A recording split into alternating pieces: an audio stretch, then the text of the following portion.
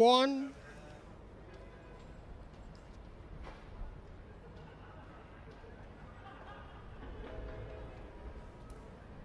Lap 2, lap 2, lap 2.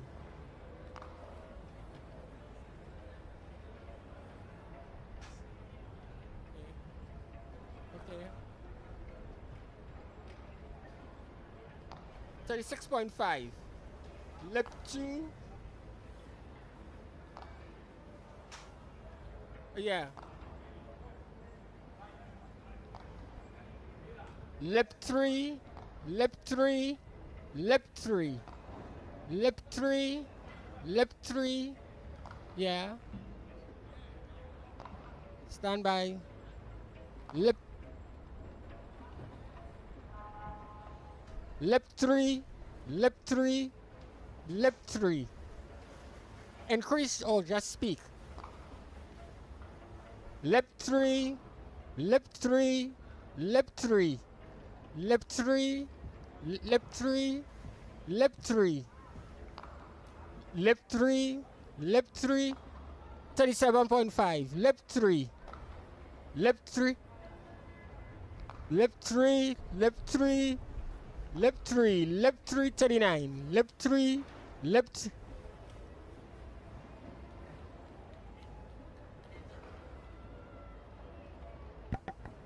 Lap 2, lap 2, lap 2, lap 2, lap 2, lap 2, 37, lap 2, lap 2, lap 2, yeah. Okay, 38, lap 2, lap 2, 39, lap 2, lap 2, lap 2, lap 2, increase, lap 2, 39.5, lap 2, lap 2, lap 2, lap 2, lap 2, lap 2, lap 2, lap 2, lap 2, 42, lap 2, lap 2, lap 2, lap 2, lap 2, lap 2, 45, lap 2, lap 2, minus 12, lap 2, lap 2, lap 2, lap 2, 46, lap 2, lap 2, lap 2, lap 2, lap 2, lap 2, 47, lap 2,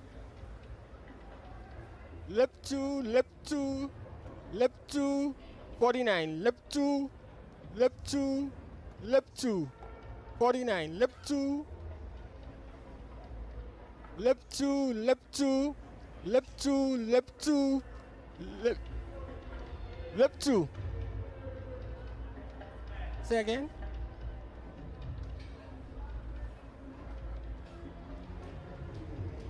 Hello. Woo. Ah. Hello. Hello. Hello. Hello. +4. Hello. No. Okay. Lap 1. Woo. Lap 2. Lap 1. Lap 2. Lap 1. Lap 2. Lap 1. Lap 2. Look even to me. Lap 1. Lap 2.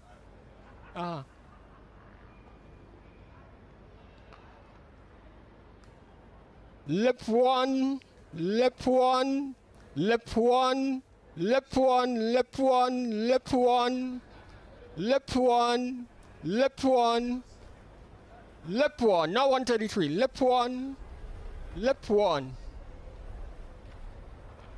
lap 1, lap 1, lap 1, lap 1, lap 1, lap 1. Now 130. Lap 1. Hello. Woo. Hello. It's going to +4 amber. Lap 1. Lap 1. Lap 2.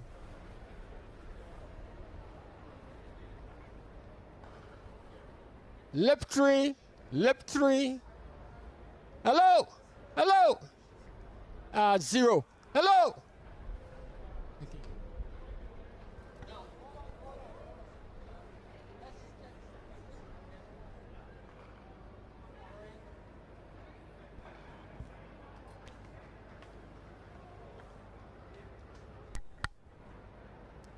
Spear lip, spear lip, spear lip. Okay.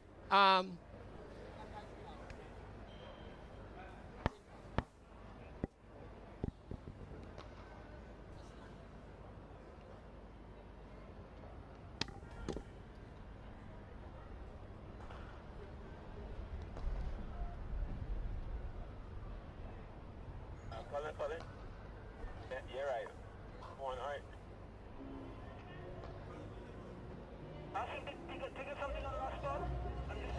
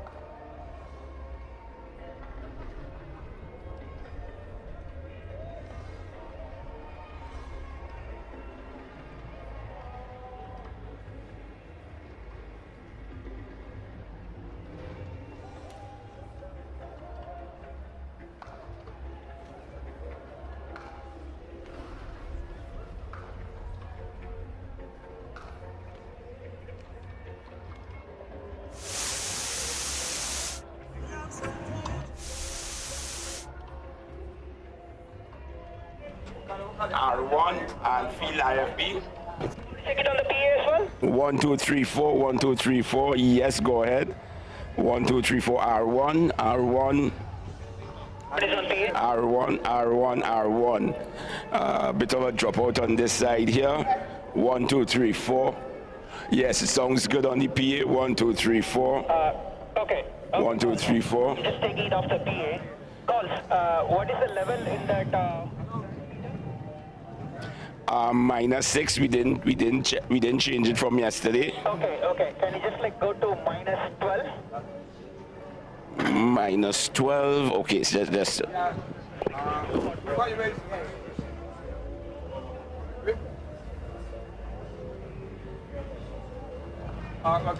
Come cross over this side and show me if you can.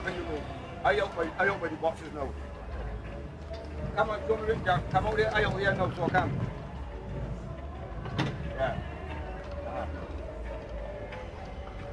Where's the steel? Hard glass. Rubber. Yeah.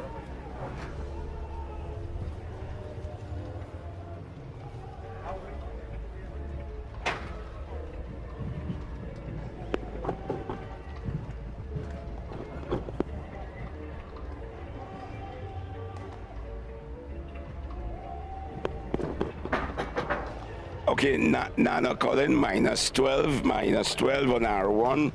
Talking now, minus. Calling. You just go to -18, bro. Because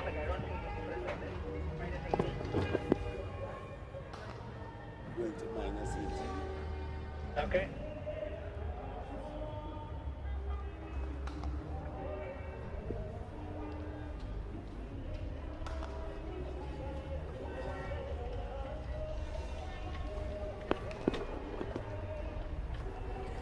Any difference now? -18, -18. 1, 2, 3, 4. No, it's Okay. still the same. -18, right? Okay. Colin. It's at -18. Just put it on your chest level and talk. Chest level, this is where they normally use it. 1, 2, 3, 4. I'm in a bit of a stiff wind here in a tunnel. 1, 2, 3, 4. 1, 2, 3, 4. I'm happy, bro. I'm happy with R1. I will talk to you.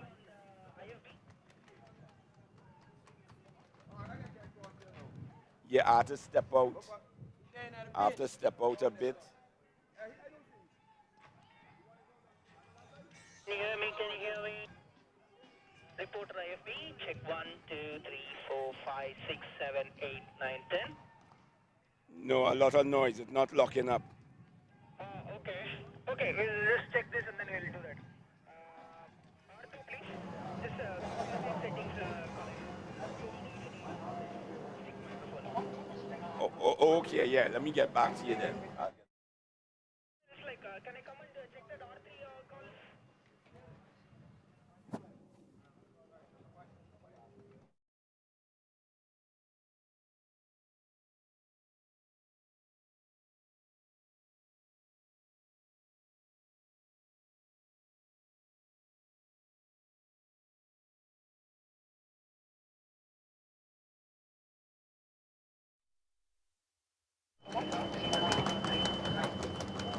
Okay, well, go back over to check. Let's check R2. We'll abandon R3 for the day until we figure it out.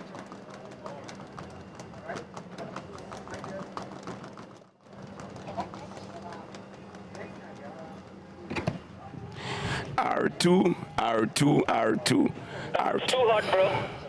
What's the level? Right, okay, I'm gonna drop it now to -18. Yeah. Just copy the same settings on all the microphones, even host, guest 1 and guest 2, and we'll check it, huh? Okay, will do.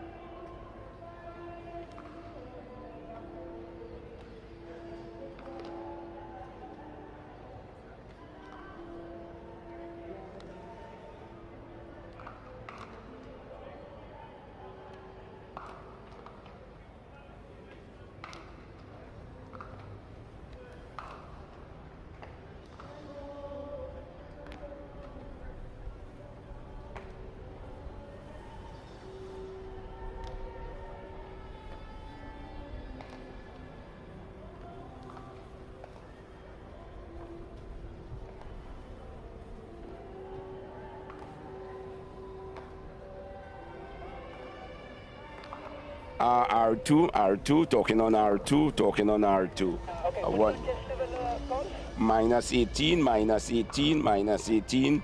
1, 2, 3. IFB calls. Do you have IFB? No, right? It's dropping out here. I have to go way out in the middle of the field to get it. I understand. Put it on chest level. Put it on chest level and talk. Call. Yes, 1, 2, 3, 4. It has chest level. 1, 2, 3, 4. Right, lovely.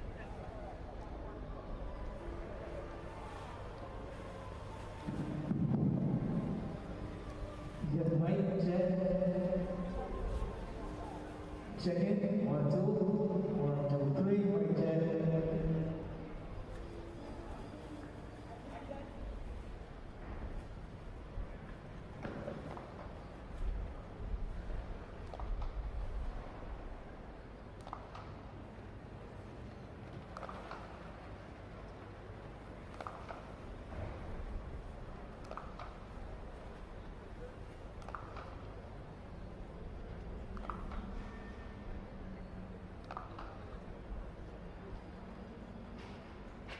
One, two, three, four. 1, 2, 3, 4.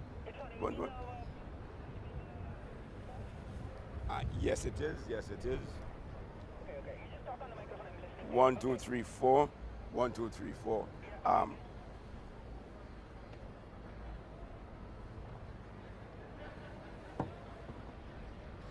Guest one, guest one, guest one, guest one, guest one. Guest one, I am in the position where the invasion is going to take place. This is guest one.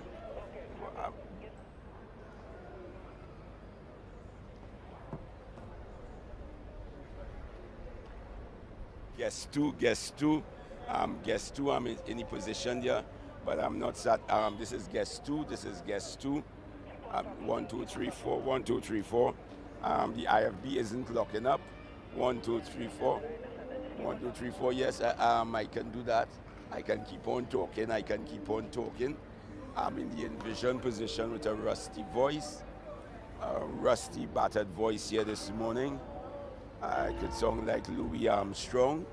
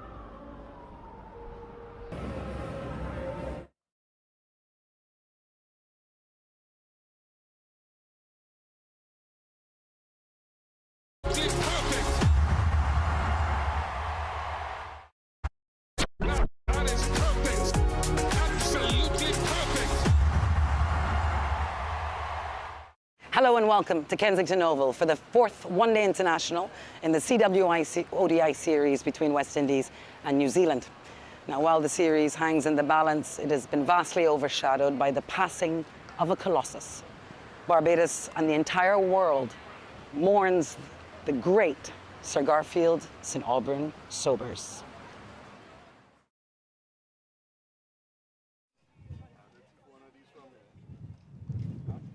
Okay.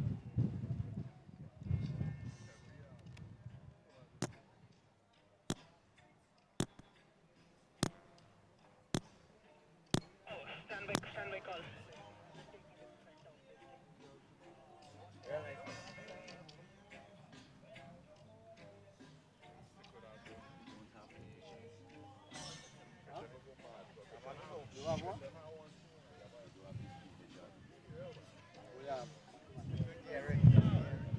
Go for it, Colin. No, I'm not seeing any name on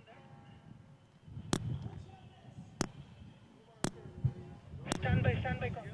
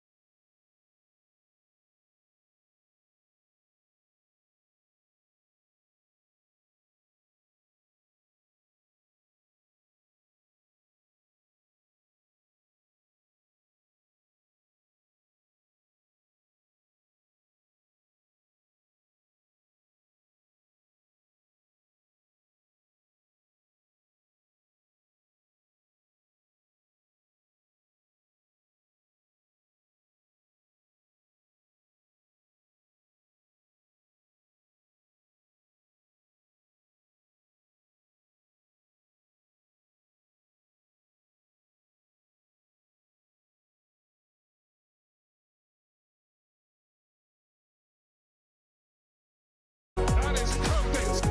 Absolutely perfect. Hello and welcome to Kensington Oval for the fourth one-day international in the CWI ODI series between West Indies and New Zealand. Now, while the series hangs in the balance, it has been vastly overshadowed by the passing of a colossus. Barbados and the entire world mourns the great Sir Garfield St Auburn Sobers.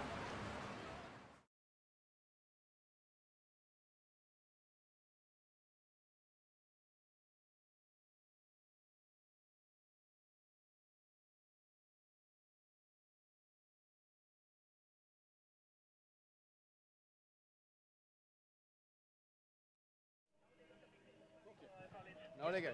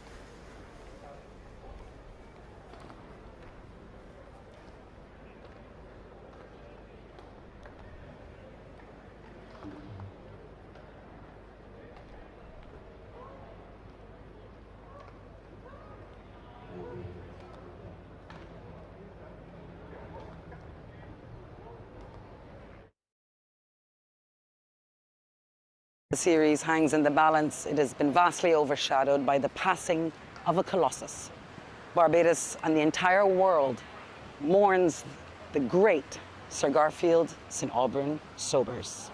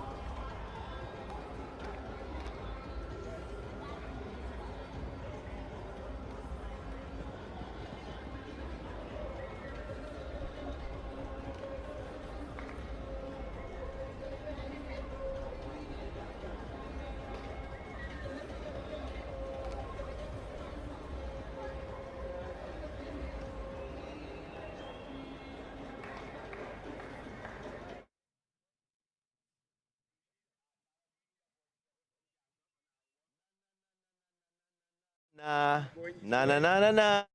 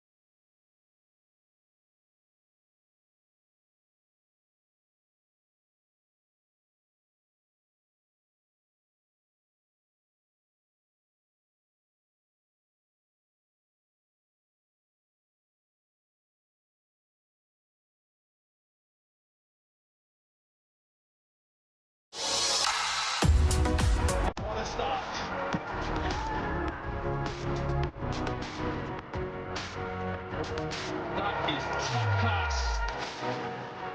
That's power. Pure power. That is perfect. Absolutely perfect. Hello and welcome to Kensington Oval for the fourth one-day international in the CWI ODI series between West Indies and New Zealand. Now, while the series hangs in the balance, it has been vastly overshadowed by the passing of a colossus. Barbados and the entire world mourns the great Sir Garfield St Auburn Sobers.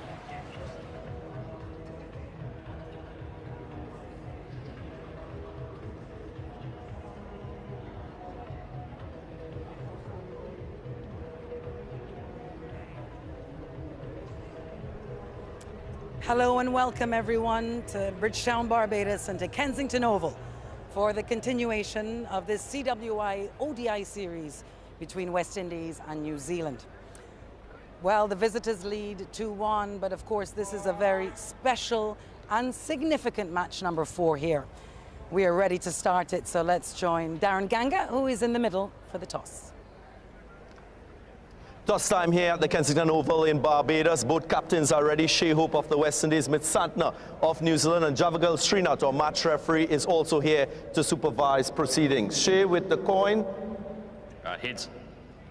The call is made. So, Mitch, could you just remind us what's your toss decision and tell me the reason why? We're going to bowl first. I guess the early start. Pitch looks good, but I guess see if there's anything in it to start. Have you made changes to your 11 for this match coming from Guyana? We've got 2.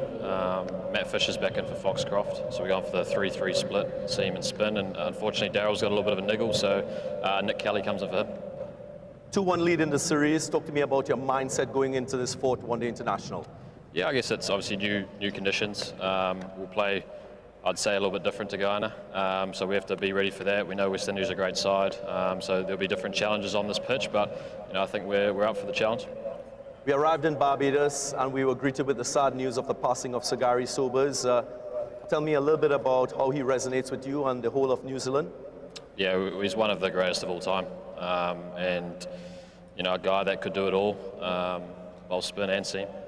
So yeah, he's obviously one of the greats. It's sad to see him go, and you know, we're going to obviously show our respects for the next little bit of time, so that'll be good. Okay, go well. All the very best. Cheers. We get Shea in here. Shea, I know it wasn't your decision to bat first, but how do you feel about that option? We just got to turn things around. You know, when we batted first, we haven't been batting as well as we could. So today's a perfect opportunity. So. Brandon and Justin came into your squad. What changes have you made for this game? Just Justin comes in for John Campbell, and there's a few more changes that you guys will see in a few minutes. Okay. In terms of this particular match, moving from Guyana to Barbados, we know of the seam dominance in conditions here in Barbados. What have you spoken about? Just about understanding conditions. You have to assess them very quickly here. Can be, especially in the morning game, can be a little bit more assistance for the seamers. So something that we got to look at as a batting unit, make sure we negate the new ball threat that New Zealand will face. And then find ways to get a big score on the board, because we got to get back into the series. They're 2-1 up, so this is a perfect opportunity for this one. Accolades keep pouring in for Sagari Sobers. Does this match and the series now have a little more meaning on his passing? It certainly does. Sad day for cricket, sad day for the entire world, sad day for Barbados. But I know there's another day that we can probably win this one in his honor, so hope we can get the things turned around and get back into the series. Wishing you all the very best. Go well. Thank you. News from the middle, it's New Zealand winning the toss and opting to bowl first.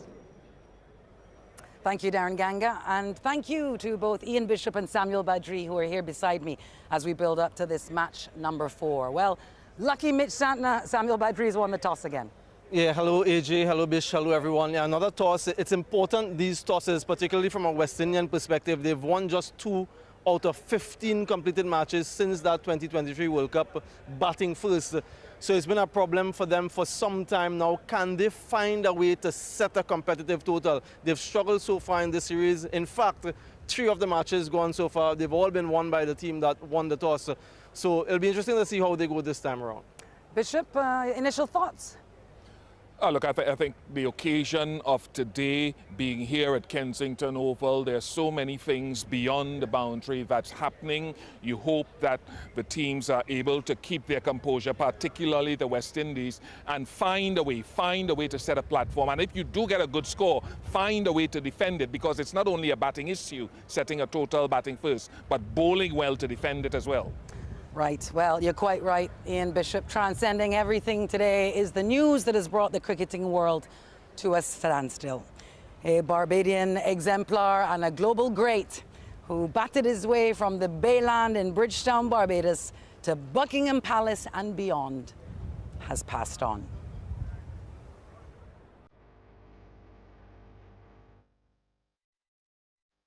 He wasn't the first guy to pick up a bat, but he's certainly going to be one of the first names that you hear when you speak about cricket.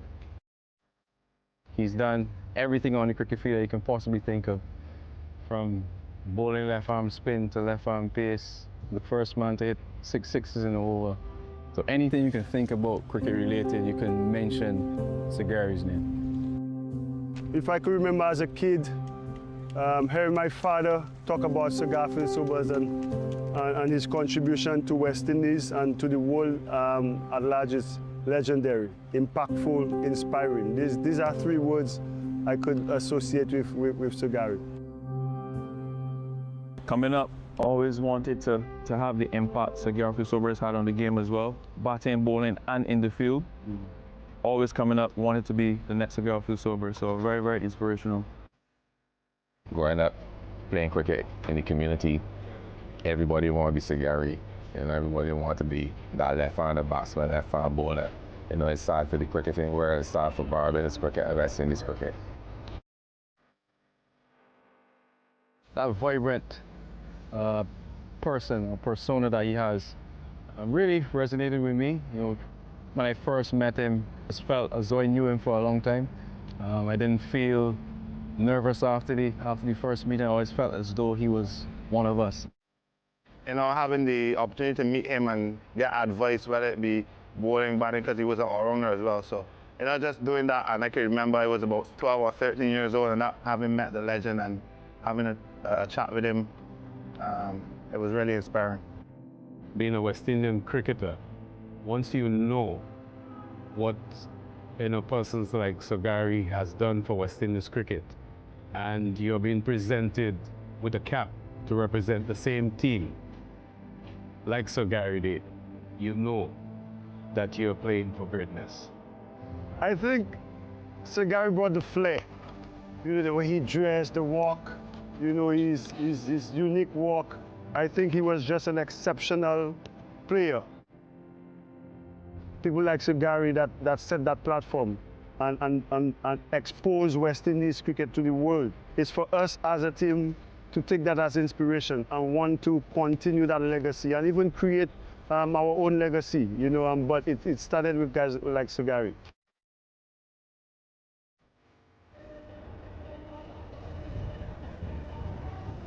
Sir Garfield Sobers and his beloved partner Jackie, those were the seats where they would sit in the 3W stand, no doubt would have been here today if that were at all possible. So a great sense of reverence around Kensington Oval here today.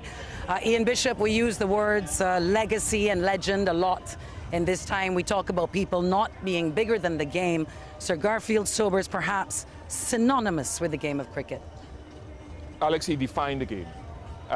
We can talk numbers till thy kingdom come, but he reminded West Indian people, and of course you go back to Lord Baron Constantine and all of those that came before, but Sogari defined what it meant to be West Indian. He gave us a great lift on the world stage, and today for me, this week for me, these past couple of days, it feels as though the beloved family patriarch has passed on.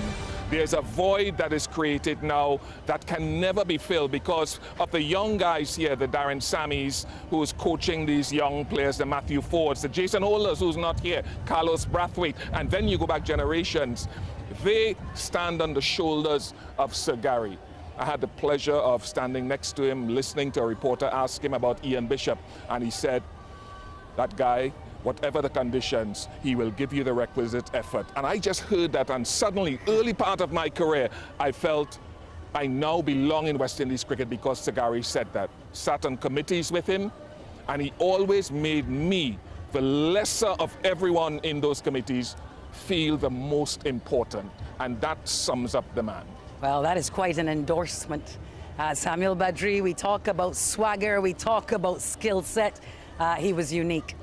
Yeah, he had it all. For the people of Barbados, he was a national hero. But for the people of the Caribbean, he was the embodiment of excellence, of pride, and of possibility. And at a time when the people of the Caribbean were still finding their identity on the world stage, he showed them that a young man from the Caribbean can not only compete at the world level, but he became the benchmark by which excellence was measured. His legacy lives way beyond him. He cannot be defined by an era. We don't judge legacy just on a timeline. What he has done is enduring, it's timeless, and may he rest in eternal peace.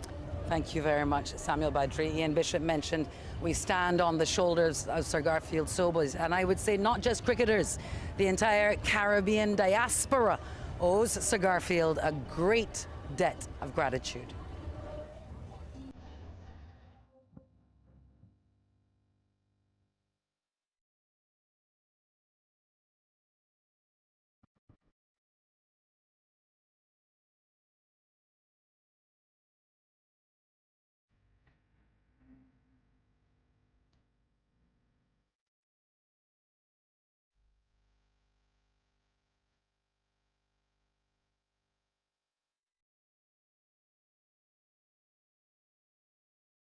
Thank you, Sogari, for showing us what greatness really is. Thank you, Sir Garfield Sobers, for inspiring this next generation of young cricketers. Thank you, Sogari, for inspiring us. Thank you, Sogari, for what you've given to West Indies cricket. Thank you, Sogari, for showing us what greatness looked like. Putting us out there on the map and everything that he's did for West Indies cricket. We just want to say thank you, and we will try to live on that legacy and take it as far as we can to make you proud.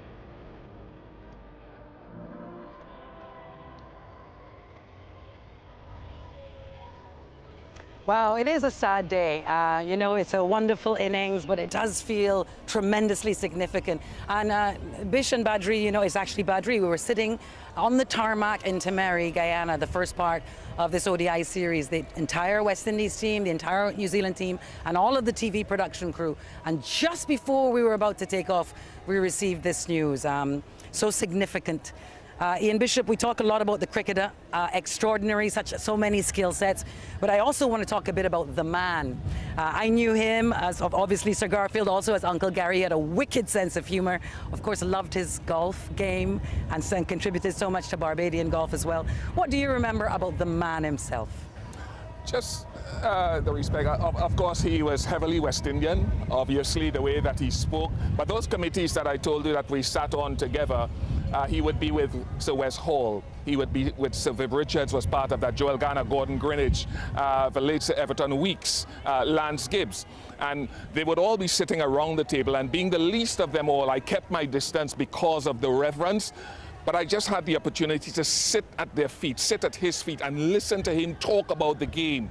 And they didn't always agree on everything that was said, but the respect that he commanded, I could still hear Desmond Haynes saying, Sir G, I don't agree with that, but, and so they all just reverence his presence, and those are greats. And I think every young player around the world, even in England this morning, they have a story to tell about advice given by Sir Garfield. It was beautiful to see them at Lord's with Bethel and Joffre there side by side.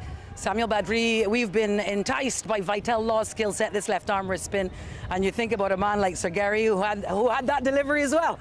He did it all. I think what encapsulates his influence the most were the tributes that poured in, not only from West Indians who knew him and who played with him, but from global superstars, people that he played against and he shared dressing rooms with. And you read all of the stories, and as Bish mentioned, his ability to pass on information, his ability to be free with the advice that he has, and that sort of captures the man who was the Right Excellent Sir Gary Sobers. And I know that the West Indian team today will be thinking about his legacy and will be hoping that they can get a victory, not only to level the series, AJ, but also as a tribute to the great man. Yeah, indeed. Like for those of us who were born long enough ago to remember life pre-internet, pre-everything, you know, when you come from a small place, the world does not know you. There's no reference. But of course, with Sir Garfield Sobers, anywhere you walked in the world, people, even non-cricketers, knew of Sir Garfield Sobers. That legacy that we talk about, and Samuel mentioned it transcends eras. He was an era of his own in the cricket game. You talk about Pele in football, or some Maradona, some Messi, Michael Jordan in basketball. Wherever you go in the world and people talk about cricket, if you mention the name Sir Gary Sobers, they will understand. Anyone who's less than 100 years old will understand what cricket means. That is how big he was. He is our cricketing version of, well, they are versions of what Sir Garfield Sobers was to the game across the world and to sport.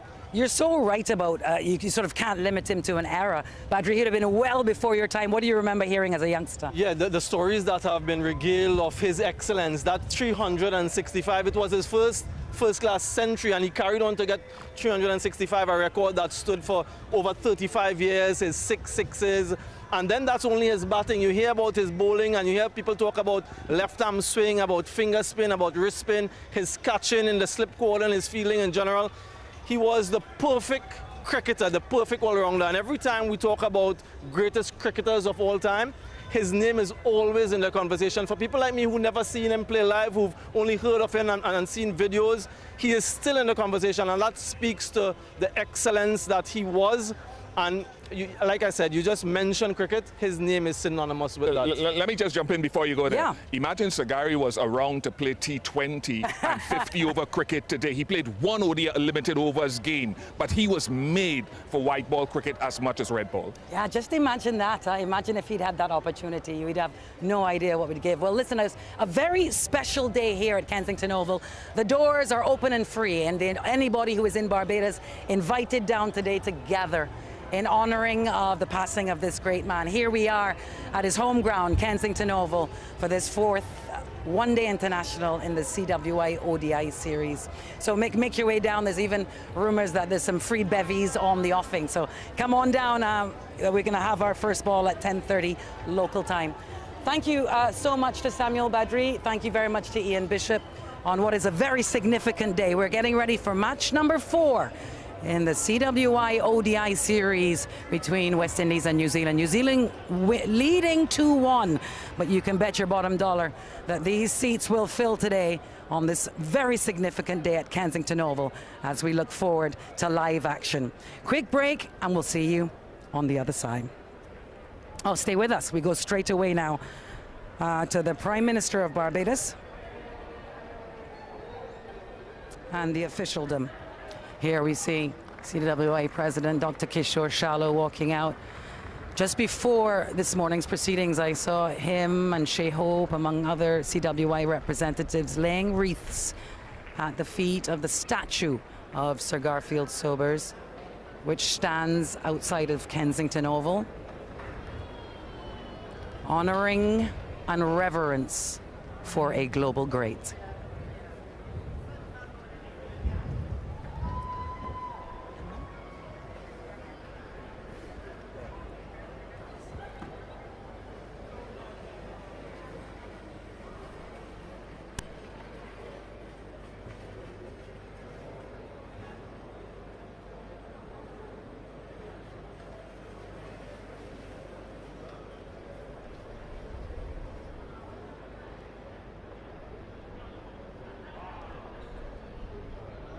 Ladies and gentlemen, boys and girls, please stand if you are able for a moment of silence to honor our Garfield Sobers.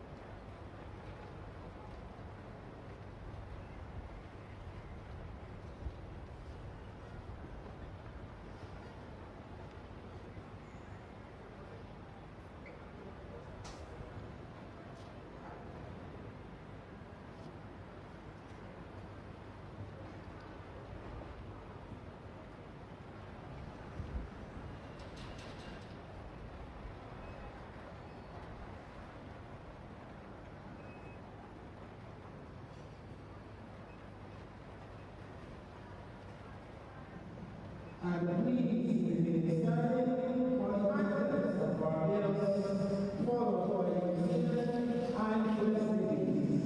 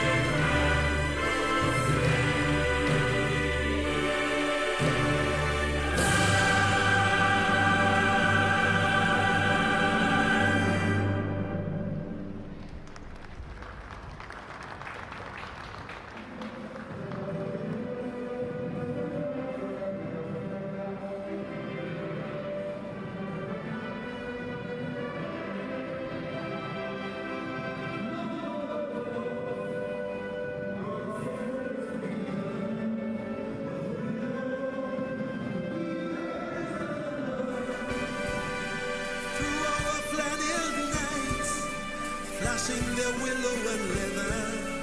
These keepers of the flame must feel our undying love. This Caribbean nation is rising fast. A sunbeam cutting through a clouded past. A passion fills the world like a raging fire. As the sun shines, you know we can take it higher.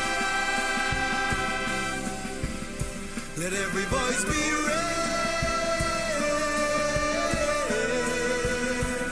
Everybody give praise.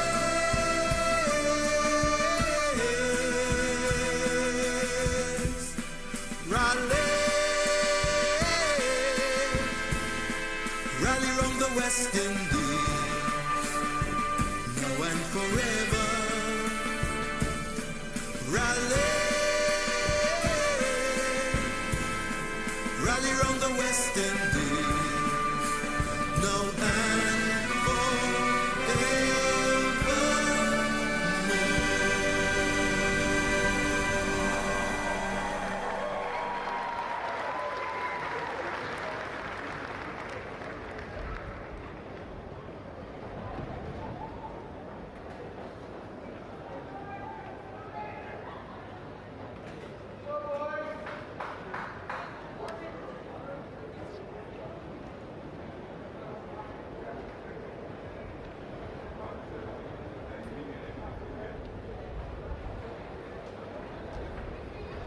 A nation and region mourns the passing of a great cricketer, Sir Gary Sobers, but conversely finds comfort in his excellence as we usher in the start of this fourth one-day international between the West Indies and New Zealand. It's a special one.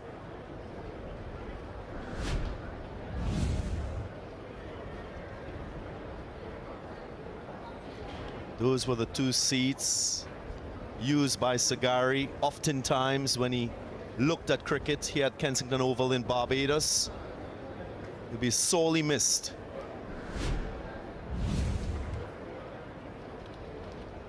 West Indies team for this fourth one-day international, of course. 4 changes from that team that played the third one-day international at Providence in Guyana.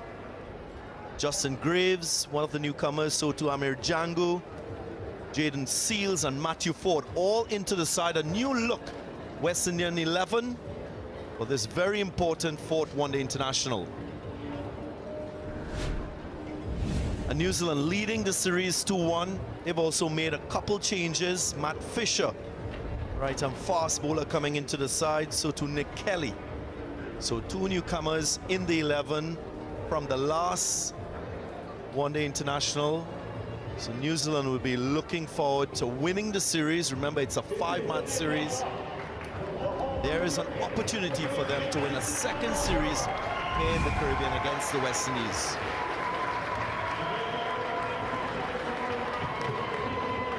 Today could be dubbed a day of remembrance and reverence for Sir Gary Sobers, who passed away 17th of July when both teams arrived in Barbados for this leg of the New Zealand West Indies series.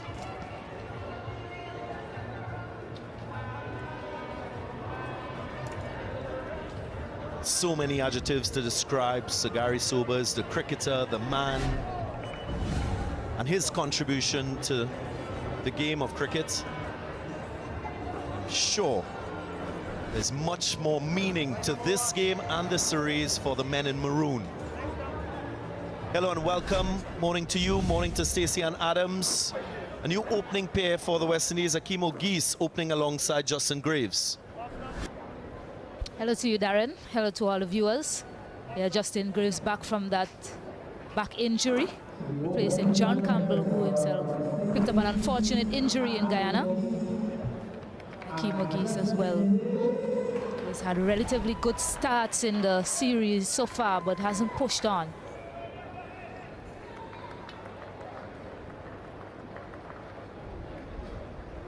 Different conditions here at Kensington Oval to the ones we saw at the National Stadium in Providence, Guyana. So We'll have to wait and see how both teams adjust. First ball at Kensington Oval. There is that northeasterly that blows across the ground for the left-hander. That's from off to leg. So Duffy will want to make use of that wind, maybe swing the ball into O'Geese, the left-hander. There is a slip and a gully. Two deep fielders, deep third, deep fine leg.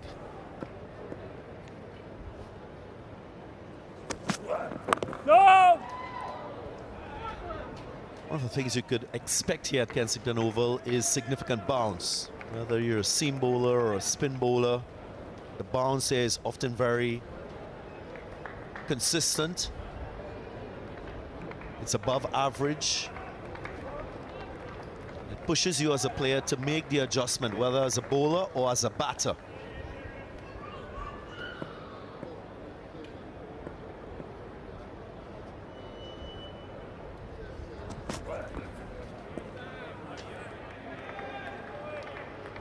Yeah, Kensington Oval in the last 5 years has been quite highly conducive, in fact, to fast bowling. Surfacing, no doubt that these seamers will enjoy, and both teams bolstering their fast bowling attack as well.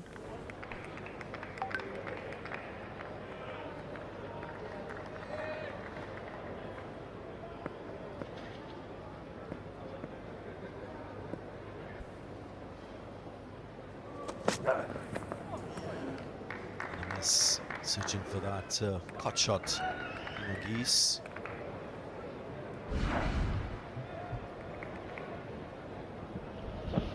They're not able to get on top of that bounce. Hakeem O'Geese just narrowly missing the outside edge as well. Very good carry also to Latham. He will enjoy that. Guyana, a few deliveries rolled through to him.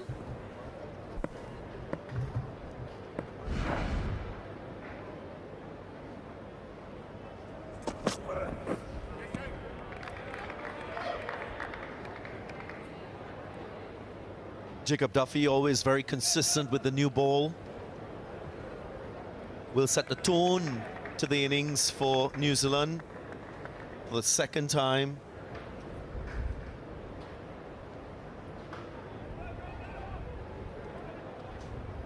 Hakeem O'Geese will have a new opening partner in this series. Remember, he opened alongside John Campbell. Campbell sustaining that hamstring strain in the last game.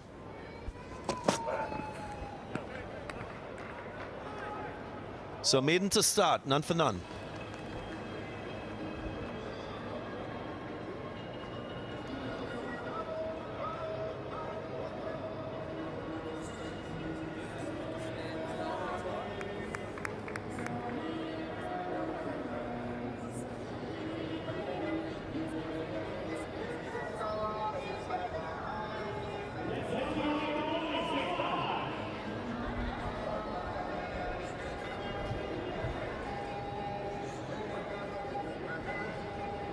Four changes to the West Indies for this fourth one-day international. Justin Graves, Jaden Seals for the first time featuring in the series. See the return of Amir Jangu, Matthew Ford, Nick Kelly getting a chance at the top for New Zealand. He's born in Melbourne, Australia, left-handed batter.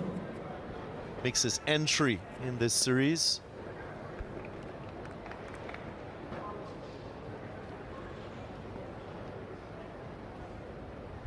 Nathan Smith. It's a bustling run-up. Good strong action. Hits the deck hard. Yeah, he's a competitor, you can tell from the body language. That's the outlook that we've seen from the Kiwis on this tour. Always very efficient in their respective roles. They work together as a unit to be one of the most consistent teams in ODI cricket globally, Stacey Ann.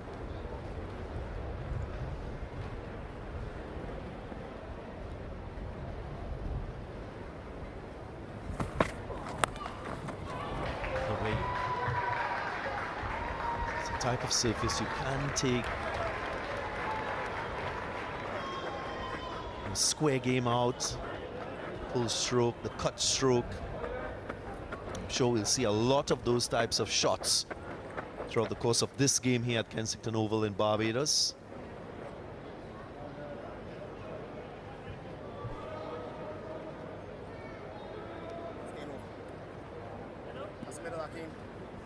Yeah, to your point about New Zealand, they've shown why they are one of the best teams in the world in this series so far. Shown great tactical maturity after losing that first ODI, and they've bounced back quite well.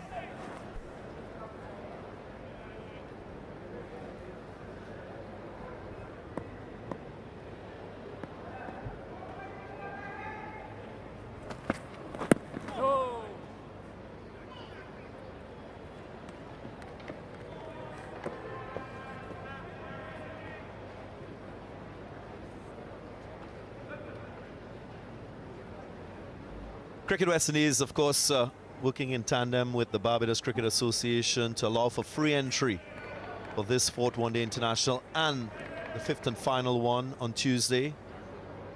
So fans will flock to this facility to pay homage to Sir Garfield Sobers.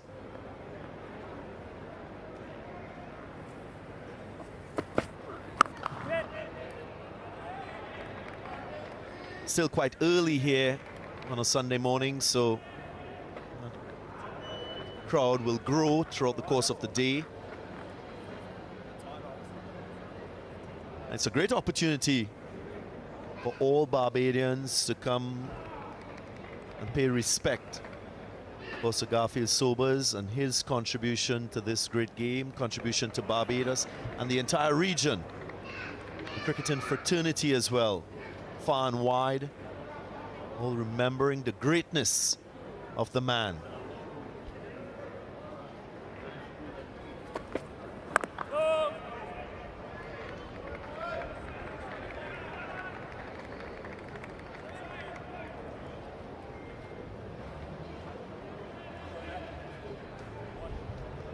He's so revered in this part of the world. He hails from Barbados.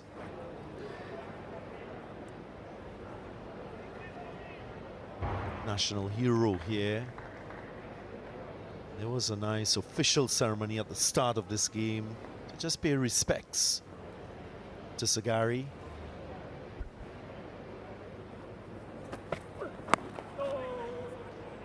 Just a short of a leg delivery. Another dot to end the over, 1 for none.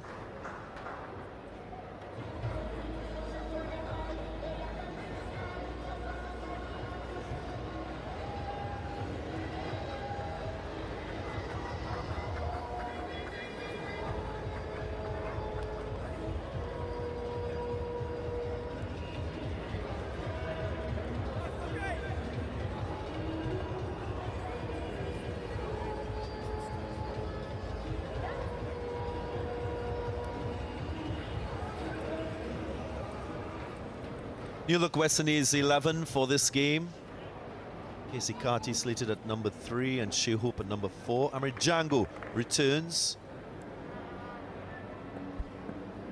Duffy was second over.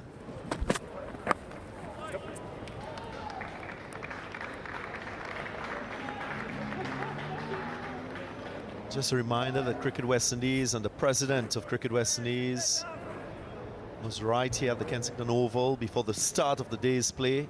Many fans coming in, paying respects, laying wreaths at the statue of the great man. And it's silence too, just before start of play.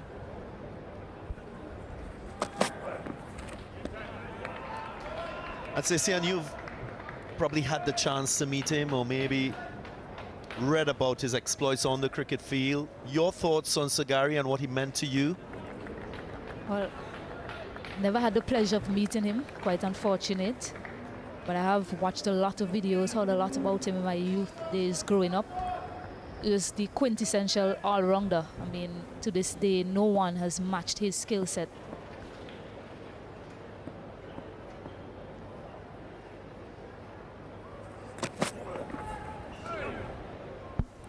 Just over that leg stump, just moving across Akeem Ogies. Have to take note of That movement offside. Again, evident bounce from the surface. So close.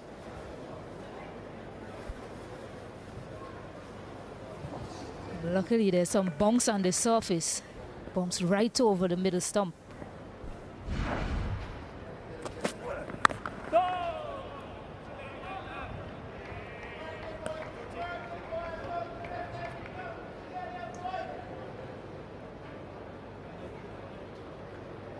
He'll often be seen here at the Kensington Oval.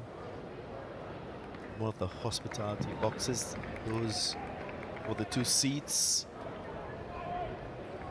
that he often used, now reserved for him.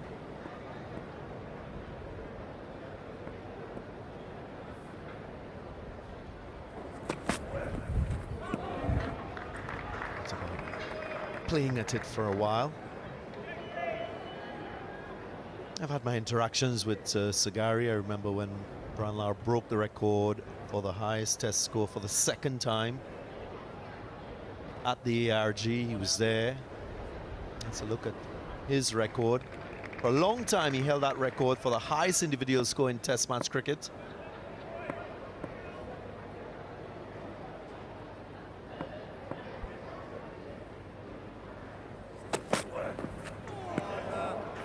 Beauty.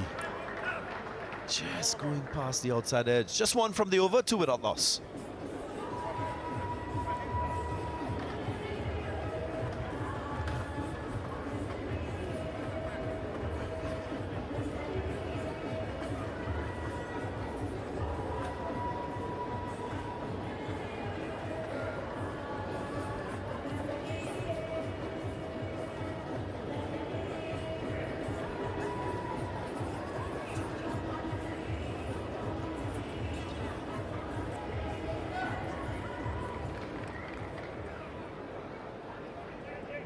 Sagari Sobers, looking at par excellence.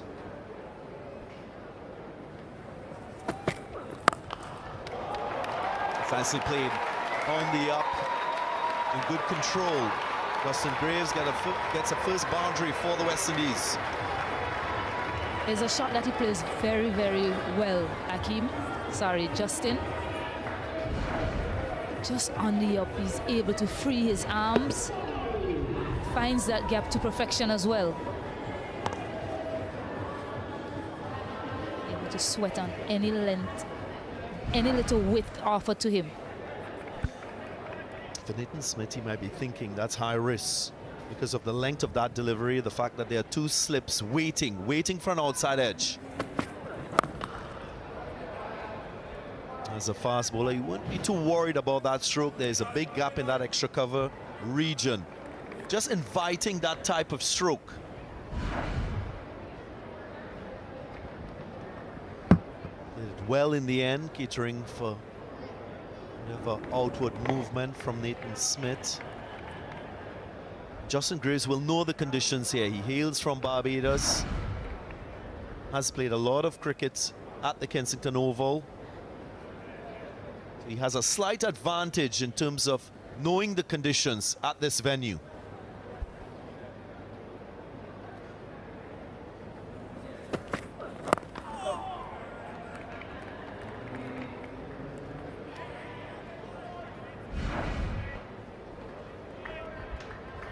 As you mentioned, just waits on it. I think that was important to executing the shot, just waiting on it for that last moment and making good contact. He is in good form too, Justin Graves. If you followed that West Indies-Sri Lanka Test series in the second Test match, he scored a grandfather 100, 180 of 325 balls, Justin Graves.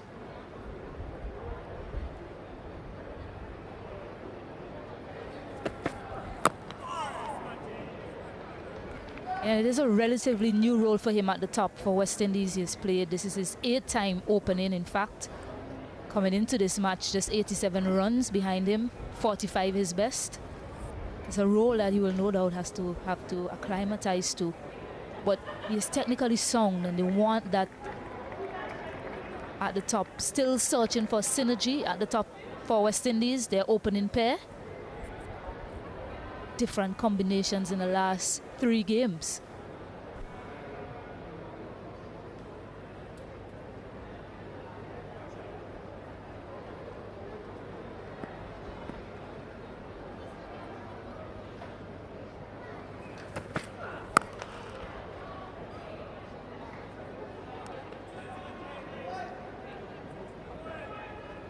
Nice quiet start for the West Indies. Both openers very watchful, as you'd expect. Both teams having to adjust and adapt. West Indian batters would have spoken about their batting efforts in the last 2 one-day internationals. 140 was produced when they batted first in the last game.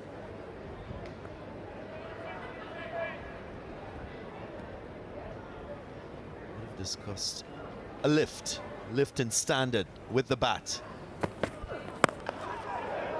Once again, just uppishly, there is a fielder lurking. 4 from the over, 6 without loss.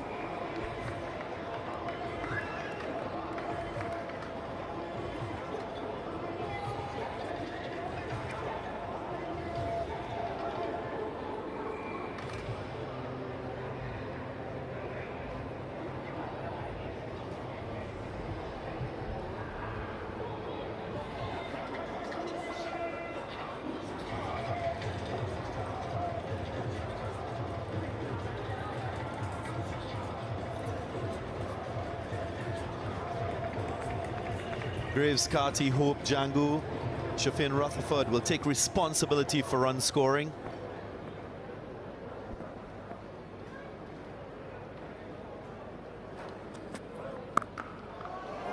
Nice piece of fielding, good hand. Good hand at backward point. Yeah, very well fielded by Chapman. Was well timed by Hakeem. And that's the previous delivery of the last over. Bit of hole in the surface. Fielder's close or wrong, but yeah, and then Hakeem.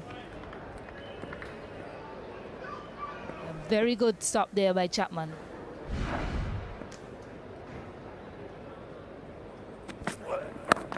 Yeah, Hakeem still unable to get off the mark. We talk about batting force for West Indies. It's been a struggle recently. Yes, this opening combination fairly new because of the injury to John Campbell, and you also wonder perhaps if Justin Graves was available, if he would have paired John Campbell at the top had it not been for injury. 13 dots for Hakeem Ogis today of the bowling of Jacob Duffy. And he's building pressure, putting pressure on the young man who has gotten starts in this series. Will be mindful of not kicking on, but he'll know that he has to work hard. Even it's new conditions that will probably favor fast bowling.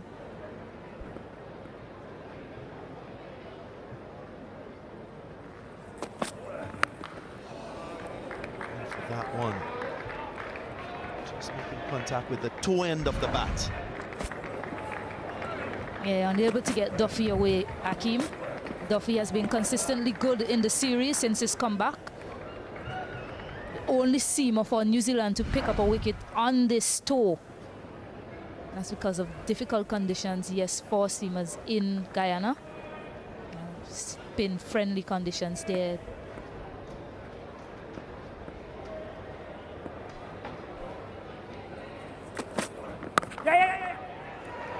Good cricket, very good. You can sense there was a little bit of frustration. Ogis, he gets off strike. A cheeky raise of the bat as well from Hakeem. And that's good from him. Under pressure, Duffy, he's faced a number of deliveries to Duffy.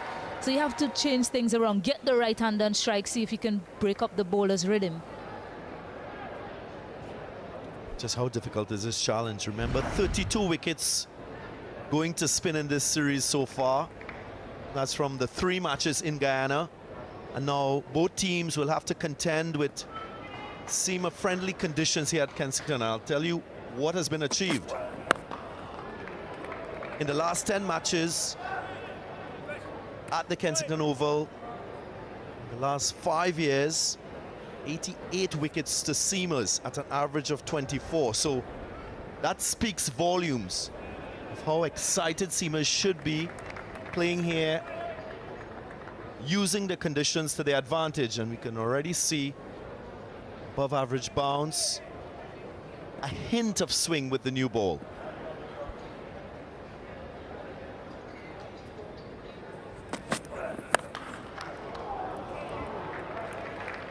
Straight to the fielder, so Shackle's still on. New Zealand doing a fine job with the ball, 7 without loss.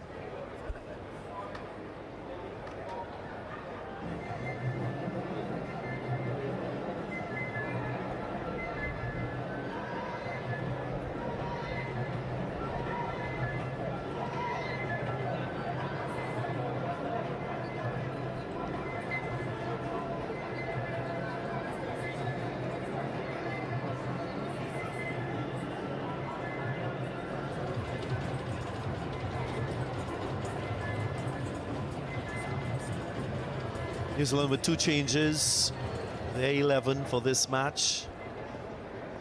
Nick Kelly in the side, so to Matt Fisher. Quick single again. It's a measured defensive stroke, so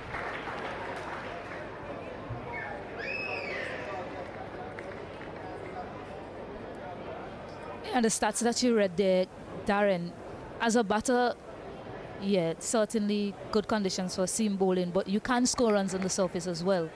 So scores of over 300 being chased down, I think, in the last series. So it's just a matter of giving it to the fast bowlers now. They're bowling well. You have to play the long game. It's 50 overs. That's what you need to be thinking when you're out there.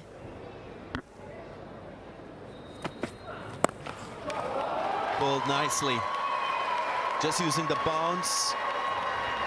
He was waiting on it. Justin Graves got it square enough to beat that fielder at square leg. Yeah, when you get one to put away like that, ensure that you capitalize. Very well done by Justin Graves.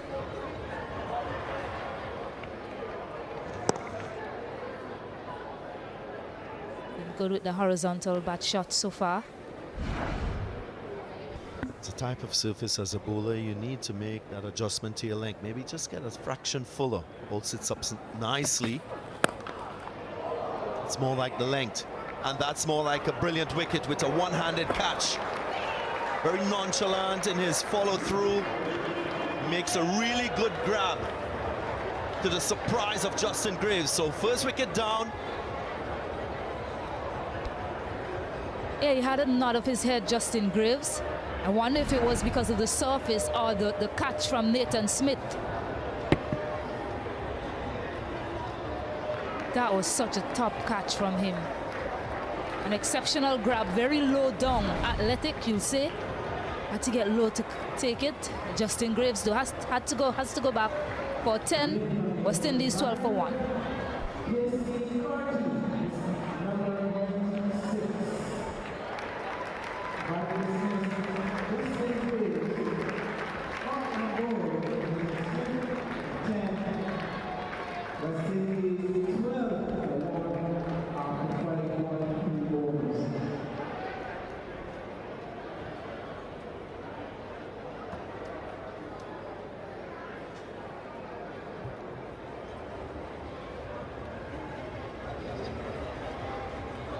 One of the more prolific West Indian batters in this series, Casey Carty, strides out.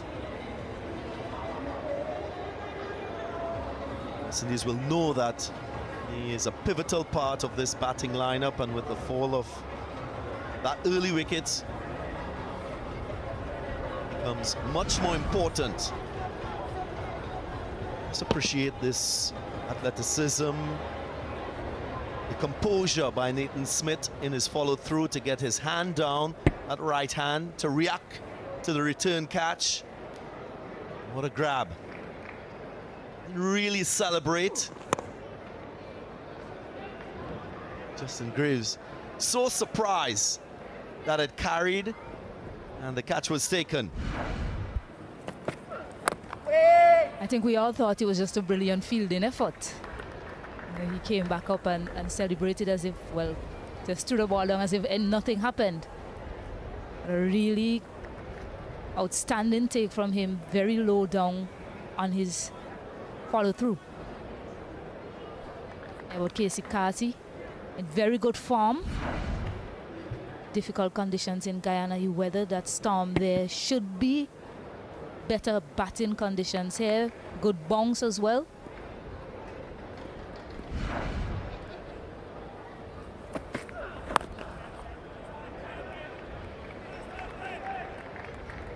Santana making the adjustment, taking one of the slip out, having a short extra cover, recognizing the extra bounce, so I'm sure there is a coordination with his fast bowlers to entice that drive, use the bounce to present maybe a catching opportunity. Just left of screen there, he's standing at extra cover, short extra.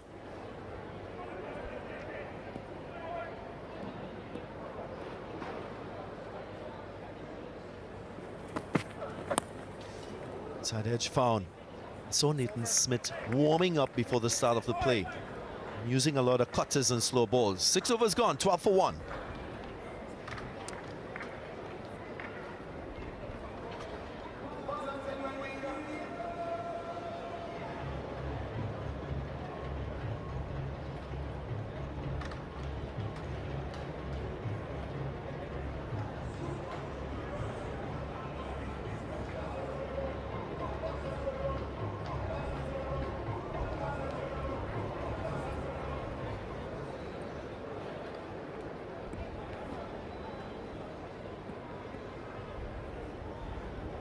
Duffy for his fourth.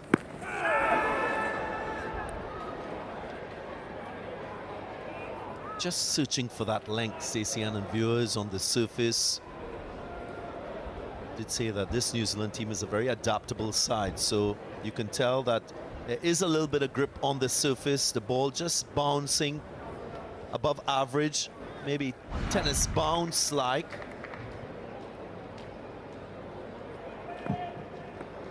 Just skidding through with a little more pace. Quite deceptive fogies.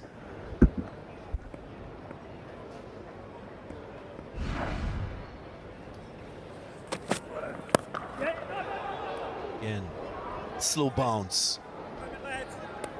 Something that you often find here at the start of the day's play, whether it's one-day international cricket or test match cricket. It's a time of the day that you need to invest in your technique as a batter.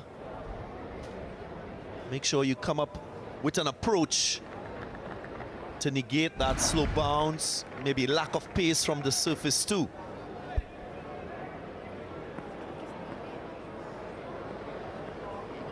And Shakira Selman, keenly invested. She loved this fast bowling pair from New Zealand. She loved what she's seeing on screen. Shakira Selman, past West Indies player, fast bowler as well. Usually joins us in the come box also, and next to her, Keelia Elliott, leg spinner for Barbados.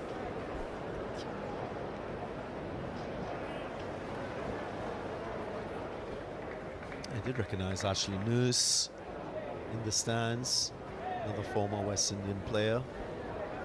Jonathan Carter too.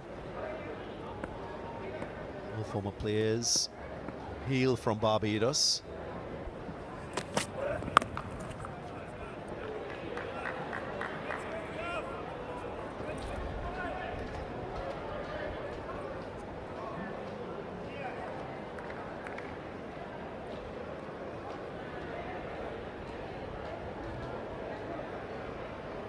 There he is, Ashley Nurse. Right-arm off spinner. Spinning all-rounder, you can say.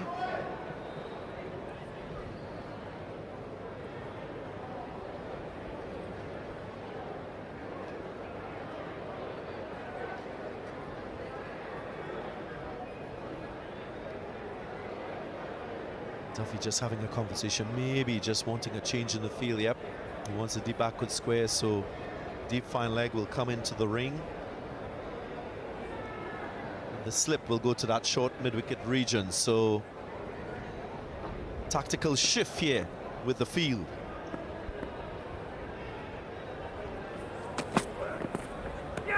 Nicked. And there is a wicket, is it? No, premature celebration from Duffy. Contrast between the two fast bowlers. Duffy is celebrating without a wicket. Nathan Smith didn't celebrate much when he got a wicket. I can understand the excitement up here, very close to the outside edge of Hakeem Ogis. There was a sound, bat hitting pad. There was a scramble seam delivery, so all going on with the angle. The deception from Duffy. Much better length too.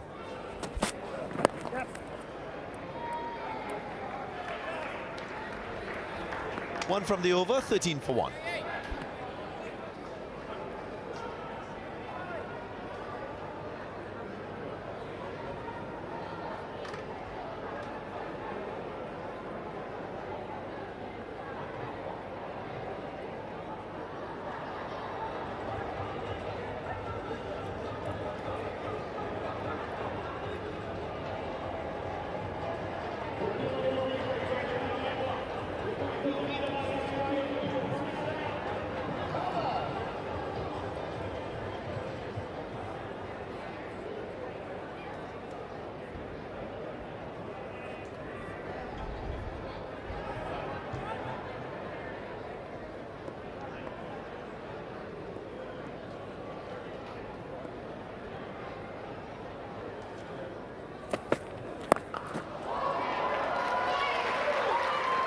Sweating in the short area. He loves to play that pull. And the adjustment that both himself and Casey Carty have to make is coming from Guyana, where there was low bounce, sometimes very low, to a Kensington Oval surface that offers extra bounce, even if it's not quick bounce. Is an acclimatization that Hakeem Ogis is struggling with momentarily. But the longer he stays there, he'll hope that he can kickstart his innings. Samuel Badri, as I say, good morning to you, because 5 off 28 at the moment is a little bit of a struggle, but he'll be hoping for better moments going forward if he can last and stay around. Yeah, good morning, Bish. Good morning, everyone. It's an adaptation that everyone has to make. And for Hakeem Ogis, he's gotten starts in each of the previous 3 matches.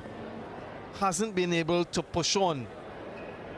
So he'll have that on the back of his mind as well. Investment in his innings early on. Change in angle. Wrong the wicket now.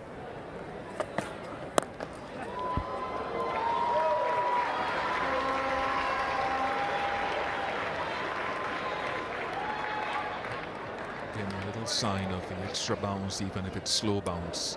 What they have got for him, unlike Guyana, is that they've maintained a fielder at gully. Just in your shot left of the screen, the point coming in, there's a fielder to his right.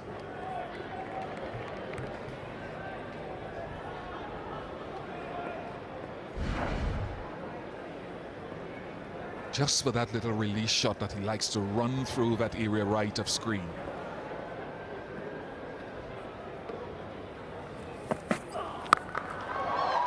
Latched onto it, so starting, he will hope to feel a little more comfortable. He's been sweating on that pull shot and he gets it away. Yeah, there's a bright smile on his face now that he's able to get that boundary. Short delivery sits up nicely for him, not too high. Yeah, disappointment there from the bowler. He knows that it's a hit-me delivery. And they've done a lot of good work so far this morning. New Zealand winning the toss, deciding to bowl first. He changes the angle again over the wicket now.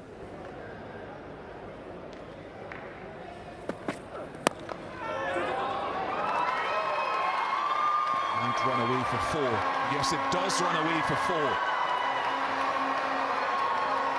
But again, it's the extra bounce that caused it to go airily. Yeah, that backward point fielder felt as though he was in the game for some time. You can see how much in the air that one was. Races away for 4. So an expensive over though. 12 from it so far.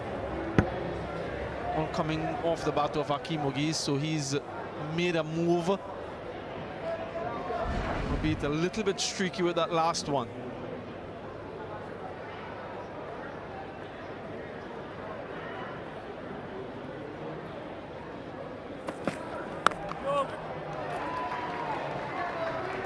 $25 for 1.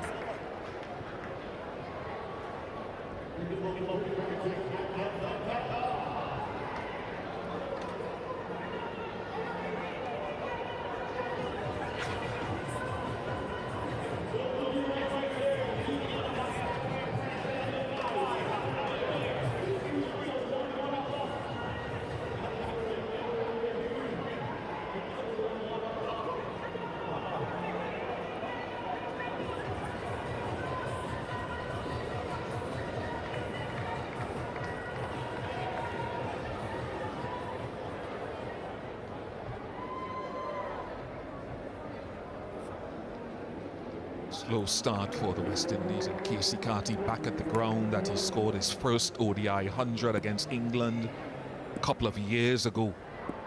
2024, 128 not out. It was the start of a wonderful run for him where he scored 4 ODI 100s in about 9 games. Remember him trying as hard as he could to move to that cherished landmark and then trying to finish the game. So it's a good memory. It doesn't guarantee anything. And they're attacking him with a slip and a gully.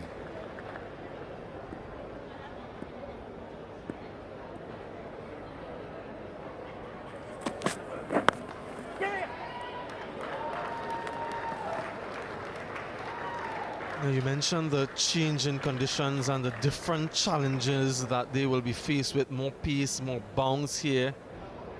And that is not to say that the spinners would not have an effect, but this ground traditionally has favored the faster bowlers. Also favored the chasing team, as you'd expect with a 10 a.m. start. There would be that preparation moisture. The first, let's say 10, 12, 14 overs, maybe you'll have to be extra vigilant.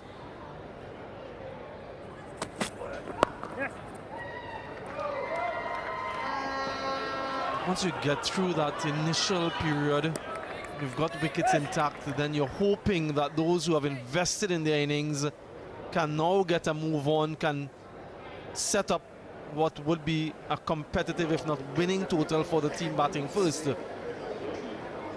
Nice to see the number of young ones who have come in today. Remember that entry for the 4th and 5th ODI, absolutely free. If you're around the area, please come in.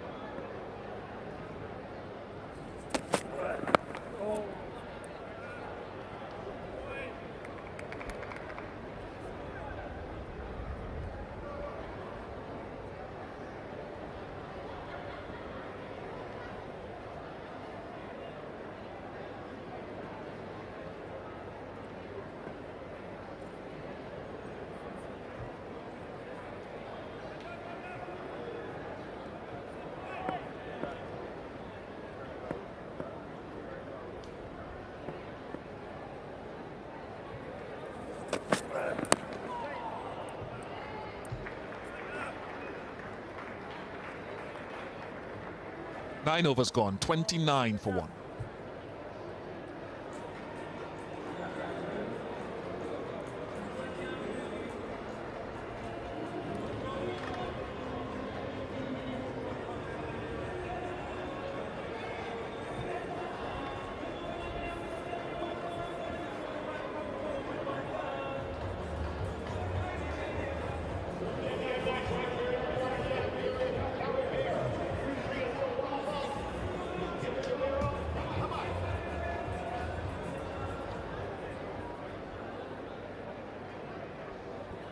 The great man, the statue of him in the background. It's been an emotional couple of days. Deep square leg is out.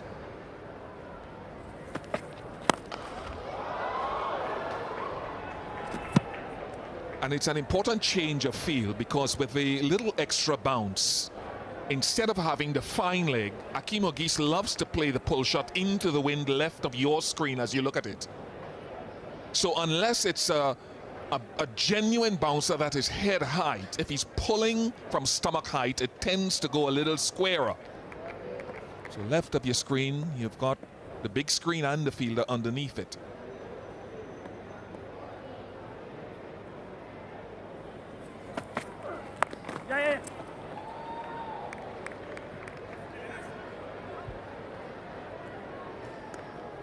Just keep your eye on the bounce comparison as we talked about it. In Guyana was low bounce and a couple of pitches.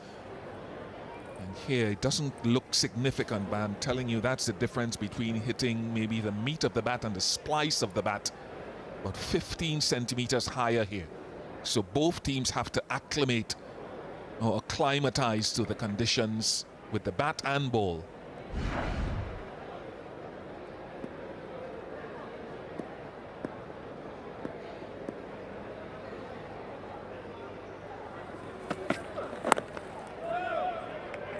Yeah, just to expound on that a little bit, from a bowling perspective, the length at which you were bowling in Guyana to hit the top of the stump changes as you come here. You have to bowl a little bit fuller to get that ball hitting the top of the stump, and that's something that fast bowlers talk about.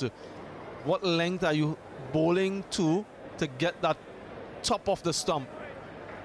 And that 15-degree higher means that you have to go a little bit fuller at the Kensington Oval as compared to the National Stadium in Guyana.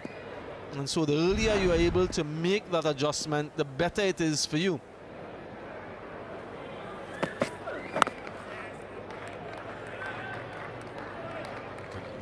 We could push that even further. In Guyana, you wanted to bowl at the stumps. Alzari Joseph, as I said, when I talked to him, he confirmed what we're talking about, bowling at the stumps of the seamer. Here, you can even go fourth stump and look to bring the outside edge into play, where it wouldn't carry in Guyana to slip, it will carry here, or you hope it would. I can see Matt Fisher coming into the attack not too long from now to try to pick up his first ODI wicket as well.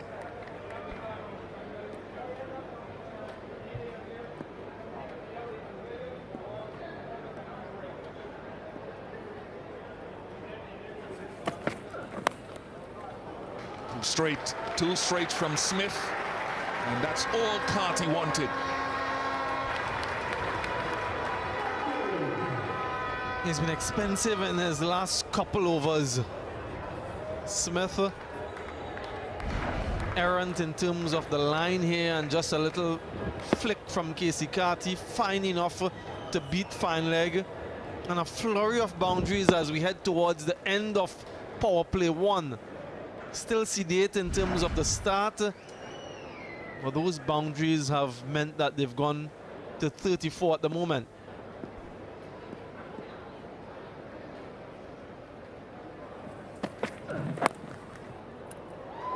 Better line. That's the fourth stump that I was talking about. It went to ground, but that's a better line on this surface. 10 overs gone. First power play complete, 35 for 1.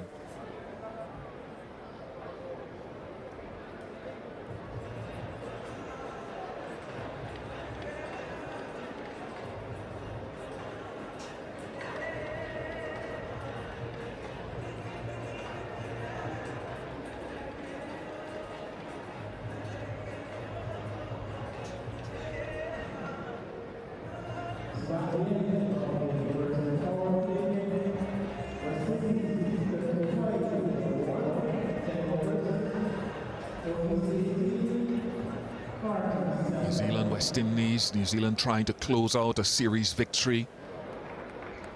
West Indies trying to get on a winning run. Still Jacob Duffy.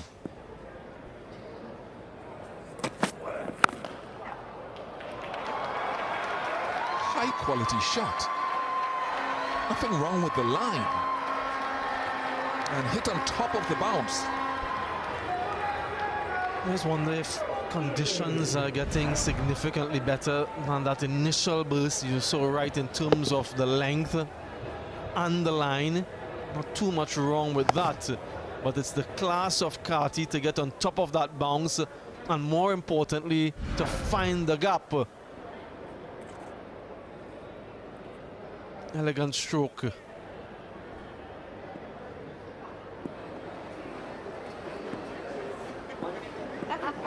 That's hilarious.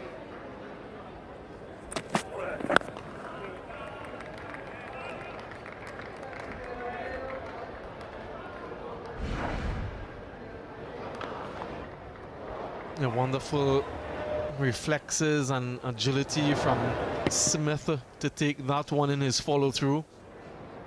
Quite low. Justin Graves might think himself a little bit unfortunate, but a great return catch.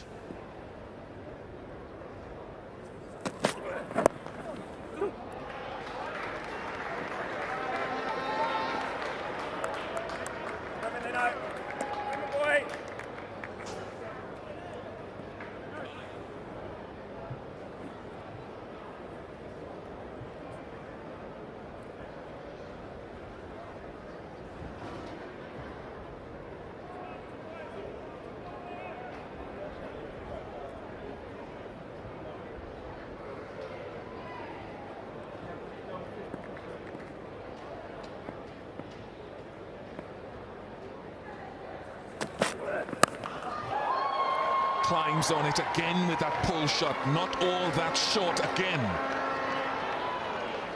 He had to play on tough pitches, Akeem Ogis, in Ghana. He's got obvious talent. He likes the ball coming on, not that he can't play spin. Ghana was extreme. But he likes to trust the bounce and play through the line of it against pace. He usually gets off to a good start. The challenge for him is carrying on after he's done all of the hard work.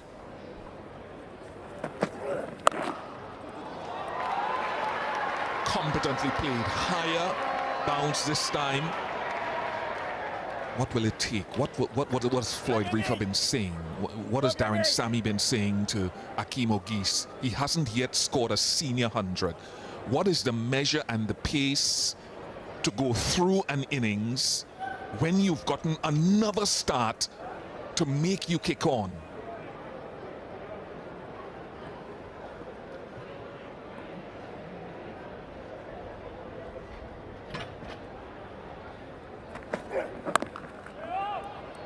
Everything looks so compact there. 44 for 1 after 11.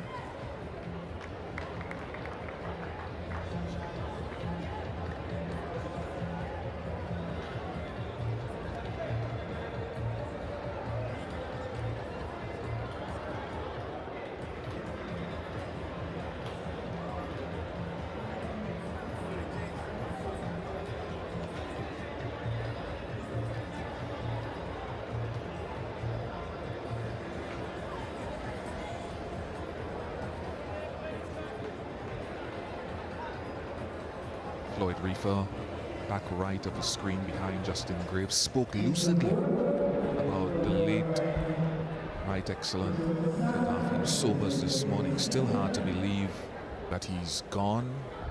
We sort of knew it was coming. Feels, as I said this morning, like the patriarch of the game, the beloved patriarch of the game in the Caribbean region and the world has now left us. Mit Santner into the attack. What can we get from him? Tell us a little bit about that, Samuel Battery, bounce and otherwise. Yeah, the end from which he's operating, the Joel Garner end, will allow him to get some drift as well into the right-hander because of that sort of open eastern side. Yes.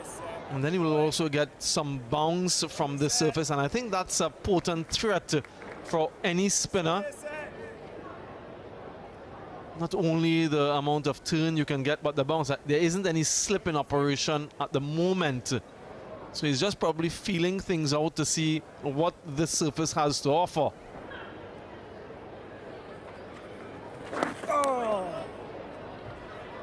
And that's generally what he will try to do from that end, to get that ball to drift in, to target that front pad, and then he'll vary his pace ever so subtly.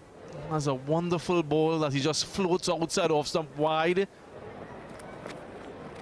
Just there, that you think you can drive sometimes, and you aren't there. Such a clever and guileful bowler, Santner. But the question you asked in the last over with regard to Aki Mogis, how does he translate a start into something he converts into a half century and then beyond? And he just has to unlock the first one. If he can manage to do that, then hopefully for him things flow thereafter. Can he though? Can he unlock the first in this innings?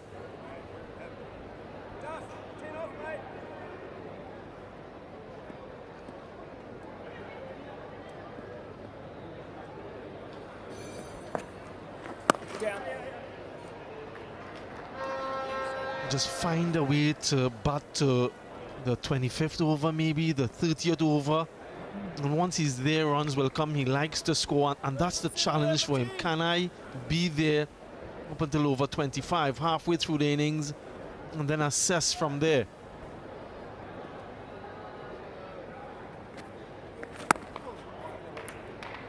Yeah, I think it's Matt Fisher time, really. 46 for 1.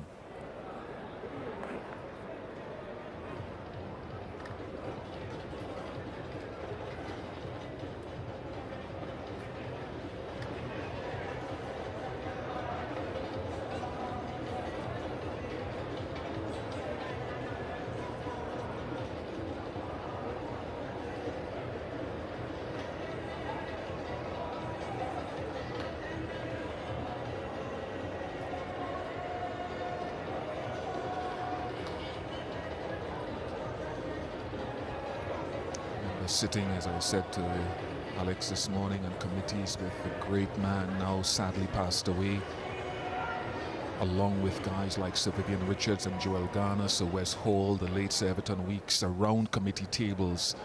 And when he spoke, people listened. Such reverence for him. Sad that he won't ever make another appearance here. Fisher into the attack, and O'Geese dispatches it into the, ironically, Garfield Sobers pavilion. A shot that the great man would have been very, very pleased about, and perhaps played a few times in his career. Yeah, again, the line allows him to free his hands. Good pickup shot using the pace straight to the fielder who's positioned there, but sails over his head. Getting a move on now, the West Indians. They were 13 for 1 after 7 overs. Such was the stranglehold. They've gotten to 50 now inside the 13th. Sure, I was watching Sir Garfield last night on social media play that shot.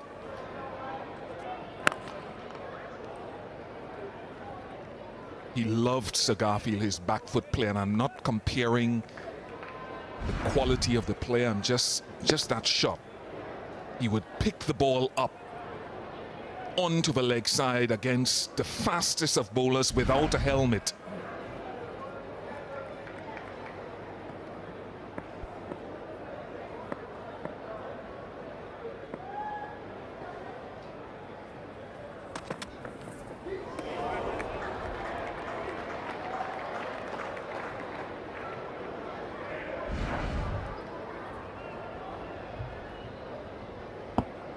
Yeah, using the pace again, just helping it for 6. A glimpse into what he is able to do.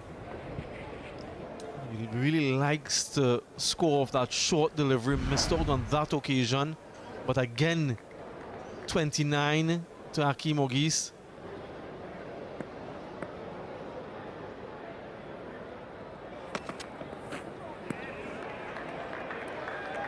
That's the line. That's one of the lines you can operate here with the bounce, the extra bounce. It's a test match red ball line. Every West Indian cricketer who has worn the maroon has in some way been influenced by Sagari. You can see that in the generations of all-rounders. The fearless way that defined West Indian cricket when they were on top of the world. And that influence, no doubt, would live on.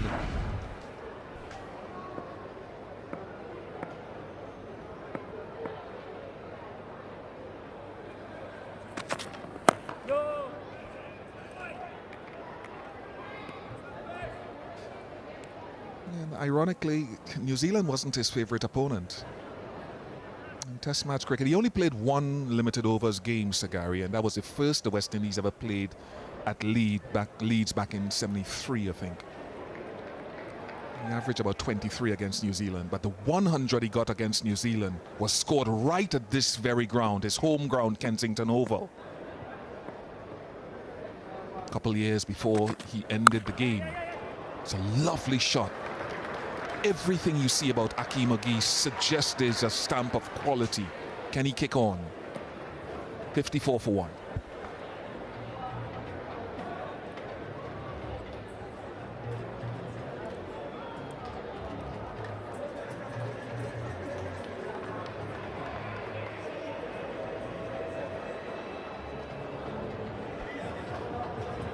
Memorable shots, the late Roy Fredericks, on the left Derek Murray, former West Indies wicketkeeper, in the middle of that picture, and Sagari, adored the world over.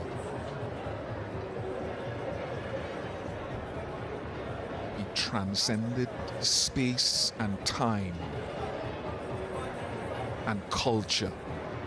He went to South Australia in the mid-70s, led them in batting, led them in bowling. I think he led them to the Sheffield Shield title. Went to Nottinghamshire, he was brilliant there.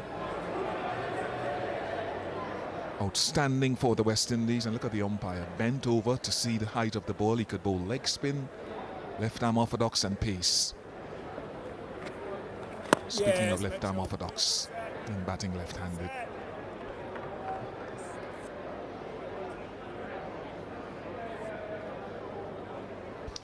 I'll say this final thing on Sagari, having served on committees with him, as the least of those that was in the room. Inside edge. I was the least of those in the room, along with icons of the game.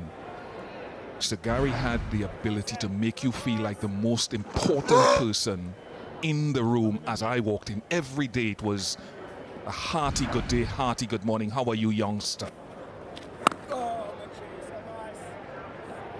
And that says a lot for someone of that stature, to not see a hierarchy when he walked into a room. Top man.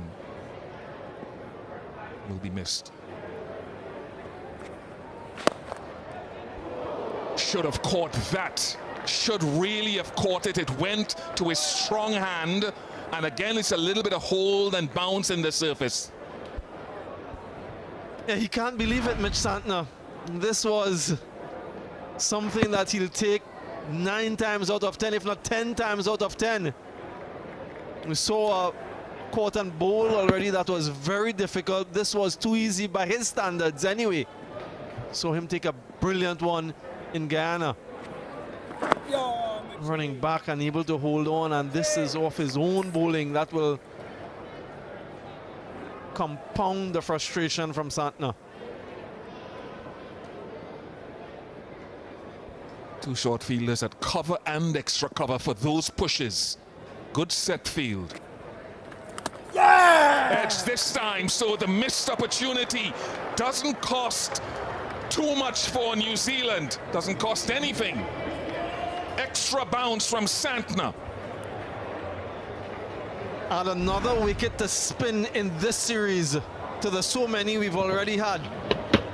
Outside edge, good take.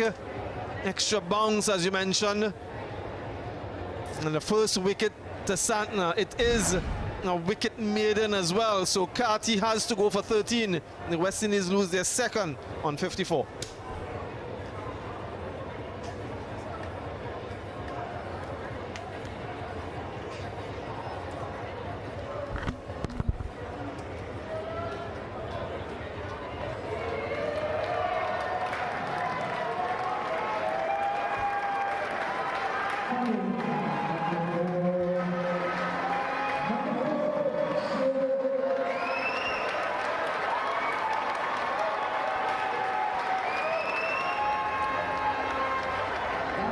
54 for 2 here at Kensington Oval.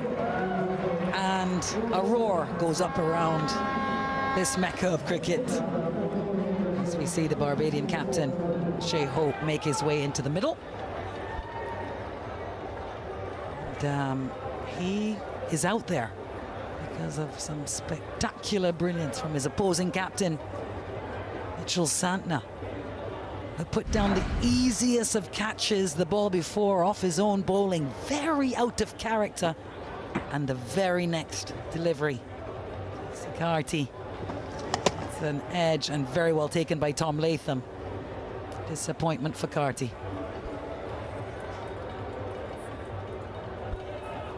It was 2 balls after that, in fact, that he took the wicket at the end of the over. Extraordinary athlete and fearsome cricketer. So Fisher now, the Malcolm Marshall end to Hakeem Auguste.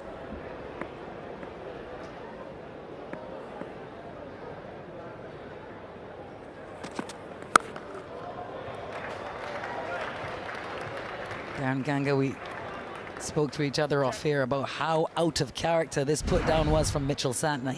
The number of extraordinary catches he takes. Yeah, it's a rarity. Someone with that sort of skill and experience gave Carty a reprieve, and then Carty cutting under the bounce of a delivery later in the over.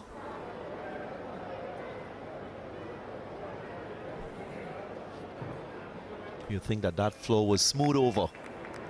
Tim getting the wicket of Carty eventually.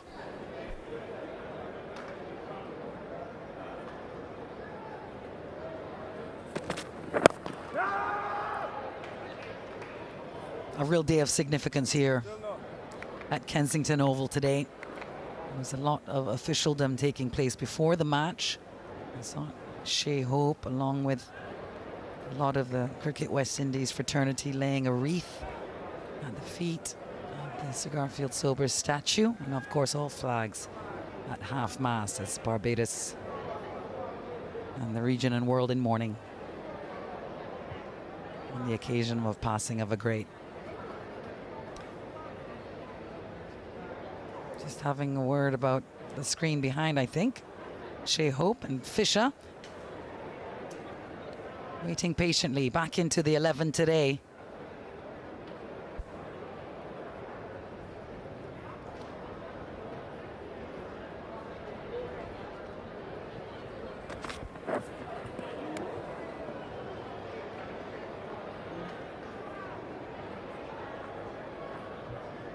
There may be quite a bit on the mind of Shai Hope.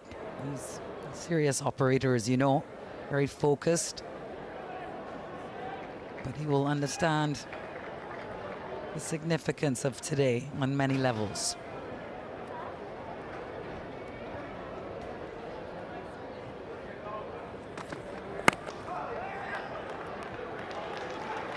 Next call for 2, should get them comfortably.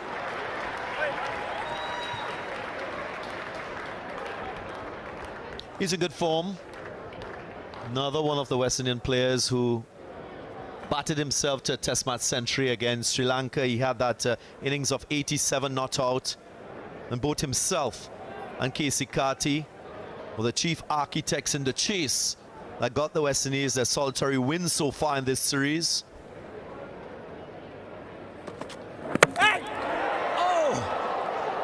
Well, this is Matt Fisher's debut wicket in ODIs. And what a wicket it is.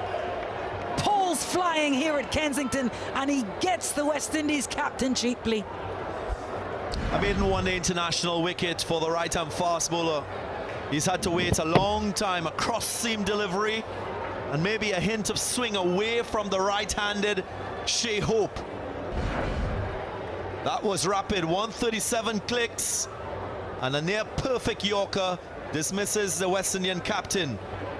58 for 3 now, and we'll have drinks.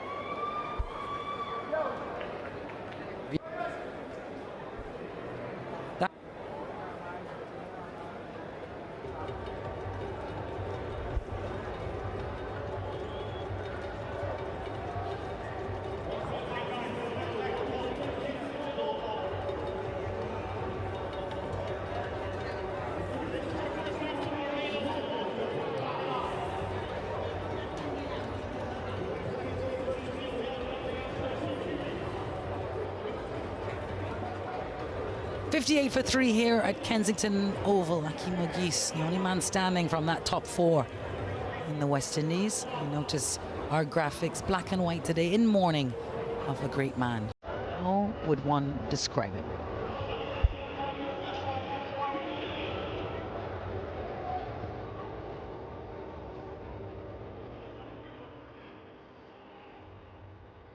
Cigar Sober is very inspirational. Cigar Sobers, best all-rounder the world has ever seen. Gary Sobers was the treasure of the Caribbean. Changed West Indies cricket. The best all-rounder in cricket. The greatest cricketer who's ever lived.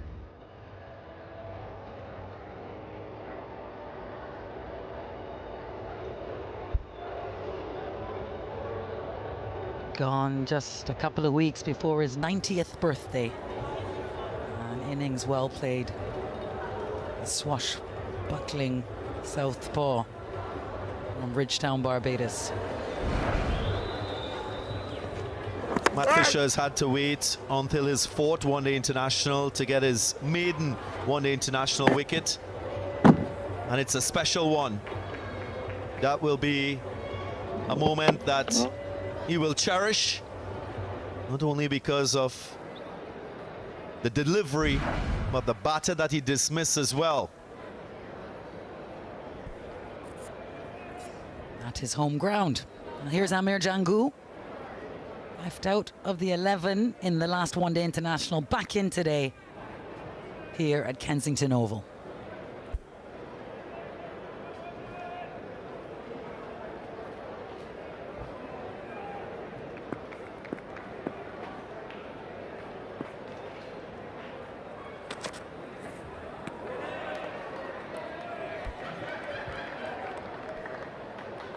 Matt Fisher, of course, from Auckland, right-hand fast bowler, having his first opportunity in this format of the game. Just 26 years of age, known for his express pace. And it's on display at the moment at Kensington Oval. Yeah, absolutely loves bowling fast. Fisher.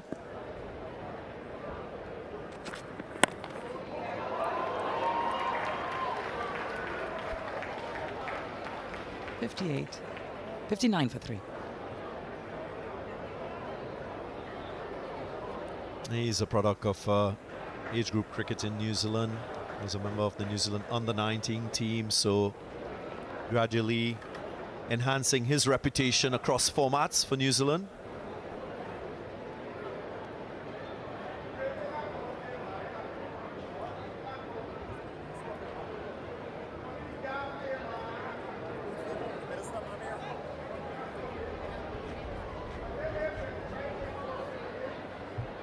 $15 overs gone, 59 for 3, the Windies. New Zealand won the toss. Decided to bowl first again. It's been working for them beautifully. West Indies lost 3 wickets, 59 runs on the board. Mitchell Santner continues. Oh! Amir Jangu getting another single. He is that type of player who can find the gaps, work the ball around. Very good defensively. We saw that in the test match against Sri Lanka when he scored 233. So an ideal player, you can say, for West Indies at this stage of the innings, someone who can construct an innings, batting partnership with a player from the other end.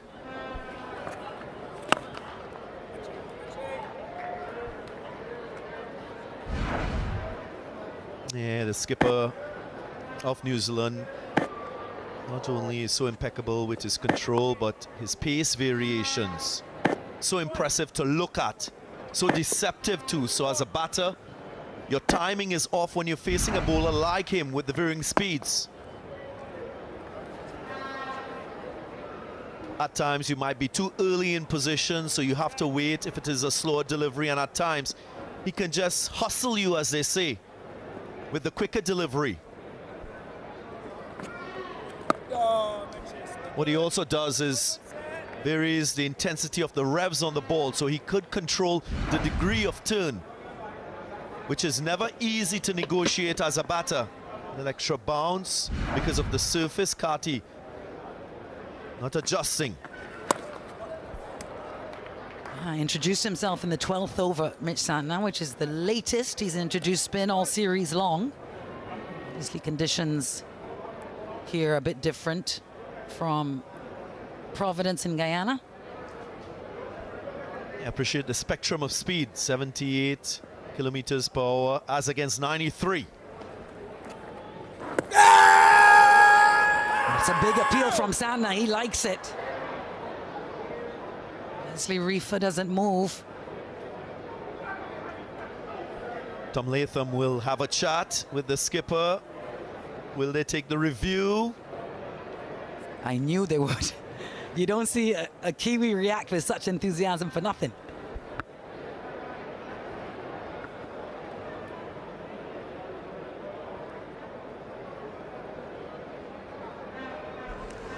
TV umpire to director, we have a player review for LBW. The original decision is not out. I've checked the bowler's feet and it's a fair delivery. Can we go to front on when ready, please? Stand by right. Roll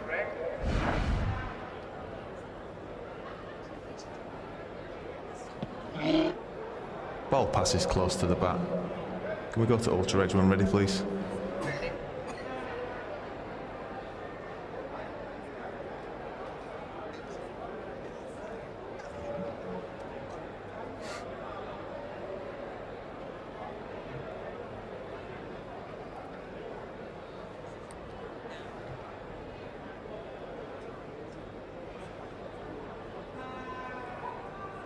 Stand by hop two. Roll hop two.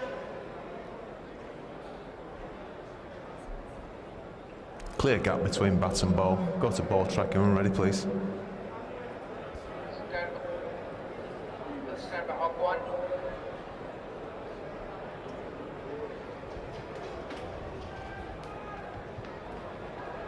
Pitching outside off, impacting line, and wickets hitting. Leslie, get you to reverse your decision to out. Stand by. Your on-screen signal now. He was very certain, the Kiwi captain, that he's got his man, and he does indeed. In the series so far, O'Gee's a 38 at 18 at 26, and a 33 again. O'Gee's goes for 33, and the West Indies are 62 for 4.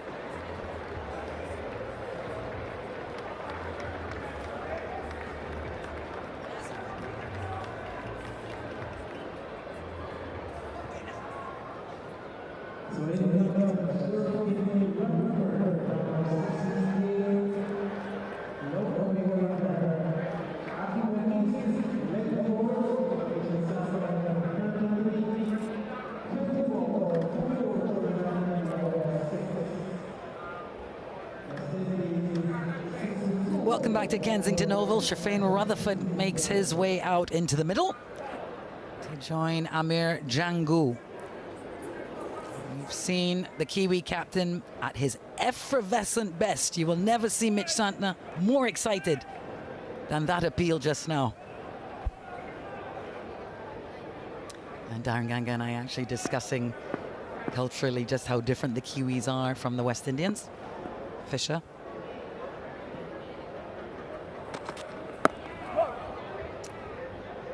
First wicket of the day was a brilliant cotton bowl by Nathan Smith. You could hardly tell it was a wicket. There was no celebration. They're culturally very different. Just think about his celebration as against maybe a Dwayne Bravo getting a one-day international wicket. Dancing, showing a jig in true West Indian style.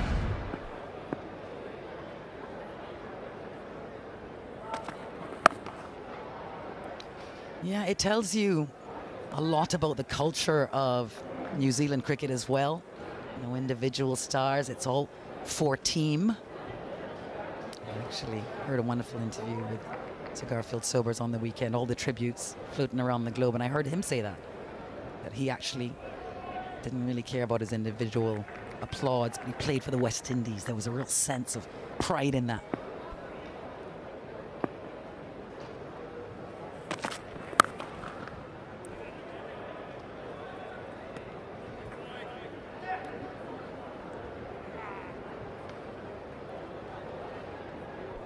I've been talking a lot about Sir Gary Sobers and what he did on the field. One of the things that stands out for me is this, the way he wore his collar up, and many cricketers followed him because of this style. So classy, so clever, an air of sophistication, you can say, from the great man. Absolutely swaggerific.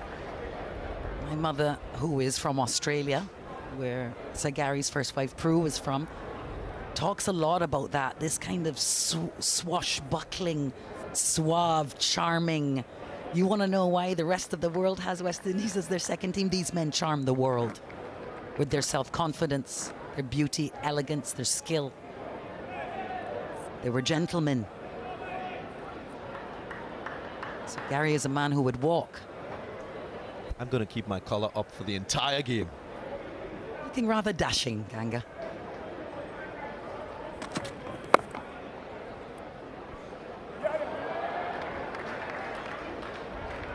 Well, a rare little error in the field. Windies some reprieve for another single.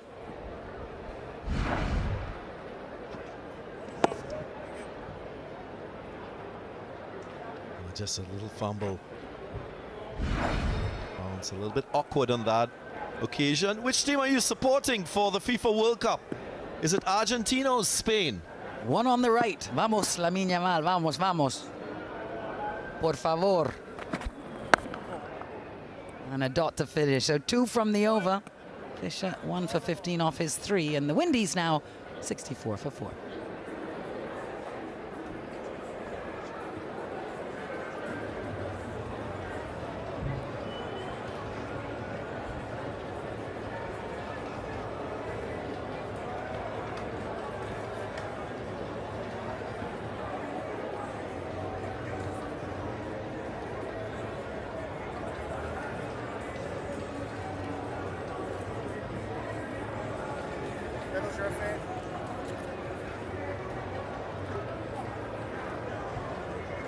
Four wickets down, 64 runs on the board as the West Indies try to set a total here, having been sent into bat in this 4th ODI in the CWI ODI series against New Zealand. To look at those figures, 2 for 5, Santner.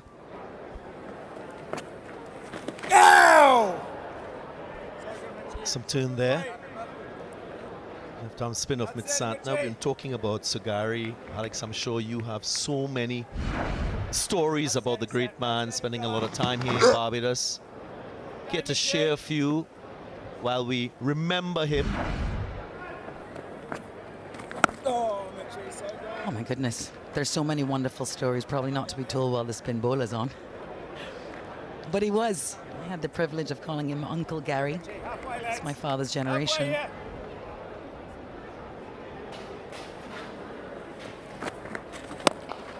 A use of feet and beautifully struck. Rutherford into the offside, rolls away right to the Gary Sobers pavilion for 4.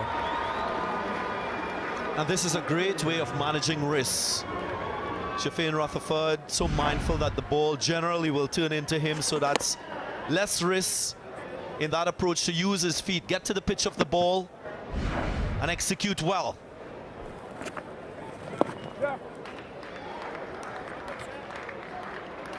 But yes, I remember him as very jovial. Lots of fun, always ready for the joke. So many good stories. I think a story not many people will know will be about his older brother, another G. Sobers, Gerald Sobers. I'll tell you that in a moment.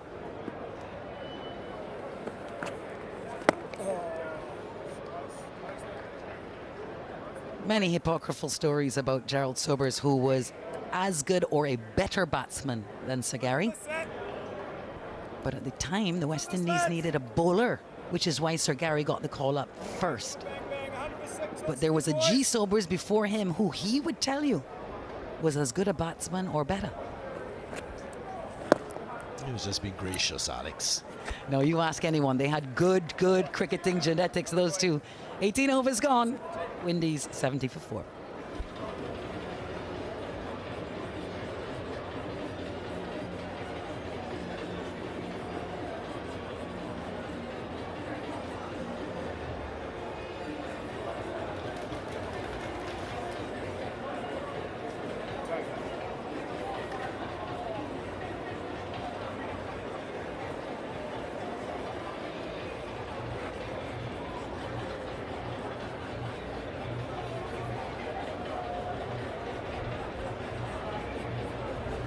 $18 overs gone, 70 for 4, the Windies.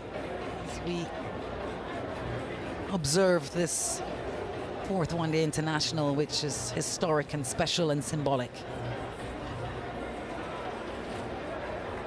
As we honor Sir Garfield Sobers, passed away on Friday.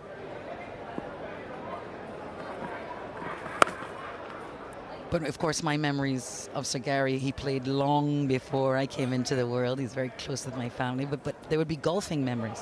He loved his golf. And sometimes you'd ask him, boy, if he had the chance again, he would love to have played that game as well. So great golfing memories. And I want to send my best wishes to Matthew and Daniel and Genevieve, his children with whom I grew up. Oh. It's a nice delivery. The off-spinner Bracewell into the attack. I was wondering when this option would be used by New Zealand, given the fact that there are two left-handers out in the middle. That opportunity to beat the outside edge. Always a positive matchup for a bowler. Oh, and there is a hint of turn, an extra bounce from the surface, so that will keep Bracewell interested. Very evident there. Just going away from that outside edge, so Shafin Rutherford has to find a way to turn the strike over. Oh, don't think he'll be thinking about using his feet now. This is higher risk if he does so, but he'll be more watchful for this style of bowler, turning the ball away from him. Yeah, considering 34 wickets in this series already taken by the spinners. And another. Wowee! A silent Kensington Oval as Michael Bracewell now is into the wickets for the Kiwis. He's distraught. Bat flung in the air, trudges back in frustration. Not the right length to be driving, you would think, because of the bounce. And he chips it to Santner, who makes no mistake this time around. So that bowling change working for New Zealand. And the batting crumbling in this middle phase. 6 to Rutherford, 71 for 5.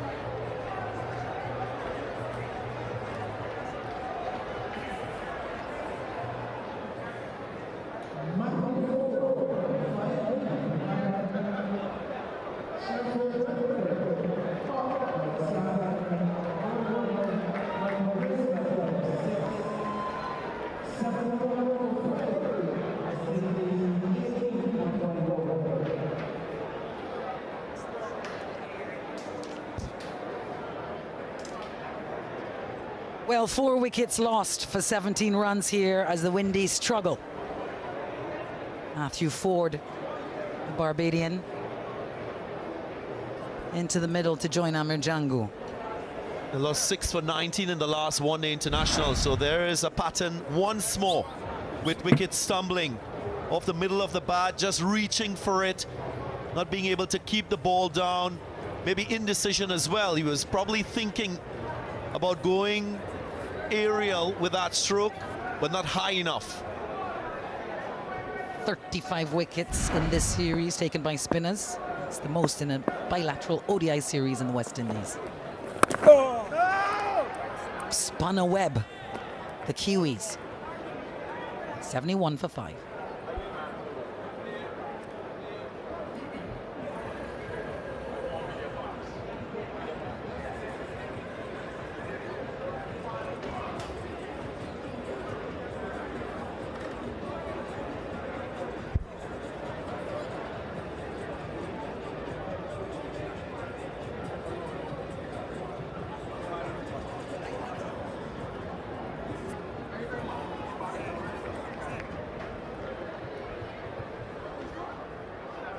Well, it all started with a very unlikely wicket. Cotton bowled Smith of Graves.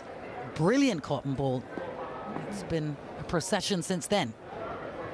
Santner now operating with the off spinner Bracewell on the other end. Here's Santner from the Joe Gardner end. Come on, Alex, I'd like to know more of your stories on the great Sir Gary Sobers.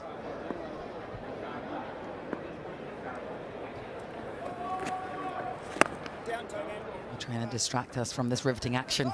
Darren Ganga, they'll steal one there at the Windies. But I was just talking about knowing him as a golfer. Such an extraordinary athlete. You think he could do anything with the cricket ball, right? Wonderful fielder, wonderful batsman. Just a deeply gifted golfer as well. Even when the sight started to go, you didn't want to bet against Sir Gary. He used to tell me a wonderful story about when he tried to introduce Sir Wes to golf. Yes, McGee. I remember him saying to Charlie Davis, a teammate, I'll get 150. Kanhai, you give me 100. And Charlie, you give me 75. That's the supreme confidence he had in his ability. That's beautifully swept behind square. Will run away. And the Greenwich and Haynes stand, well, they'll appreciate that. Can we get a bit of a run here for the men in maroon? Nicely played. Matthew Ford sweeping on top of the bounce, keeping it down, finding the gap behind square. We'll need to be mindful of that extra bounce too.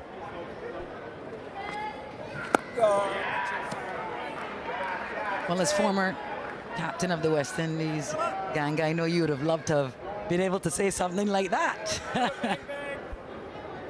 Not only confidence in himself, but confidence in his team, for sure. Those guys were so good. And it really is a reason why, for the rest of the world, West Indies will always be their second team, because legends like Sir Garfield. I was telling you that he wanted to get Sir Wes Hall involved in golf because he loved it so much. He gave Wes 3 chances at the golf ball. No contact was made. Down. Sir Wes left the golf to Sir Gary. 6 from the over, 20 gone. Windies 77 for 5.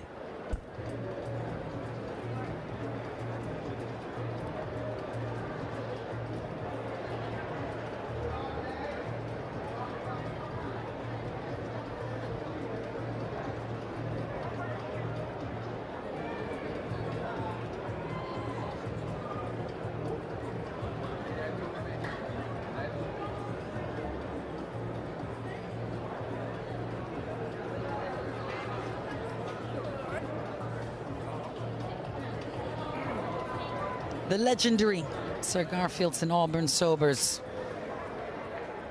loveliest of the lefties.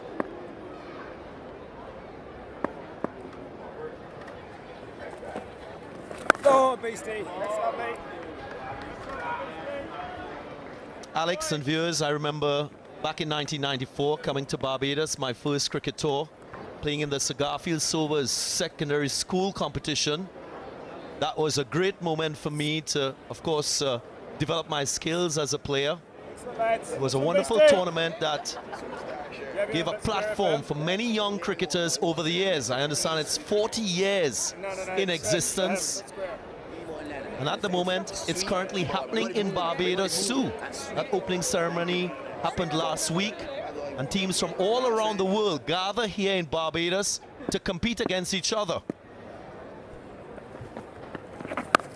Well, he had tremendous timing with the bat. And what kind of timing is this passing on the occasion of his youth cricket competition? And the moment that the West Indies team was on its way home, literally on the tarmac, to come back to Barbados. And I think that timing could not have been better.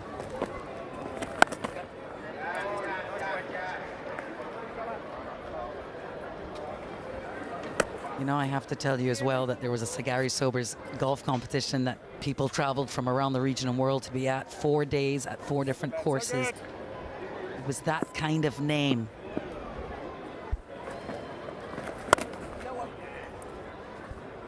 Good over so far from the Windies' perspective. Turning over strike, managing the off spin of Bracewell. It's a wonderful sport tourism product that exists here in Barbados, supported by the Barbados government, that aids the development of cricketers in a sustainable way. Confusion, didn't move at all. And he's been run out. Absolute confusion here. He cannot believe it. Well, the run was always on. Amir Jangu stood stock still. We'll watch this again. Ford was halfway down for a long time. Yeah, not quite sure that run was on. That's why Jangu made that call to send Ford back, but he was already committed.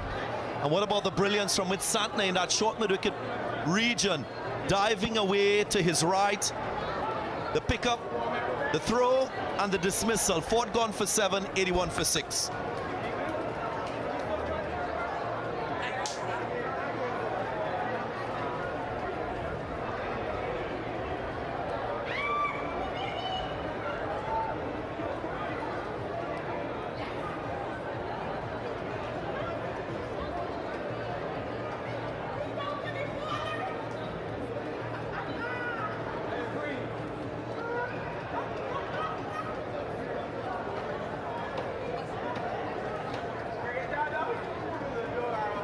Well, they were going along very nicely here.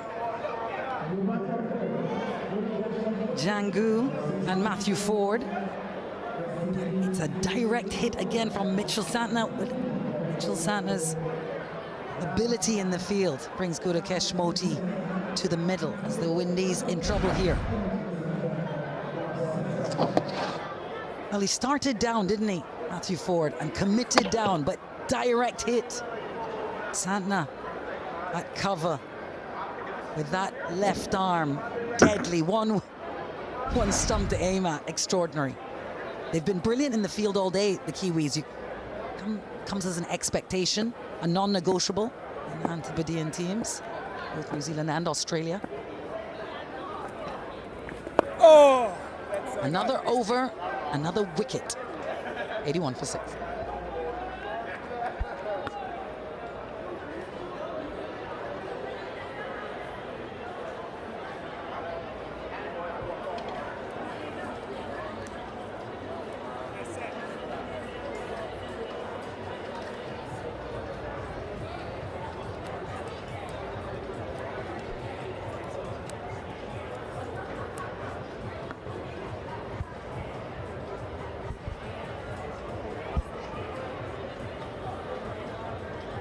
Yeah, West Indies 81 for 6. A day of somber celebration here in the West Indies and the world at large.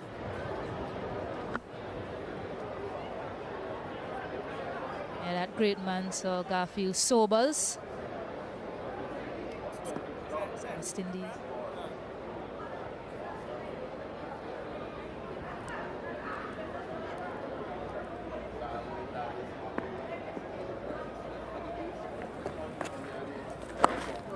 You know, West Indies came into this match with so much on the line. You know, more than just a level in the series. And they've lost 6 wickets quickly. Yeah, an asynchronous bit of communication between Matthew Ford and Amir Jangu. Jangu wanted a single. Matthew Ford wanted a single. Amir Jangu didn't. And a good piece of running on that occasion. Ian Bishop alongside me. Ian, a frustratingly familiar script for West Indies batting first.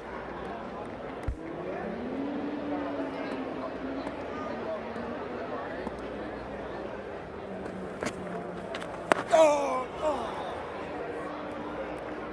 to be back in Ghana there for a minute. Spun and bounce. Yeah, but great credit to New Zealand as well. Santner's been very good as leader, as bowler, and as fielder. And so we can lose perspective and not give New Zealand enough credit for what they're doing. They've been brilliant.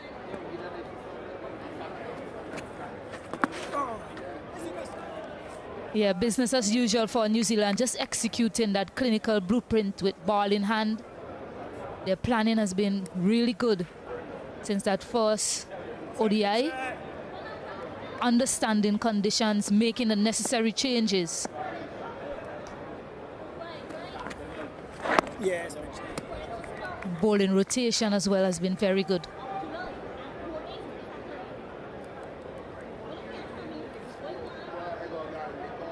When he goes at his slowest, you get more purchase for Santner.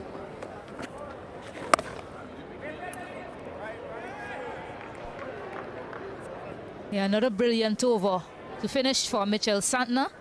82 for 6.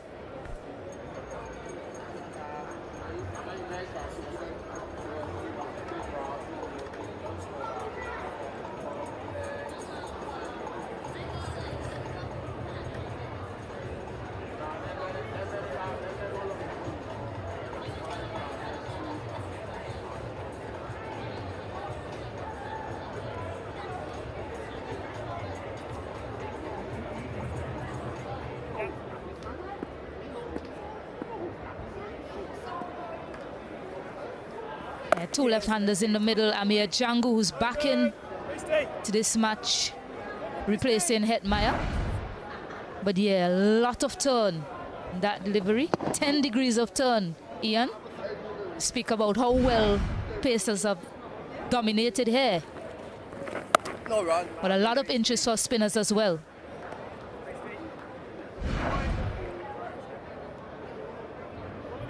Slower seam position, perfect.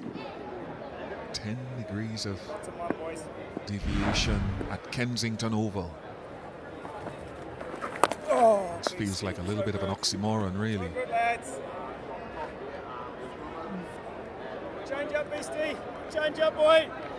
But the other thing they've done well, and they've done it all series, is that they've kept an extra fielder in the circle a lot outside of the first power play, to try to stop exactly that, those singles. Only 3 fielders outside the circle at the moment.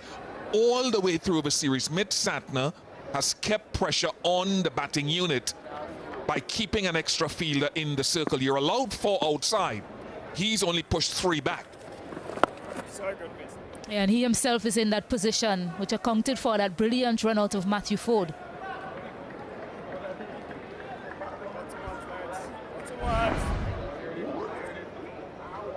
A swift walk from him. Yeah. Direct hit as well. Yes, Beastie. That's a sit, boy. So a maiden over from Bracewell, 82 for 6.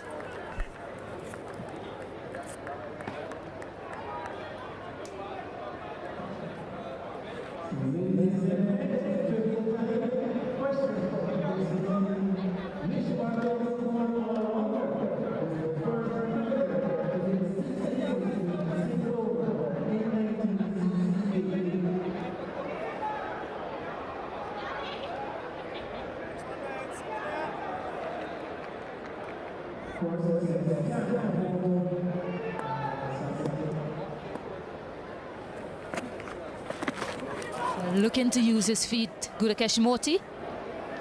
And 92 dot deliveries for West Indies in this innings. It's a pattern that they really have to break. Try to find a way to win more games batting first.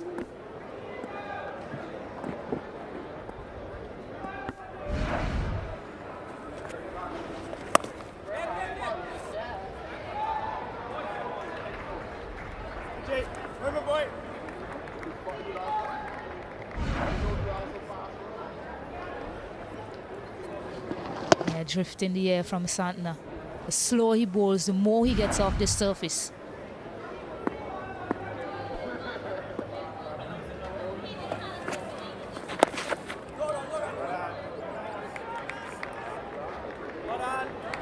To me, that's another example, and I'm sure we'll see that again, but how quickly they move in the field. They're not faultless, but it's always a thing about New Zealand that they get the most out of themselves individually and as a collective. Building pressure, you can't find a release shot easily. Oh,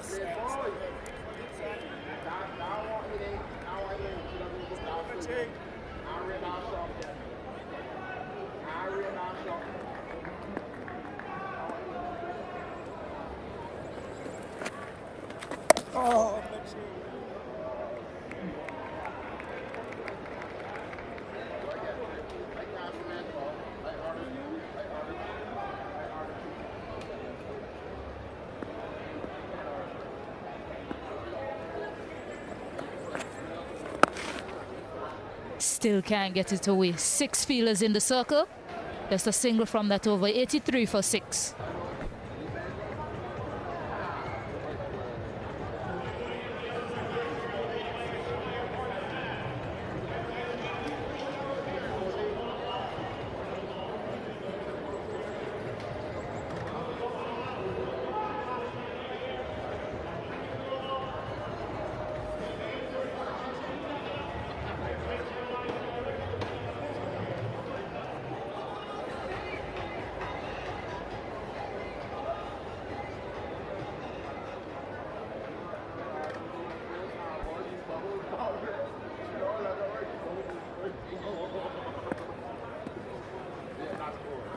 Oh, Beastie, that's so nice, boy. Great rhythm, this, Beastie. Good boy. High class, Beastie. Some lads.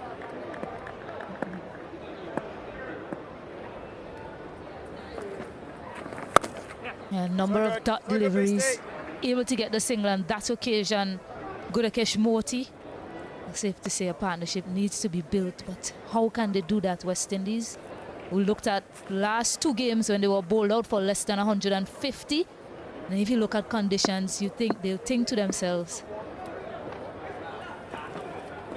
if they got a little bit more, they would have been in the game. Again, excellent fielding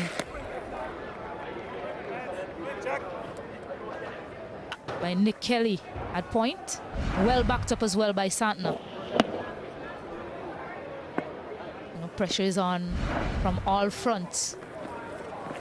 So good, Bowling Beastie. and in the field as well.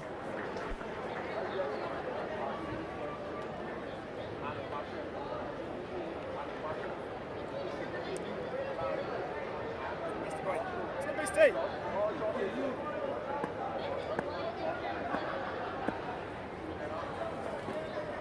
Oh, Beastie.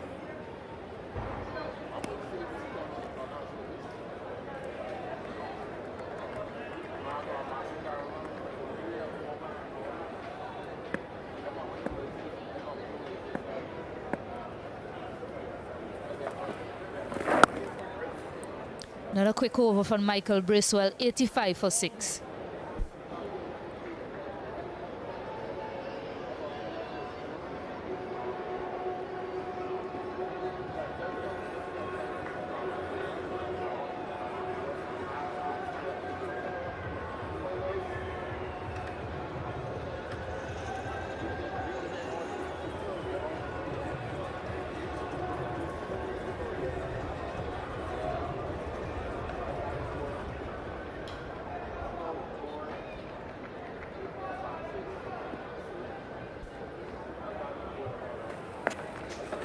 And looking to use his feet. Yeah, will probably go down as a chance of mis-stomping, but vital runs for West Indies. Would have been a difficult take for Latham down the leg side. In fact, it's buys. Definitely a missed chance, but because of the degree of turn,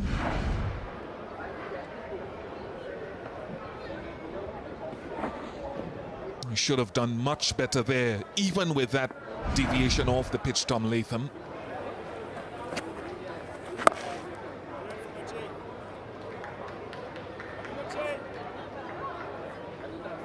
So it again, the ball spun past the right hand. So it's the amount of purchase that defeated him, but with Django down the pitch, I think he had enough time to see it after it passed the bat. So that's definitely one that got away.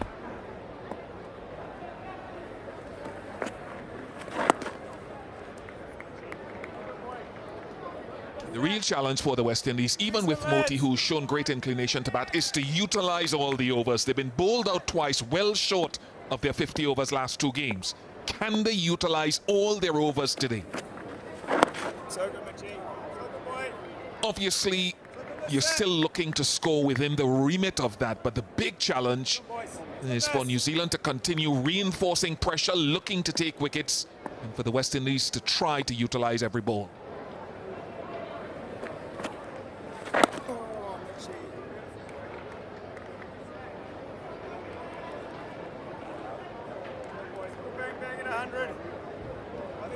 Can't believe Kensington will not, but it's on the scene before, but offering this much spin. We've seen it before, to be quite honest with you, in recent years.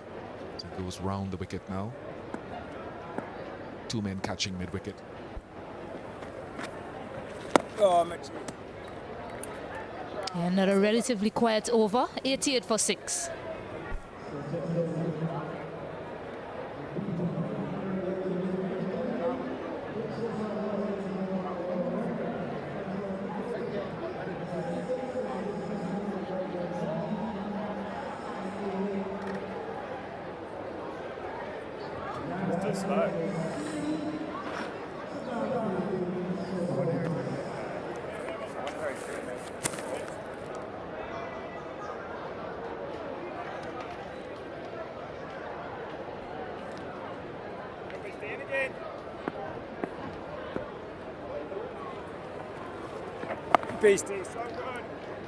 Yeah, Mayor Django, calm figure.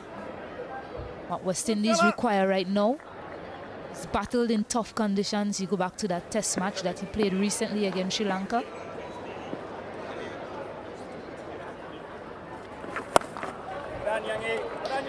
He struck well, but straight to that fielder.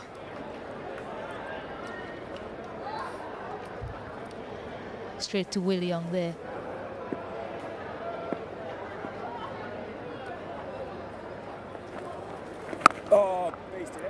Yes, so certainly he is the important figure for West Indies at the moment. It's a matter of, as you mentioned, trying to bat out all their overs as close to it as possible.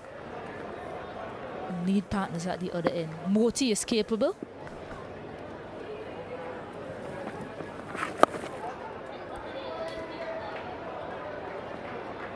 Yeah, you're right. And I'll tell you what else. Jaden Lennox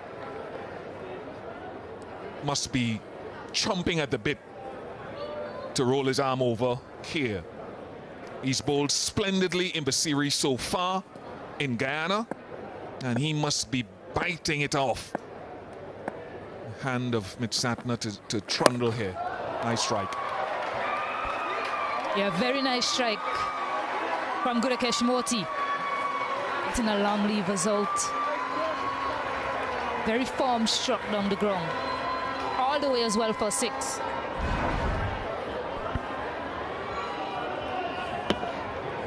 Close enough to it. And again, it's about, can Moti continue to occupy the crease because he has strokes? You know Bracewell will look to make an adjustment in his length if you're going to hit against anticipated spin.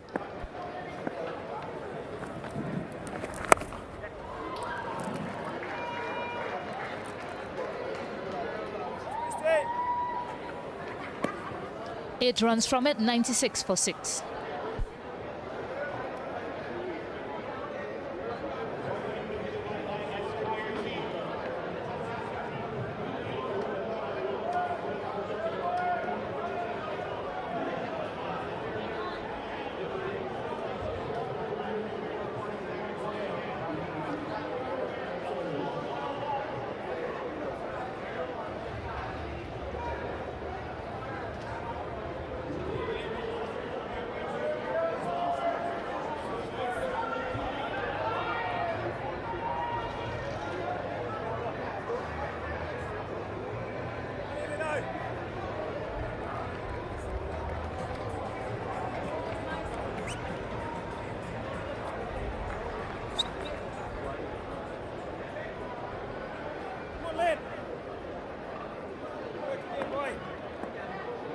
So Jaden Lennox,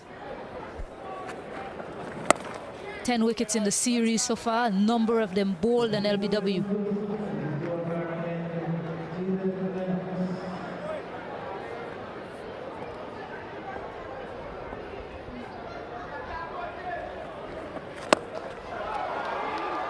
Moti looking to go down the ground, will challenge the fielder. Manages to get 2 as well. So playing with a vertical bat, Gudakesh Moti.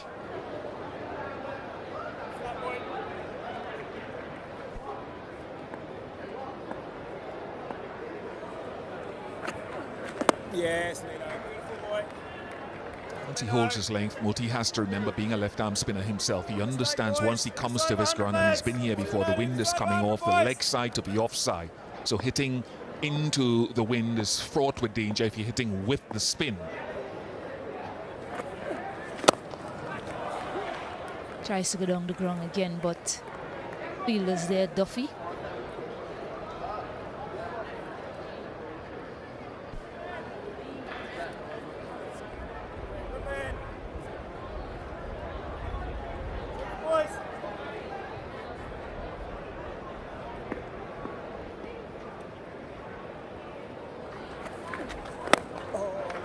To advance to the bowler this time, Amir Jangu, and that'll bring up 100 runs for West Indies as well. Ripple of applause around the ground, but the West Indies will know that the more important task is to bat the next 22.1 overs.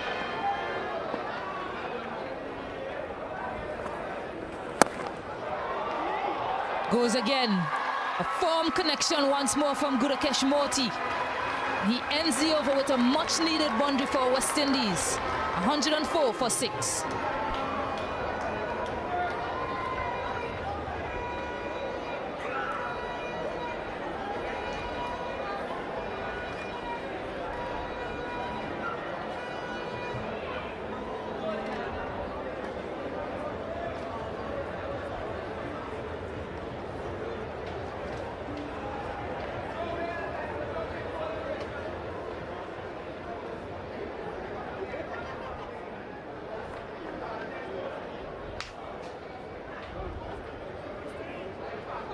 Nice little partnership brewing here, 23 between Moti and Jangu.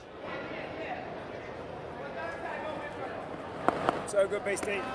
Bracewell continues to operate. Come on, we go, bang, bang again, lads. Come on. Lovely, Beastie. Lovely, this boy. Moti hasn't been afraid of going after a few deliveries.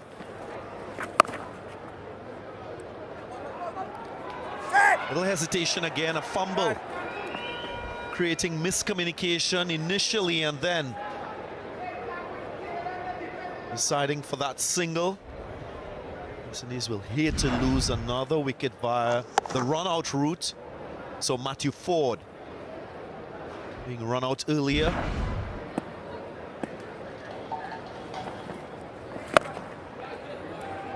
And Tamil once more, we're looking at this West Indies batting lineup struggling through the middle phase of the innings. Batters averaging just about 17 runs through that phase. A clear lift required. Bang, bang, not far away, lads.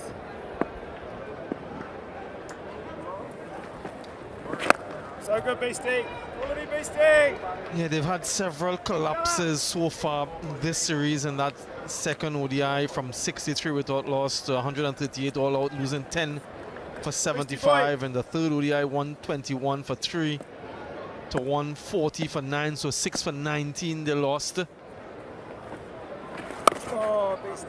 Come, Foxy. And again today from 54 for 1 to 71 for 5, so it's a worrying trend that's been emerging, and I just wonder if Santner is thinking about bringing one of his faster bowlers back on, especially to someone like Moti. As he go for Fisher, who's only bowled 3 overs, that extra pace, or Duffy or Smith, one out of them, maybe imminently. 108 for 6.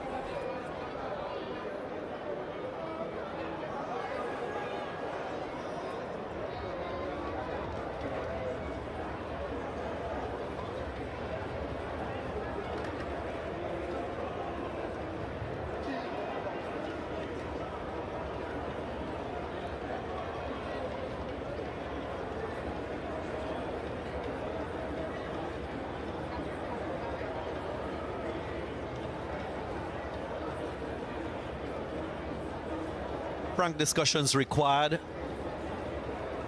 to treat with this substandard batting effort by the West Indians. And more importantly, batting first time up. They've struggled in this World Cup cycle with their percentage of wins batting first as a one-day team. Nicely swept. Using the pace, just beating that short fine leg fielder to his left. So Moti motors on.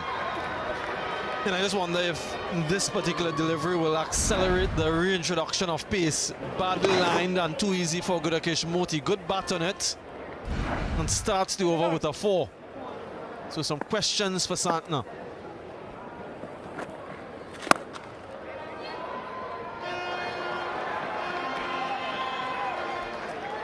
Darren Sammy, Floyd Reefer at the end of the last one-day international back in Guyana were quite animated in a discussion, maybe centered on the quality of batting shown by the West Indies team in this series.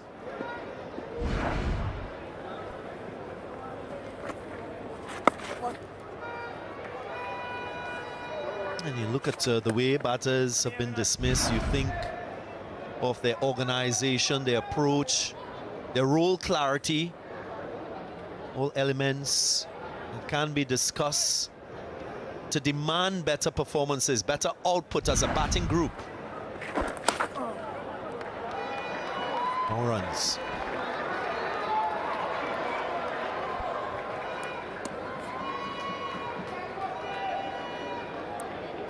And what would you suggest, DG, as a blueprint for improvement in what we've seen?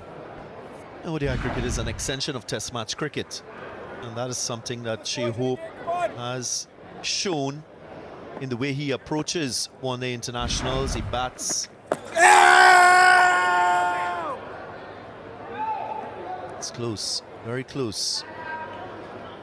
Sharp turn, definite bat on that one, so I don't think New Zealand will take the review.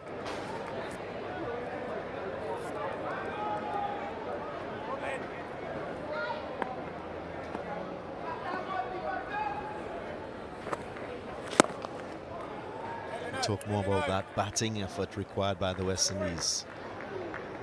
30 overs gone, 116 for 6.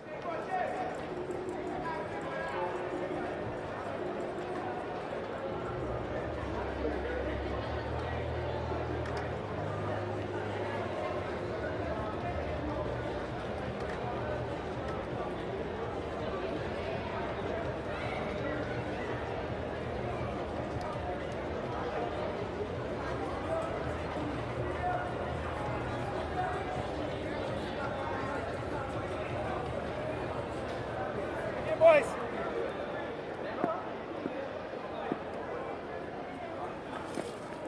Oh, Beastie, that's nice. Beastie. We've heard a lot of comments about the batting from this West Indian side. Floyd Reefer, with responsibility for batting in that brains trust of the West Indian camp, has spoken about the importance of preparation.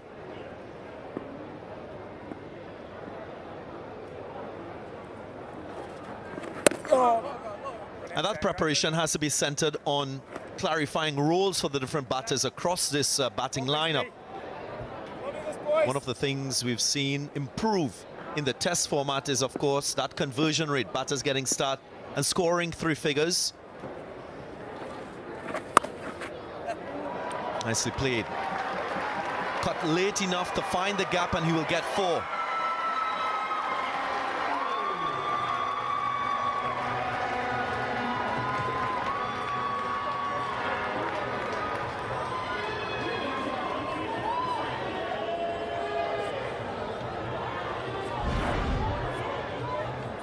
Just playing it late and finding the gap. Django, welcome boundary for him and the West Indies.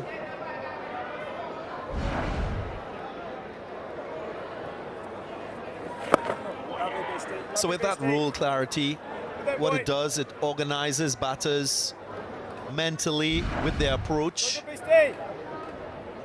Next stage, of course, is the execution of those plans and that organization in the minds of players. Shea Hope is a wonderful example of how one-day internationals, top 4, top 5 batters should approach an ODI innings. The platform laid, the way he manages risks early in his innings.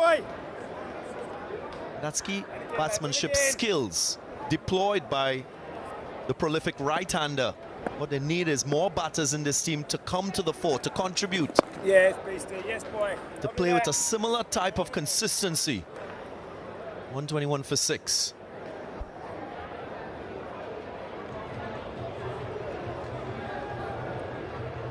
A couple of years ago, we saw that effort and intensity from Justin Graves in the domestic listed cricket here in the Caribbean.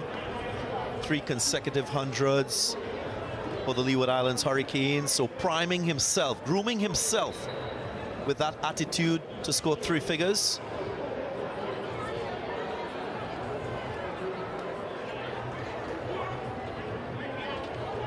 Justin Graves at the top. Produced 10 from 13. Geese with another start. Looked really good. He was LBW to Santner. So the feed there from Django. And it's a series that we'll remember for the exploits of spinners, and more so Jaden Lennox. His wickets this series, when he struck the target. 6 bowled out of his 10 taken so far. And it tells you about his tactical plans. The way he approaches his spells. His primary focus is on finishing the ball on the stumps. That's something quite evident in the way he deploys his overs. 35% of deliveries on the stumps.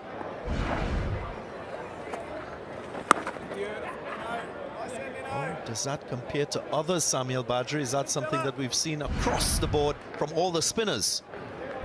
Well, it varies from venue to venue. His is the most among the spinners that we saw in Guyana, and even the ones that were missing the stumps weren't missing by too far off. 27 and a couple 26s for the West Indian pair of Moti and Pierre.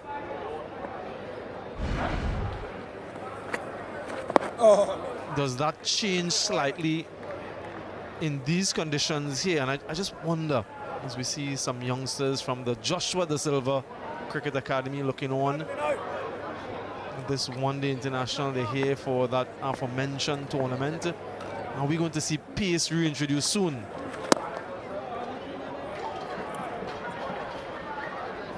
Four runs from that over, 125 for 6.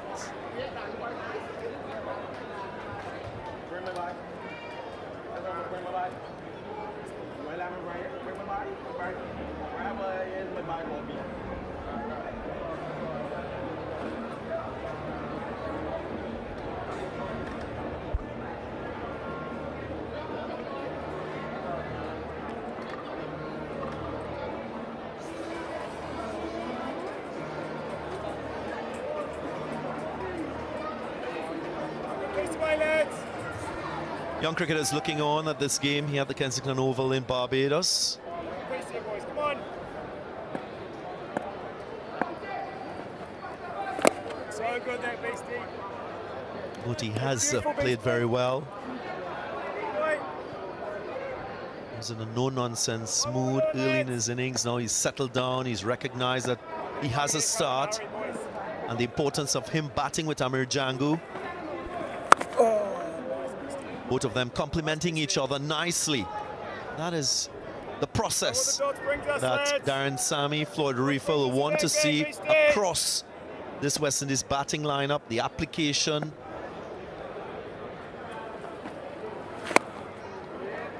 Laser focus in achieving small goals.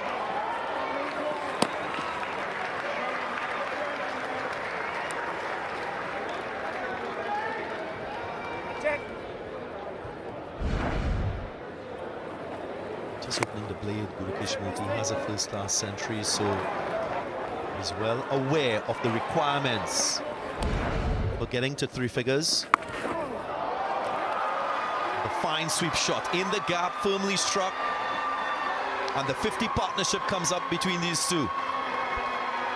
And perhaps those who have been dismissed before will be looking on and saying to themselves, these two are making it look quite manageable. 71 deliveries for this 50-run partnership and giving the score some respectability.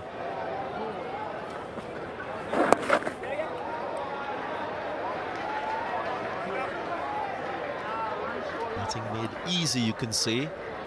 Short to the surface. Being a lot drier would allow for that pace to encourage the timing of the ball. Ball was holding a bit early in the innings, first power play. Beautiful mistake. Now coming on nicely. Classic stroke from Jangu. 133 for 6.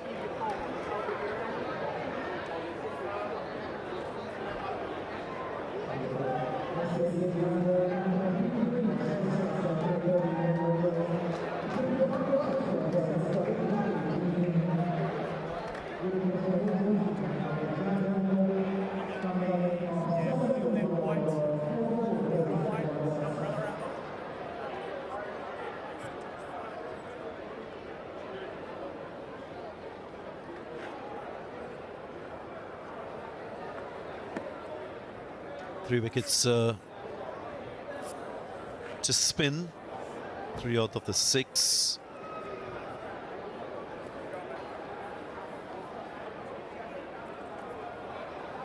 Your things, boy.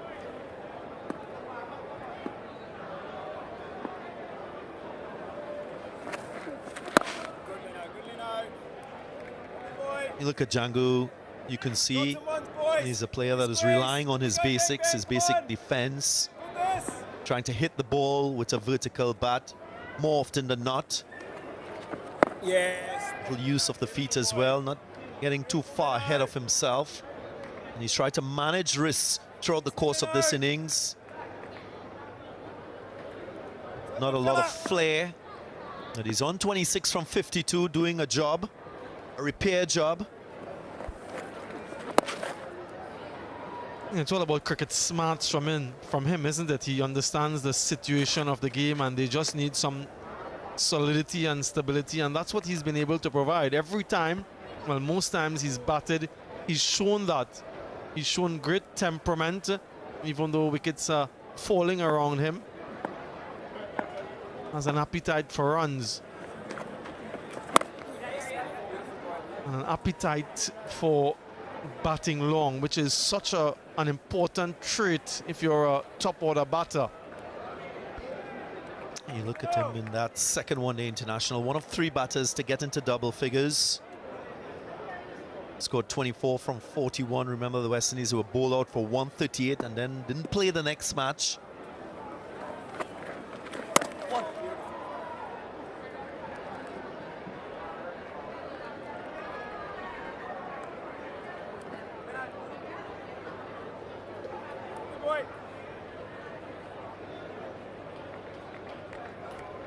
Boys.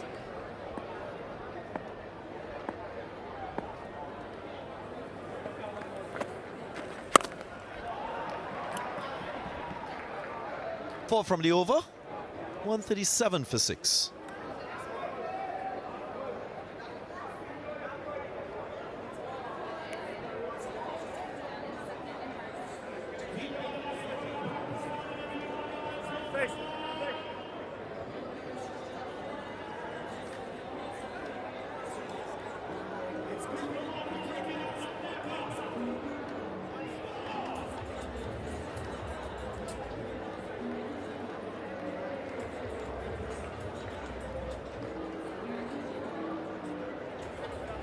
The greatest of all time, Gary Sobers, being remembered during the course of this one-day international. Passed away on the 17th of July at the age of 89. And today he's being celebrated. Celebrated for his contributions on and off the field. Well, Samuel, you spoke about the return of Seam. He's a man who will be elated with his first wicket in one-day internationals and maybe inspired to get a few more. And what a wicket it was to get rid of the West Indian captain. Yeah, but it was looking all too easy for the West Indian payout in the middle against the spin. So I welcome this change-up. Does it bring the reward? Well, time will tell.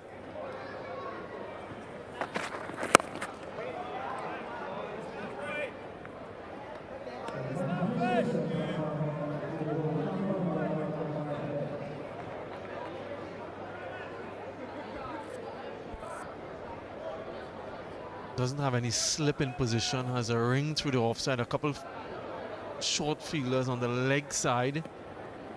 I wonder what his plan of attack might just be.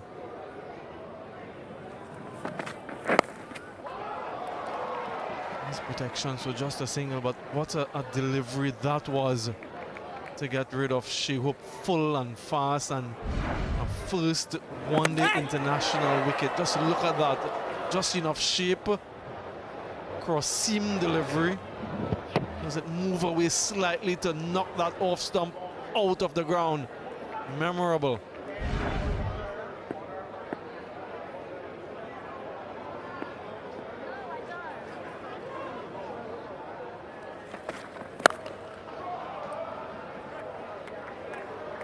Generally speaking, he goes a little bit fuller than the average fast bowler with his lengths. Of course, we haven't seen a lot of swing and seam in this series, so makes it more challenging for him to get the better of opposition batters.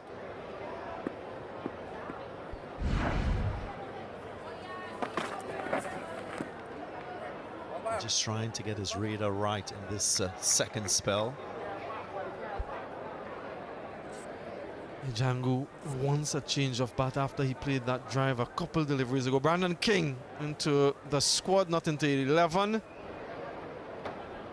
Makes an exchange, and hopefully this is the bat for Django that can find the gaps and to get him a few more for the West Indies. They need to get upwards of 200 at least on the surface. Samuel, did you have a favorite bat? Were you superstitious with your cricket gear? Yeah, not at all. Whatever I had in my possession, I used. No superstition whatsoever. What about you, DG? Yeah, I had a favorite. If you carried about 3 or 4 bats, usually you prioritize those bats for competitive matches. Most batters will tell you they had a favorite. which was preserved.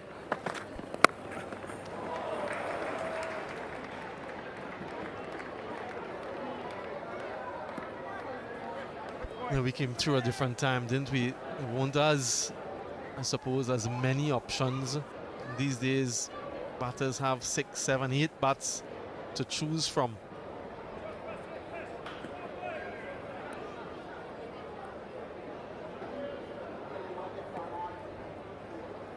Right, 3 from the over. Last delivery in this 35th over.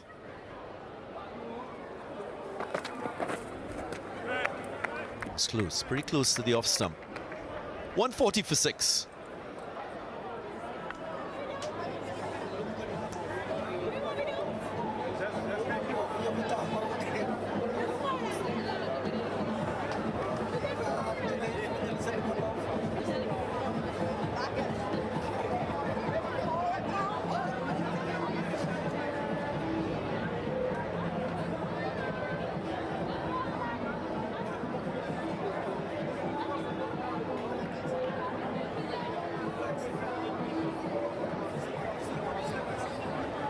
Nice sunny day here at Kensington Oval in Barbados.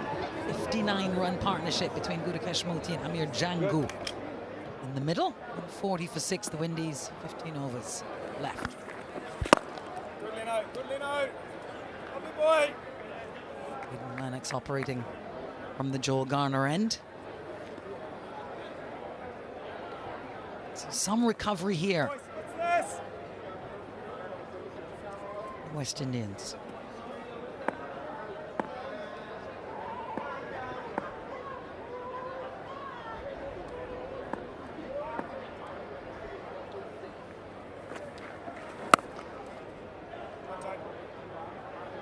Wonderful to have you locked on from wherever you are in the world. All eyes on Kensington Oval today.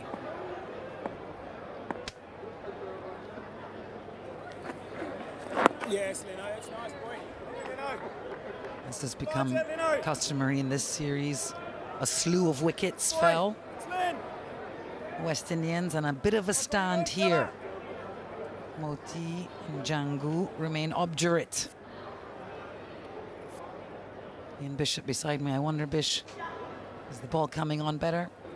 What is the difference here with this partnership?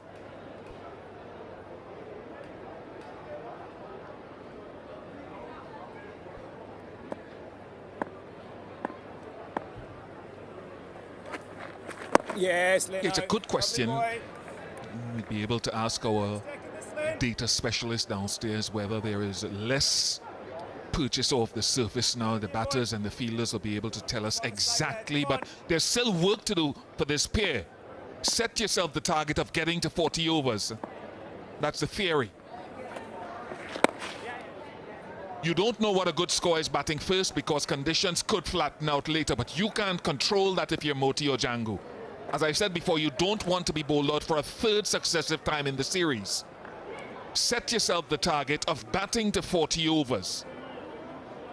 There's not a lot to come later on, and then you can determine whether you need to increase or go through the gears a little bit later. New Zealand will have something to say about it, though.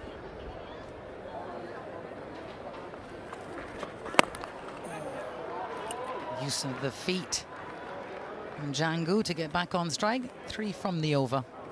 143 for 6. And time for a drink.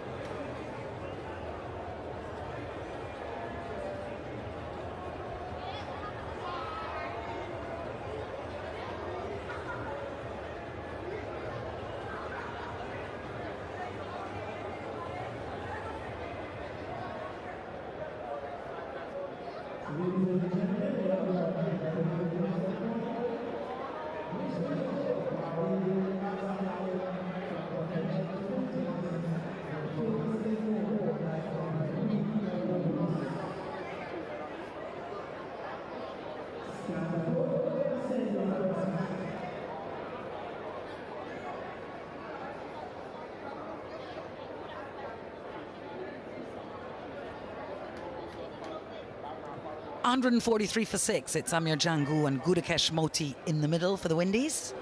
Partnership of 62 off 92 balls. And of course, we are honouring with our black and white graphics, as you can see there. A very important day here at Kensington Oval as we remember the great Sir Garfield Sobers.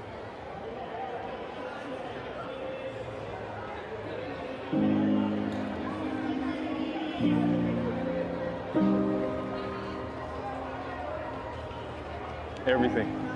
One of the first superstars we had, and the impact he had on the game should be inspiration for every single one of us. I would say the heart and soul, looking back on the history of West Indies cricket, learning the history. I think Sir Garfield Sobers had a very, very important part to play, and, you know, we're trying to obviously follow in his footsteps. Well, you know, the legend for the game, the aspirer, one of the biggest achievers in West Indies cricket. The reason why that we wear this badge is for legends like him, and I think if it wasn't for guys like him, we wouldn't be here today representing the West Indies.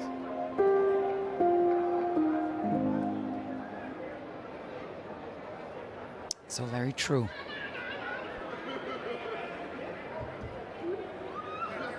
A generation of West Indian won over the world.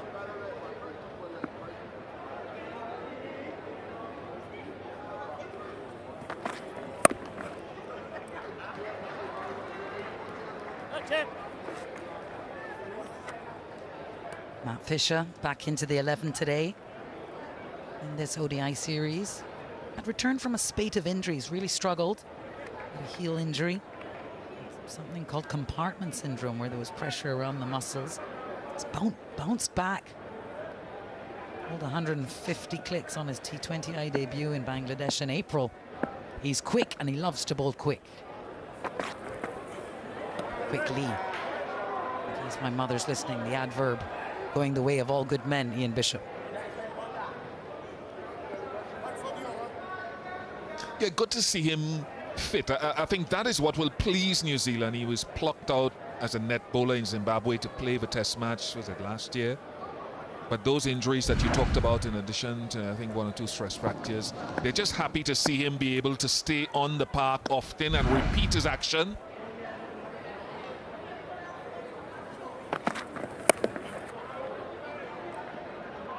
And if he can stay fit, with their depth, New Zealand's depth of fast bowling, as I said before in the series, it is the deepest in the world game, I think. I'm not saying it's the best attack, that's your deliberation. But in terms of depth, with William O'Rourke when he's fit, Matt Henry when he's fit and available, Jamieson when he's fit and available, etc.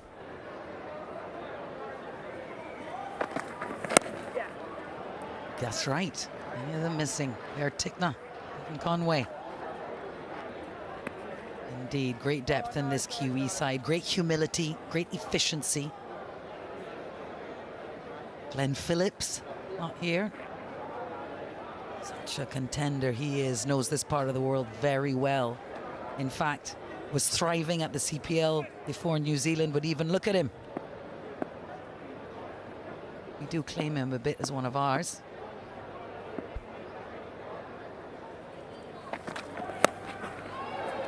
Don't know much about that, but we'll run away to the boundary.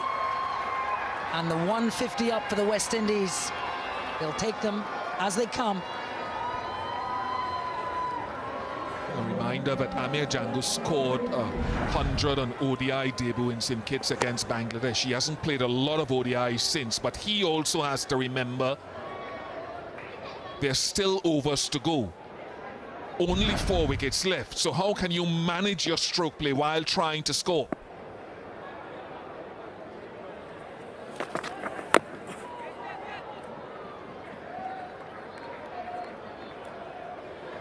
some 13 overs, Alex, and viewers to go after this. You can't control what went before you, Amir Django.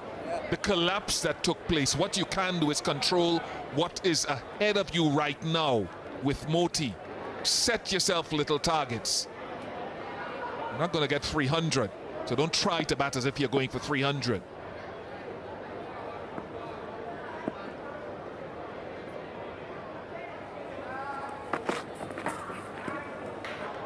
Take all the extras they can get, the Windies. For a generation watching who's grown up on T20 cricket, you forget how long a one-day international is. 25 odd balls still to face here. Not going to get 300, says Ian Bishop. Would 250 be competitive? It's hard to know because of the evolving nature of the pitch. The pitch has spun less in the last 10 overs or so with the sun beating down.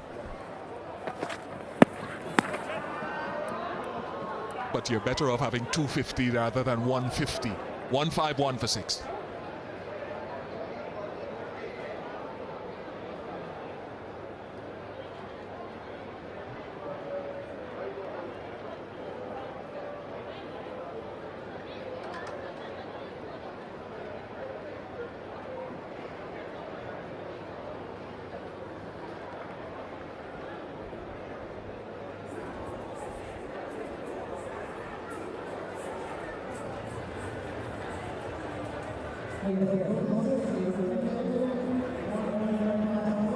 Well, it was 81 for 6 when these two came together in the middle, and it's now a 70-run partnership. Faced 100 balls. So yeah, we'll put a little pep in the step of West Indian fans, who are probably well into their celebrations already. It's a very special day at Kensington Oval, where it is free entry for anyone in Barbados who wants to come and watch cricket. West Indies, quite rightly, decided that this would be a day when we would gather together in memory of the great Sir Gary Sobers, who would have been here watching West Indies cricket. He could have been. Did not miss a game. So dedicated to this game and to the men in maroon.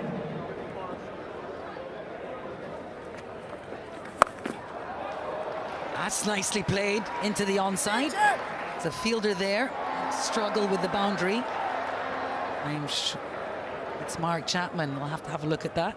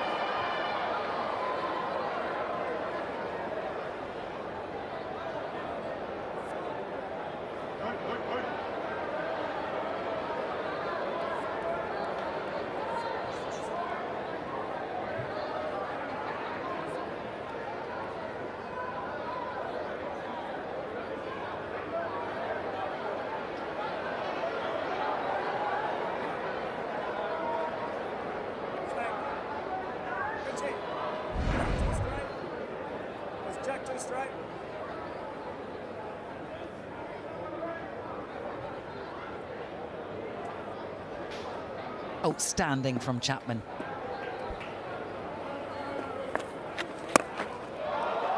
Inside out, beautiful, lofted into the boundary of the Sir Garfield Sobers Pavilion. Any young batters, male or female, at the ground or at home, wherever you are, look at the timing in the shot. He hasn't tried to overhit this at all. Presentation of the bat face to where the ball went to.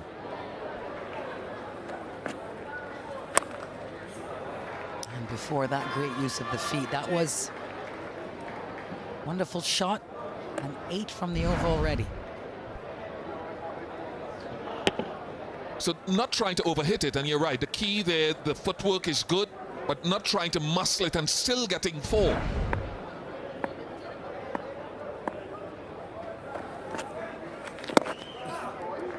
Timing is everything in life.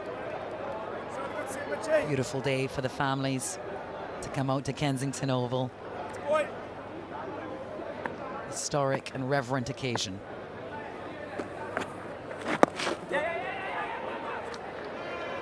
Productive over for the West Indies, 9 from it. 160 for 6.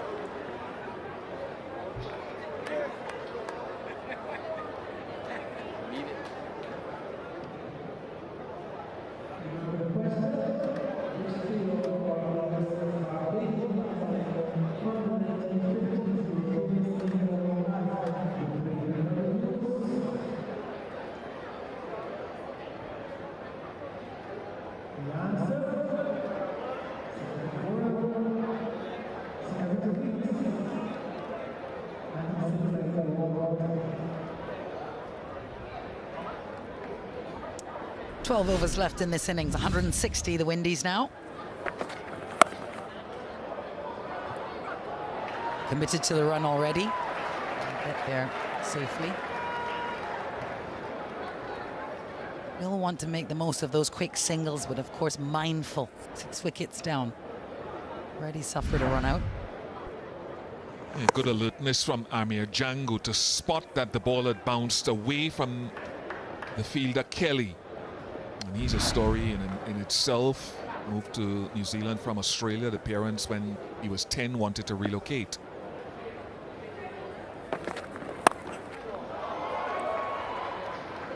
One of the challenges for the West Indies is for Shea Hope to constantly be at his best, because he's been their best for a long time. 1 or 2 concerns with the way he's gone in this series. Bowled on the inside of the bat on a couple of occasions, and on the outside of the bat today. I remember at the back end of last year's CPL fans will remember him being bowled on the outside of the bat.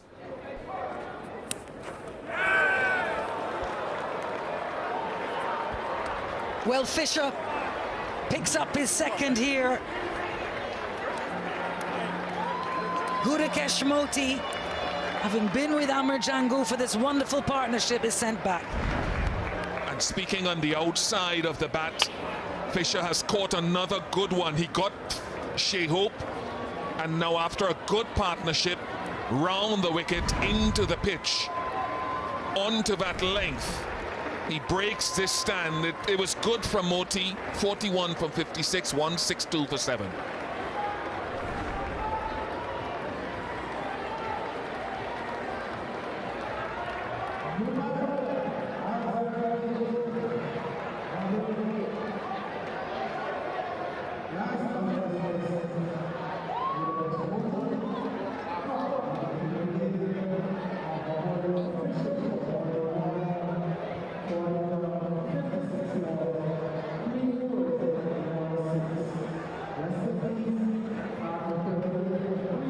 You see the sponsor, the Global Super League, on the front of the Windies shirts.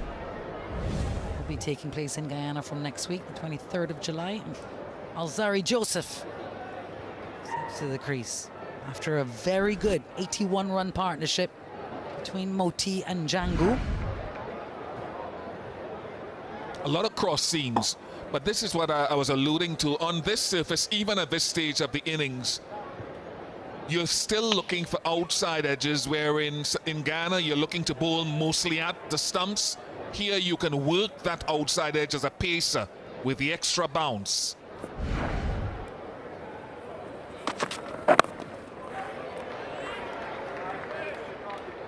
New Zealand will be pleased that Matt Fisher just reminding everyone there's no lateral movement off the seam, normal seam position, so he's gone cross seam quite a lot to get in different bounce or skidding off the surface. No look low 5 from Tom Latham.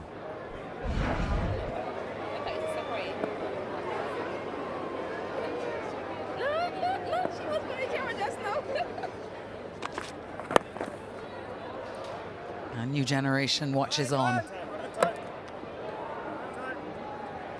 Time stops for no one, Bish. I'm reminded of an age-old phrase that my parents used to say, which is that there cometh a generation who knoweth not Caesar. You know, people time out. In name like Sir Garfield Sobers, well, that's just timeless.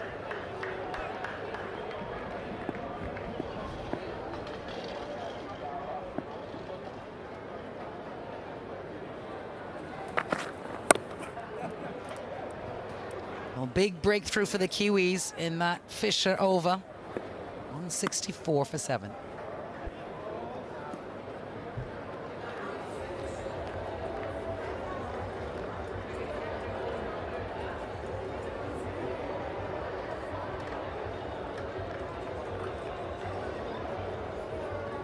It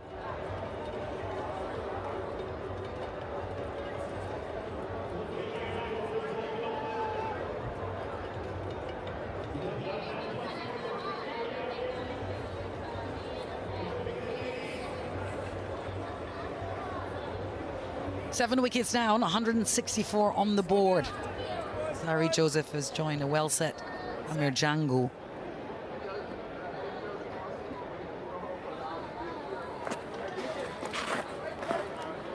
Mitchell Santner now pull himself out into his final over, 2 for 29 off his first 9. So impactful match as well. And of course the direct hit to affect the run out. That's in fantastic for New Zealand.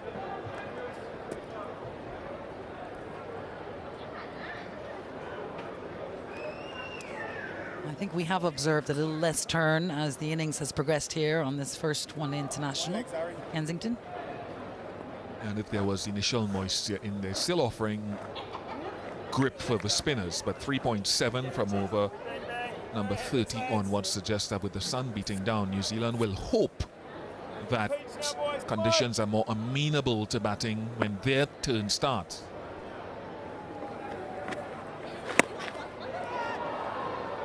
Well, it was uppish, and I'm sure Alzari Joseph will not want to be hitting big shots here. He's got to be a foil for Jangu, who's on 46. Yeah, we've talked about how good he is, Mitchell Santner. Been enjoying his off days on the golf course, but when he's on the cricket field, he's a wicket taker. He's a great leader. Well, uses his feet to this one. Jangu sends it straight down the ground. And should get to the boundary. And that will bring his 50 up. Just his second one-day international half-century, Amir Jangu, after being left out of the side in the last one-day international, stands up here at Kensington Oval to give the men in maroon a chance.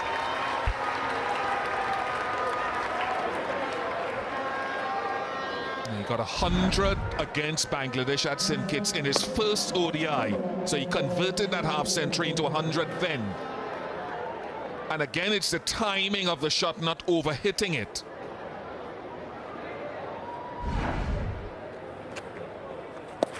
The other thing about this knock is that they brought Hetmeyer in Ghana to replace him, and they probably corrected an error that they made in that third ODI. He should have been the man to retain his place, given his form. And he's showing here why. He scored his 100 at number 6. The man from St. James in Port of Spain, Trinidad. Good touch player.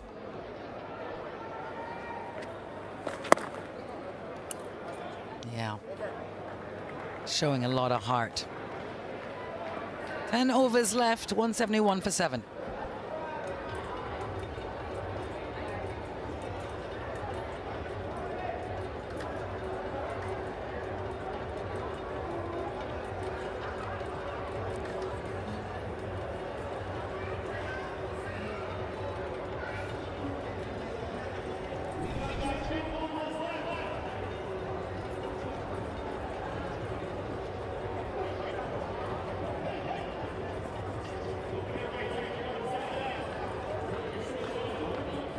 Kensington Oval in all her glory. And the Caribbean Sea in the background. Beginning of the west coast of Barbados, Platinum Coast. We're nestled here in Bridgetown, Mecca of cricket in the Caribbean. And just the first ball of this power play number 3, a rash shot from Amir Django. And Fisher picks up another. With 9.5 overs still to go. It's the bounce in this surface. Fisher has enjoyed it again, as we said, cross seam, and it hits high up on the bat. Near the stickers. Hard to hit that shot anywhere. So as well as he played, he will be tapping his pad as he walks off, because, yeah, the shake of the head says, I still had much work to do. 51 to Django, 171 for 8.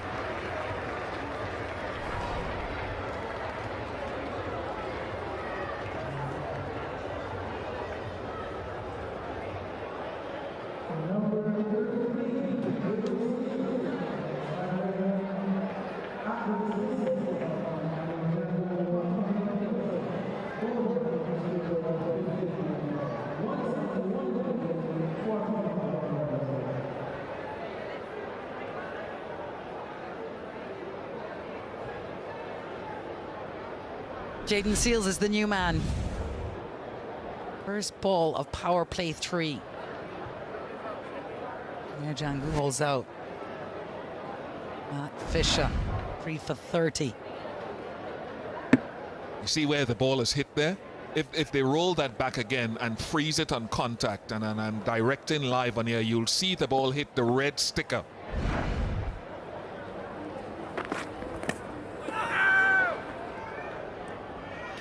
Hit ground.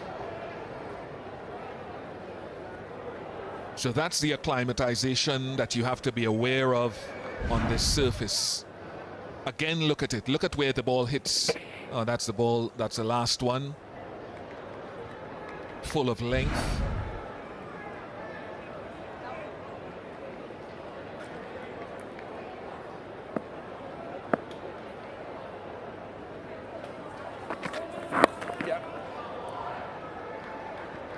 We see bounce again.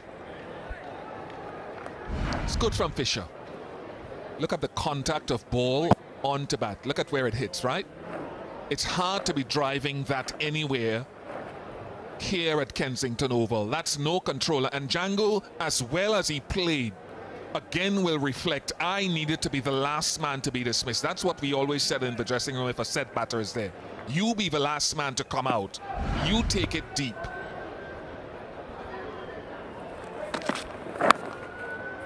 I really had built a wonderful innings.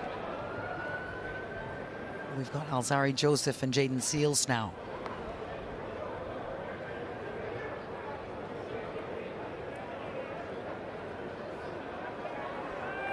Just Vitell laws to come. Well, these two at the crease will understand that their job to bowl later on. As a bowling group, you'll say, let's delay our bowling as long as possible by trying to bat out the overs. What a beautiful classical cricket shot from Alzari Joseph. Hold the pose. Kensington appreciated that. Ogis enjoys it. But this is what we know that Alzari Joseph can produce. Now, can he absorb more delivery so he has the opportunity to do this again? He knows what he's doing with the bat, Alzari.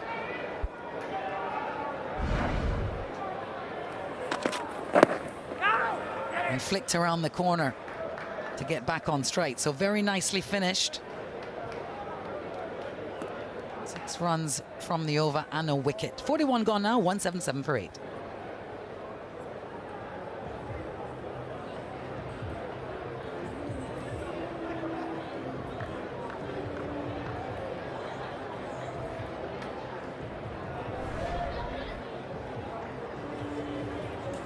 Speak about time, Alex, and that statue there, it's lived with us for a while, but I think it really will tell us a story for generations to come. A great move.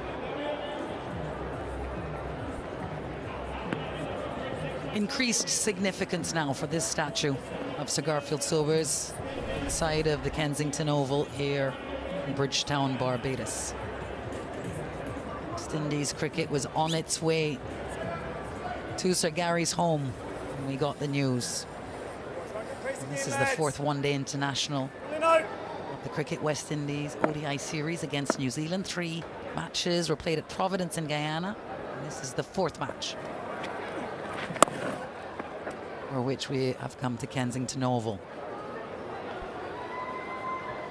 And in this 4th match, the best figures for Matt Fisher, who debuted in ODIs in this series. 3 for 35, played the first couple of games in Guyana, so they'll be very happy that coming to Kensington Oval, and Santner said he expects more of his pacers here, that he's delivered a 3-wicket haul so far. Well, Jaden Lennox has also had his best bowling figures on this series. Really enjoyed conditions with a 5-for and a 4-for in Guyana.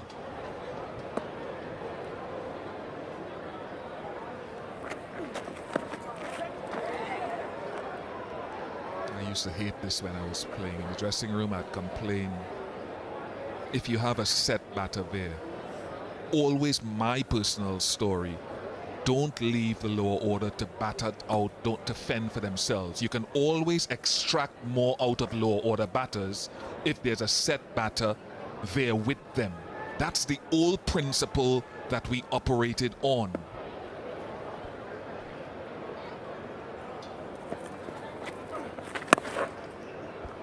Well, they've found themselves in a situation here where they're dependent on Alzarri Joseph.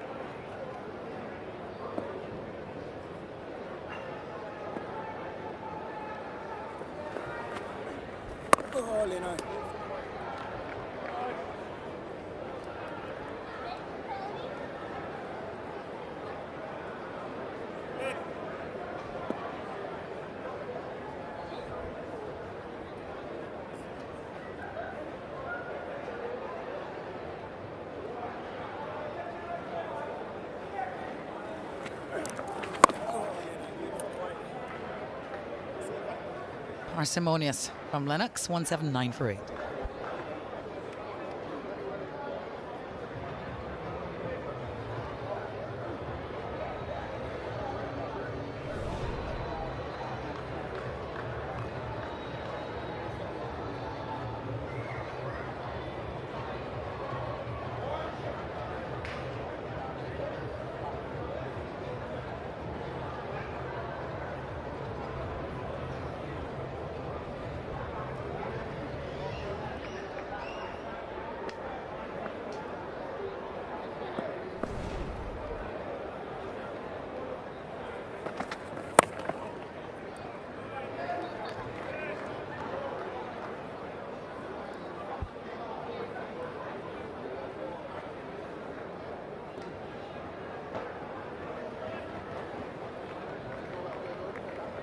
Their first wickets in international cricket for Fisher.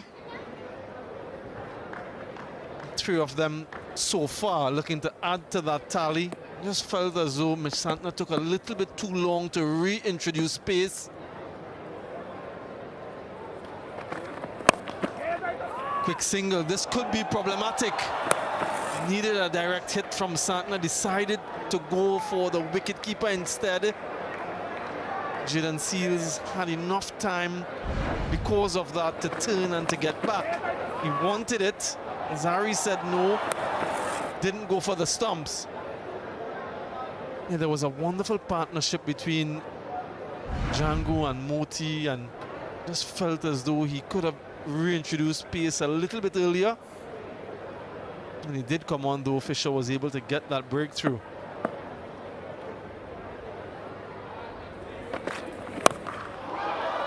Wonderfully struck by Jaden Seals. He'll be very proud of that stroke. He'll put away with some disdain.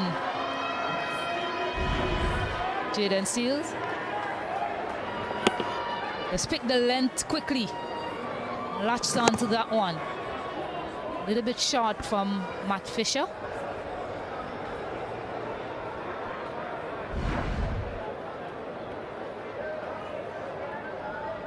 Right, there is a change in field. There is a deep mid-wicket now. Maybe he's asking him to play that shot again with something that's faster and bouncier. It was full. How do you see this score, Stacey? Well, West Indies certainly would be happy given the position they were in. 6 wickets for 81 or so a bit earlier. So a rescue act by Moti and Django was something at least for the bowlers to work with, but they would definitely like to bat out the rest of the overs and see how many more they can get. A lot to ask of Seals and Alzari Joseph.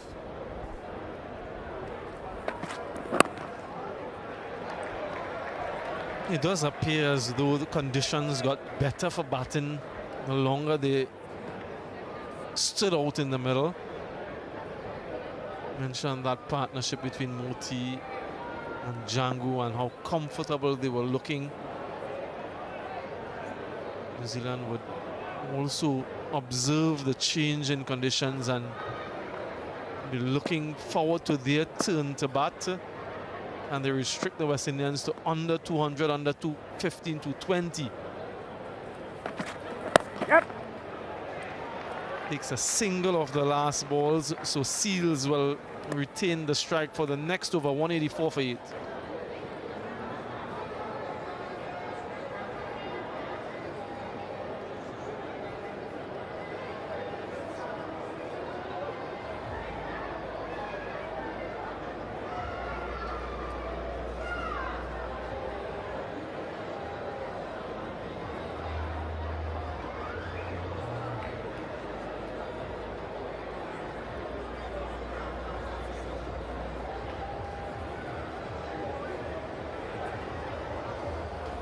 Yeah, behind the scenes view of what's happening here at the Kensington Oval. And then the grand reveal of the stadium itself. Wonderful. Tell you what, that drone operator is quite good. No wickets for Lennox. 10 in the series so far. Can't add just yet to his tally.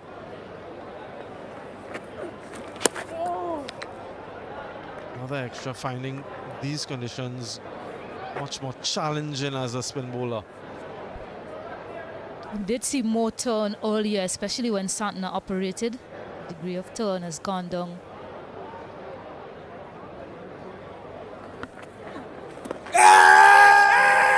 That's a huge shout. Leslie Rifa Jr. raises that dreaded finger. He will speak to Alzari about the review. And decides to take it. So we'll need a further investigation of this decision.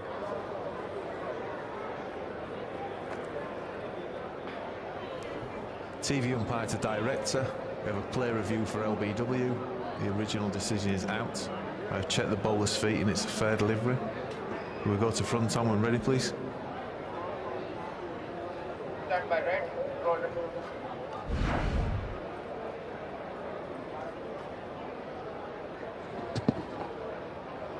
Ball passes close to the back. Can we go to ultra edge when ready, please?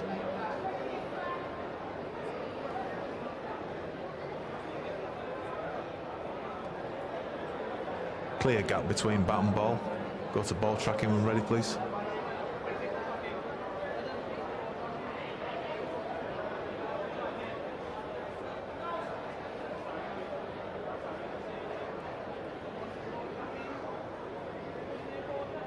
Stand by, gentlemen.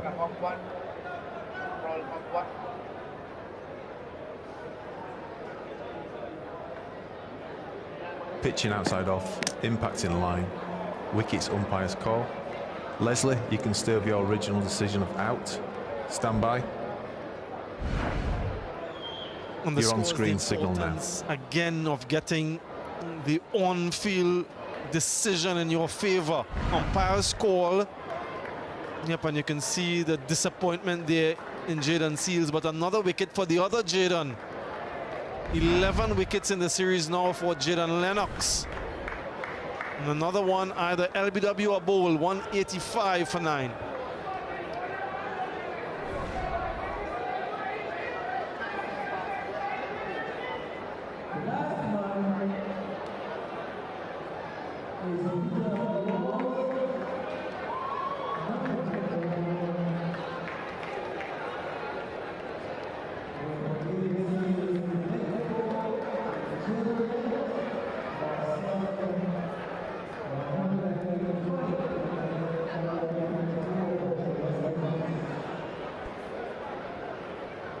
10 out of his 11 wickets, either bowl or LBW. Just goes to underscore the importance of bowling that wicket-to-wicket line. Vital Laws, the new batter for West Indies. We have another opportunity to bowl in different conditions, Stacey. Yeah, again, familiar side for Jaden Lennox. Another LBW decision.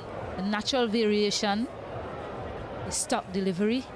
What's going on with the angle? Just pitching slightly outside off stump. And going on with the angle, Jaden Seals missed that.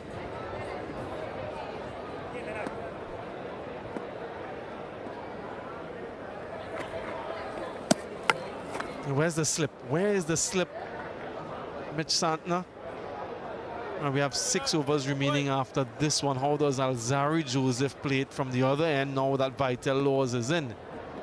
Silly mid-on, silly mid-off, anything, Santner? Ow! Down the leg side.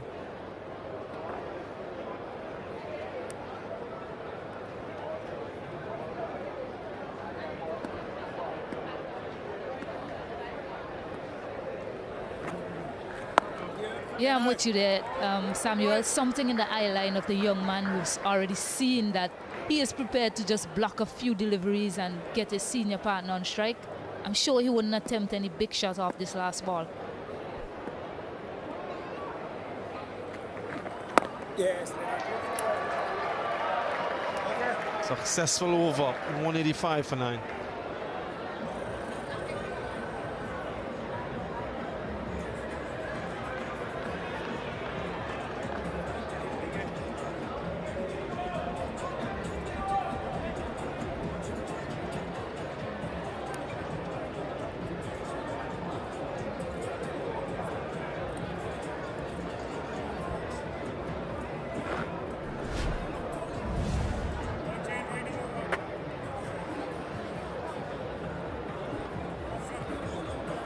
Amir Jangu with a half century, Gudakesh Moti with 41, a useful partnership. Some starts there for the West Indians, but not good enough. Remember, they are 2-1 down in this series and they need to win today to level the series. Beautiful mistake. Zari takes a single of the first ball of the over, so he exposes Laws to the remaining 5. Wonder what sort of feel Mitch Santner has for the off spinner. Brings that long on to mid on, does he? Yes, he's calling him in now, so he's asking Laws to go over the top if he wants. So he has 6 fielders cutting a single. And we're into the 45th over, remember.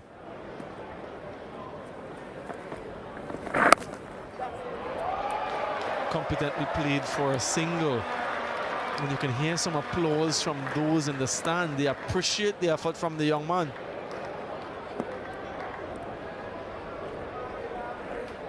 Yeah, well played by the young man to get a single. Get off the mark. Alzari Joseph back on strike importantly. It's a 49 in ODIs, Alzari Joseph.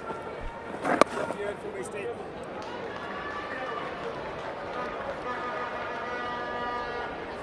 So he's showing faith in Vital Laws, taking every opportunity to rotate the strike.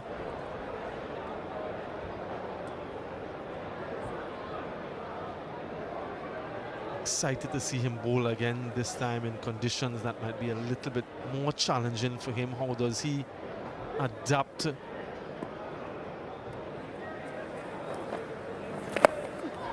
Yeah, that should be the end of it. Alzari Joseph gave him strike and trying to go for a big one. A simple catch backward point. Mark Chapman makes no mistake, and that's the end of the West Indian innings. In 3 consecutive matches, they've been bowled out well inside their 50 overs. Lots of deliveries remaining, but credit to New Zealand, winning the toss, opting to bowl first, and they've vindicated that decision. Disappointment in the faces of the West Indians. Yeah, Michael Bracewell with the wicket. Vital Laws looking to take him downtown, getting an edge straight to Mark Chapman. Yeah, lots of questions for West Indies when it comes to batting force. Their batting template. But take nothing away from New Zealand, who has adapted well and has planned even better. Dismiss West Indies for 188 inside 50 overs. 3 wickets for Matt Fisher. Important one of Shea Hope. Mitch Santner will be very pleased with the efforts of his team. Youngsters from all over the world have flocked to Barbados for the famous Harry Sobers tournament here. We've seen another West Indian batting collapse. It's become worryingly familiar. Disappointment from their faces as well. All right, let's reflect then on that West Indian batting effort, and you can see the starts there. 33 for Geese, yet again getting a start. Casey Carty into double digits as well. Hope got a beauty early on in his innings. Not much he could have done with that one. Django, a half century for him, continues to embellish his one-day international record. And then Gudakesh Moti got to 41. Partnerships between Moti and Django of 81, getting the West Indies to an element of respectability, but not enough earlier on in the innings.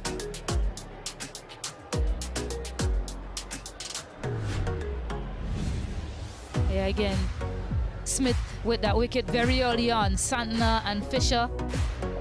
3 wickets to Fisher, picking up his debut wicket, his maiden wicket, I beg your pardon, here today, and went on to take 2 others. Bracewell with 2, Lennox with that 1. West Indies in the end bowled out for 188 inside 45 overs.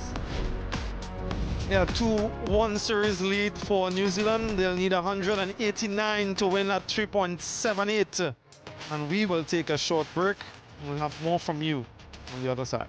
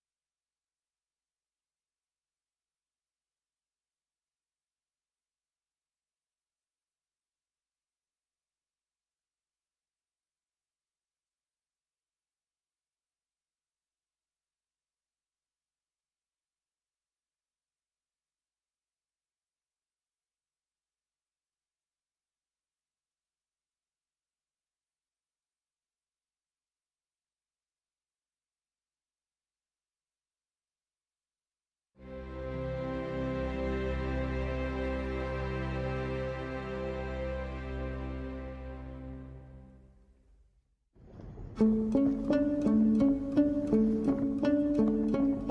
was at ease with princes and kings and celebrities, and you know he was totally at ease playing dominoes with his friends in the rum shop or whatever it might be, and that is a fact. That is exactly who he was. I've lost a very, very true friend. After all these years, people still write in cricket about W.G. Grace and Don Bradman. Gary Sobers is the third superstar after those two. I knew him as a boy, as an avid golfer. He really was, and he remained that way for the rest of his life. Of course, after he retired, we played very often, nearly every week for 50 years. That's right. Two things: his unfailing generosity and his overweening humility. One of the fondest memories I have, one was when I was a junior as a boy, and he took me to, I think it might have been the Globe Theatre, to see The Mighty Sparrow. And so here it was, you had the greatest cricketer in the world showing up with a maybe 12, 13-year-old boy to go and see The Mighty Sparrow. Yeah. For all that he had achieved, Gary would easily sit down and talk to anybody who wished to engage him at any level of society. I used to work in London with Caribbean Airways as a marketing executive, and I had the opportunity to meet with him. I was so excited because he was like one of my main heroes, and I don't have many of those, and never did. On this occasion, he invited myself and the manager of the tourist board to lunch. You would expect him to be very proud and perhaps standoffish, but I found he was very, very, very humble, indeed very generous, and a really, really good company, and quite funny as well. He was staying at the Grafton, and we used to lime a lot together. We go to the back and eat Indian, but he loved Chinese food. I remember Mr. Sobers long time ago, about 20 years ago, when he came to shop in my restaurant.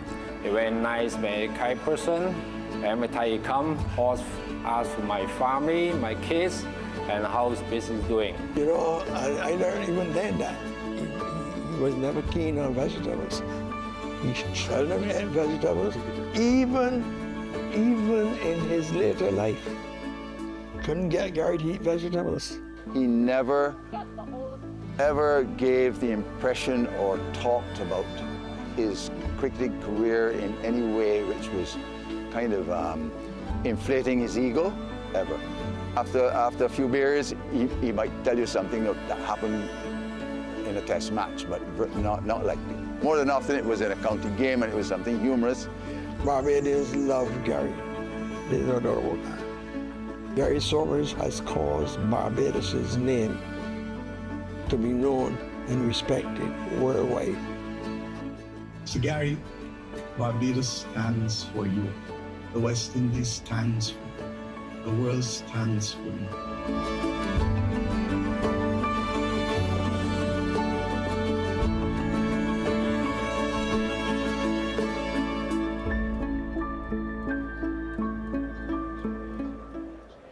It's a poignant moment in time for the country of Barbados, the region of the West Indies, the Caribbean, and the global cricketing fraternity with the passing of Sir Garfield Sobers, the right excellent Sir Garfield Sobers at the age of 89. So for all that Sir Gary meant to all of us, and he meant different things to different people, I have a couple of esteemed guests just to chat through what this moment means, and it's a great pleasure to welcome Dr. the Honorable Kishore Shallow, the President of Cricket West Indies, and Mr. Calvin Hope, who is a CWI Director and President of the Barbados Cricket Association. Gentlemen, thank you very much for spending this time here with us. Dr. Shallow, let me start with you and how you have processed this moment. Just like most cricketing enthusiasts, West Indian, it's been painful just going through all the emotions over the last few days. It's one thing when you have a hero, a cricketing hero, and you know that they exist, and you almost feel as though they'll go on and live with us forever.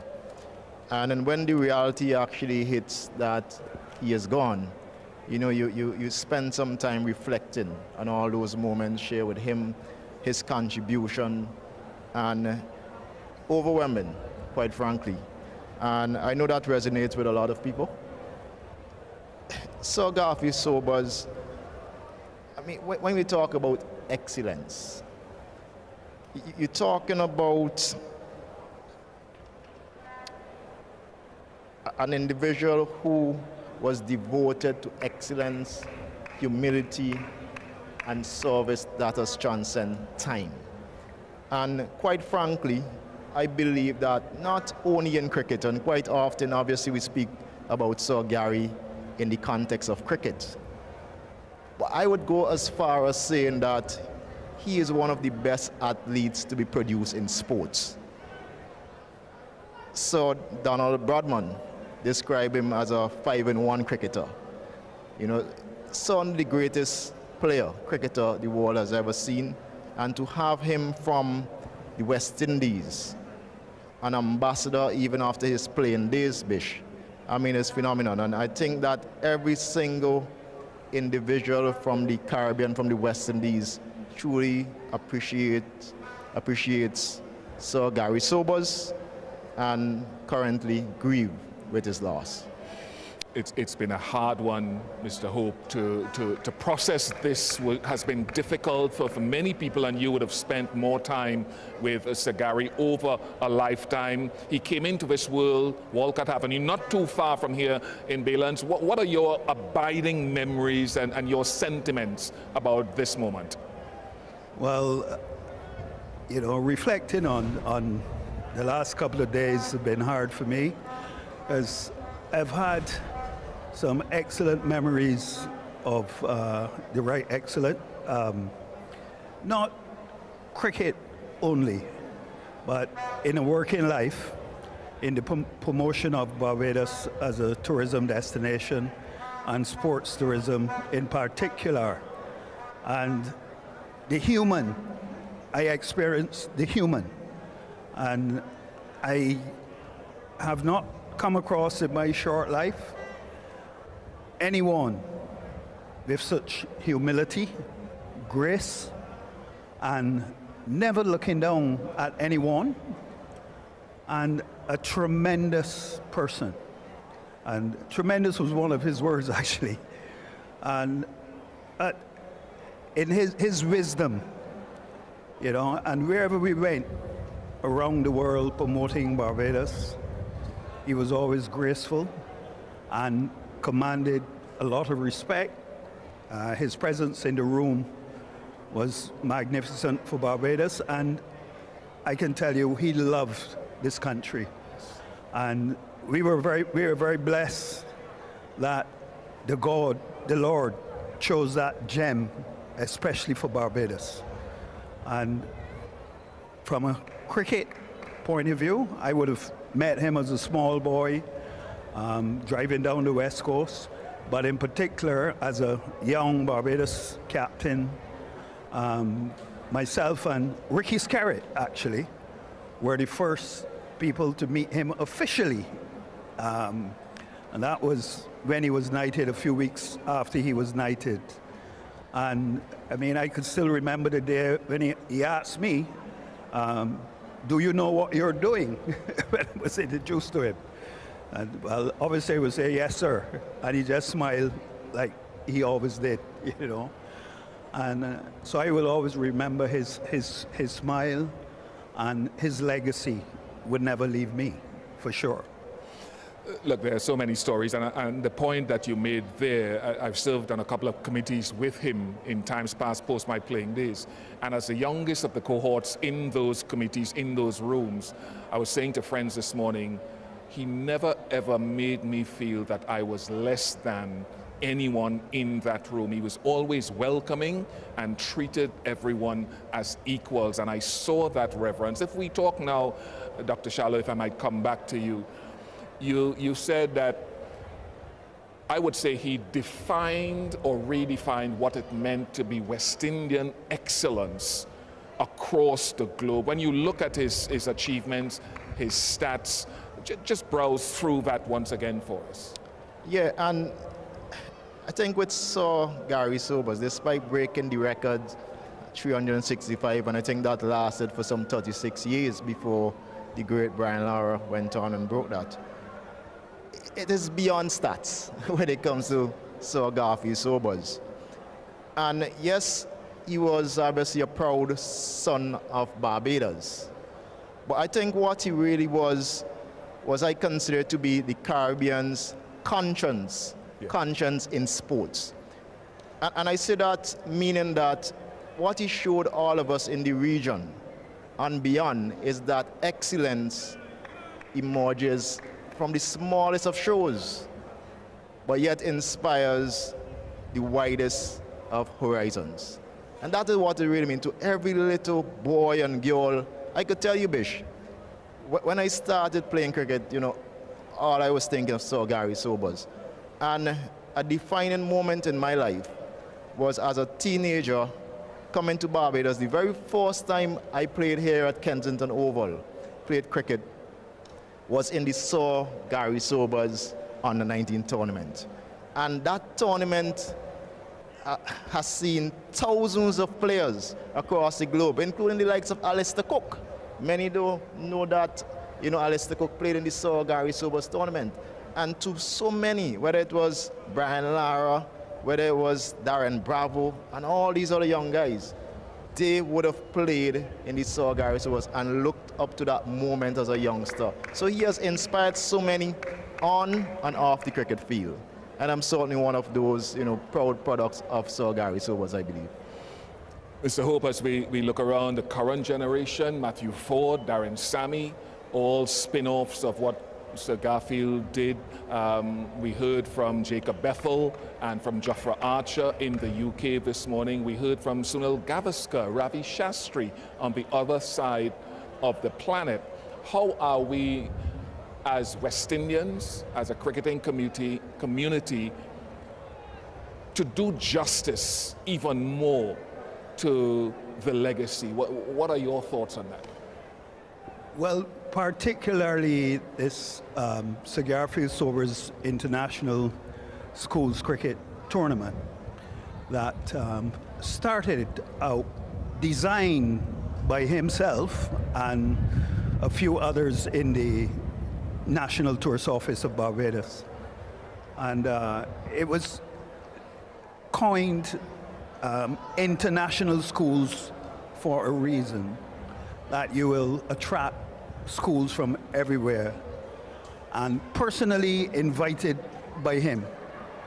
And we crafted it in that way that he would send a letter of invitation to identified schools, and starting mainly with the UK, and then follow that letter with a visit to the school where you would have a reception with parents and the staff of the school and so forth. And none of those letters failed. And we attracted, you know, sometimes 10 schools, never went lower than 6. And I think that tournament, he loved that tournament. Right. And I think we should do everything to sustain that tournament, make it better, and at least next year, I think, would be 40 years of that tournament.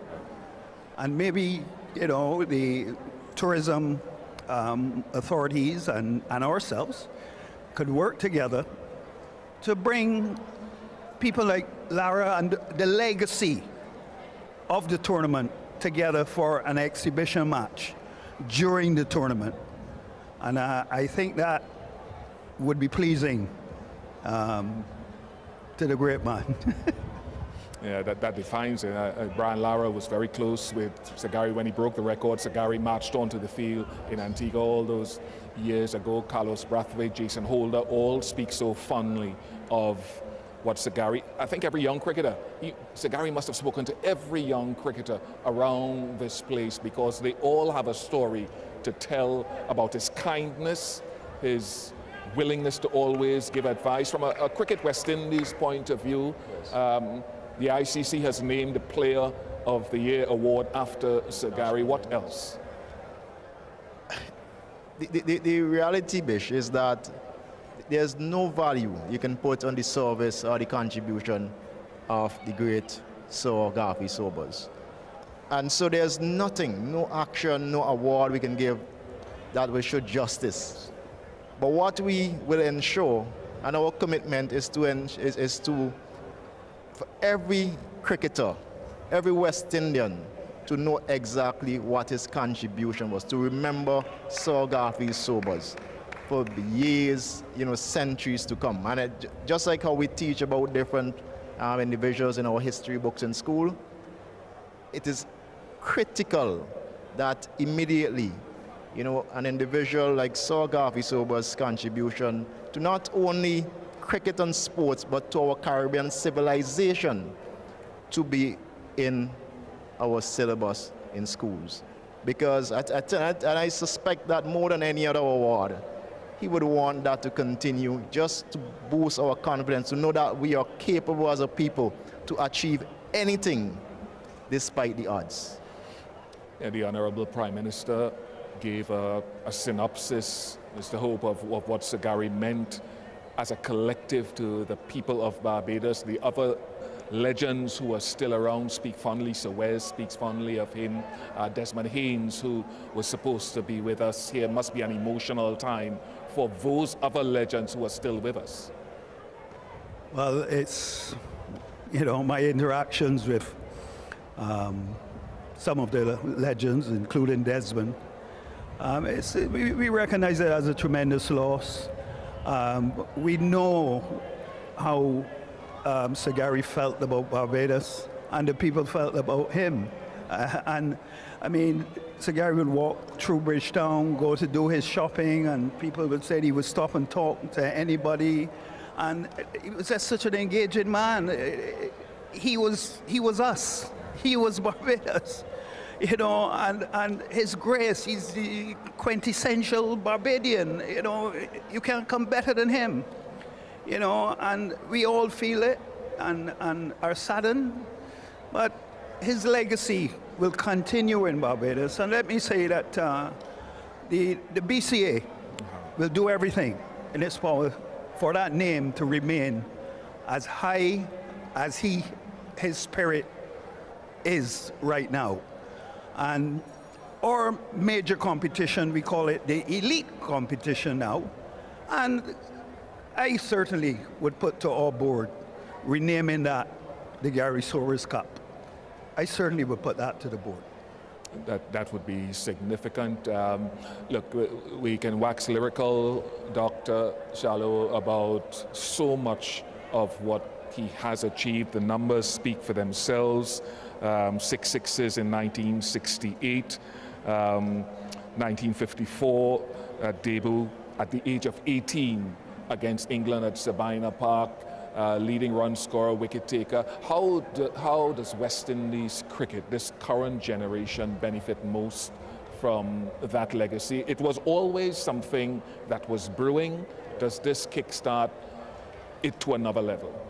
I think it must. I mean, I'm sure that and this moment now, it gives us all an opportunity to reflect on the great life and his contribution. I'm sure every single player, those playing here today, our women's, and all the other players throughout our entire ecosystem would pause at this moment and just reflect what Sir Gary and many others, but Sonny, he's in a category by himself, what he has done for cricket, and hopefully that inspires them to really aim and strive for greatness as well. And certainly the entire cricketing world, I believe, just like how West Indies, Cricket West Indies, owes to Barbados for producing this magnificent son of the soil and great cricketer, I think the rest of the world, including ICC, owes it to the entire region for producing such magnificent individual and cricketer. Sir Gary would love to see West Indies cricket. He spoke glowingly about the need to see West Indies cricket to the heights that he knows the people of the Caribbean can achieve, because he was the embodiment of that excellence. He changed the dynamics of the game as an all-round cricketer. Any funny moments that you mentioned him walking through Bridgetown and just chatting with everyone else? Your fondest moment and memory? Actually, I remember Brian Lara calling me from Trinidad at 6 o'clock in the morning and said he wanted to see Sir Gary. So I said, what happened now? And he says, well, I'll tell you when I get there. So I picked him up at the airport and I said, so what's this? Because it's only 6:30. I haven't called Sir Gary yet.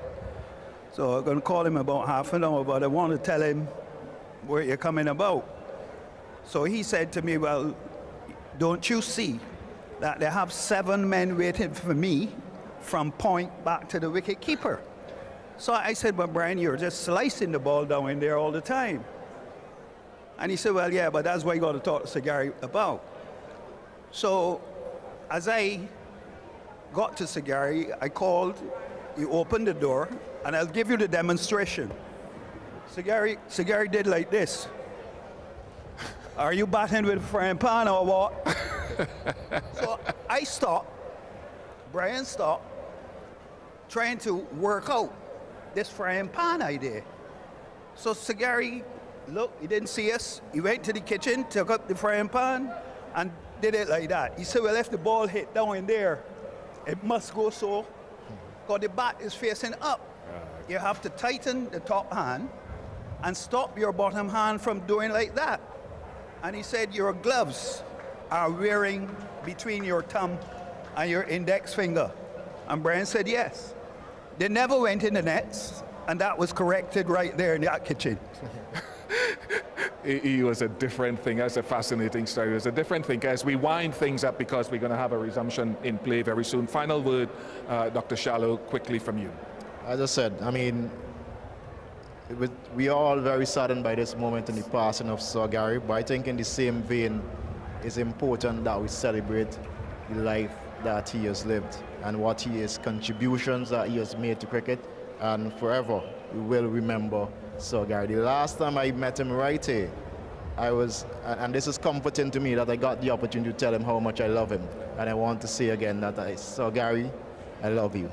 And that is from the entire Caribbean and cricketing community. Thank you very much to Dr. the Honorable Keisha Shallow, the President of Cricket West Indies, and Mr. Calvin Hope, Cricket West Indies Director. Thank you very much for your time, and we hope that he is honored in a timely manner, even further and more than he's done before. Thank you very much once again. Thanks, Bishop. Thank you.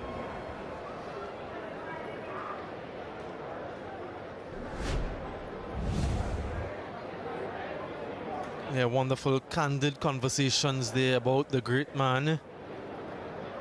Poignant stories as they reflect on the journey and the life of the right excellent Sir Garfield Sobers. We have 2 opening batters out in the middle for New Zealand as they seek to seal the series. 189 is the target. West Indies would want to have a say as they look to level the series. So much to play for. Matthew Ford, a son of the soil, and we heard of Shea Hope and what their intentions were to recognize the contribution of Sir Gary Sobers with a win here today. Let's see if they are well motivated now to defend this total. It will take some defending though. Nichols and Young, they've been good at the top of the order, quite adaptable in what they do. So Ford will start straight away around the wicket with 2 slips. Look out for that delivery that leaves the left-hander. He's bowling from that Joel Garner end. Breeze blowing to assist him. First ball of the chase. target straight away. DJ, you've seen these two openers. They too have gotten starts, not really pushing on. What should be their plan in this chase?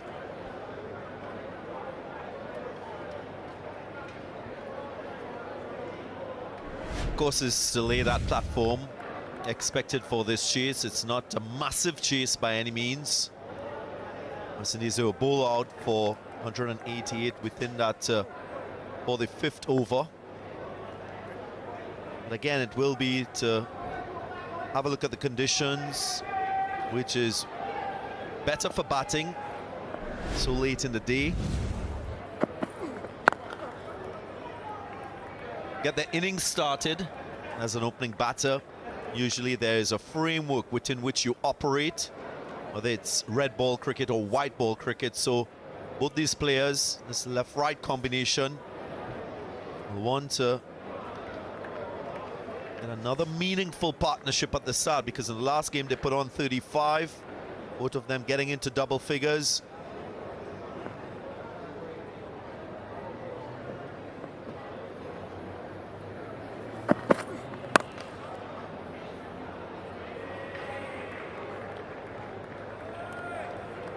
What we've seen so far is that bounce on offer for bowlers, whether it's the spin bowlers or the fast bowlers. So New Zealand batting lineup will thrive with that bounce. They love to play square off the wicket, love to cut the ball, pull the ball.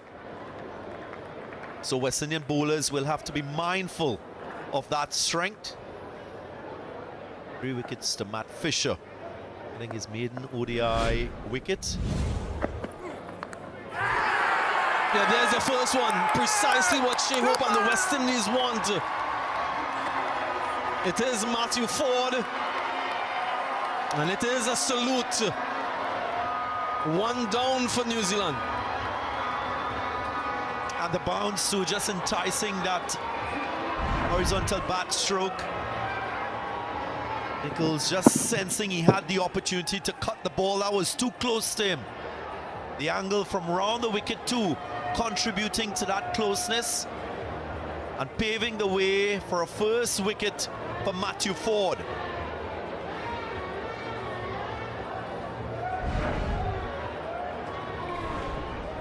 Nichols departs without scoring, none for one.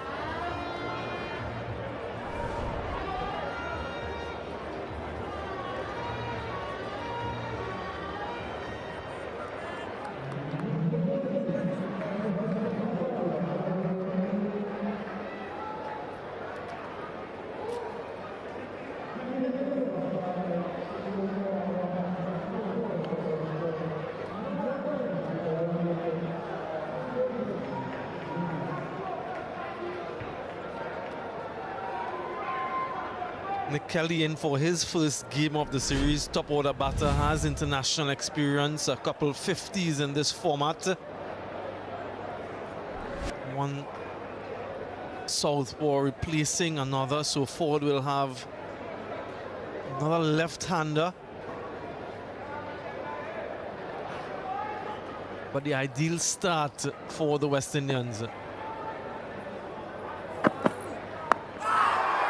There's a huge shout from Ford. Nothing from Leslie Reefer Jr.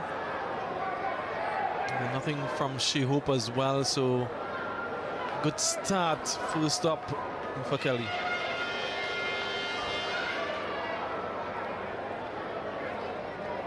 No review taken. With a very good delivery from Matthew Ford. Just angling in, beating that inside edge. And clearly significant in that decision by the umpire. A couple of half centuries for Nick Kelly in his ODI career. Recently he was playing with Leicestershire in England. What an over, first up, a wicket maiden from Ford, none for one.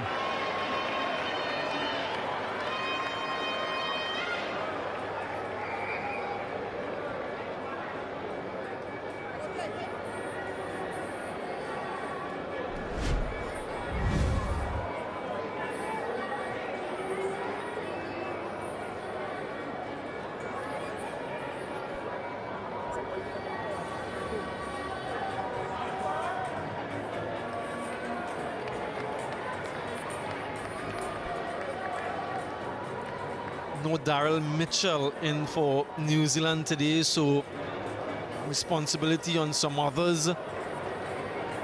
West Indians, they'll know that as well, and if they can get a couple early, they've already gotten one. Maybe Jaden Seals can add one to his tally.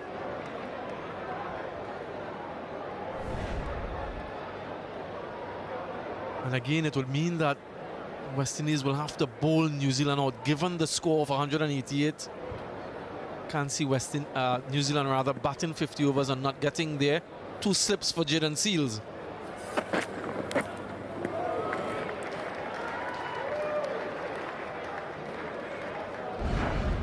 Very difficult in the first over to assess the bounce from a surface. Some would say that having fielded for half of the game, as a player, you can still make that assessment. Matthew Ford driving once more. A little bit of lateral movement on offer with the new ball. Seals will try to use that to his advantage.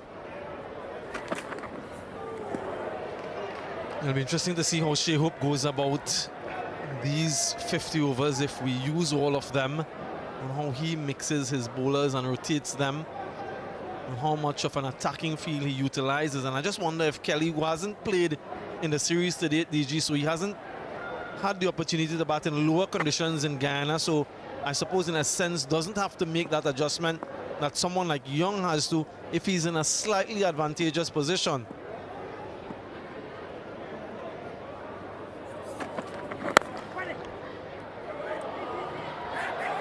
First run. There is a direct hit. They might get an overthrow as well.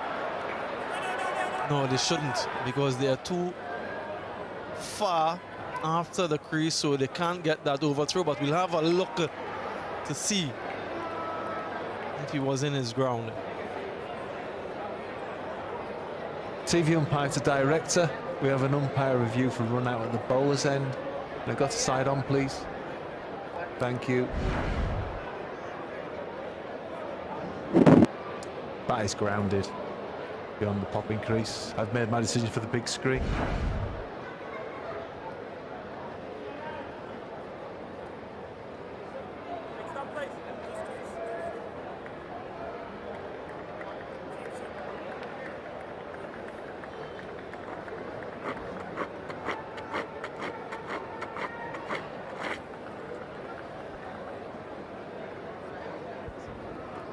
My first run on the board for New Zealand.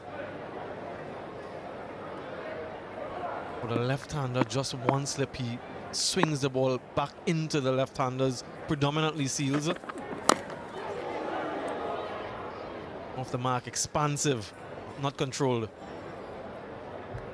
Just looking at that effort from Casey Carty, was it the right technique used to hit the target on that occasion? Yep, it was a ricochet off the hand of Gudakesh Moti. Casey Carty went with the long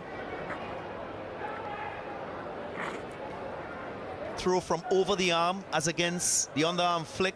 Sometimes there's a side flick as well that you can use to reduce the time in dislodging the bails.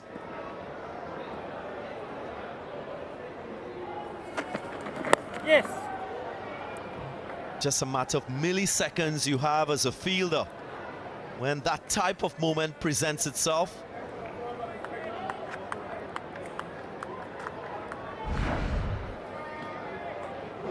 Yeah, keep your eyes on the backswing from Casey Carty. All the way back, then coming forward. At times with the angle, when you collect the ball, you can go sideways with your left hand, just to reduce the time of the release.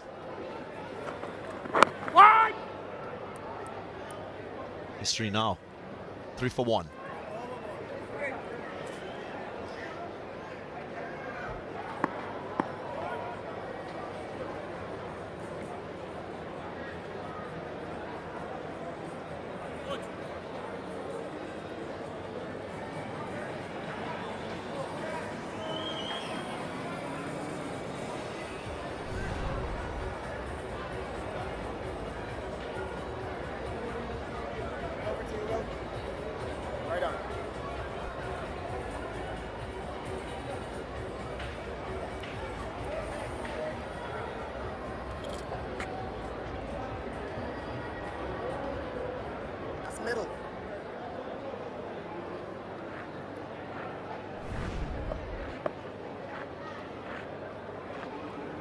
time over. Right, Ford again after a very successful first over. Now to the right-hander. Still has 2 slips in position. Yes. Right, he gets the ball to nibble around, does Matthew Ford. He has the one that leaves the left-hander, and then he has the cross-seam delivery as well, DG. He does, and that is where his variations come into play. Upright seam, cross seam, the scramble seam, so that he can get the ball angling in, going away, depending on what his strategy is. So he is threatening at the top with that new ball. Can he prize a second wicket now for the West Indians?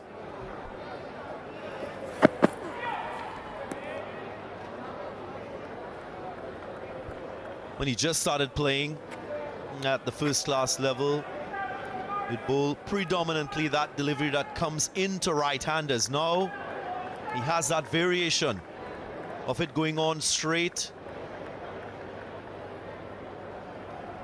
Gets the ball to swing too. You don't often see a lot of West Indian fast bowlers with that ability to swing the ball.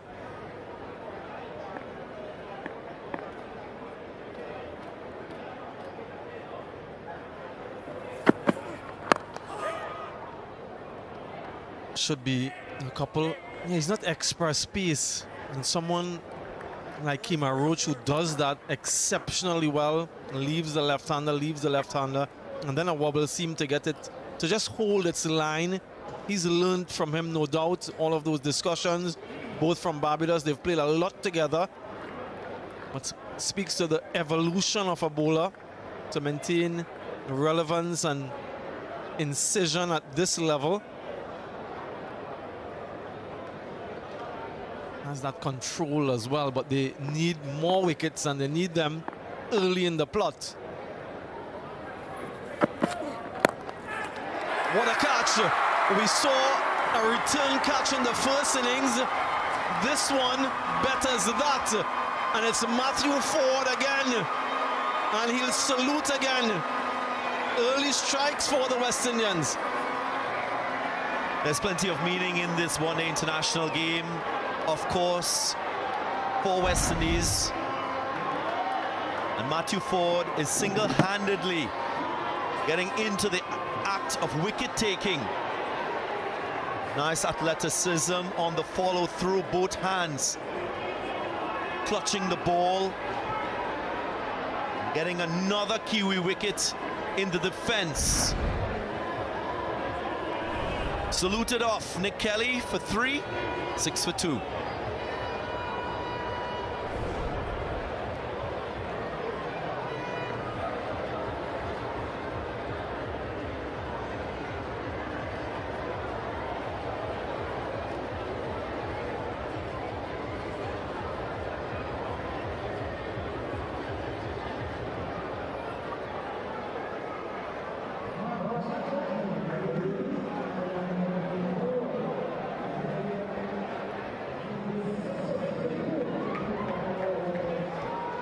What a start by the West Indies in defense of this 189. Mark Chapman, the new batter. 3 centuries, 4 half centuries. We haven't seen the best of him just yet in this series. New Zealand need him now. Yeah, a little bit of bounce. He was reaching for it, Nick Kelly. He's been trying to play that in that mid-on region. Chipping it back to Matthew Ford. Made no mistake. He's high on confidence. Knows the importance of this game and scoring the series. Yeah, importantly for Ford, it's another left-hander in his sights. Yeah, we've seen that celebration of his before, haven't we?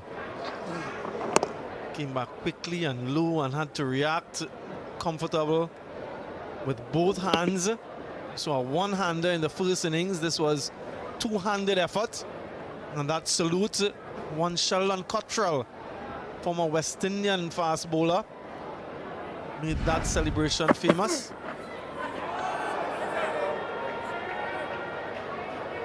But this is what they would have spoken about during the interval, DG, early wickets. Most definitely. You'll know that 188 is way below expectation, batting first. But what they'll also know is 127 is the lowest total successfully defended by the West Indies at home. So that 188 is still significantly higher to that successful defense I just mentioned.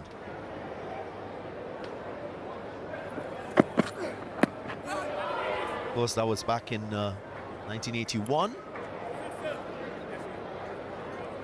So end of the third, 8 for 2.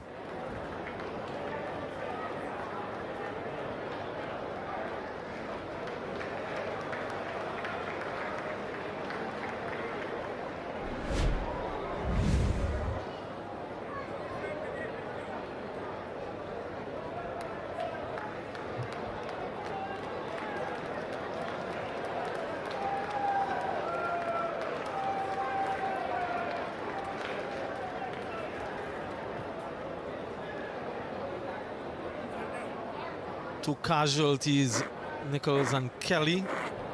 Ford, the chief architect of where New Zealand are positioned at the moment. They'll know that a partnership will lay any of the concerns that they have, but how do they get that? Seals, not very often you see two like this.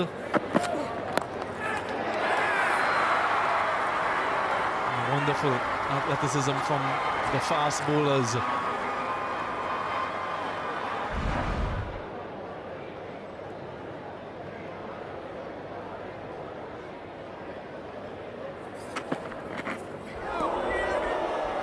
What a delivery. Jaden Seals is so good when he's on song. Gets the ball to swing, gets the ball to move. And he'll keep his teammates quite interested. Jaden Seals, when he's on, so good in those channels to left-handed batters and to right-handers too.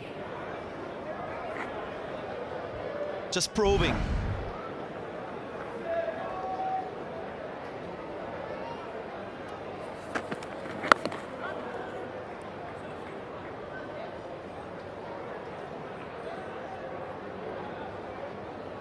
Yeah, the challenge for the West Indians is to keep getting wickets all the way through.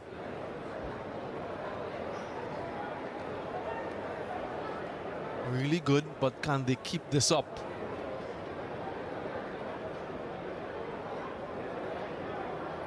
Spin options, no doubt they will come in a little bit later, as Harry Joseph has a phenomenal record at this venue. See him in a little while as well.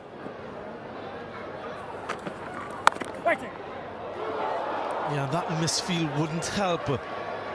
When you're defending a total this low, you want to ensure that every opportunity you save those runs. Shifin Rutherford couldn't hold that one in. Not ideal. Jaden stopped. He was diving away to his right, and Jaden Seals clearly frustrated with that effort.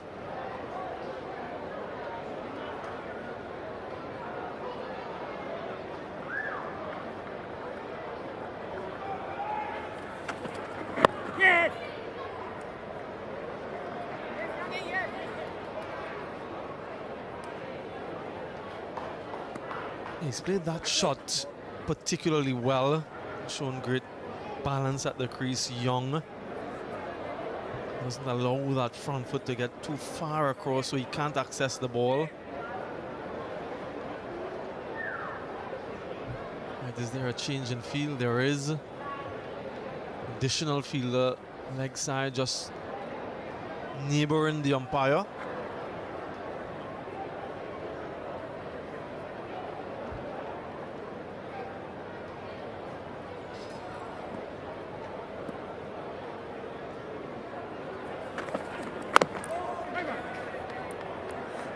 dot to end. 15 for 2.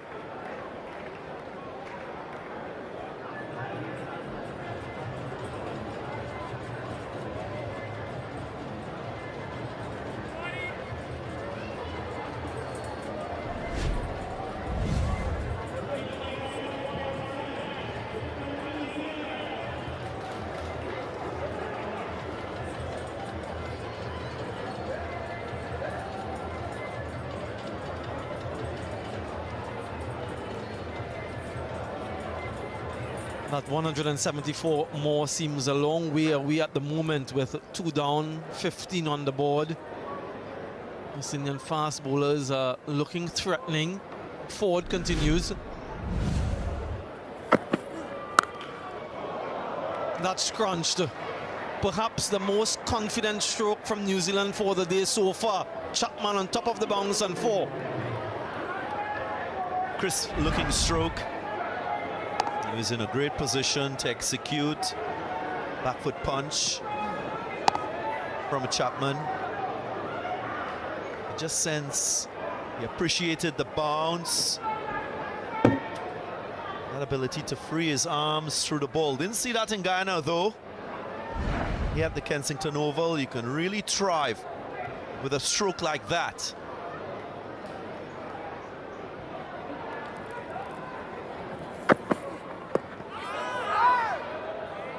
Stifled appeal, quite diminutive in stature, DG, so they are really good. These types of batters square off the wicket, aren't they? Indeed. You play in New Zealand, you'd appreciate the bounce, the lateral movement when playing in those conditions. So anything similar will make the Kiwi batters feel very comfortable.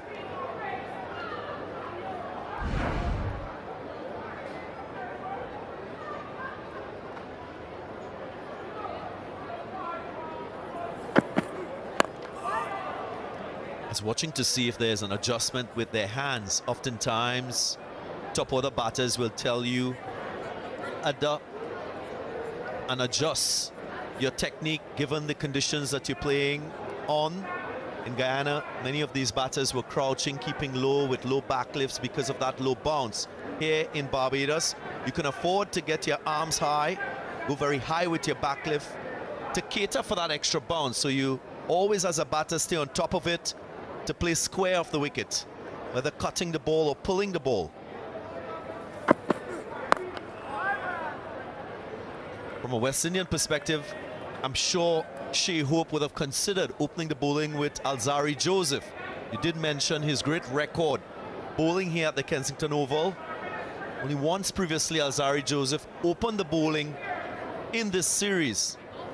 That was in the 3rd one-day international, so she has opted for Jaden Seals and Matthew Ford.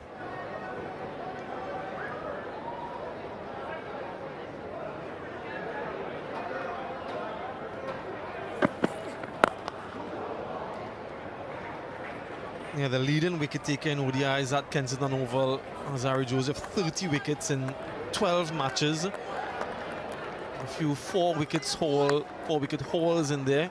And he always with a smile, Vital Laws. Let's see what he does in these conditions here and how his education continues. Yep, leading wicket taker at this venue. One-day internationals.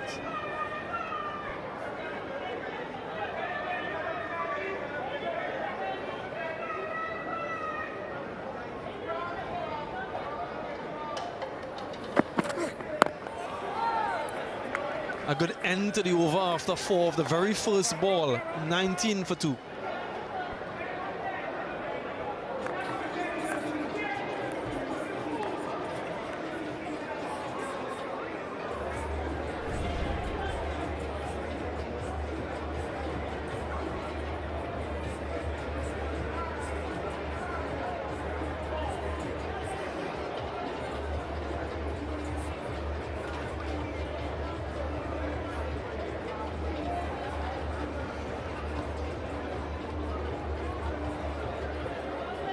West Indies found it very difficult in the early exchanges, 7 for 1 after 5 overs when they batted. New Zealand 19 for 2, finding it difficult as well. And Jaden Seals, he has that ring on that leg side as well. So he starts with that short square leg. And that man comes into play now, DG, which allows him to bowl straight lines as well. And he'll have to decide which line is that surprise element to Young. Right-handed batter. Jaden Seals could move the ball away from right-handers naturally. So he will think about the setup, how he sequences the remaining 5 balls in this over. He is trying to push the ball into the right-hander, so that's his modus operandi.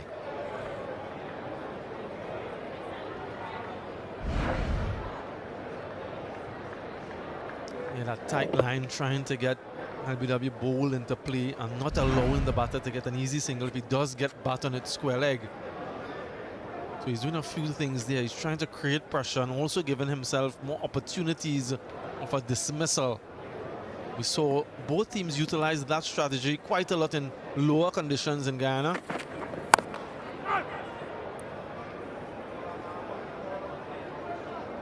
I just wonder too if it's a strategy to limit boundary scoring through the offside at times. As a collective, West Indian bowlers give away too many 4 balls. So maybe a dual sort of objective by going with the straight line, not allowing Young to hit square of the wicket offside.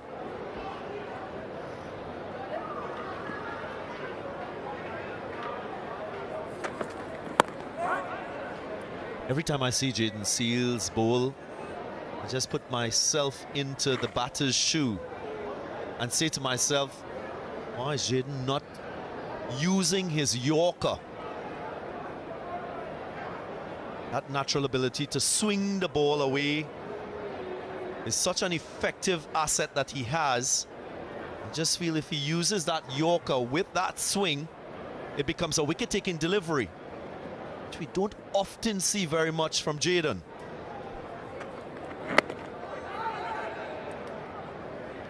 It certainly would be a surprise element as well. Batters early on in the innings and generally looking for that delivery type. Think about Matt Fisher bowling Shea Hope early in his innings with that Yorker that just blew away, went past the outside edge and rattled the stumps.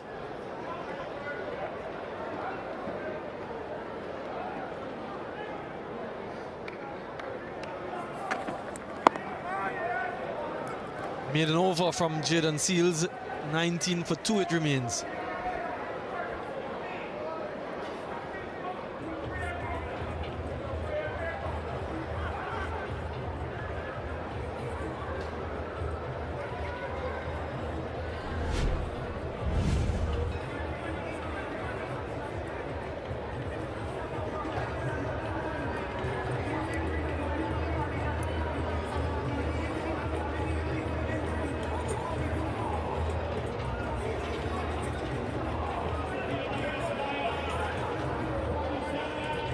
Latham has been very good in this series, controlling the chase. But Bracewell Santner, who can also contribute, but this partnership here is a crucial one from a West Indian perspective.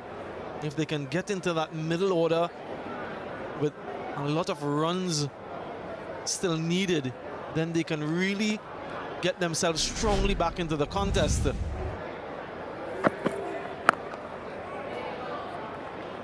In case you missed it, during that innings interval, there was an insightful conversation.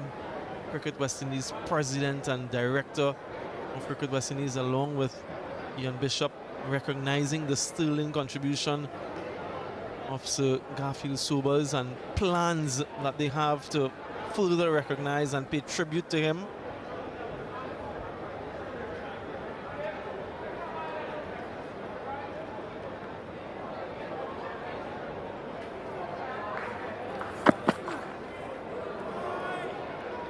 A lot of the patrons who have come in today are either players involved in a tournament that bears his name or those who have come because of the memory associated with the great man. And they are hoping that the West Indies can pay a fitting tribute to him by registering a win. And those two seats famously occupied by Sir Garfield and his partner.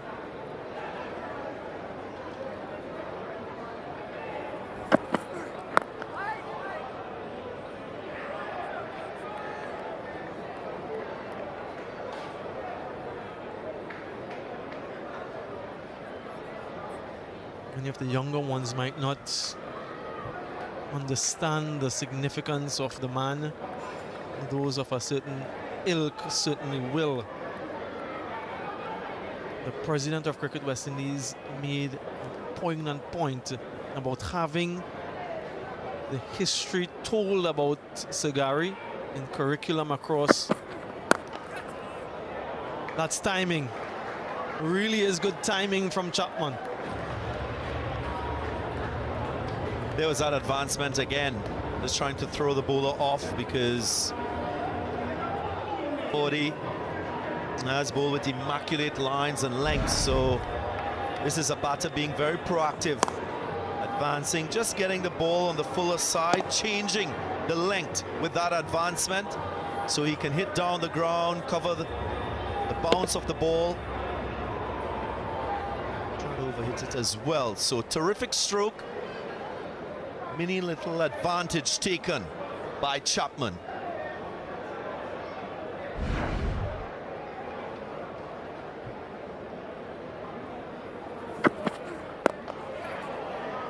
Consecutive fours, one side this time, that advancement again. And Chapman is looking sublime. Straight away you can tell he's trusting the surface, he knows the bounce, there's consistency in the pace, so he's imposing himself on Matthew Ford. Just love this chess game between bat and ball. Matthew Ford with 2 wickets already, and here is a batter who's come in and has just expressed himself. Right, there's a change now. Shea Hope has called for the helmet, so he's up to the stumps to prevent Chapman from advancing down towards Ford. We've seen this employed before, so he'll be cognizant of that and maybe inclined to stay in his crease. Chapman.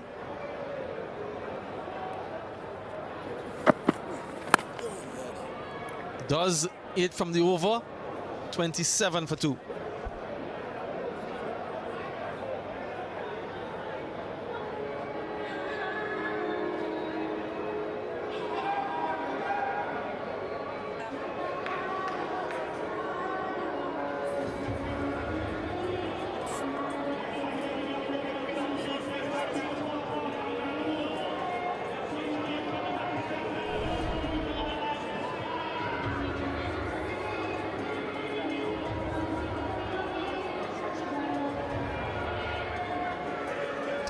For 2, New Zealand. West Indies hard going for them. Wicket being particularly difficult at the start of their innings, just 13 for 1 at the same stage. Jaden Seals want to get into the wickets coming from the Malcolm Marshall end. Starts with a wide. Extraordinary afternoon here. Nice and breezy, quite cool for a summer's afternoon. And of course, a very symbolic day for all Barbadians, cricket lovers around the world. I say good afternoon to all of you and good afternoon to Stacey Ann Adams.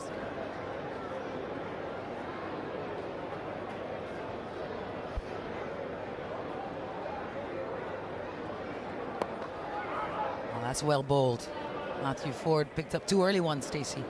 Yeah, hello to you, Alex. Hello to everyone. Yeah, West Indies, they certainly would have come out thinking, you know, with that absolute belief that they can win this game. Go back to 2 games earlier, second and third ODI, where they just managed to get around 130 and 140, 138 and 140 respectively, and just felt like if they had a bit more, 180 to 200, they could have challenged New Zealand. However, different conditions here in Barbados. That's right, 189 the target today. Yeah, it just gives me the sense that it's a sort of surface where a bit of acclimation period is required. And then once you get set, you are able to score. Look at Akeem Ogis, he had a tough time to start, went on to score 33 from 50. Moti and Django as well had that partnership. So getting used to conditions, there's runs out there.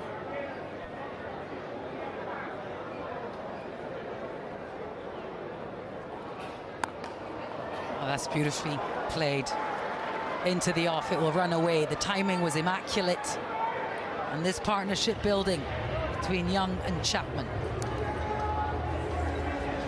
Yeah, and that's it right there, Alex, isn't it? The timing, just so pure and effortless. Doesn't need to overhit the ball. Enough width on it. It's getting a great position, balance, good base, and get it through that gap. Jaden C is just saying, you know, just a bit too much width on that delivery. No field out there on the boundary as well.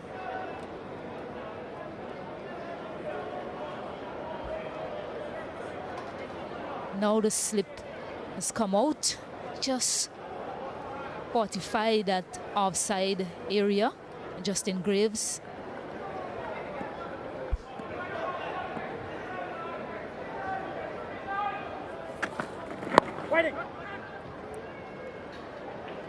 Well, we have to congratulate New Zealand and New Zealanders around the world in the world of golf. Ryan Fox has won his first major. He's won the Open Championship, the Royal Birkdale. He shot a record-tying 62 yesterday. And the 39-year-old Fox winning the Open, a big deal for him and a big deal for New Zealand.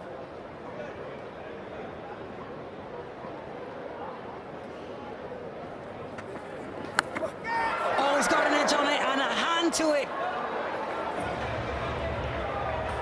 Shea Hope got his hand on it, but Jaden Seal still searching for his first.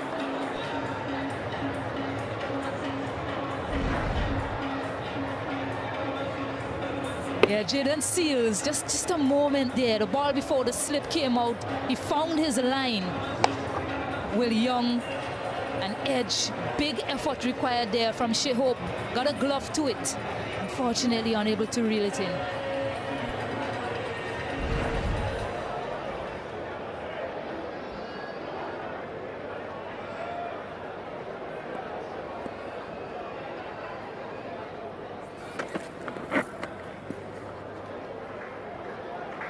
Nine runs from the over. 8 gone now for New Zealand, and they're 36 for 2.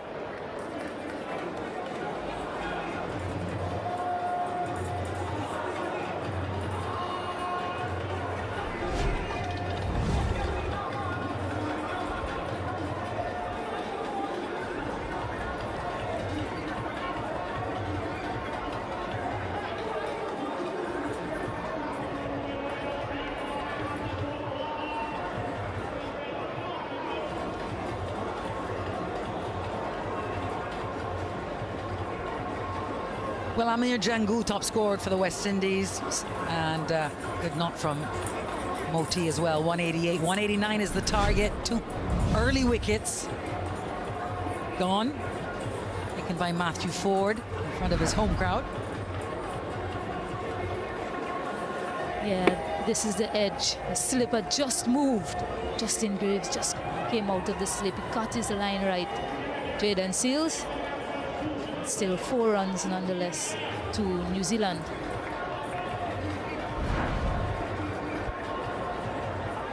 You've seen this already in the series from New Zealand. Immediate remediation from a pair after losing quick wickets.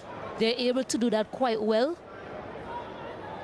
Able to build partnerships. They'll hope that these two can continue to do that. Not a lot of big scores in the tournament. Had some start. Will Young not able to push on.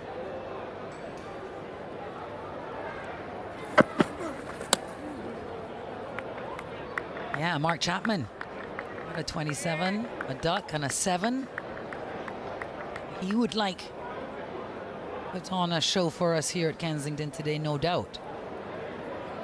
It's been Vital Laws so far. That's been his kryptonite. Yeah, in every which way, he had him dismissed twice and also run out in the second ODI.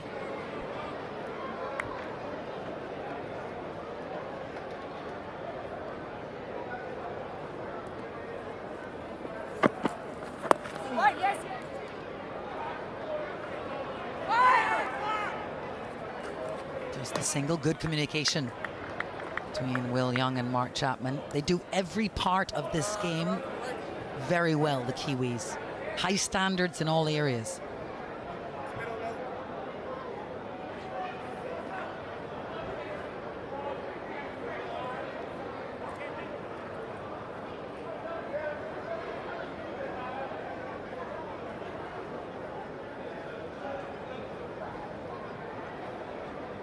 Really don't give you much. West Indians here have a low total to defend. Just 152 required for New Zealand. Yeah, I found the gap and timed nicely as well. It will take some chasing.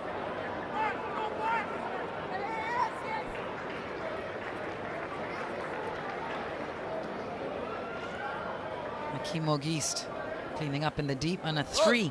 Be interesting to find out how many 3s the Kiwis have run this series. This is not the first. Yeah, they've run very well between the wickets. New Zealand, another example of that on show. Ensuring that they got the 3rd with the throw. Run that 3rd run with the throw of the arm from Akeem. They've run really well. Even the quick singles that they look to take in the circle.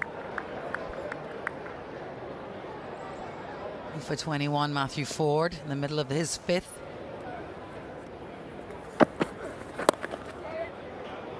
He's turning the bat over. It's gone square and it's gone quickly again. Another fight. This one, the ball wins. So 4 more off the bat of Mark Chapman. Yeah, looking to keep the batters in the crease. Shea Hope has come up to the stump. Matthew Ford looking to keep it very straight. Just straying slightly. Nice wrist work as well from Mark Chapman. Timing the ball very well. This partnership moved on to 38 runs off 38 balls. So they're going great guns here.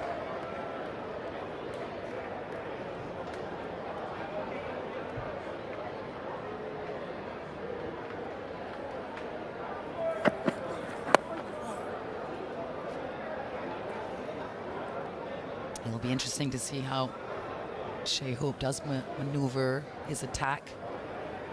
Dacian Adams, any thoughts where you would go from here? Wickets necessary. We spoke about it earlier, didn't we? Perhaps Vital Laws might be a kryptonite of Mark Chapman. That's one thing to think about. Very close to the power play, I think. The Seamers have done a relatively decent job. A few chances that didn't go to hand. So might see him continue with Jaden Seals at the other end.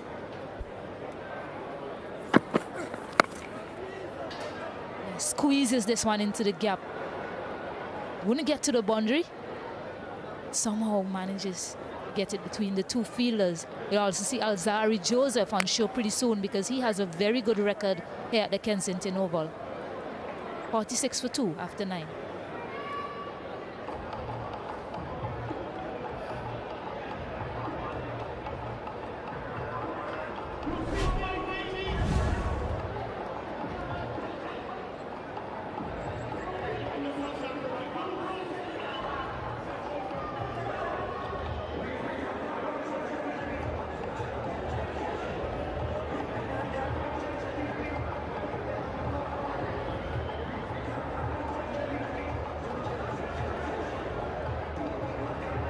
Runs between these two. 2 good, well-set batters in the middle for New Zealand, chasing reasonably small total in this 4th one-day international at Kensington Oval. A muted cricket West Indies match card there for you on the day when the world have their eyes on Kensington Oval. First international cricket here in a long time without Sagari in the stands. Oh, that's a good ball. Just asking a question here, Seals. Yeah, that was an absolute beauty from Jaden Seals. Asking if there was a faint edge on that one. In fact, Shea Hope has gone up for a review.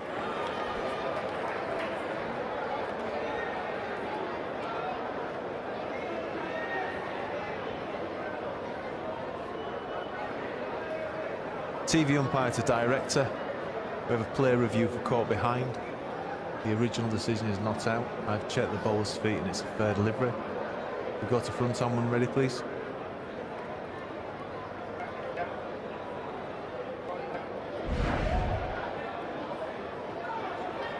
Ball's close to the back. Can we go to all fresh, please, when ready?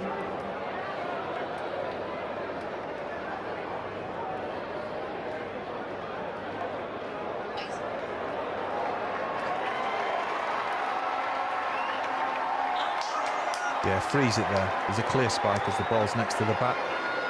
Hassan, get you to reverse your decision to out. Stand by. You're on screen signal now. So Jaden Seals comes to the party for the West Indies. Will Young got the faintest edge on that, taken by Hope behind, who didn't look so keen on the review. Will Young goes for 20. New Zealand 46 for 3.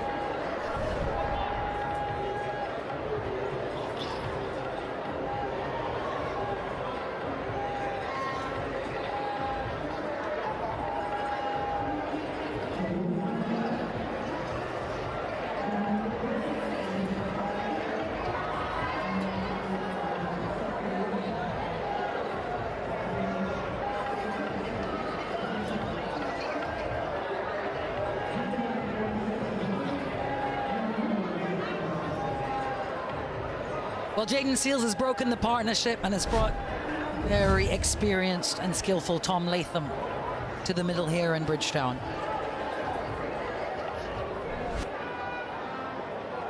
Yeah, Jaden Seals worked really hard for that wicket. He had him edging and dropped by Shea Hope off a wider line. Got his outswinger in the perfect area. Just did enough to nick him off. He wanted the appeal. He was convinced, and he convinced his captain. He went up. They need wickets. Just kissing the outside edge of the bat.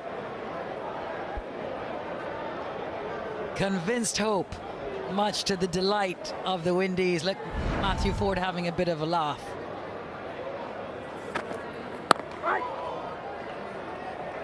Obviously, wonderful camaraderie between these two teams.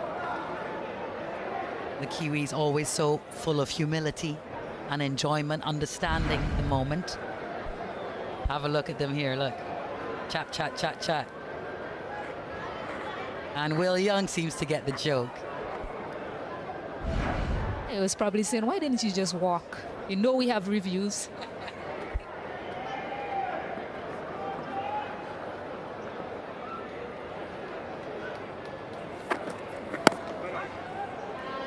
And perhaps as well, it was so faint. Umpire didn't hear it. Perhaps sometimes the batters don't even feel it when it touches the outside edge of your bat. But when he saw the replay, that is when he started walking. Indeed. When Jaden appealed initially, did see Will Young look furtively at the umpire. Yeah, how's that? Seals into the mix now.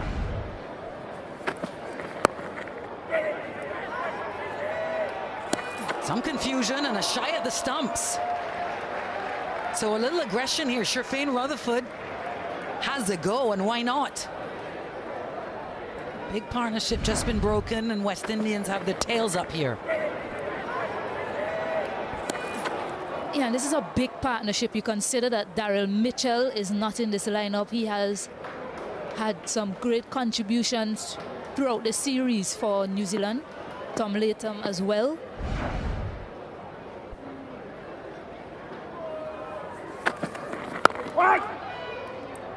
And this is an outstanding over from Seals. Wicket the first ball, followed by 4 dots. In fact, Mark Chapman's just walking down the middle there, maybe. Say a word to Tom Latham. This is a good angle. Sherfain, 1 stump to aim at. And it wasn't bad throw, good effort.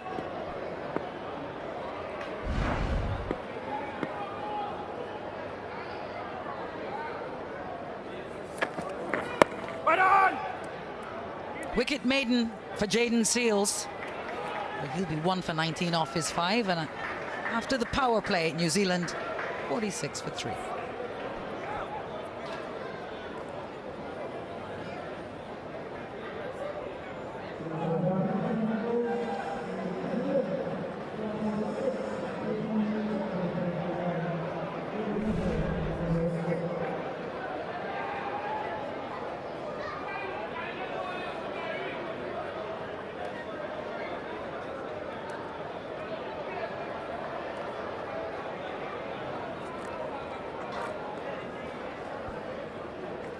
Well, 3 wickets down in power play number 1. West Indian fans will be happy to see that. 35 for 1 was where the West Indies were. More runs, but more wickets gone for the Kiwis too.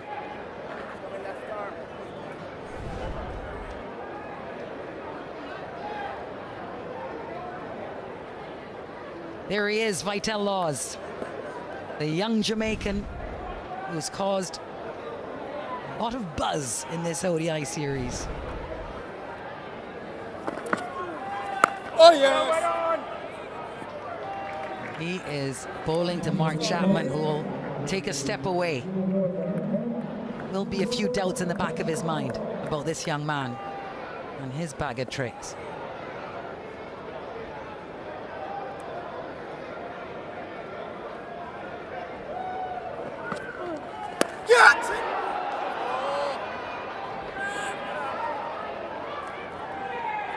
Happy to be off strike there.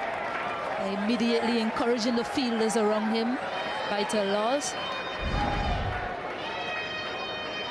Actually trying to keep the stumps in play. It was hit a bit aerially by Mark Chapman. No one there.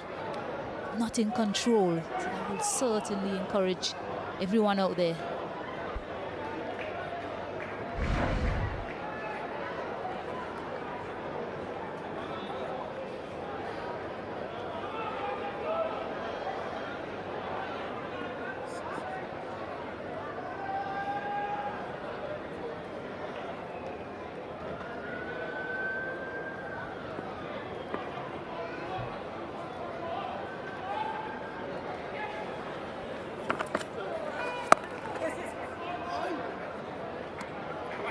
He'll saunter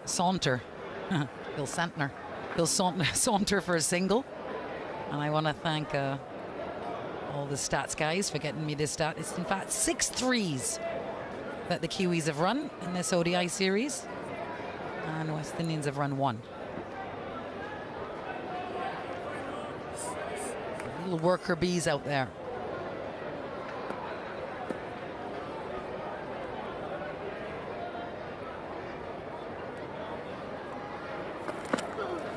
Oh, yes! Yes, boy. More defensive and respectful.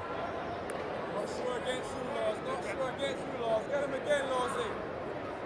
You can hear Shea Hope behind the stump. Get him again, Laws. I believe he said Lawsy.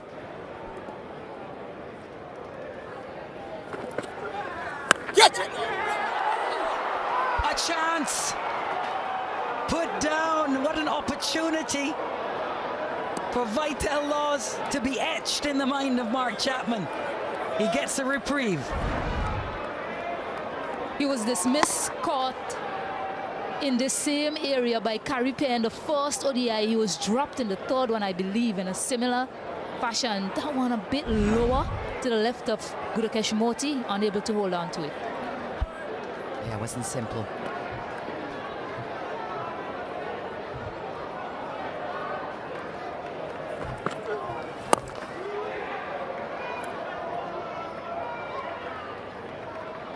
3 from the over. 11 gone, 49 for 3.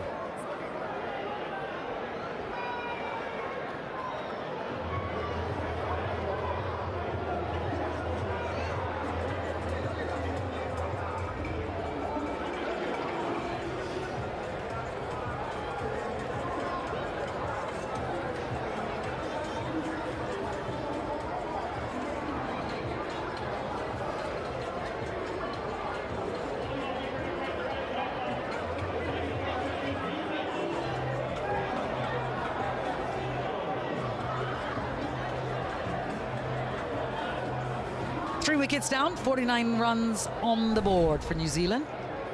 Zari. Joseph into the attack now.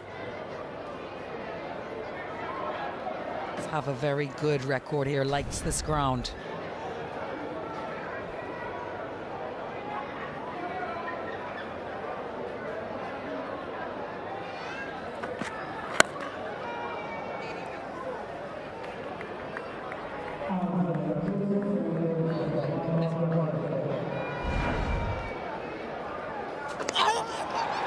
Yeah, in fact, just to correct myself, he got him stumped and LBW.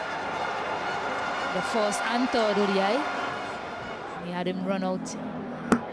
Yeah, see where he's trying to connect the ball from.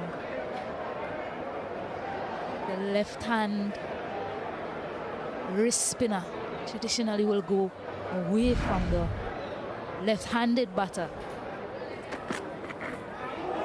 Yeah, Zari Joseph now with ball in hand. Such a brilliant record he has at this venue.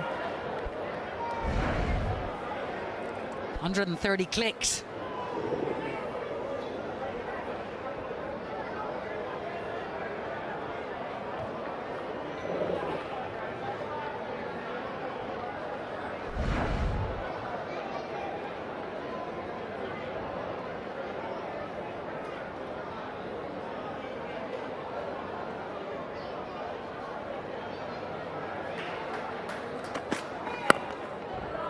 Yeah, Zari Joseph has taken 20% of his career wickets at this venue in Kensington Oval.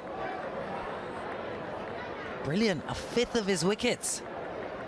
So feels at home here as he should. One West Indies. Just have a sense they've tagged back a bit here, New Zealand. 1 or 2 wickets. And who knows? 17 balls since the last boundary.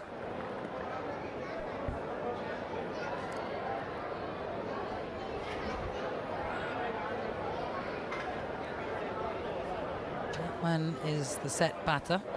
Latham has faced 6 balls.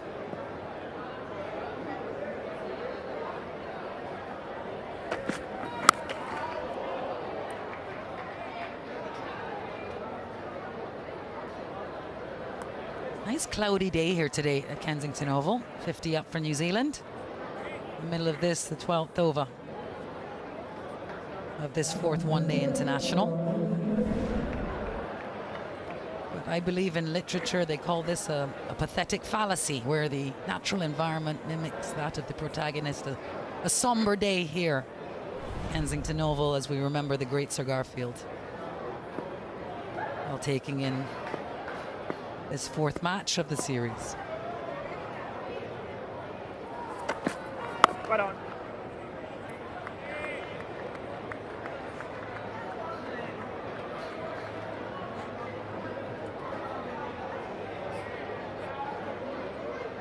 These conditions quite different from Providence, Guyana.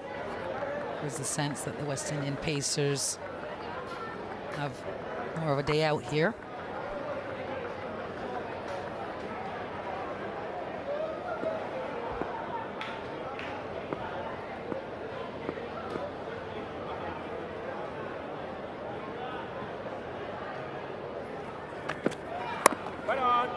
That's a brilliant first over, just the 1 run from it. 50 for 3.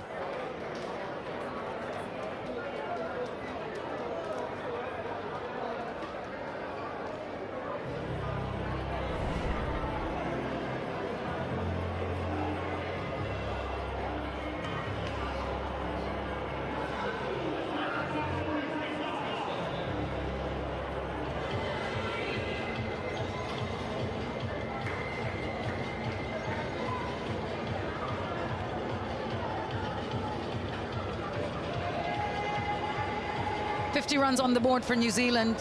They need 139 more to go 3-1 up and take an unassailable lead in this 5-match one-day international series between West Indies and New Zealand. We're at the world-famous Kensington Oval today. And Vital Laws, none for 3 in his first, but chances. What can he conjure here with this expectant crowd?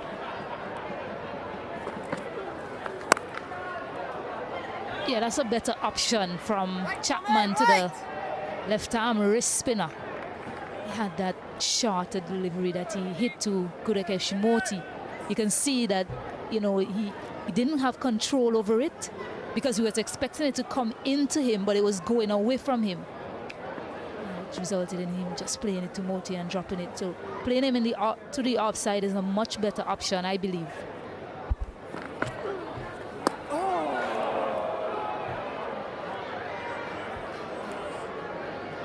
He's an unknown entity, Vital Laws.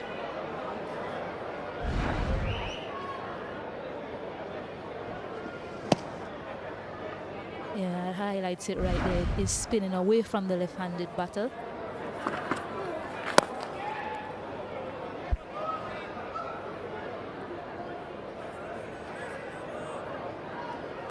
It will take something special.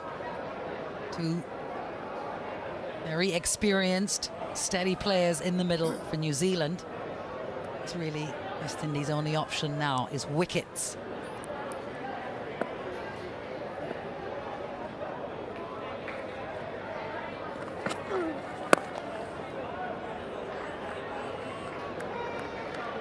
During the lunch break, I had the opportunity to walk around the ground, and so many people here at Kensington, not just from Barbados, but across the region and world, who have come to this special day.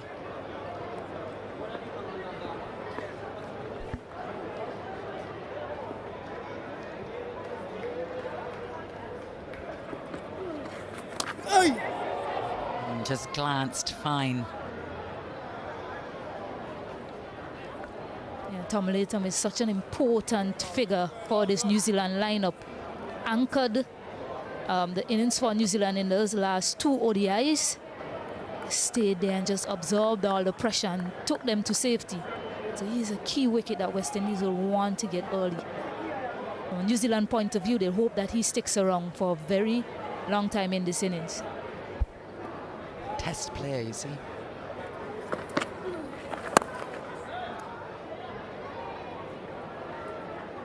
"13 gone now. New Zealand moved on to 55 for 3.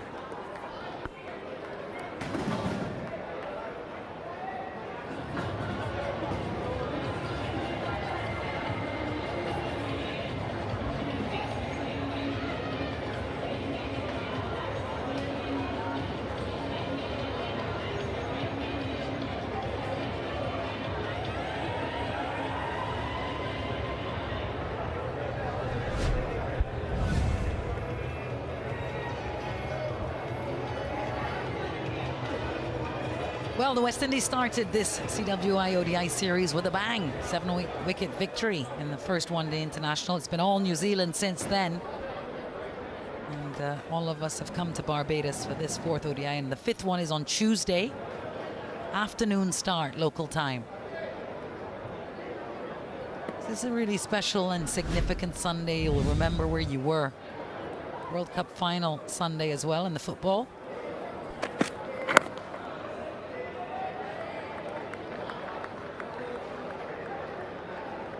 Zari Joseph back from the Malcolm Marshall end.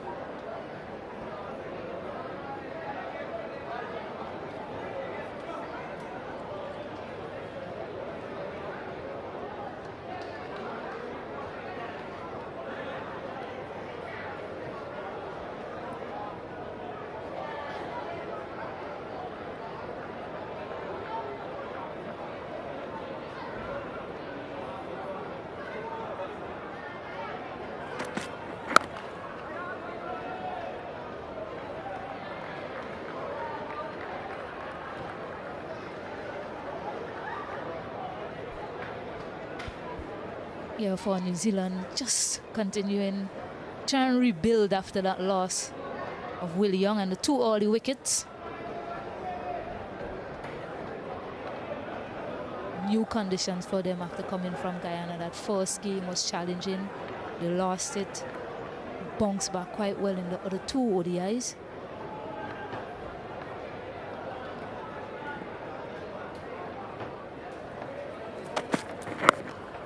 And it's just a matter of the longer you play in conditions, especially unfamiliar ones, you get better at managing predictable and even unpredictable, well, predictable risk. You'll know where the bunks will meet you. You'll know if certain areas, where the ball land, if it will keep low in certain areas. It's just so important to spend time in the middle. Yeah, absolutely, Stacey. Great point. Patience, hallmark of this side and their approach to their games.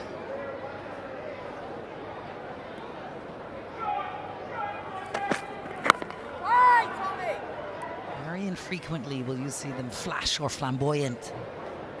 It's a studied, even approach to all things. Yeah, and again, because the score is low, required run rate is less than 4 runs and over, they have time on their hands, New Zealand, and that is essentially what West Indies have to look to do better in the last ODI if they bat first. Be able to try and put a score on board to put pressure on the scoring tempo of New Zealand. For now, they can keep out good deliveries as they've been doing.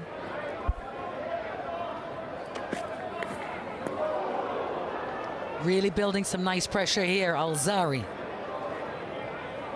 It's been 5 dots. Yeah, just threw up a fuller one. Few deliveries before, he was just back of the length to him. They just threw up a fuller one and asking him to drive. Did get him to drive, but didn't get the edge. Good, smart thinking from Alzari Joseph. Just changing things up to Chapman.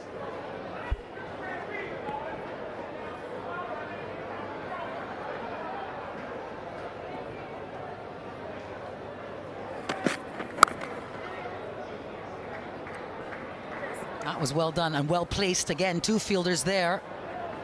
They'll scurry back for a couple. 57 for 3 now. And they'll have a bit of a drink. So shall we.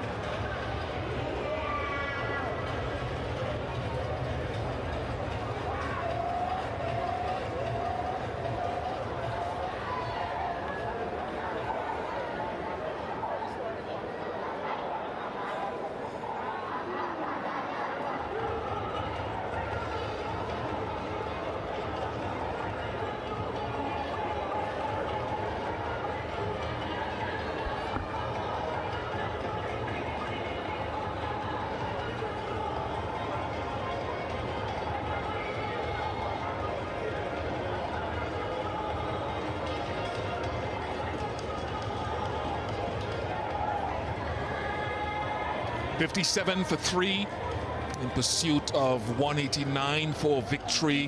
132 more needed. Mark Chapman in 29. 3 to Latham.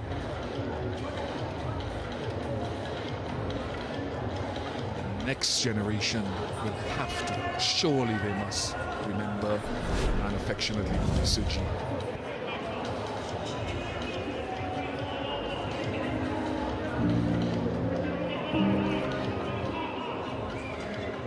His outstanding performance on the field and his consistency for West Indies cricket. Putting West Indies cricket on the map and being the legend that he is, I think being known all over the world is something spectacular. The impact he had both on and off the field as a West Indian cricketer. His expertise with both bat and ball and in the field. His exceptional performances.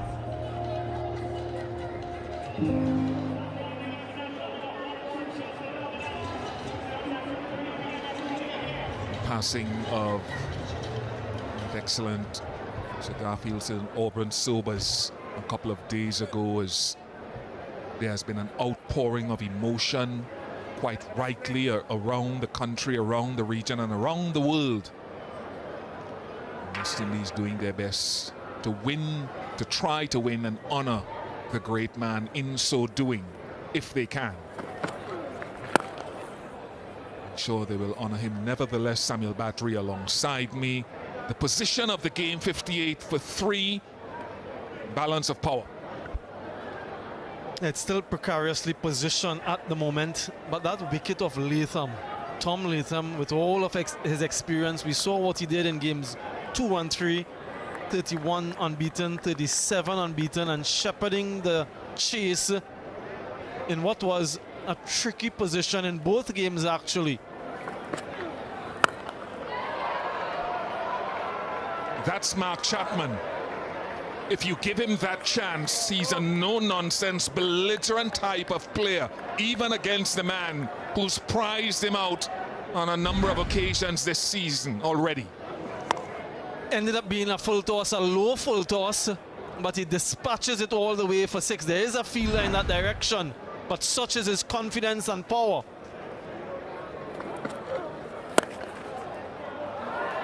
Terrific stop. Outstanding from Akeem Ogis.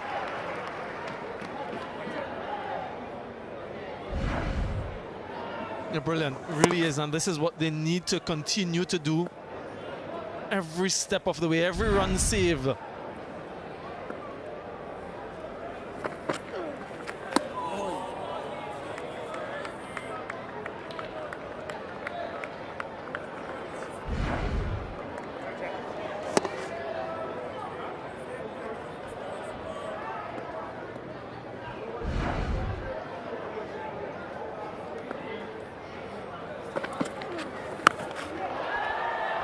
I think it was a googly. It does not matter. It's gone miles up and miles far. Mark Chapman is trying his best to get his own back at Vital Laws. Second 6 of the over. This one, he had to reach it. He had to go down the track. Yeah, it was the one that was coming back into him. That's confidence, composure, and class from Chapman. And some spectators fleeing for cover. What a strike, though. Taking the wind out of the young West Indian. Shea Hope having a little chat with him.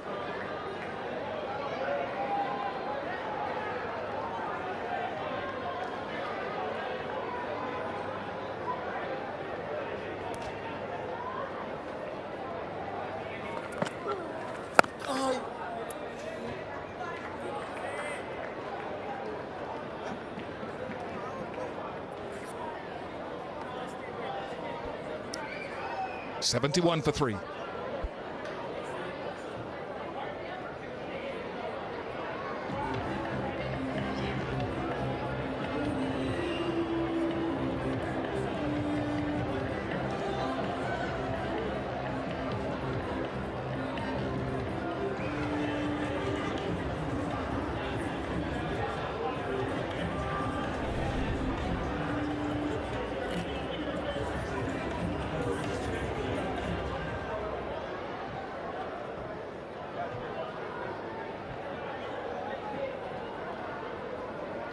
71 for 3. West Indies bowled out for 188. Alzari Joseph, as you heard before, a tremendous record at this ground.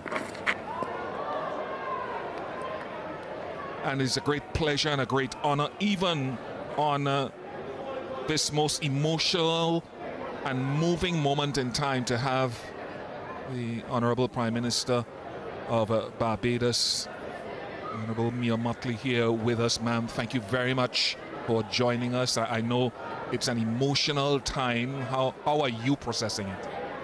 Well, the truth is that it is always difficult to say goodbye. But I think in doing it, we get the chance to reflect, and we get a chance to understand not just the genius of the man as a cricketer, but the greatness of a human being. You know, the one thing about Sir Garfield Sobers was his ability to just be ordinary and to make everyone feel comfortable in his presence, and that was an amazing characteristic.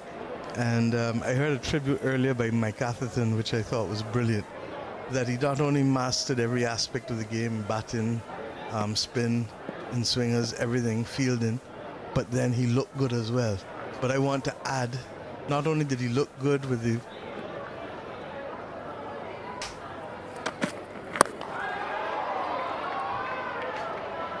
That'll be another boundary for Mark Chapman, who is flying today so far. Yeah. Not only did Sir Gary look good, but as a human being, he treated people well. He saw people, he felt people, he never forgot from where he came. And I think that was just the genius of the man, so that for us as a national hero, that was as much the reason to put him there as his characteristics on the field. So we will miss him, and I hope that his example will inspire so many others across the world, not just in this country or this region. He embodied the excellence of the Caribbean people and reminded us all of who we could be and what we could become. The mood of the island of Barbados? I think the mood of the world. We have been humbled by how the whole world seems to have paused since Friday and have chosen to remember the man and what he meant to them. And that is why I said long before there was talk about a GOAT, the greatest of all time, that the mighty Sparrow defined it for us in the 1960s, the greatest on Earth and Mars, greatest cricketer. But as I said, it is that humility coupled with the genius that really was the excellence for him, and the flair.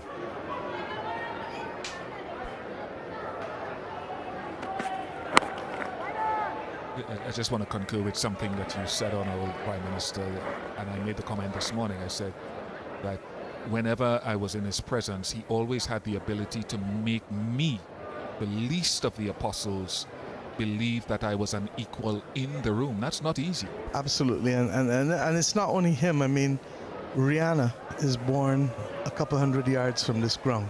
So Gary is born about 1.5 miles from here. On both sides of Bridgetown, we were able to produce two people who have taken the world by storm in their own way, but in both instances they remained humble. We'll hear more from the Honourable Prime Minister of Barbados in a moment. 75 for 3.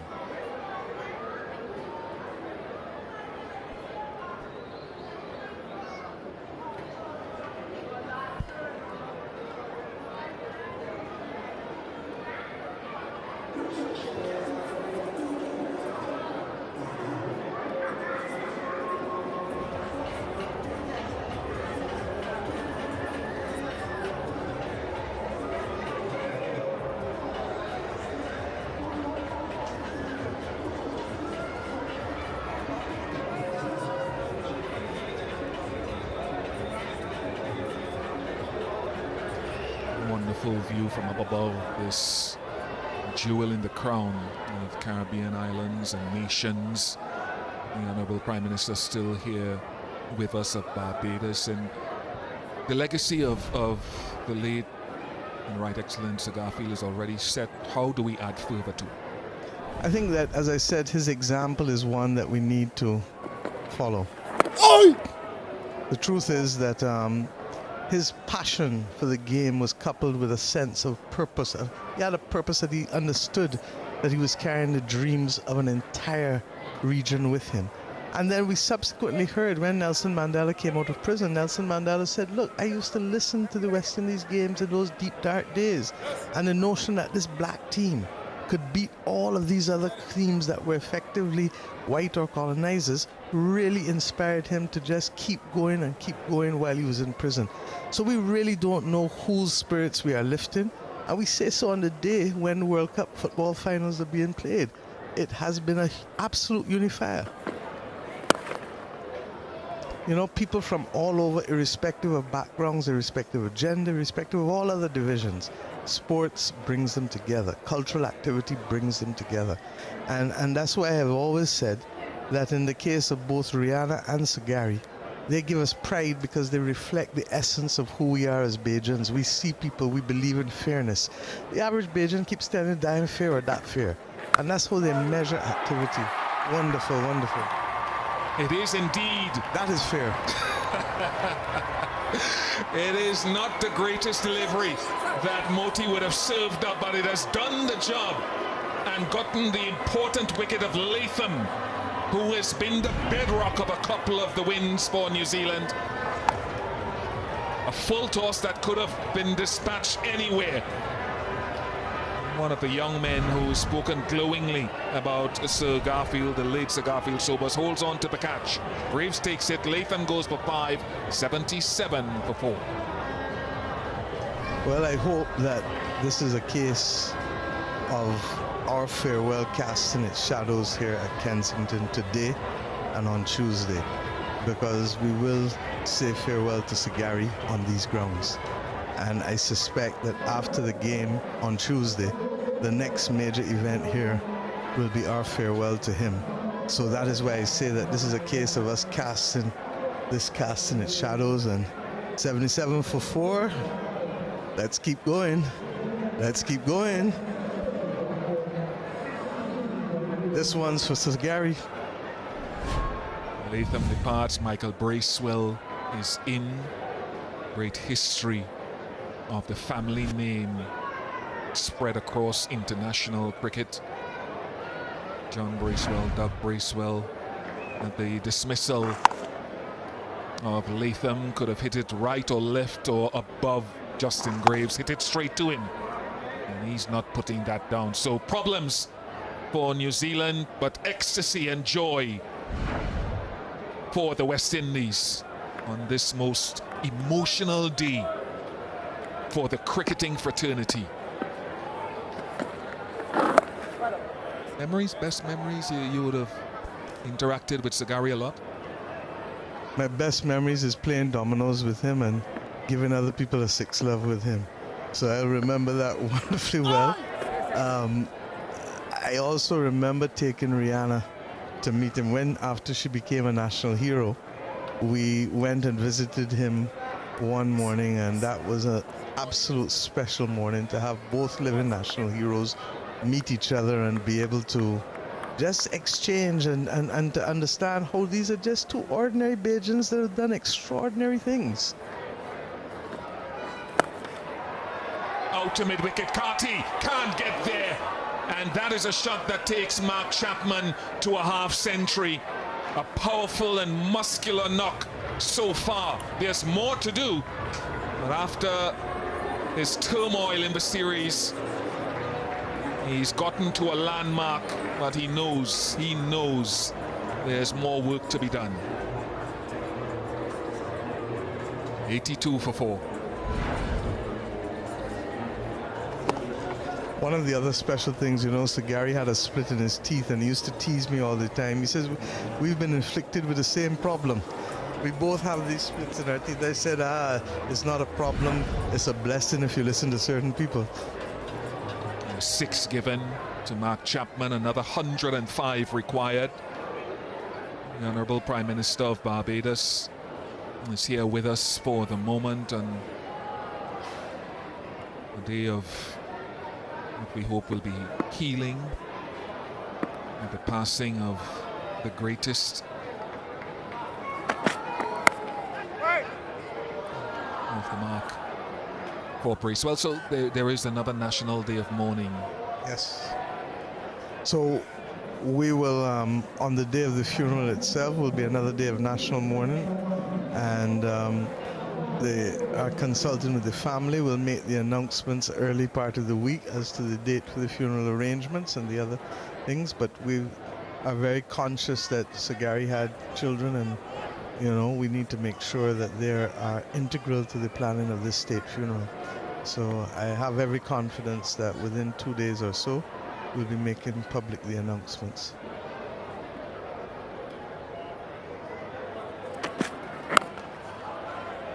As you've endorsed before, I know you're very proud of what Rihanna has achieved and growing up in the proximity to this ground, and there's a legacy that she is building and leaving behind, as Sir Gary has done. ID that for me and the contents of it.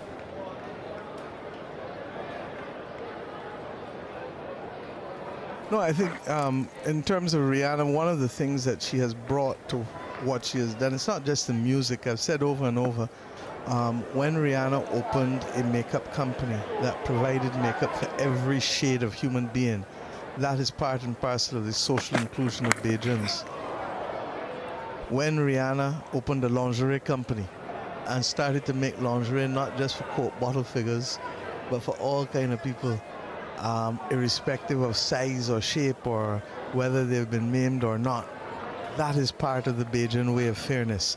And that is why I say that running through both Sir Gary and Rihanna was that sense of utter fairness, social justice. And that's really because of how they've been raised on this small island on 166 square miles. You have to learn to work and live with people and treat them properly and fairly. And I'm proud to therefore reflect that they not only attained excellence, but they reflected that social justice and fairness in all that they did. And in case of Rihanna, continues still to do.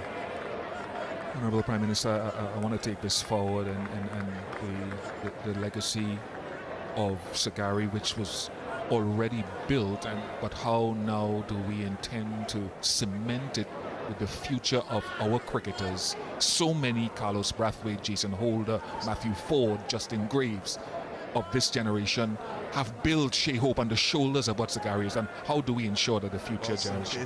The truth is that Sir Gary associated his name and himself with the future always, and that is why the Sir Gary Sobers tournament for school boys that has been going on for decades is so important, because without bringing young people to the game, we have no future.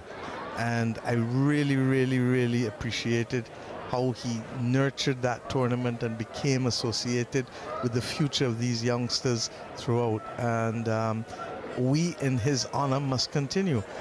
We are building out a center of excellence here at Kensington, and I hope that that indoor facility will be done in the near future. The Kensington Oval Management Incorporated is actually responsible for equipping it and making sure that, look, this absence of technology in West Indies cricket cannot continue, and that's the deficit we face.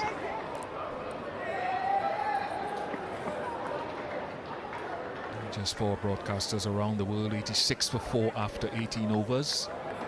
Yes, so that I think that we in the Caribbean have to ensure that our best and talented cricketers are given a level playing field in terms of technology and in terms of the high quality of training that is available, if we expect our players to do the same. And then a lot of it is mental. I mean, I was with Sir Clive at Lord's when West Indies women played a few weeks ago, and we both reflected on the genius of Everton Weeks. I have a youngster here, Liam, a young cricketer, who is passionate, who's walking with me this afternoon. And I keep saying to him, I said, my boy, do like Everton Weeks. If the ball don't go in the air, they can't catch it. Keep it on the ground. Become the man known. Don't mind, let everybody else be known for sixes. You be known for fours. You control then that. Secondly, Seymour Nurse used to tell people that you really shouldn't be balled.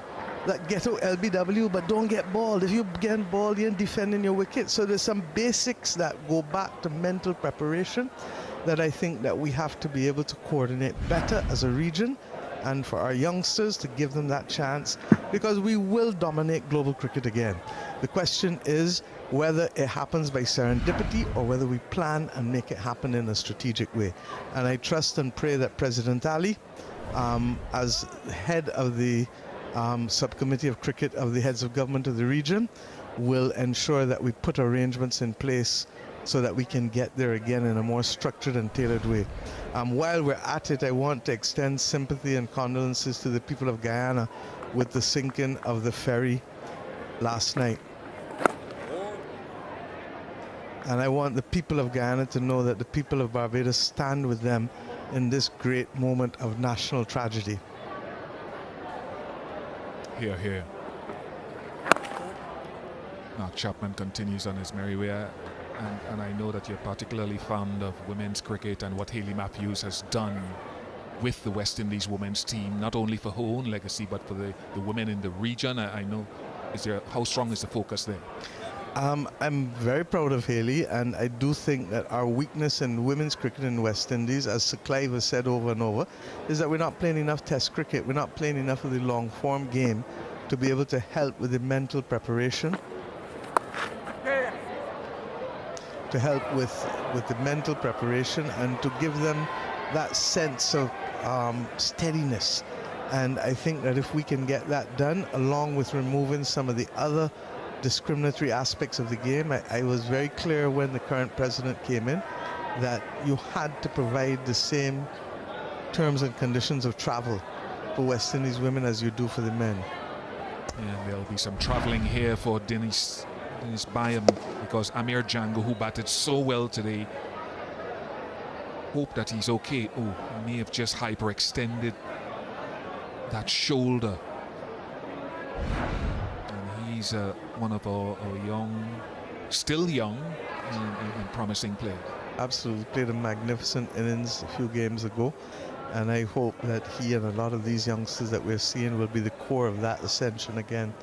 And as I said, we have to be available to help them in any way, and then the younger ones, particularly mentally, because every sport is ultimately a mind game. I remember years ago as a youngster hearing that if a man is bowling well and fast, respect him and play him off. He can't bowl all day. He cannot bowl every single over, and you know that yourself. So that if you respect him and just play him off, and then you're playing yourself in and allow yourself then to pick up a rhythm. And when he's off, you pick up your runs. 2s and 4s add up. 1s and 2s add up. The Prime Minister is still here with us, and we spoke to Dr. Keisha Shallow today and Mr. Calvin Hope, and they talked about the curriculum imbibing the history of not only West Indian cricket but Sir Gary, and it's desperately needed for generations to come. These fans listening to you now around the region, around the world, as you know, want to see West Indies cricket rise again. For that to happen, there needs to be an infusion of the necessary things.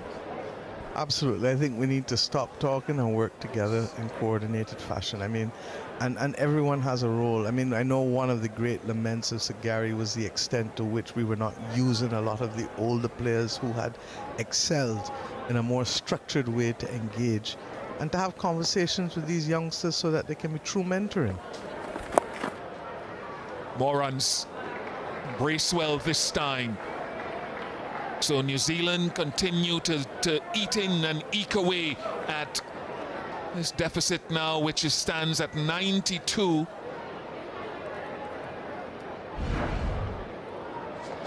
They've found someone each game twice, Latham, in the previous matches in Guyana. Who will be the hero today? Chapman has put his hand up.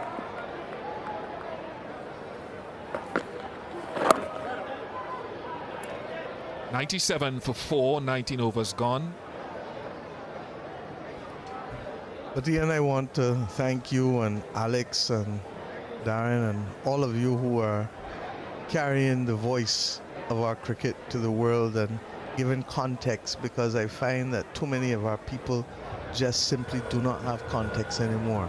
And in a very real sense, you are the tutors, you are the teachers, you are the ones who are going to remind us of the history.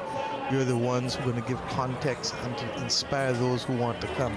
And against that backdrop, I'm very glad that both Carlos Brathwaite and Alex have come up, and all of the other Barbadians who have been following in the footsteps of Tony Cozier. I can't vouch for Alex too much. I'll vouch for Carlos. She regales us and she waxes lyrical about the excellence of her country, this facility, and her Prime Minister. Far too much. Honorable Prime Minister, finally, I know that your time is very important, and echo the sentiments, echo your final thoughts on this moment in time and the future of West Indies. I should have mentioned Shakira's name just now too, because another Bajan who was excelling. Look, I am a member of the Barbados Cricket Association since I was 7 years old. I know what it is to stand in front of that pavilion and wait for Zahir Abbas and Majid Khan and Imran Khan and Malcolm, Joel Garner and Michael Holden and all of the others to come out, Clive Lloyd. I remember the afternoon watching when the old 3W stand was down here with Roy Fredericks against Australia, I think it was. I remember in here the morning with Michael Holding and the magic of that morning with that first over that in the old Challenger stand I was at the time. So for me, cricket is about passion and emotion. And I know what it does to people in every corner of this country and every corner of this region.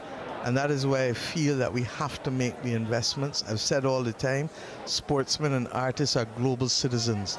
Nobody asks them about a visa. They tell them come. And if we can continue to invest, and we talk about the cricketers, we just talked about those of you who are commentators, but let's talk about the groundsmen, let's talk about the scorers, let's talk about the physiotherapists, let's talk about the coaches. The youngster I have here is Jackie King's grandson. Jackie has been physiotherapist with the team.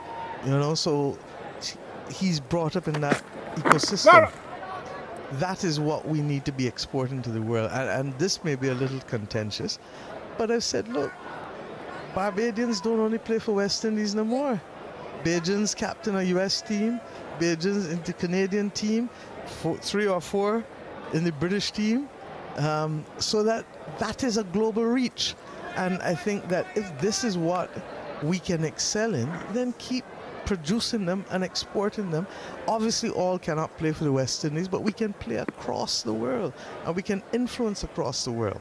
So I hope that Sir Gary's example, as well as all who have passed, Malcolm Marshall, the example of those who are still living, Desmond and Gordon, the example of Joel, who is still with us, I hope that they will continue to inspire.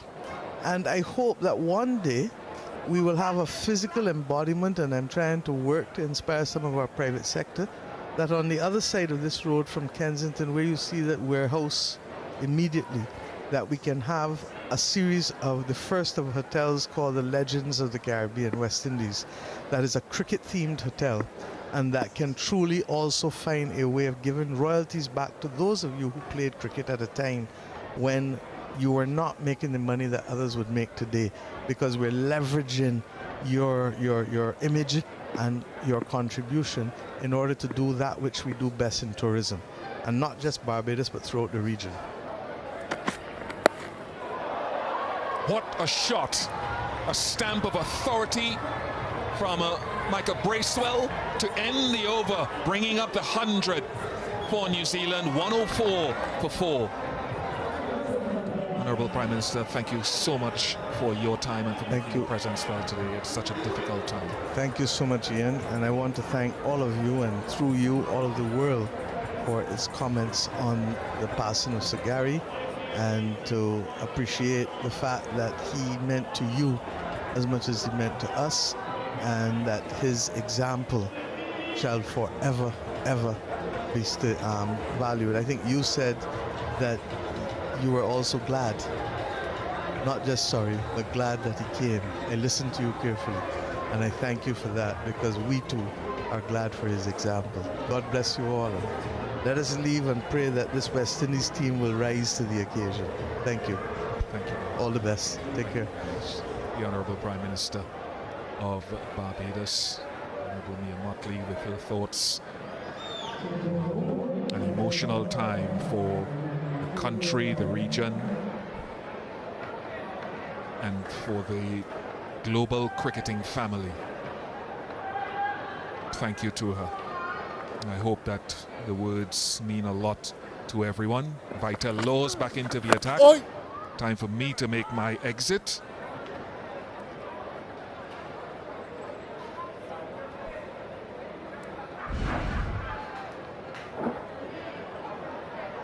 Some shot, just using the pace and the angle. There's a battle, another 84 required, so if Vital Laws can get something here, Darren Ganga, it could still be in the balance. Indeed, Bish. As we just appreciate this back foot punch on the gap nicely on that occasion. Just fractionally short from Laws. Bracewell pounced on it. You can't trust the bounce on this surface. You can stand back, not worry too much about the ball keeping low. Bracewell 17 from 10.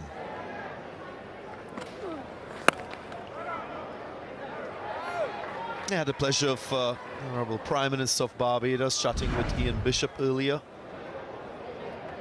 A continuation of the homage that we pay to the great man, Sir Garfield Sobers.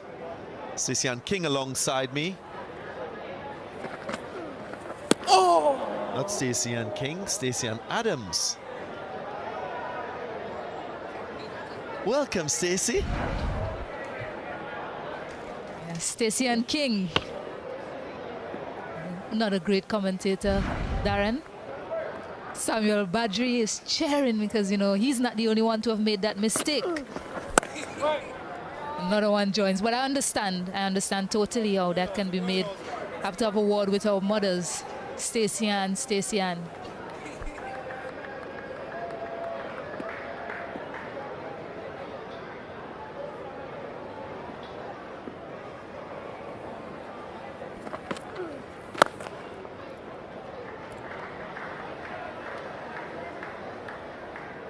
Six from the over, 110 for 4.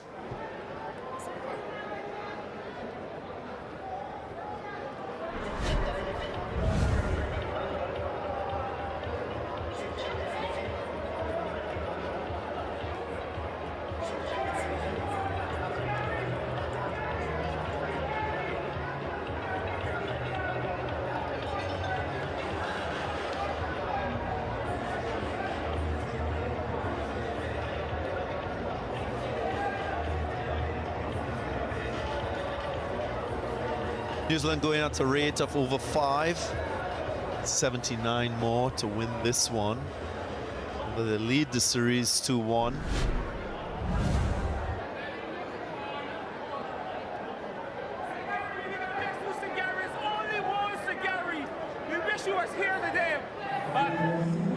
Jaden Seals returning. 5 overs early in the piece.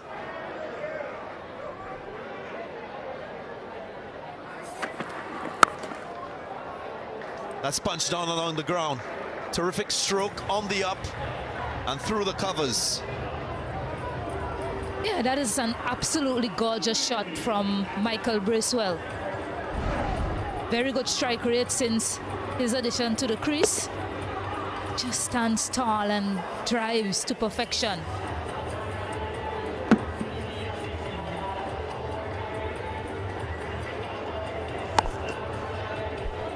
The pressure on Jaden Seals. He's searching for that length. He's still trying to get a little bit of movement from the surface. We didn't see a lot of it.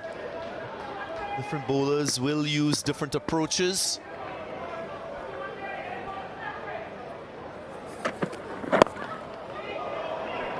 There's another brilliant stroke from Bracewell. Not through the offside this time, through that onside, just wide of mid-on. Slightly shorter length to start from Jaden Seals. He was hit for 4, the second delivery over compensation, looking to get fuller, but just strained slightly onto the pads. Quick hands from Michael Bracewell. Just walked that away into the vacant area as well. So back-to-back fours now for New Zealand.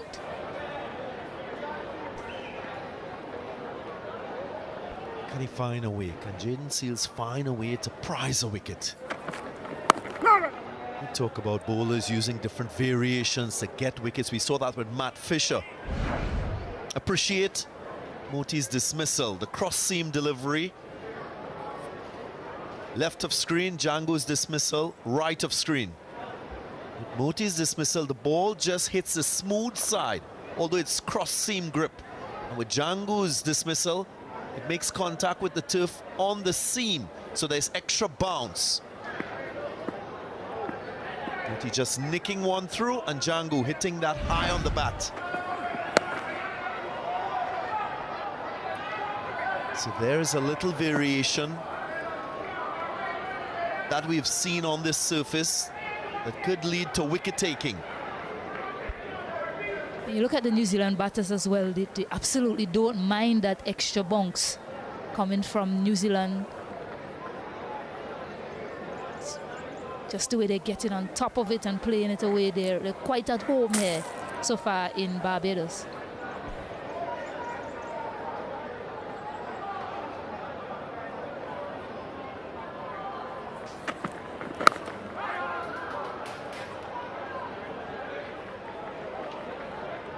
Pitch a lot better for batting at this time of the evening. Just approaching 3:30 in the afternoon. We want some early moisture on the surface. And the pace was a little bit slower. Now, ball coming through nicely.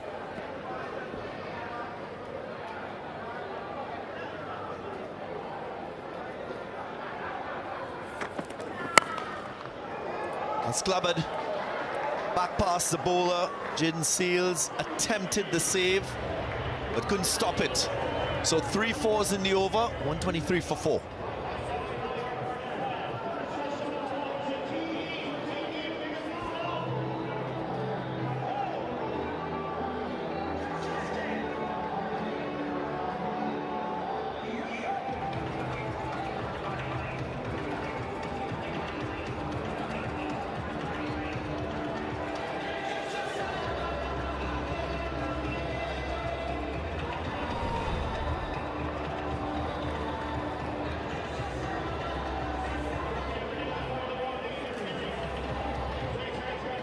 New Zealand, they were only 6 for 3 in that first power play. Now motoring along with their scoring. Here's Laws. Yeah, Bracewell on strike now. I've been so impressed with Mark Chapman though. He's come out with that positive mindset, particularly against Vital Laws, who has had his number in the series.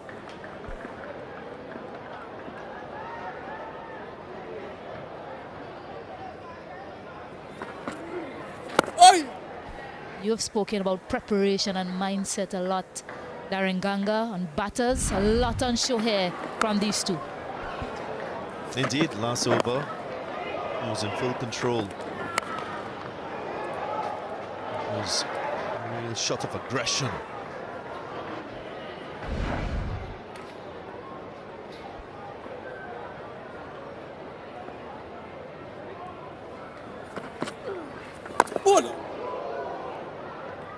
Get a little bit lower. So there's a little variation that can aid the West Indies in wicket taking. How close was it? Yeah, just in the bottom edge of the bat.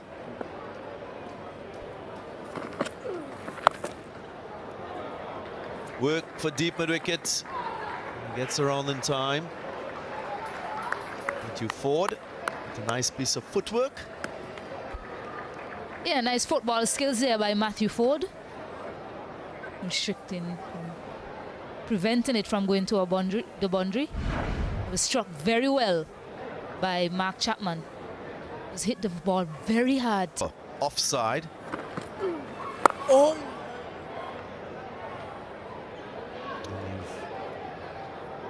Mention the dominance that we've seen from Laws when bowling to Chapman.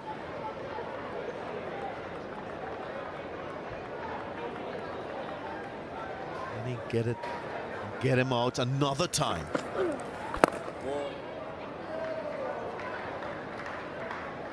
.50 partnership comes up, 4 from the over, 127 for 4.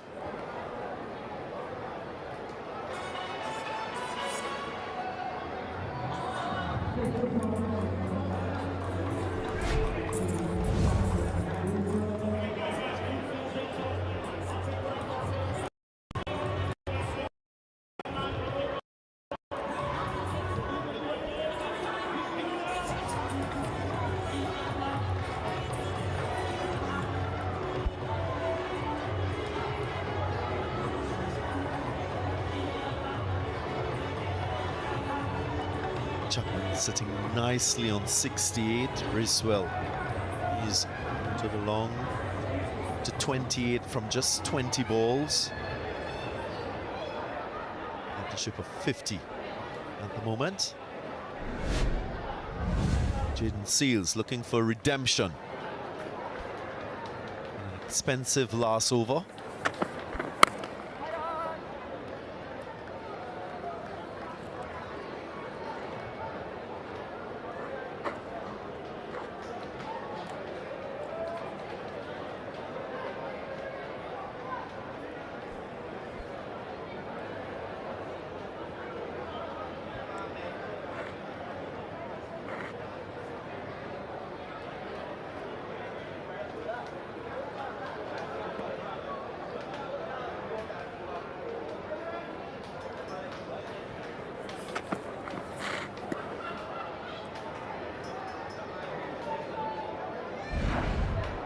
Chapman showing his quality and class. He's gotten starts in this series, but today, of course, going past 50, showing that aggressive intent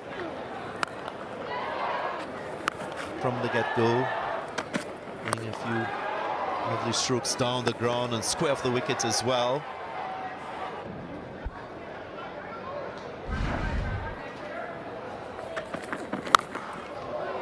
That was hammered. Pulled away in that deep mid-wicket region, not a man moving.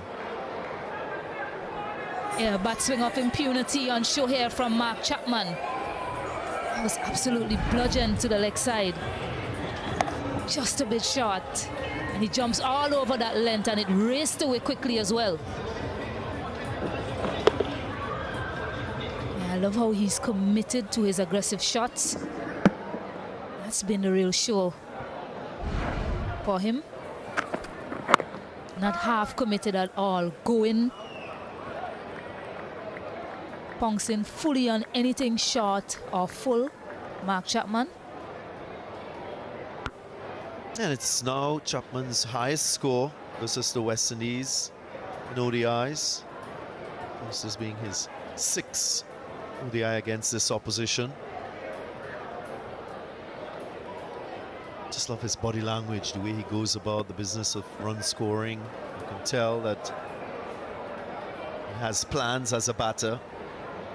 Loves to put bowlers under pressure quite early and take control of his innings. Oh, that was a chance, was it? Jaden Seals got down in time. No, if it carried. Almost identical to the one that Matthew Ford took. And Nathan Smith. Quite athletic efforts from them going low down. He had to get even lower and forward. So just landed short in front of him, Jaden Seals. Definitely a tough chance. Would have been spectacular had he got into it.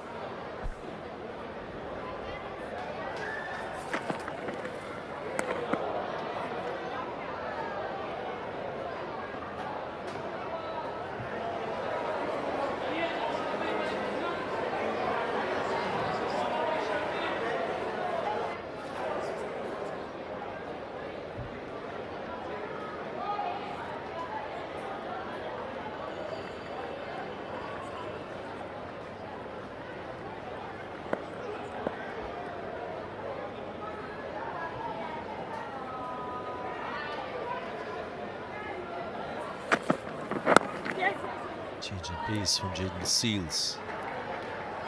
Can prevent the single. 133 for 4.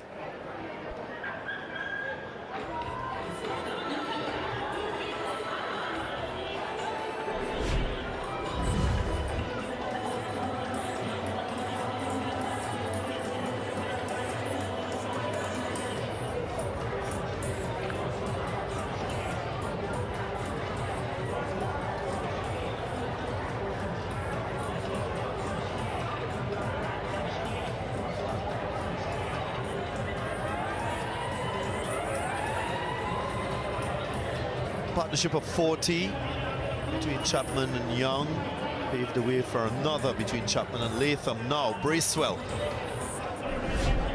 stitching together 56 alongside Chapman. Now the highest score for New Zealand in this series, past Daryl Mitchell's half-century scored in Guyana.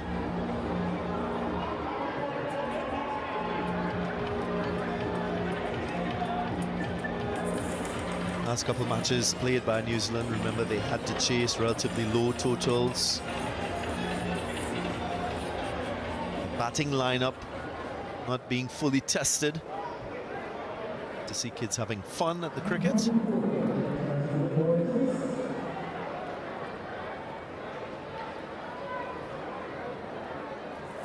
Matthew Ford returns. His first spell, he picked up 2 very important wickets. They're searching for wicket number 5, West Indies.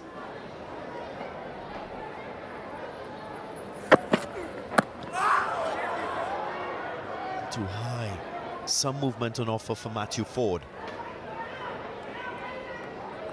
He did pick up those 2 wickets very early. He had New Zealand on the back foot. It was 7 for 2. But a rescue act, of course, by Chapman and Will Young. Chapman still there. Bracewell alongside him, but West Indies still might be feeling, if you can get a wicket or 2 here quickly, might be into the tail. Santner to come in next. He has capabilities with the bat, of course. Nathan Smith as well. They haven't batted a lot in the series. Santner only batted 1 so far, just that first ODI. It's good to see someone else in that New Zealand lineup putting their hand up.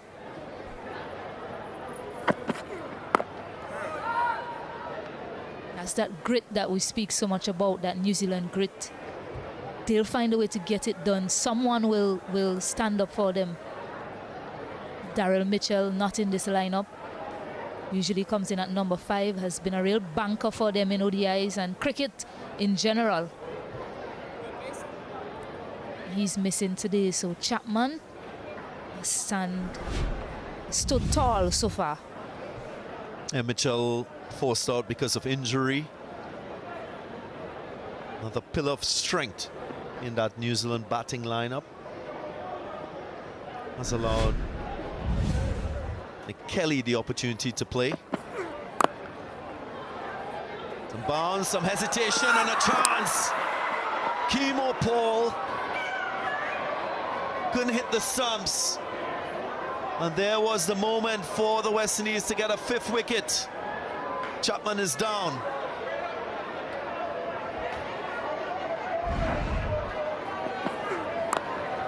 It was off the inside edge. There was a call by Chapman. Hesitation from Bracewell. And Kimo Paul had all 3 stumps in his line of sight. Guess what? Bale's not dislodged. Matthew Ford with the histrionics, throwing his hands up. How did he miss that? He's probably saying desperately wanted that wicket.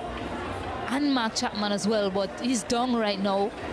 We're hoping that he can get back up New Zealand. He's batted well so far.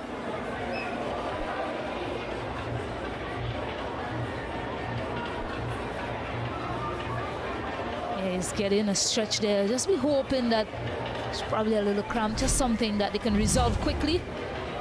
But yeah, starts for Will Young once again, unable to push on. Chapman with 74 and Bracewell there with 29 of 22 deliveries. 4 wickets for the West Indians. First was Nichols nicking behind.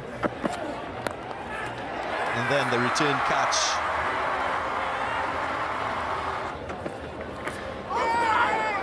That was a feather off an edge.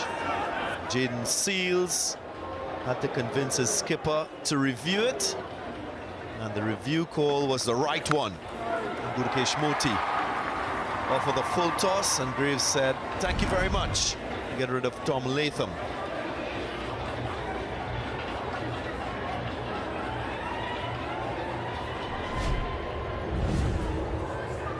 Yeah, West Indies on the hunt for wickets. Moti, the only spinner to pick up a wicket in this West Indies bowling effort so far. 3 wickets apiece, going to Ford 2 and Seals 1.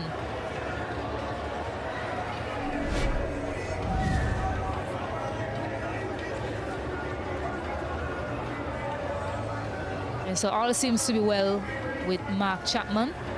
He's back up on his feet.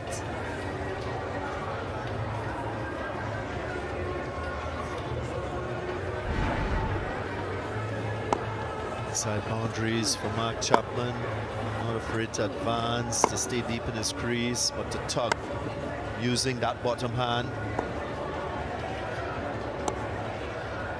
It's a high scoring area for him through that leg side. Using the bounce to good effect, trusting it too.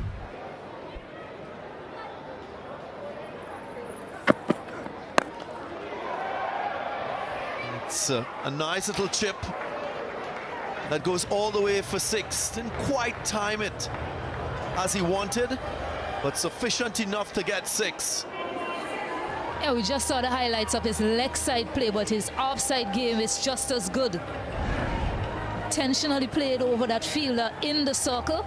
Use of the feet. Yeah, it looked like he was even aiming leg side when you look at the replays. Somehow got the bat straight enough to get a 75 meters hit. It's a slow ball from Matthew Ford. Saw him coming. Tried to take pace off that delivery. Didn't get any grip from the surface.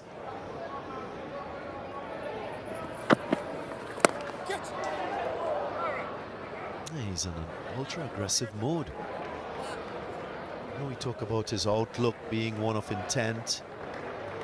Not quite sure if that injury that pulled him down in the last over has prompted a change in his batting approach. I feel like he's been ultra-aggressive since game 1, Darren. This is a different level of aggression, going after every delivery in this over. Oh, yeah. Again, just forcing the issue. As we end the 25th, 141 for 4.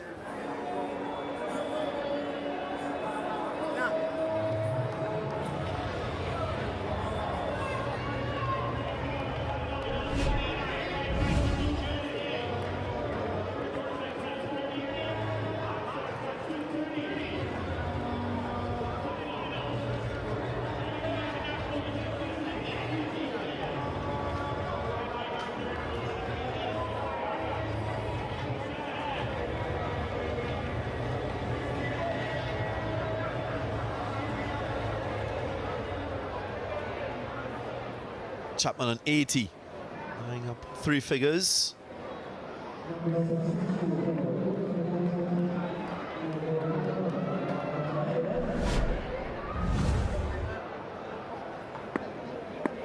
Already with 300s his name, Chapman. Oh, yes, yes, yes.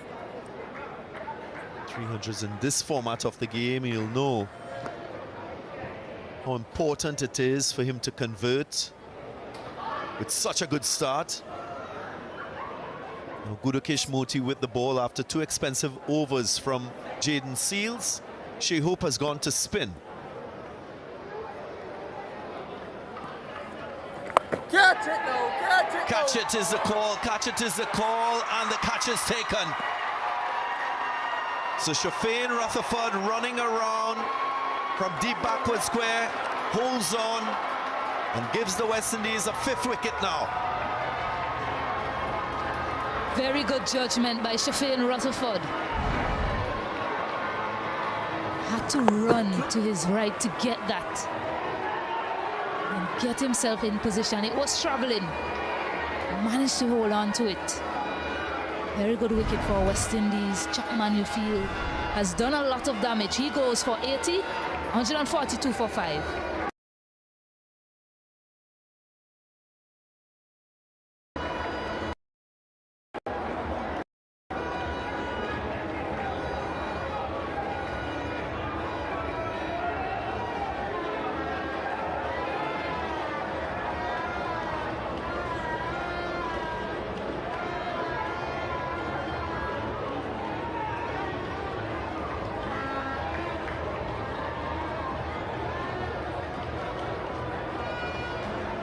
Yeah, Mitchell Santner. He's only batted once in the series. Part of the top 5, top 6. And of course, the scores in Guyana in the second and third ODIs were very low.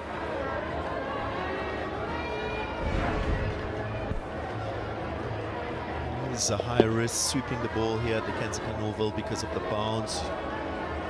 Always coached to sweep down or sweep hard enough to hit the ball out of the ground because of that heightened bounce on offer.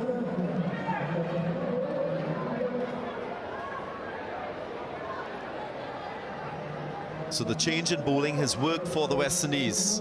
Moti getting the breakthrough, dislodging. Very good partnership between Chapman and Bracewell. Oh, can he get the new batter? Seen a few deliveries keep slightly lower than normal. Yeah, that's what Shea Hope will be thinking. How can we get another wicket quickly?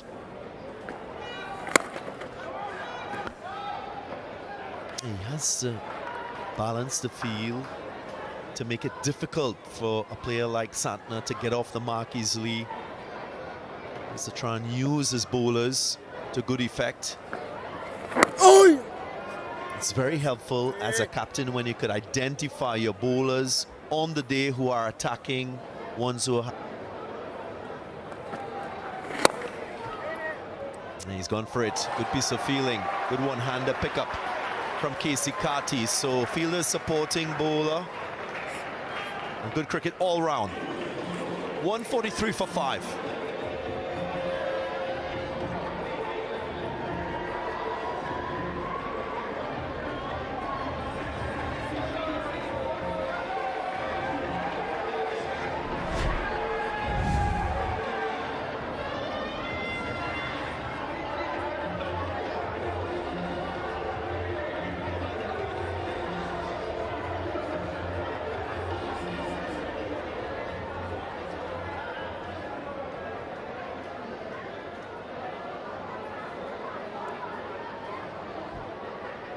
West Indies will be thinking 5 more wicket-taking deliveries to give themselves a chance to win this game. New Zealand will feel this is a win already in their sights. Just 46 required.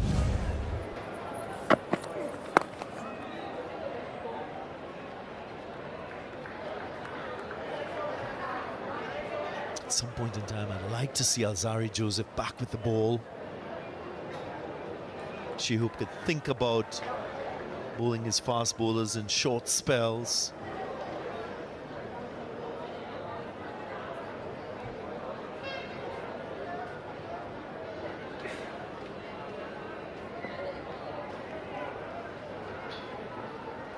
Shea Hope up to the stumps. Oh, yeah. Trying to keep that pressure on Santner. Not a love for the easy single, but he gets it nonetheless. Yeah, you've mentioned, along with our co-commentators, how successful Alzarri Joseph has been at this venue. I've looked at him over the years. It's the length that he bowls, that three-quarter length. It gets very steep on batters. And then he has that ability to adjust that length, to slip it a little bit fuller. That catches you more often than not. He can easily lure you into a false sense of security, pushing you to play off the back foot, and then he sneaks up on you with a fuller length. At his rapid pace, too, you have less time to react to that type of approach from Alzari, especially here at Kensington Oval in Barbados.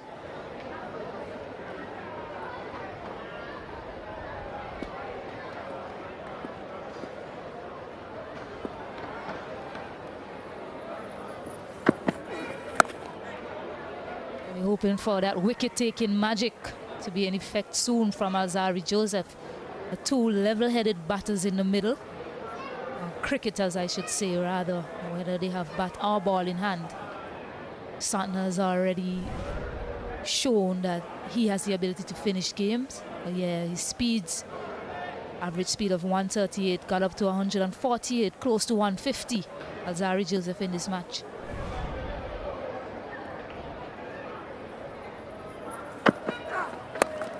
And his figure is quite inexpensive as well. Not able to pick up a wicket as yet.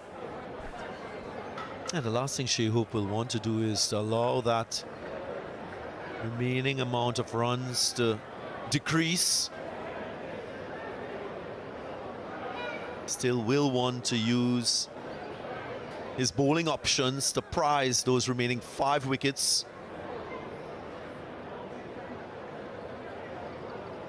Maybe Shafin Rutherford wants to leave the field for a short while.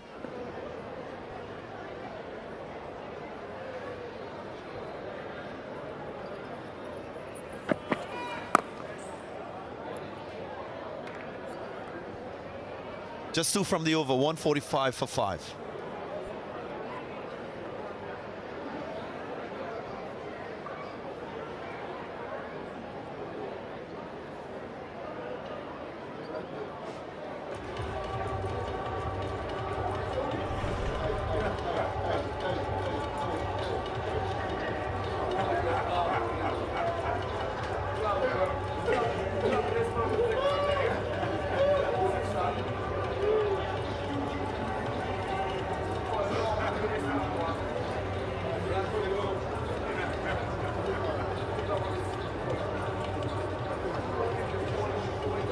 Two left-handers out in the middle.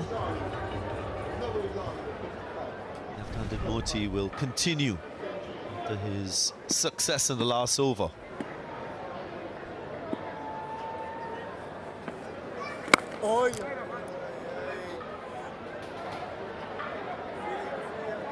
Shamar Joseph on the field for Shafin Rutherford. He's now positioned in that deep backward square position. Could be a busy area.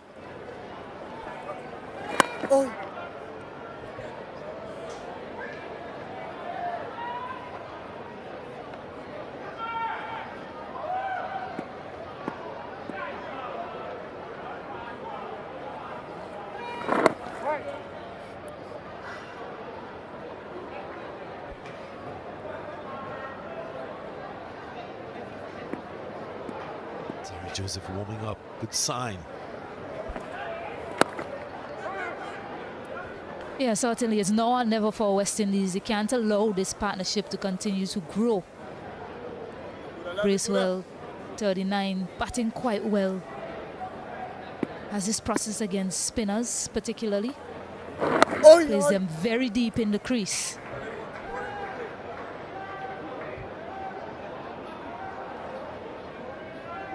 You speak a lot about adjustment, Darren Ganga. That adjustment of Michael Bracewell. Standing deep in the crease and getting even further when he tries to play the spinners. Yeah, he gives himself more time by batting so deep. More time for him to judge length, more time for him to play square or straight. Handy when you're facing rapid bowlers or batting in conditions with extra bounce. 147 for 5.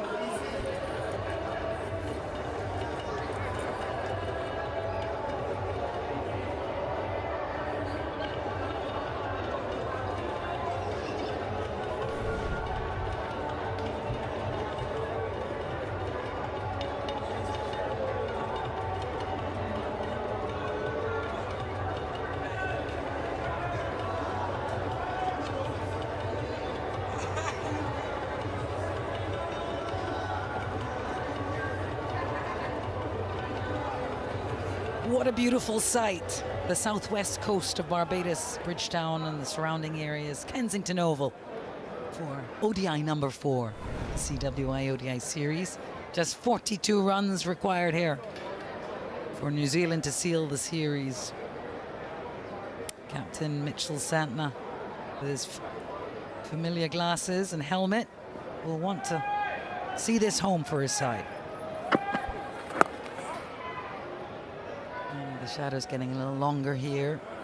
Kensington Oval moving on to about 10 to 4 in the afternoon on what has become quite a cloudy, hazy day here in Barbados. Lots of breeze across Kensington Oval. And we can see rain in the distance towards the east.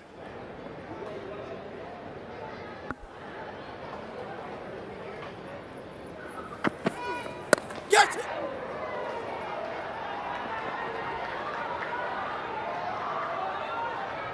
Picked up a couple already, Matthew Ford. Early ones in front of his home crowd here at Kensington. Saluted crowd and no doubt the memory of the great man.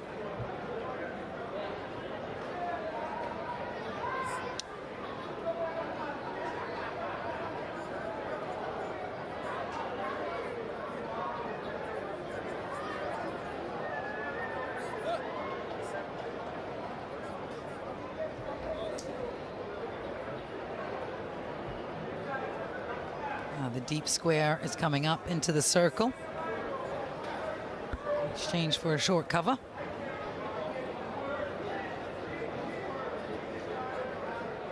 Yeah, there is the weather you can see in the east. Very easy to see on an island of 166 square miles. You can see the weather coming.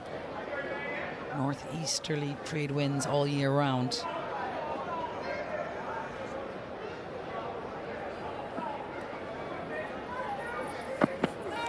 Oh! He's had one or two of us, Matthew Ford, that have gone for some runs, but New Zealand fans will well remember how excellent he was on the tour of New Zealand. I thought he was West Indies' best bowler, particularly in the power play, hitting that length. Hopefully that rain doesn't come. New Zealand ahead on the Duckworth-Lewis-Stern measurement at the moment.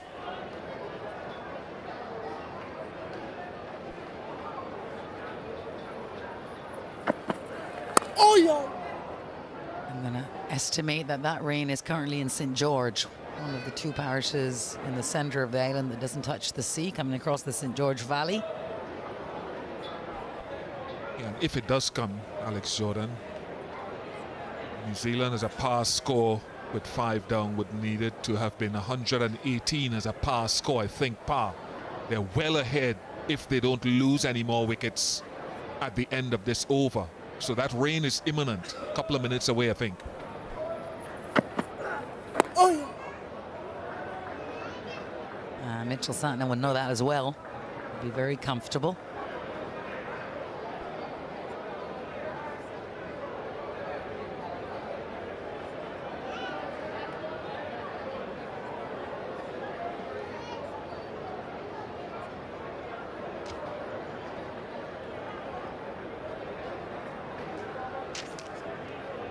Yeah, the ground staff getting more active, so I think that's far away up in the hills there, but around the ground closer.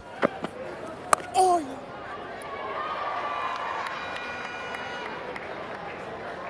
Yeah, it will be a pity if the rain determines what happens here. Oh, they're calling on the covers. Maybe they think the rain is closer than we do. Getting ahead of it here.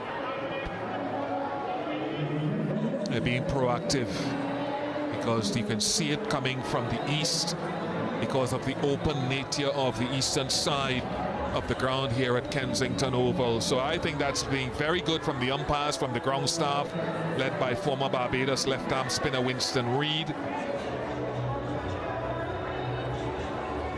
You can see the rains coming in. I said a couple of minutes. Hopefully it comes in, blows over, so we have an organic end to the contest. New Zealand well ahead under the Duckworth-Lewis-Stern measurement if, God forbid, we don't have anymore.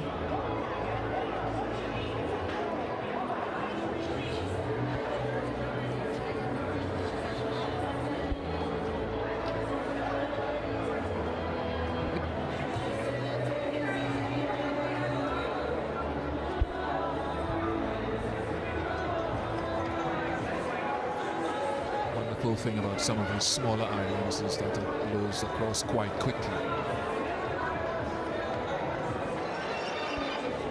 Careful how you bandy about that smaller islands. Huh? Moniker. Wonderful rivalry, of course, among each of the islands in the Caribbean and between myself and Ian Bishop, who had the opportunity with the Prime Minister of Barbados to speak highly of his fellow commentator, and he used the opportunity to besmirch me.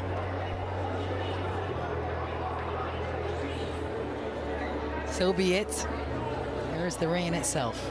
Very dark all of a sudden here in Bridgetown.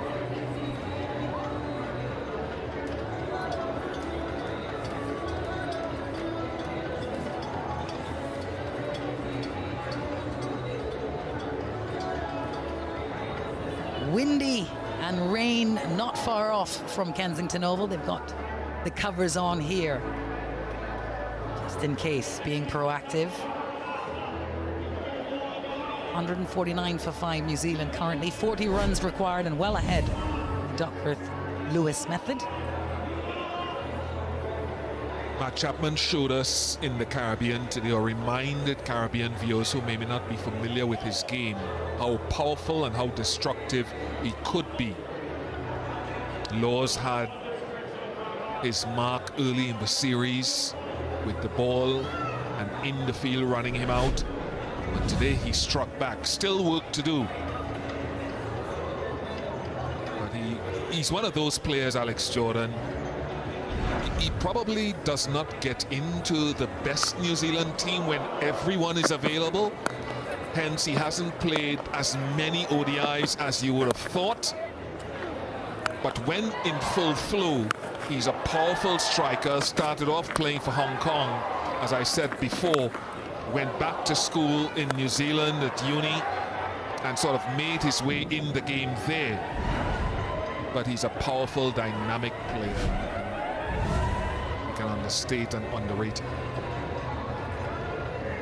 Yes, indeed. A couple for Matthew Ford, a couple for Moti, and one for Jaden Seals. Wickets for the order of the day. Matthew Ford is a much improved bowler. He knows and understands his limitations. He understands conditions here at Kensington Oval. And in the last 8 months, 10 months, I would think that no other West Indian bowler is as consistent in terms of hitting a good length as he has. That dismissal of Will Young is a way that the West Indies have dismissed him many times before in the last 10 months. It had to be a review, and then Latham falling to Moti. Not his best delivery. It sometimes works, the full toss in this form. And finally, Chapman. That's a good catch. It was stupendous work from Rutherford. Yeah, he'll be disappointed. Mark Chapman was going beautifully, and he will have wanted to see it right through to the end. West Indies flag at half-mast.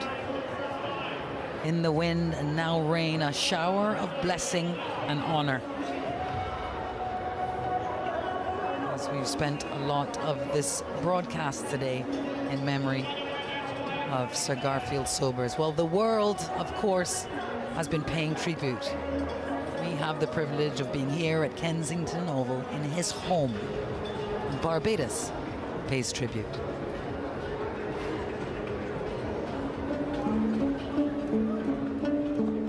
He was at ease with princes and kings and celebrities, and you know he was totally at ease playing dominoes with his friends in the rum shop or whatever it might be, and that is a fact. That is exactly who he was.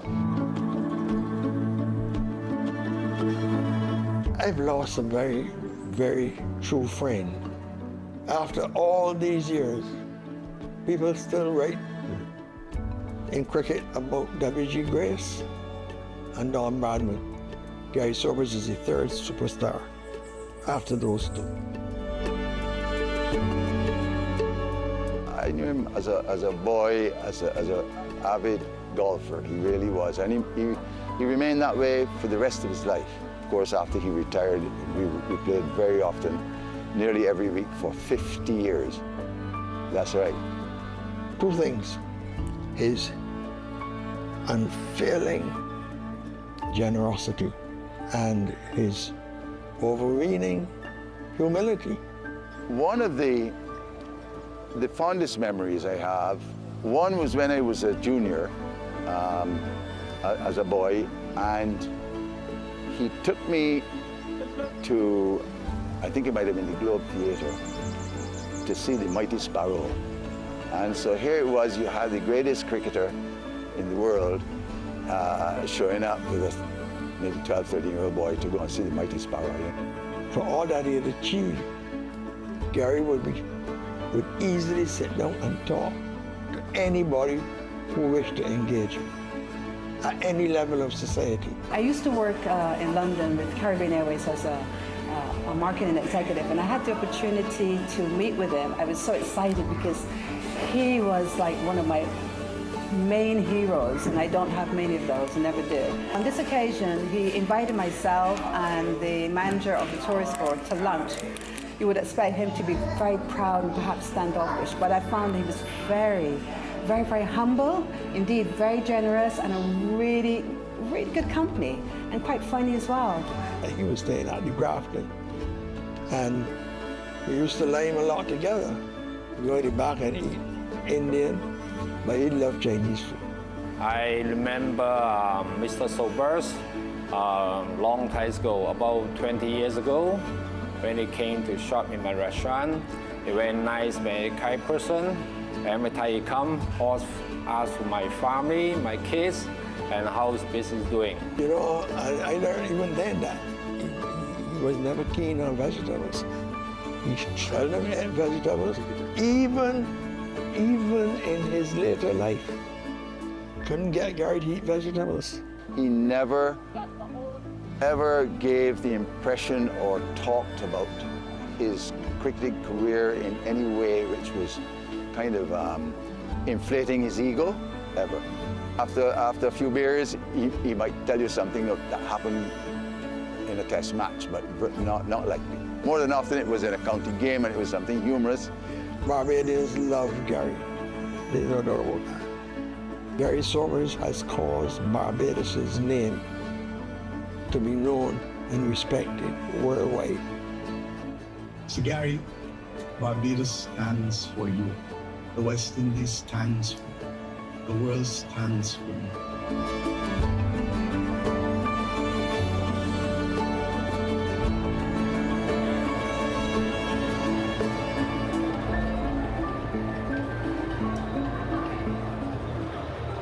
Well, Sir Garfield Sobers, born in the Bayland, Bridgetown, which is just behind the Garrison Savannah, where he would be knighted many years later by Queen Elizabeth. 188 was all West Indies could muster, 189 the target, and the Kiwis well on their way. Well, I'm afraid to report that the rain has come to Kensington Oval, and the wind is blowing it across the ground now. Covers are on. We'll take a break and hope to have some better news for you very shortly from here in Bridgetown, Barbados.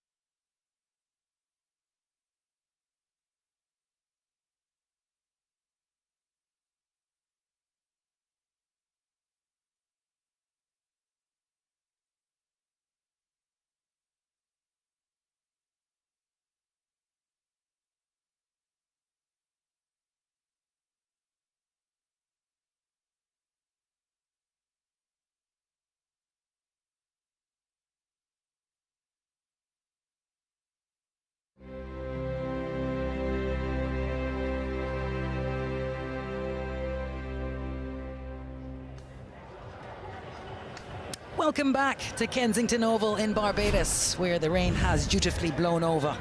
This is the ODI series between West Indies and New Zealand. West Indies ODI series. New Zealand are up 2-1, are in a very good position to win the series here at Kensington Oval. 40 runs required. Score by Mark Chapman. Played a blinder. Bracewell and Santner in the middle for New Zealand when the covers came on.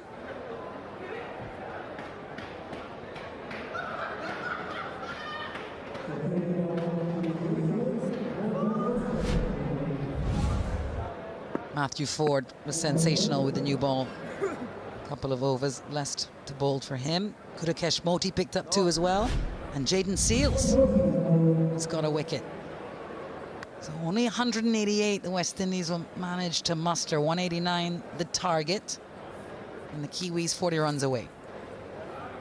Good afternoon to all of you. 4:30 in the afternoon here in Bridgetown. And good afternoon to Ian Bishop beside me. Yeah, hello, Alex. Yes, it's 40 runs, and New Zealand will feel that that's within their grasp. So the West Indies need to find a way to prize a wicket, and it's usually sometimes harder after a rain break for the batter to come out and regain his rhythm than the bowling unit, usually. Ah, yes! Well, the very first ball, and Kudakesh Moti has disturbed the furniture. Kensington Oval on their feet. And fresh off the rain break, Bracewell's got to go. And that is it. Exactly as we were talking about after a break in play. Batters have to regain their rhythm and their judgment. And Bracewell never understood how far across he was. So this opens up proceedings immensely again. 32 to Bracewell, 149 for 6.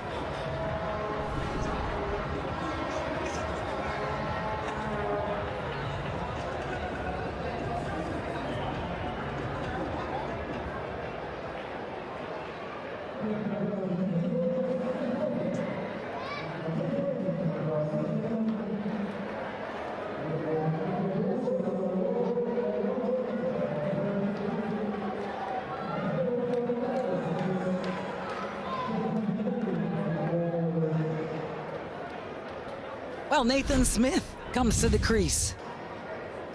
The West Indians with their heads a little higher at the minute.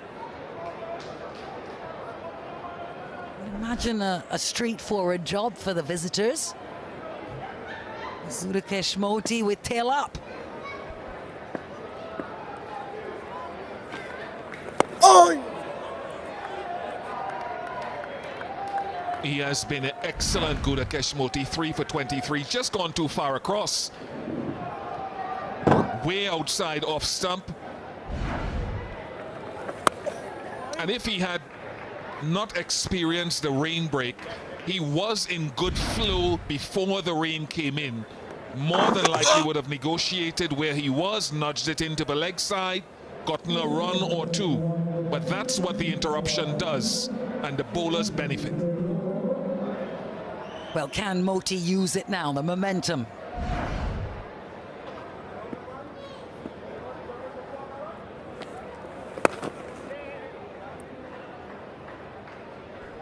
And for Shea Hope standing behind the stumps, there are still 2 deliveries to come, so Nathan Smith is vulnerable. But who follows Gudakesh Motie at the other end, from the Joel Garner end? Will it be Matthew Ford? Or could it be Alzari Joseph?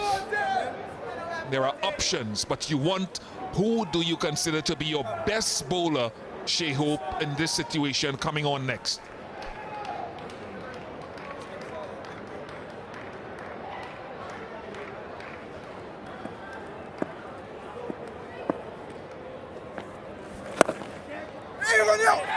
Well, slow off the mark and a bit of a chance, but they've run it successfully.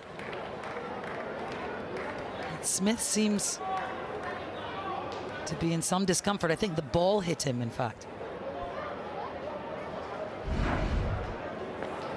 Oh, it's too sharp a single, to be honest.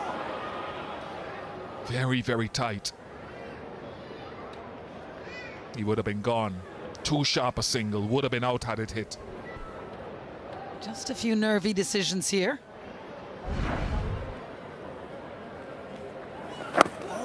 After the resumption of play, good over from Gudakesh Motie with the wicket. 152 for 6.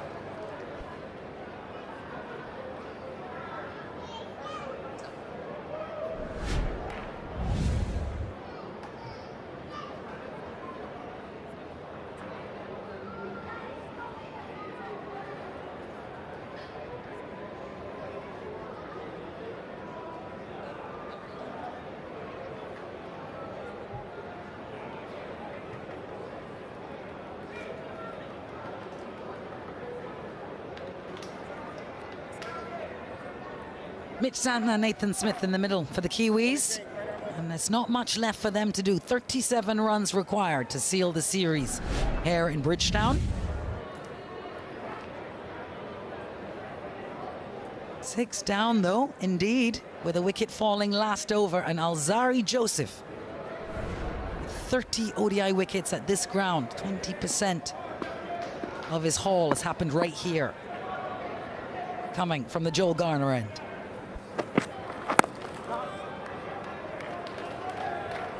Nathan Smith good enough to have 1 first-class 100, 15 first-class half-centuries, in addition to 4 List A half-centuries.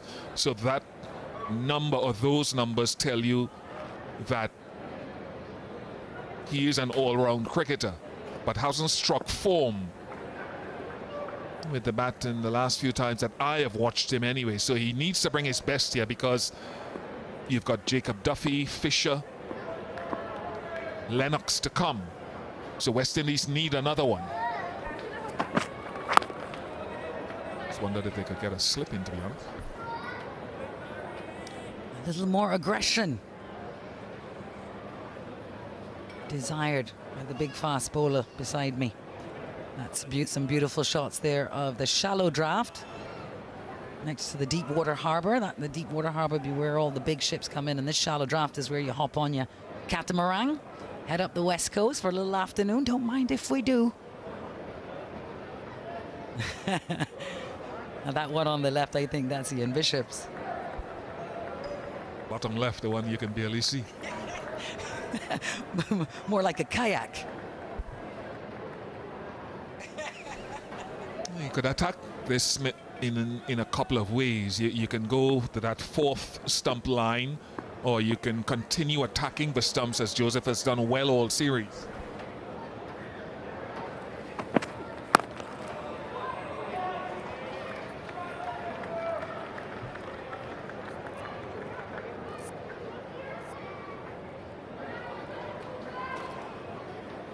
Oh, there's Jangu on there, Graves, and Vital Laws. How good is that? What a keepsake.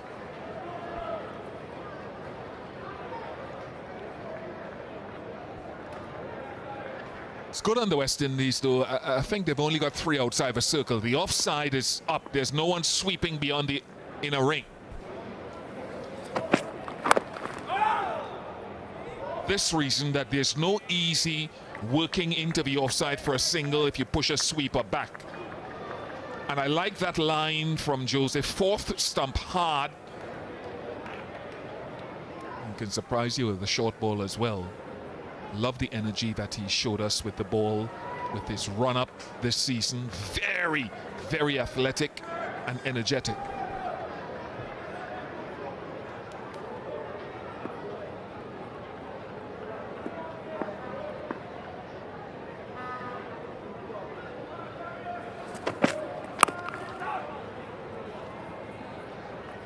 Must be a fearsome sight, the lanky Antiguan bustling down towards you.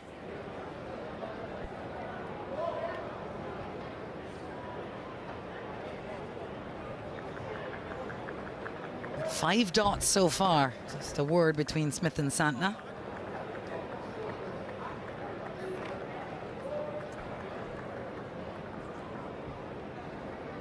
That's the tracker slipping out the back of the shirt of Alzari Joseph. Players wear them all the time on the field now, tracking their distance, their energy. Yeah, extraordinary technology.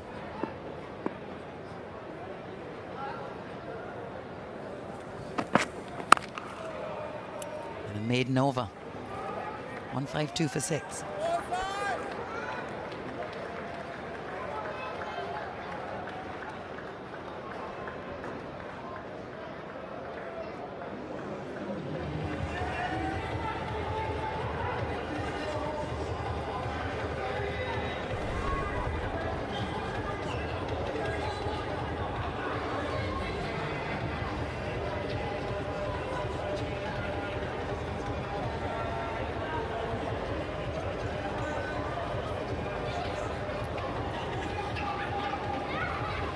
New Zealand need 37 runs. They've got more than enough balls.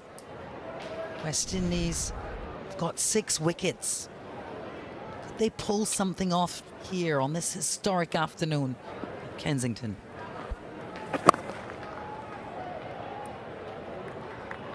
Well, they're in the game. Just 4 wickets remaining. So this is not one snatch of a boundary and New Zealand are out front. It's not. They have to work for these. There'll be a little countdown. Can Smith and Santner get to 30 runs required? At the moment, it's 36. It'll seem some way off. I don't want to say that Santner is... the game lies in his hands because Smith can have his say, but Santner certainly will want to usher the rest of the innings. Yeah, we saw him get out Mitch Santner in the first one-day international, trying to chase down the total, and was very annoyed with himself. He's the leader of this side. Oi!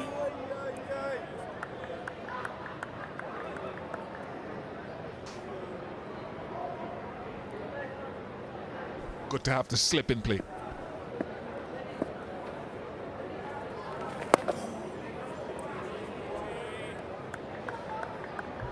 A bit of a game of attrition here. Who will blink first?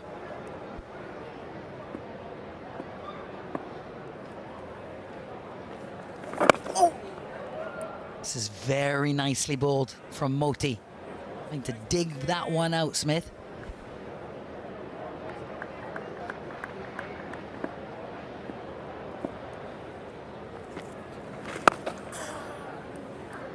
Oh dear. So 2 from the over and 5-4 for 6.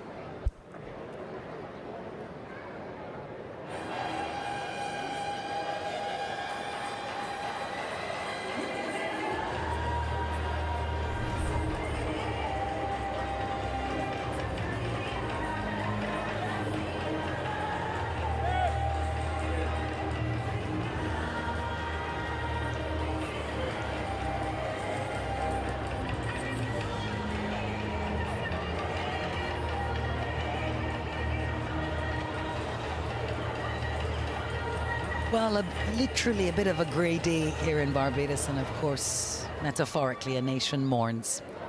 The great Sir Garfield sobers during this 4th one-day international, the CWI ODI series at Kensington Oval. This 4th ODI and the 5th will be played here. Zari Joseph, 5 wickets for the series so far, none today yet.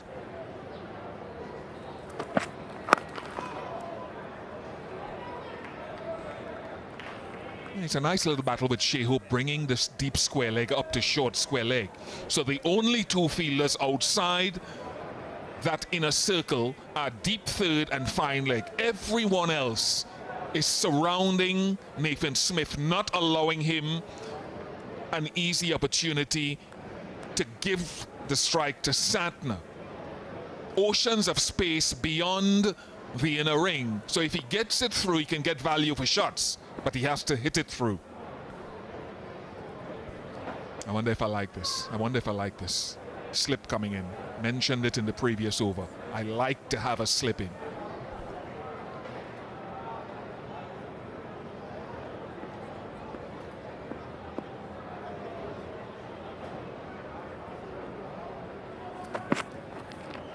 So a good ball and left alone. When Alex Jordan says good ball, what she means that it is a test line and test length. So it's risk reward. If Smith wants to go hard and punch it through the offside, fine. But it brings the slip into play. And he'll come incrementally closer at the stumps.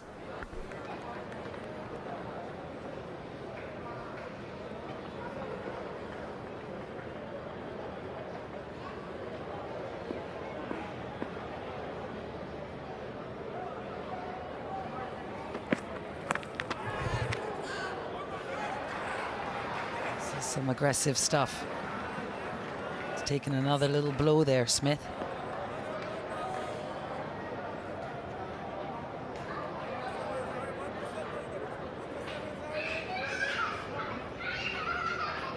Santner just joining him in the middle, pointing out a few pockets he might want to think about. Straight down the ground.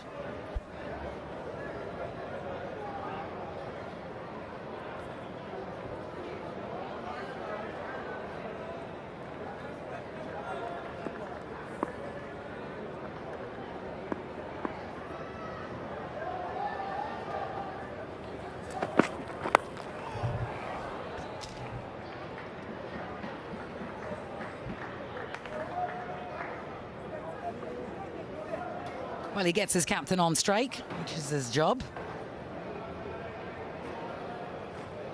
It will be Alzari to Santner.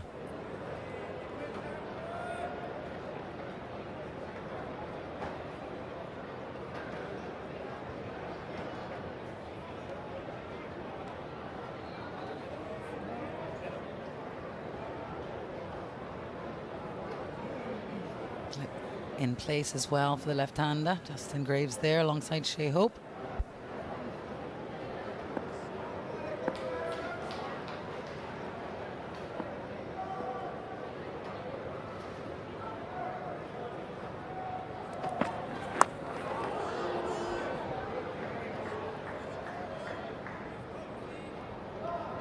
Both of them have found their singles in that area, backward of square.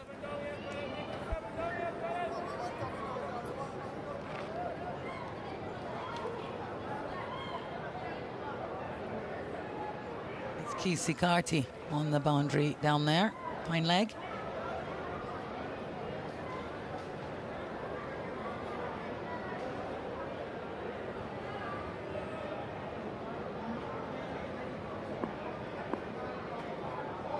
There's the deep square as the other deep fielder.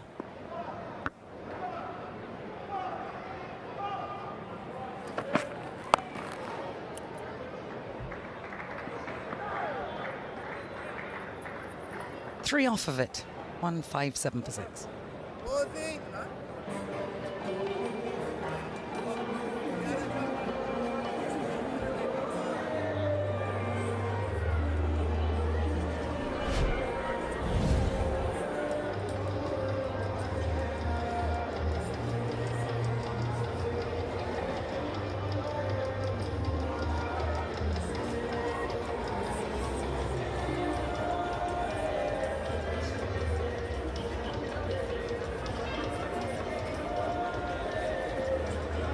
Fisher, the pick of the bowlers for New Zealand. Bracewell with a couple and Santner with 2 as well. 188. They restricted the West Indies to. Just need 32 runs here. Santner and Smith. Slow going. It's been 8 runs off 23 balls. Could go bang bang if you're the West Indies. Yes. And they've got that short cover in Matthew Ford, left of your screen. Well, he was left. Just for the uppish push. So while it's 32 runs, if you go bang bang, you're out front. That's it, right there. Stifle him.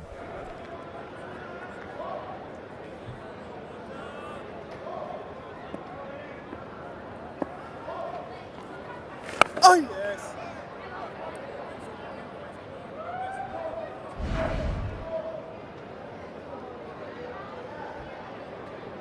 Nice and full, a nice grouping of his deliveries, and those 2 wickets full and good.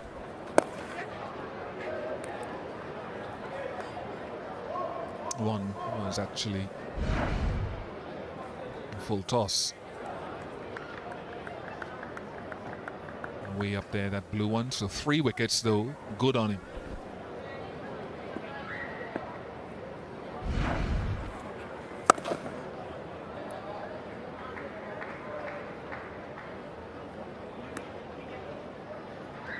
Pressure eased here. Keep the intensity up. The man in maroon looks a little sore shouldered as well. Sherfane Rutherford. We know Amir Jangul is off with a sore shoulder. Kimo Paul on the field for him.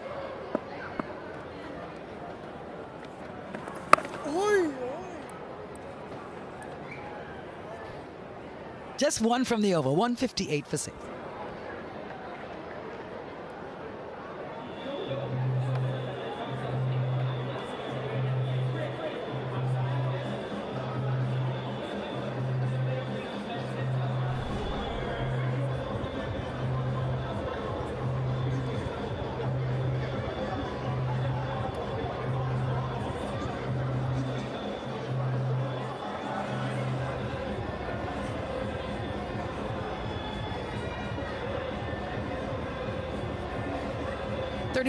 Runs required for New Zealand here.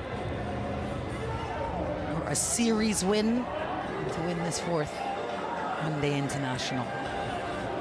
West Indies, of course, in pursuit of points, trying to amass points ahead of next year's ODI World Cup. But for New Zealand, they're testing out their depth, giving exposure and experience to players who are not always in the 11 or even the squad. So here is a pressure situation, series on the line.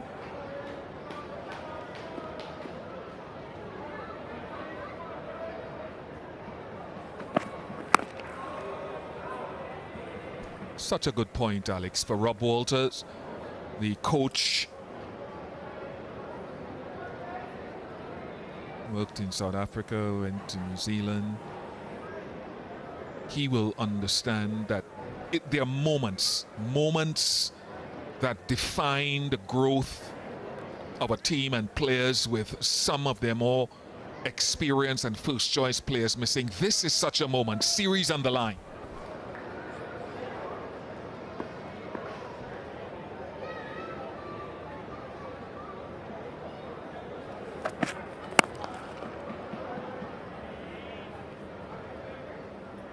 And the longer this West Indian attack and put pressure on Nathan Smith, the better from a West Indian point of view. From the Kiwi perspective, he'll just steady himself and have a word with Mitchell Santner.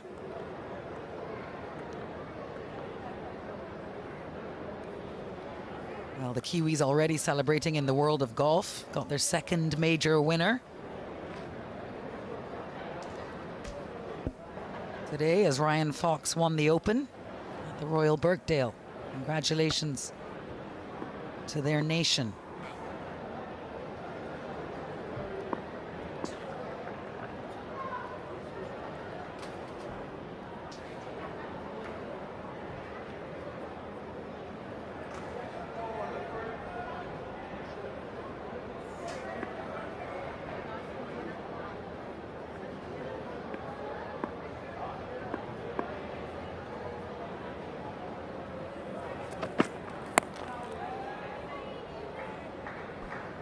At the beginning of the over, Dighton Butler, I think it was, one of the reserve umpires, had the ball rolled out to him in front of the Garfield Sobers Pavilion as per regulations, where the teams then choose one of the two balls being used to close out the innings. And Alzari Joseph scrutinized it greatly,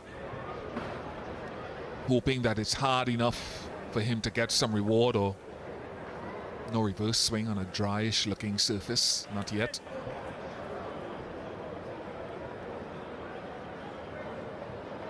Still another 10 runs or so, 15 runs for the West Indies to feel that we're right in this contest. And from a New Zealand perspective, Ian Bishop, you talked about small targets. Well, they've got 30 runs left now.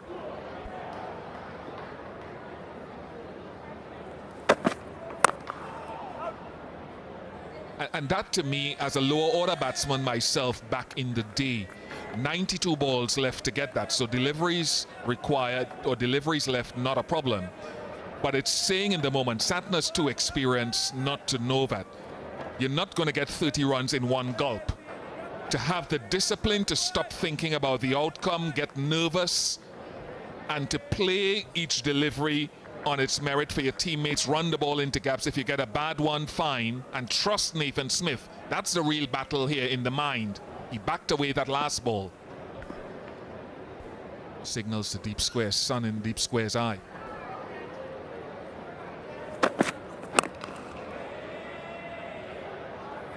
And what a prize wicket would be that of Mitchell Santner, the captain.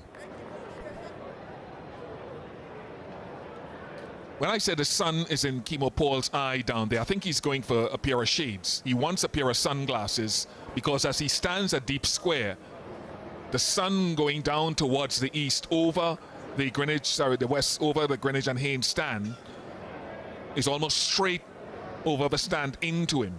So in case there's a hook shot down there, this is what happens. So he's put the sunglasses on.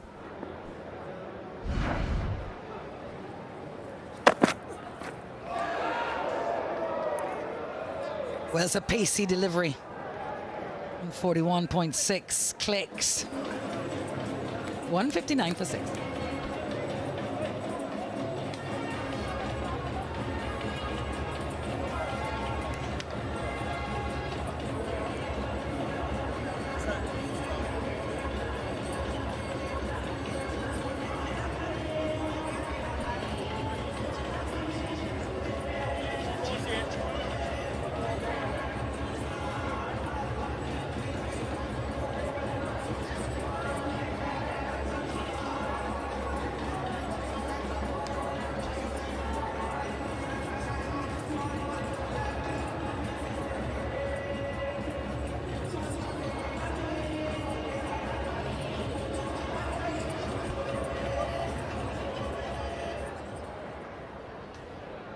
Right, no issues there with the equation.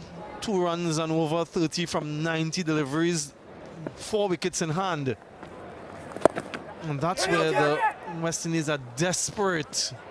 Shea Hope has quite wisely kept the feeling tight, has also kept the slipping as much as he can, because he knows the importance of breaking this partnership. Last ball of the previous over, he just went past that edge, whistling past that outside edge. Alzarri Joseph has a couple overs remaining. That was catchable. It was to his right, his less preferred side. Gudakesh Moti not able to hold on. Yeah, so the decision that Shea Hope has is, who does he continue to bowl from that other end?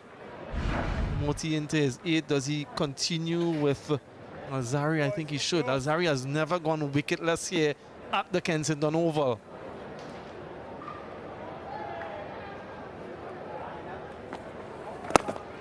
Stacey and Adams alongside me. Stacey, how do you see this one?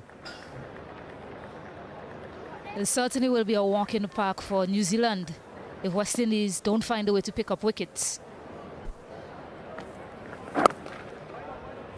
They've been good at this, New Zealand. Yeah, they've had their battles in the tournament with bat in hand, but just know how to absorb the pressure and bat time.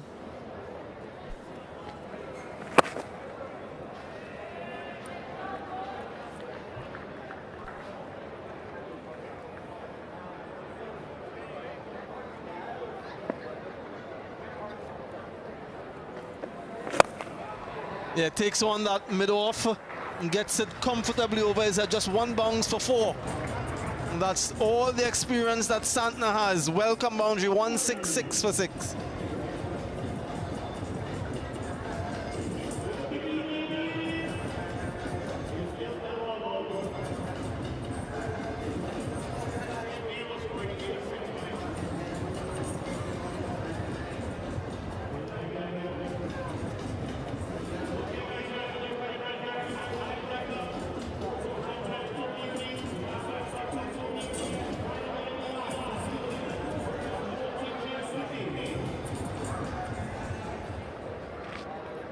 West Indies for the 3rd time in as many matches sent in, and for the 3rd time being bowled out well inside their 50 overs.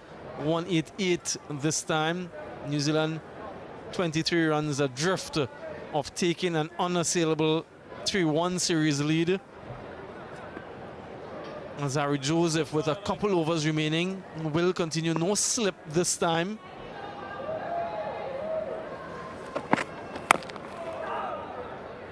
They need a wicket imminently. Yeah, as New Zealand could just continue to do this, but that one just over-pitched a bit. Santner saw the opportunity to latch on to it.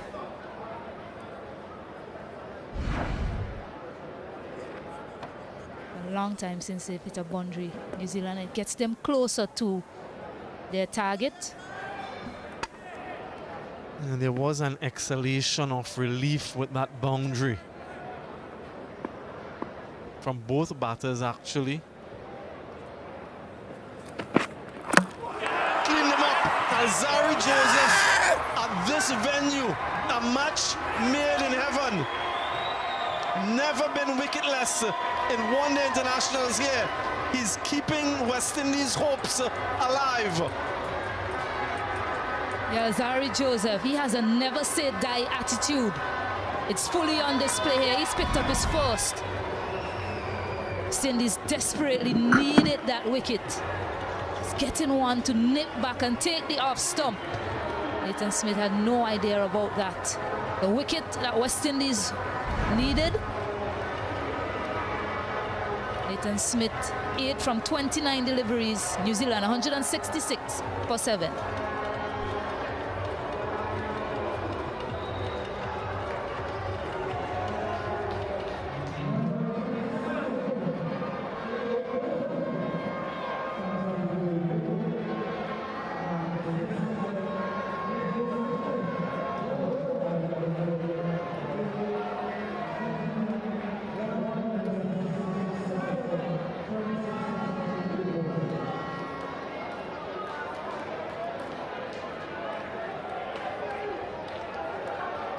new batter for New Zealand,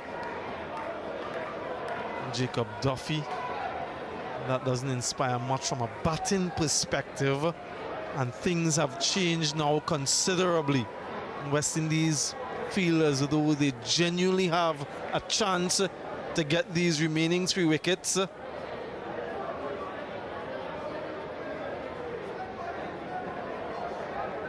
There is a slip in position now. Alzarri Joseph, can he knock back another?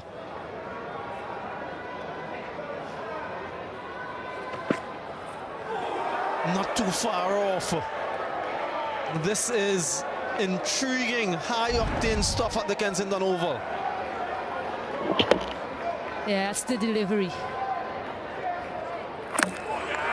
Nathan Smith couldn't get back onto it. He was very disappointed, kept a bit low as well.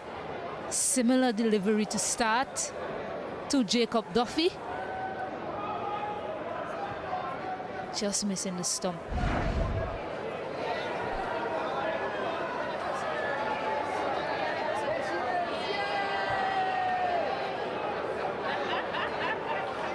Three first-class half-centuries for Duffy.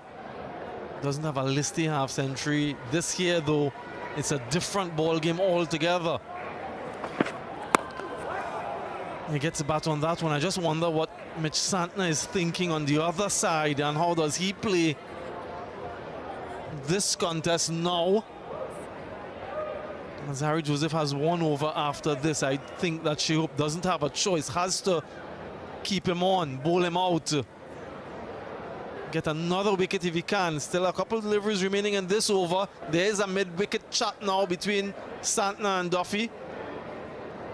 Penny, for their thoughts and what they're discussing, shakes his head like as if to say, no, I'm not getting dismissed. You're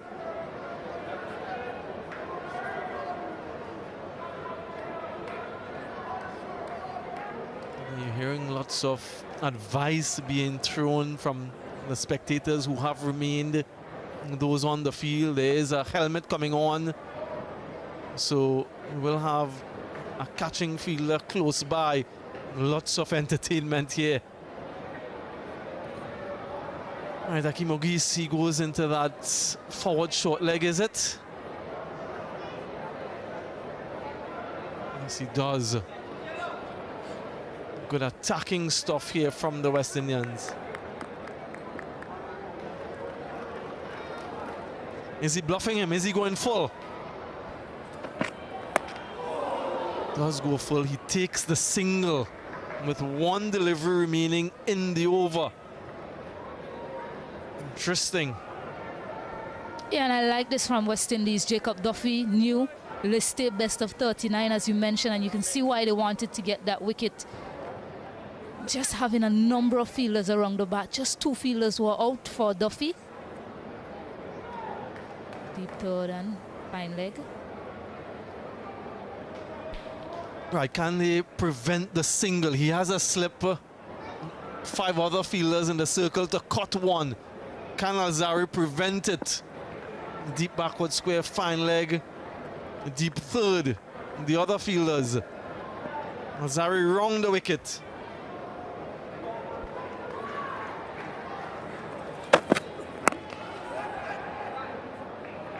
Well watched. A wicket and the run, 167 for 7.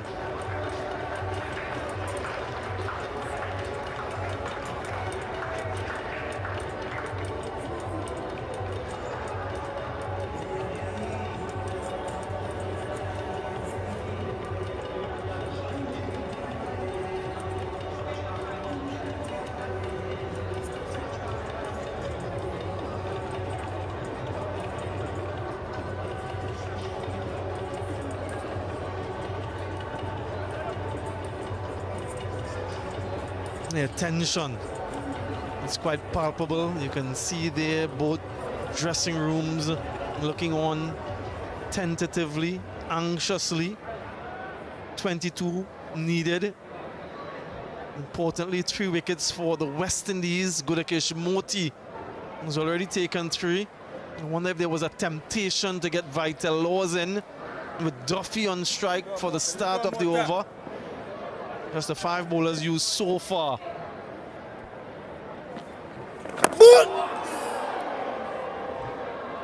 She thought it got through. It didn't.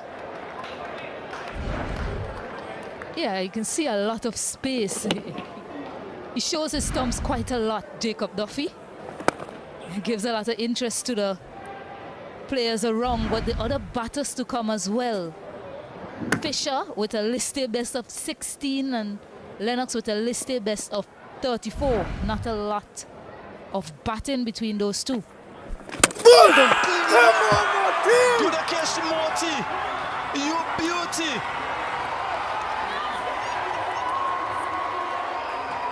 They have added motivation today, the West Indians, and they're still in this contest. Gulekesh Moti. Big belief now in that camp for West Indies. New Zealand still requiring 22. And they get Jacob Duffy. 8 wickets down now, New Zealand. Fisher and Lennox with not a lot of ODI batting experience behind them. Jacob Duffy has to go back for 167 for 8.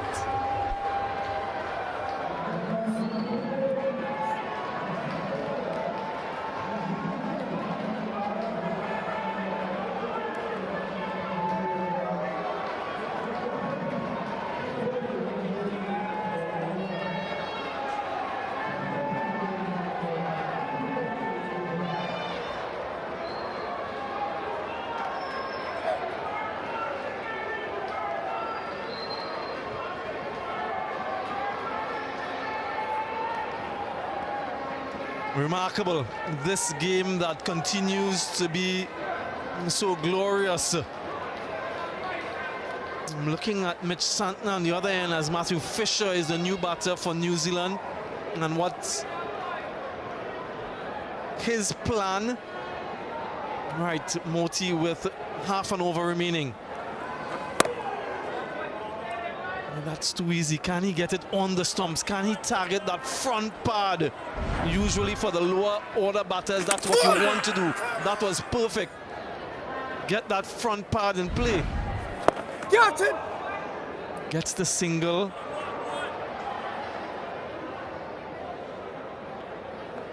One ball remaining in the over. Perfection from Moti. Yeah, I saw disappointment when he got the single, but you have to think, you have to put pressure on Mitchell Santner now to try and get a single to get on strike for the start of the next over. A single there might not be such a bad result. It's what you do with this ball. One more ball remaining in this over. Have to keep Santner off strike for the next over. Yes, Santner had a little discussion as well with Fisher. With 21 runs needed, you could understand the conundrum for Shea Hope. He has to protect the boundary and at the same time not give a single.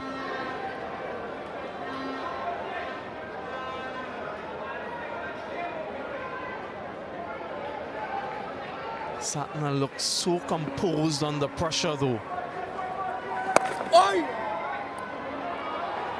Gets the single, gets the strike. 20 needed, 169 for it.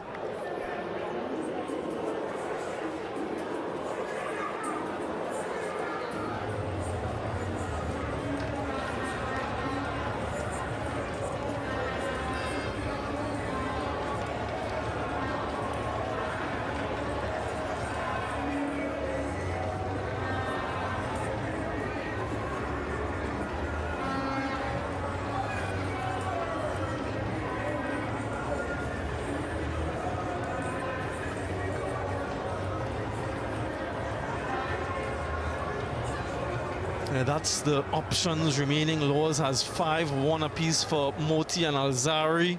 Ford and Seals. It would be Alzari Joseph though for his final over of the contest. Mitch Santner would know as well.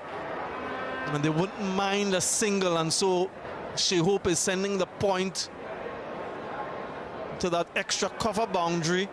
Opens up the offside. If he wants a single early in the over, have it, that's fine.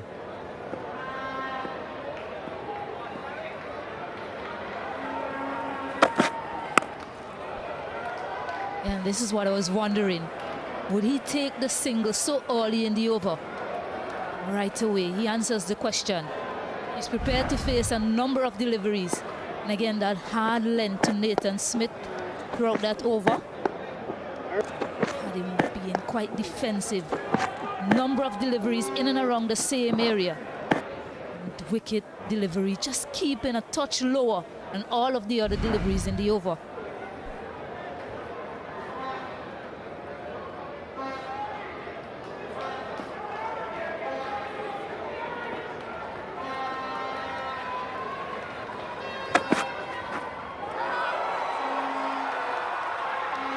Every run counts.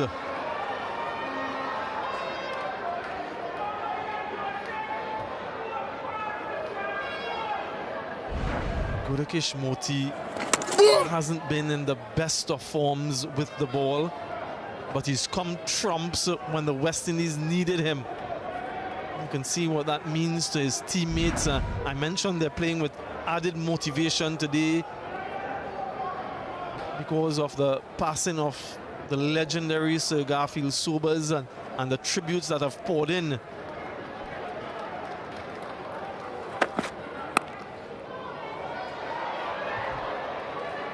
Doesn't take the single again. Yeah, playing with legacy in mind, West Indies spoke at length about playing this ODI for him and trying to get that victory. In fact, the other two match, the next match as well, didn't start well with the bat. Just 188 runs on the board, but showing some fight with ball in hand.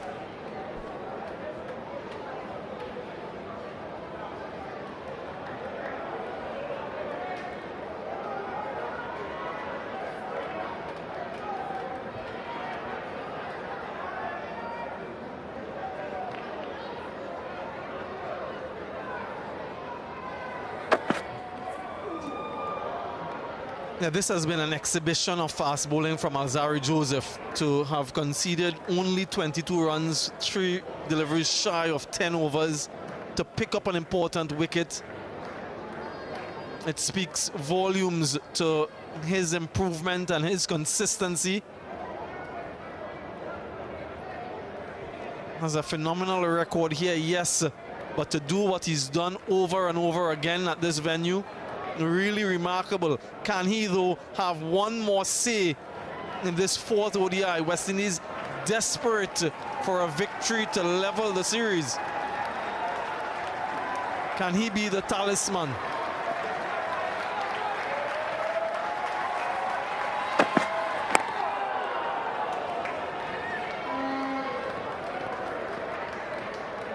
Yeah, I've been impressed with his emotional regulation as a player in this context.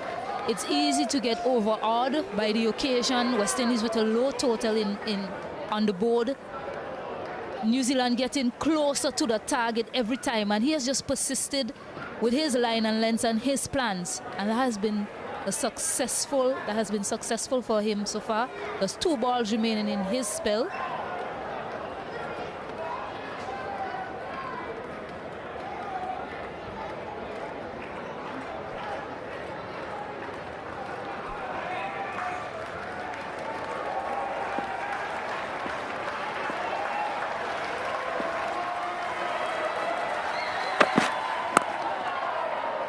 Takes the single off the penultimate ball of the over. Yeah, Shehoop just wasn't pleased with that throw with so little remaining. They don't want to give away anything easily or freely. 1 ball remaining in his spell, so Fisher has to see out 1 more. Little mid-wicket discussion again between Fisher and Santner. Yeah, the only thing he's saying to him is just survive this delivery.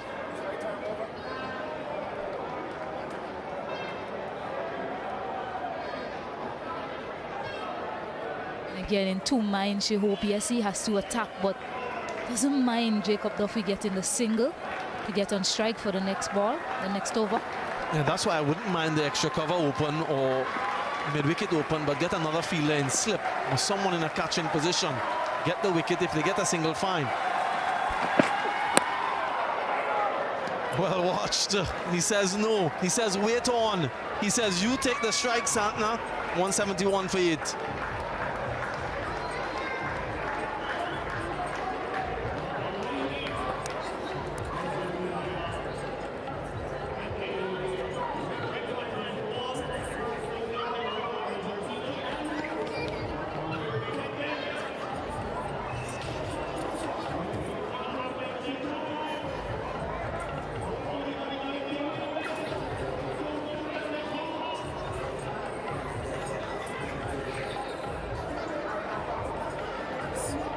Zari Joseph 1 for 23 from 10.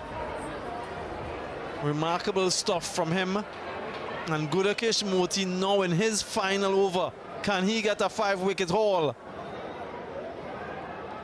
Mitch Santner would be on strike to start the over.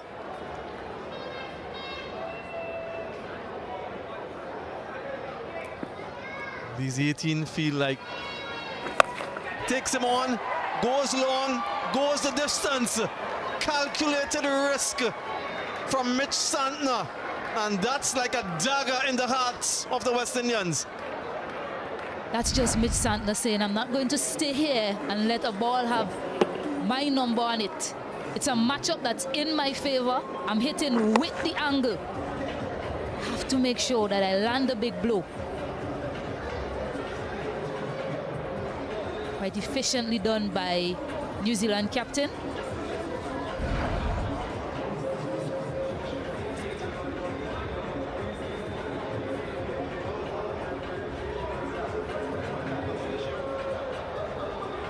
Yeah, that blow means that New Zealand need 12 runs more for victory. And it's sailing away for the West Indians this series. These scores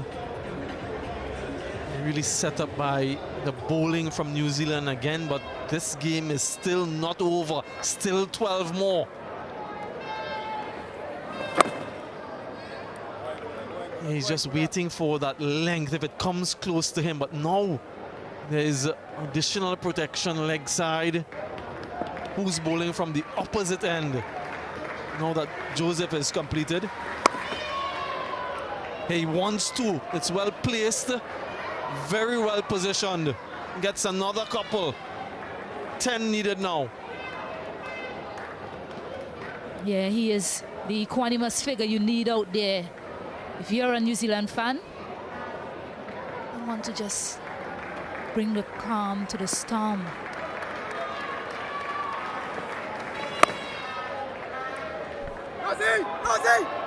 Wants to. Can't get it this time. Leaves Moti with a couple deliveries at Fisher. These two are crucial. He'll have a chat with him again. Can you control your breathing? Can you control your thoughts? This is not about skill anymore. It's about that mental strength. Both for bowler and batter.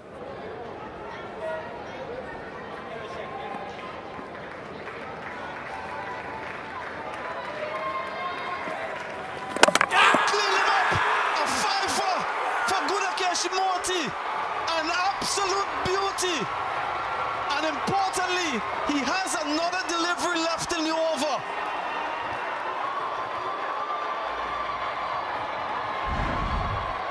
Pure theatre here at Kensington Oval. Absolutely outstanding from Gudakesh Moti, emerging as the hero that West Indies need in this moment. A 5 for him. And getting West Indies closer to a victory. Just one more wicket they need. This is a match that we have on our hands, folks. Matthew Fisher has to go back for one. West Indies all over New Zealand just needing one more. New Zealand 180.9.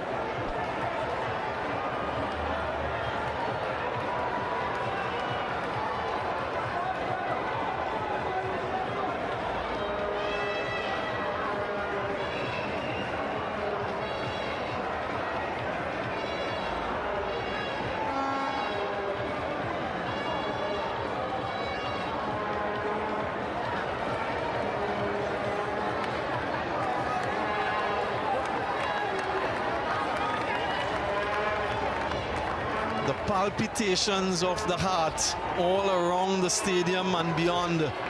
What an entertaining match we've had. Pure theatre here at the Kensington Oval. Gudakesh Moti might just have one final say in this contest. 5 for 47 for the man from Guyana. And Jaden Lennox is the new batter.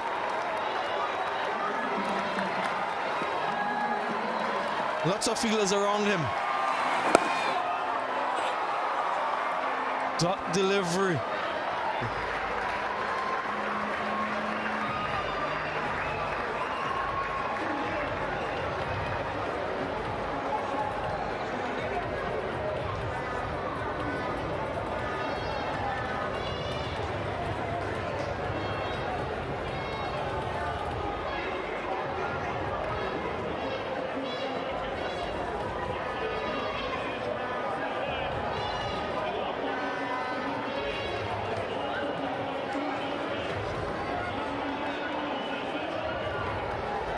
Career best figures for Magical Moti.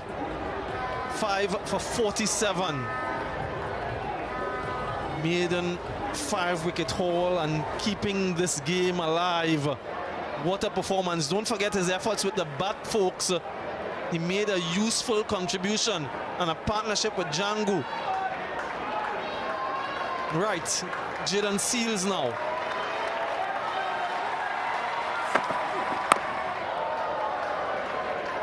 Still looks calm, does Mitch Santner.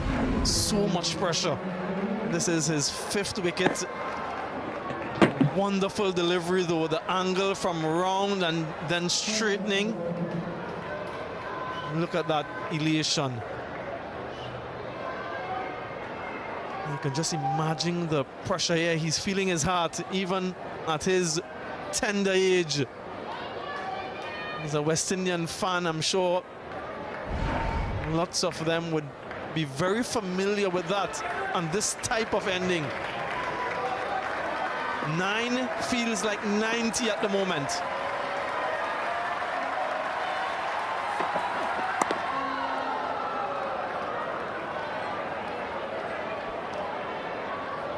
It's still very hard to know what Mitch Santner is thinking. Gudakesh Moti with a maiden fifer. Yeah, that one, not his best delivery, but got the wicket of Latham. And then this was a big moment in the game, picking up Chapman, who scored 80 in the contest. And just after that break, Bracewell went. Kept the stumps in play, Moti. 3 batters bowled in succession to get to his fifer. Absolutely astonishing. Yeah, 3 of his 5 wickets were left-handers, and oftentimes you hear of the negative matchup and whether or not left-hand orthodox should be bowling to left-handed batters. 3 of his 5 wickets today were left-handers. Yeah, and applause every delivery now. They're willing a victory here, the West Indians. Can they do it? It would be a remarkable come-from-behind victory to level the series.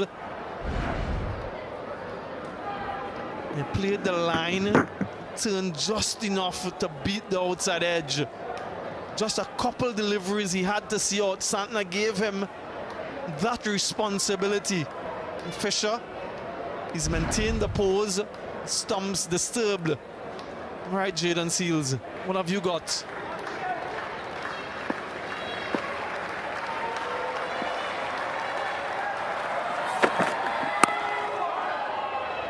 Two is the call. 2 is the call. That would have been suicidal. Right, so 2 deliveries here now. These youngsters are feeling it. And those who have remained, we did have a slight pause for rain. Many have remained. And they've been well and truly entertained. Jaden Seals shouting, get it in, get it in. Right, a couple deliveries now to Jaden. One Jaden to the other.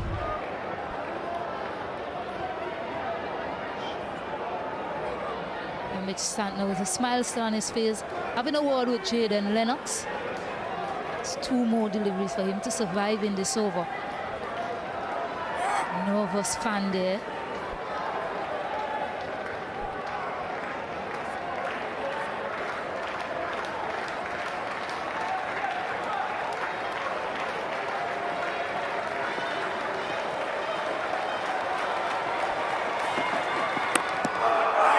Close, really close, agonizingly close even. Manages to keep it out, only just. Yeah, Jaden Lennox got up on his toes. He got up on his toes to ride the bunks. Almost playing it back onto his stumps. Inside head onto his pad, almost back onto his stumps. Tension.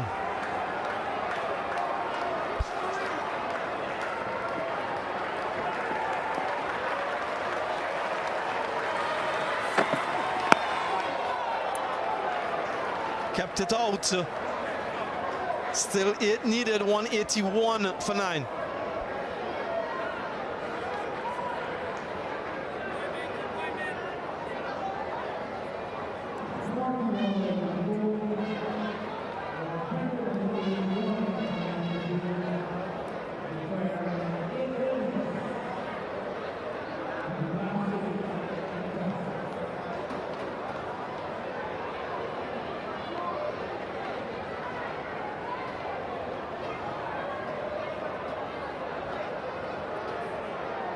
Right, forget the 54 balls. 8 runs, 1 wicket.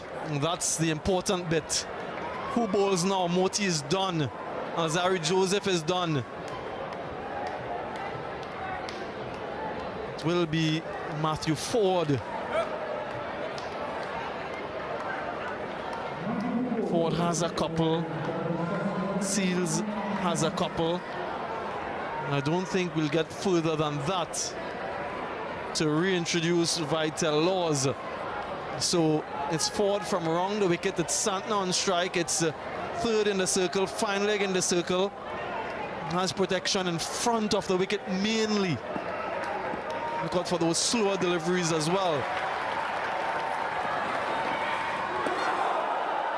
Trying to open the face of the bat, looking for that region backward of point. Perhaps taking some pace off that one as well, Matthew Ford. Such tense scenes here at Kensington Oval. This match certainly evoking a lot of emotions from both camps.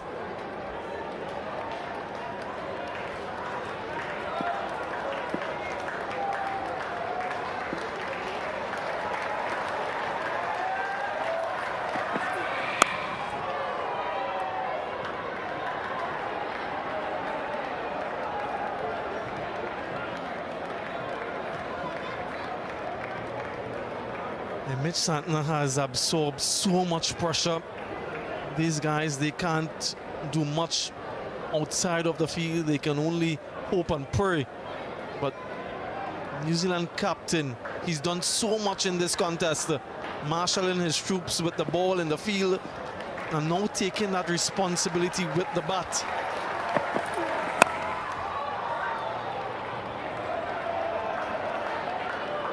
He looks to the heavens. Bowling coach Ravi Rampal there. He's looking on. Can the West Indians do it? That's the thought. That's the question.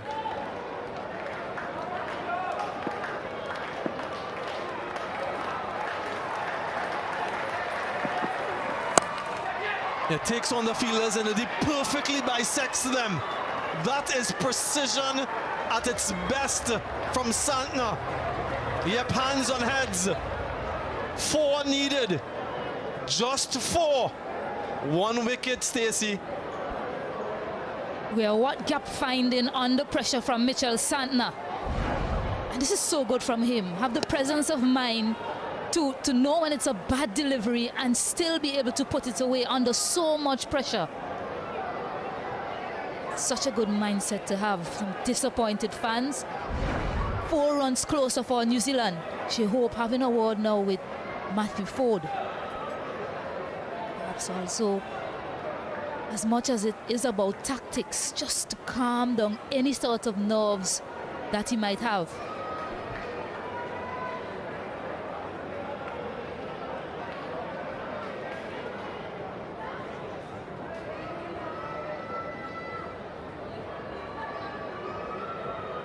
A couple of things happening here. They're getting strategies going and field positioning, but they're also slowing down the game. And every second feels like minutes when you're in this position, and you just want things to unfold quickly when you're under pressure, as Mitch Santner is at the moment. 5 overs behind, it's been that type of day. Right, hasn't changed the field, has he? Still the 3 fielders on the leg side deep. Just a little movement towards their right. The deep backward square comes squarer. Right, 4 needed. Takes the single. And so Jaden Lennox has a delivery to see out. He's trusted him with 1. What are you thinking, Stacey? I'm thinking I can't sit down. It's 3 runs versus 1 wicket. Any which way the game swings, it's been a wonderful exhibition of ODI cricket today. This guy is praying. He's praying, Samuel.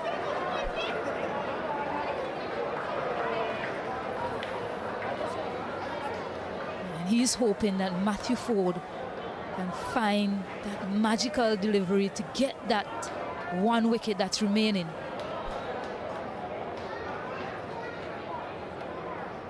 And such a wonderful game that we have on our hands to celebrate the legacy of this great man, Sir Garfield Sobers. He'll be looking down quite pleased, but he'll be even more pleased with a West Indian victory. Stacey, and Adams willing on a victory as well. Right, everyone in close.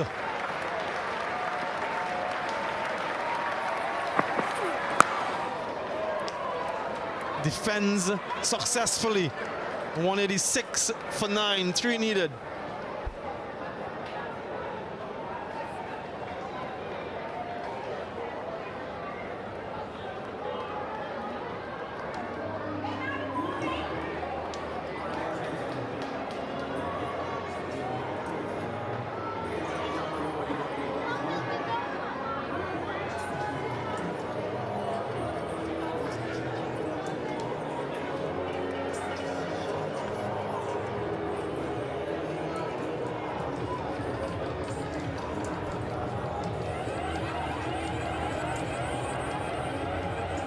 .186 for 9, New Zealand in search of 3 more runs.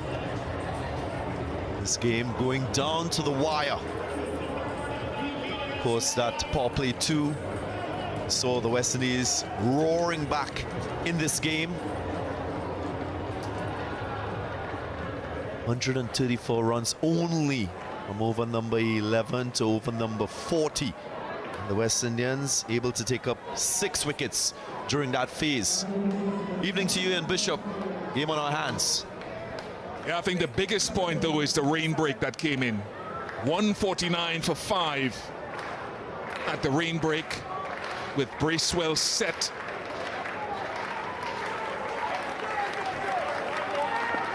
Three to get. Jaden Seals.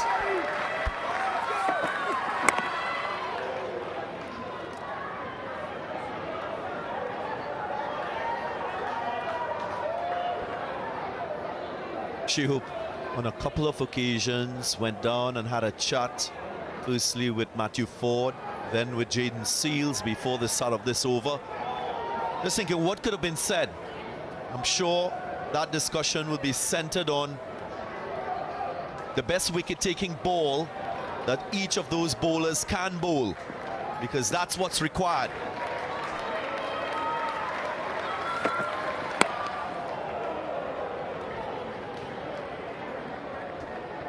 For Jaden Seals, oftentimes we see him nick batters off with good length deliveries. Batters unable to judge the line of the delivery, negotiate the length too. But in this situation, I just feel, Bish and viewers, the Yorker is a very good option.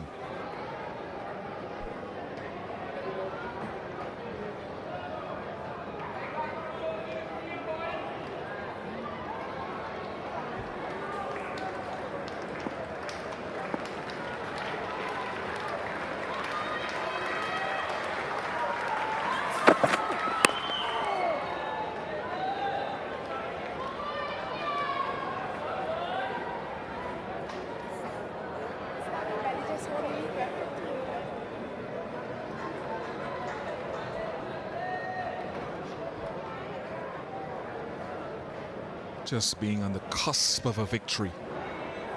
On the cusp of a victory is what it does to West Indian fans. It excites them.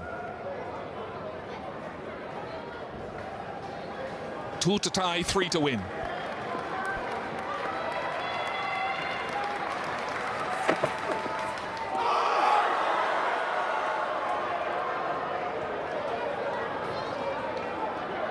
Ajal Satna throws his hands and his head in the air because he thought it was within range to squeeze it through the offside for multiple runs. Now the very important 2 deliveries remaining for them.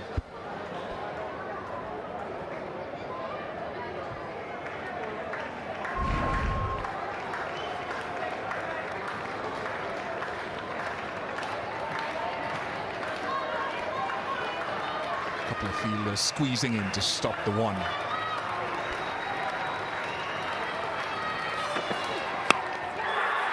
It's high, it's a chance. Fielders encroaching. Oh, dropped it. And they come back for 2.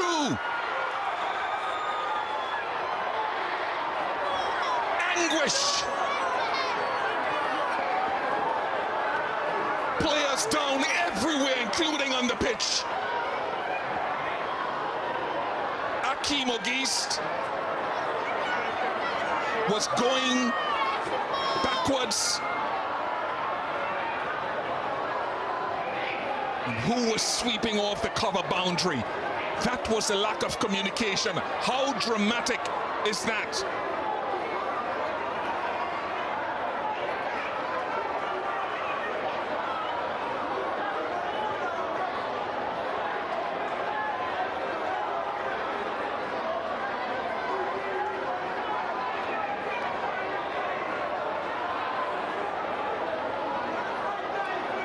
I think it might be Justin Graves who was coming off the boundary. It was his catch. It was easier for him. It was going towards him.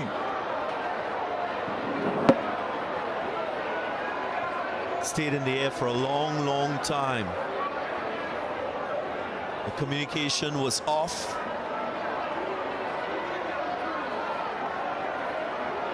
Both players converging. Justin Graves running back.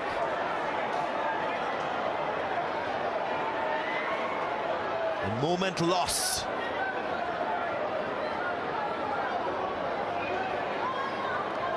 For all of that, scores level.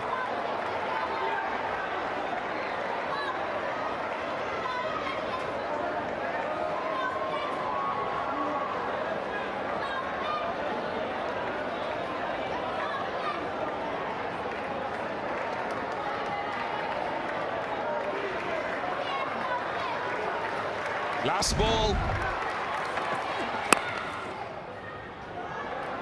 Scores will remain level. It could have been over, but still a decisive run remaining. 188 for 9.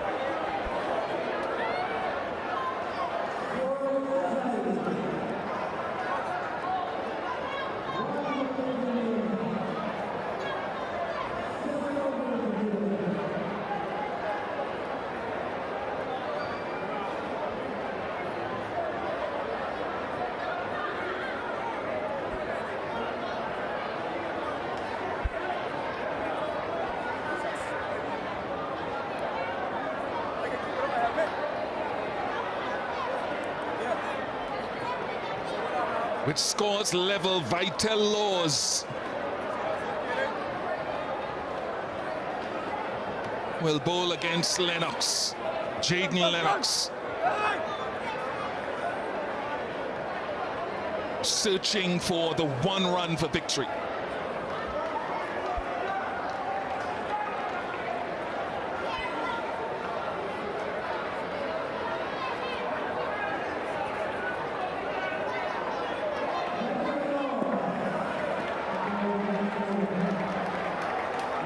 Can he bowl at the stumps? Can he bowl at the stumps? Very good, very good. And we'll review it.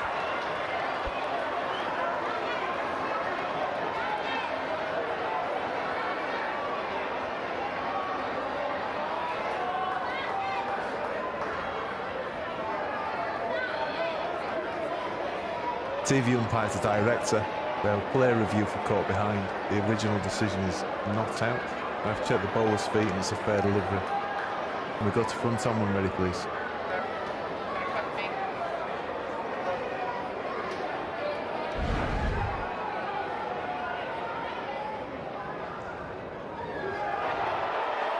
Ball passes close to the bat there. We'll go to ultra edge when ready, please.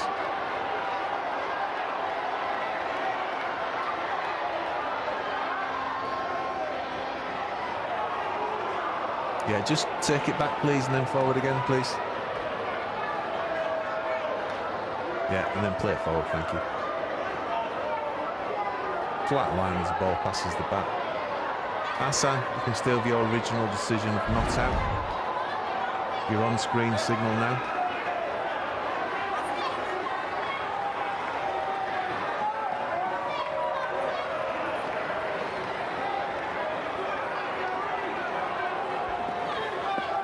All right, scores level, 1 to get.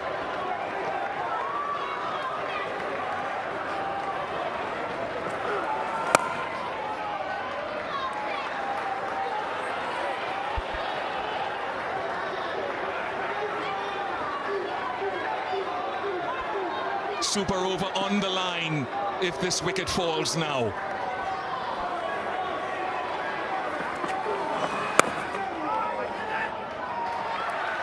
Good from Jaden Seals.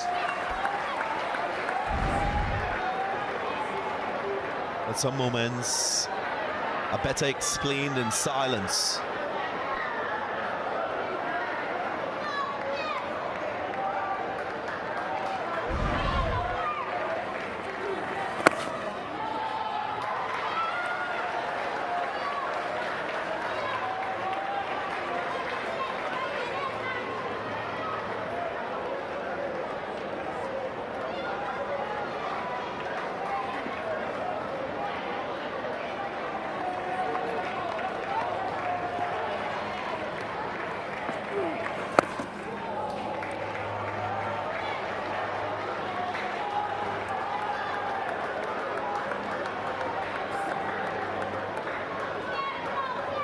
Can he deliver something special? One ball remaining in this over. Will it be the googly that comes into the left tee? Right, a Laws with a big delivery.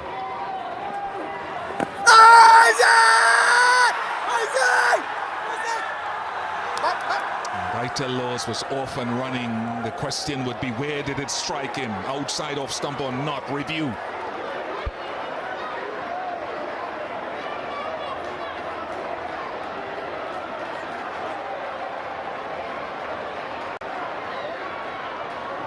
TV umpire to director. We'll play review for LBW. The original decision is not out. I've checked the bowler's feet and it's a fair delivery. Can we go to front on when ready, please? Thank you.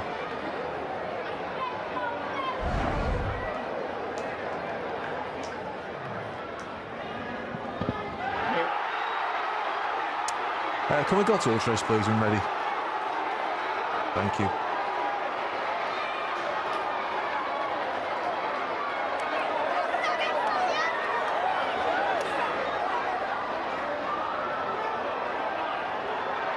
Yeah, clear gap between bat and ball.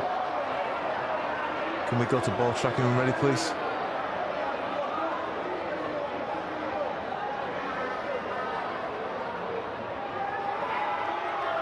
pitching outside off, impact outside. Hassan, you can still have your original decision of not out. You're stand by, you're on screen signal now. Excellent decision by Hassan Raza. Excellent decision from the umpire. 188 for 9.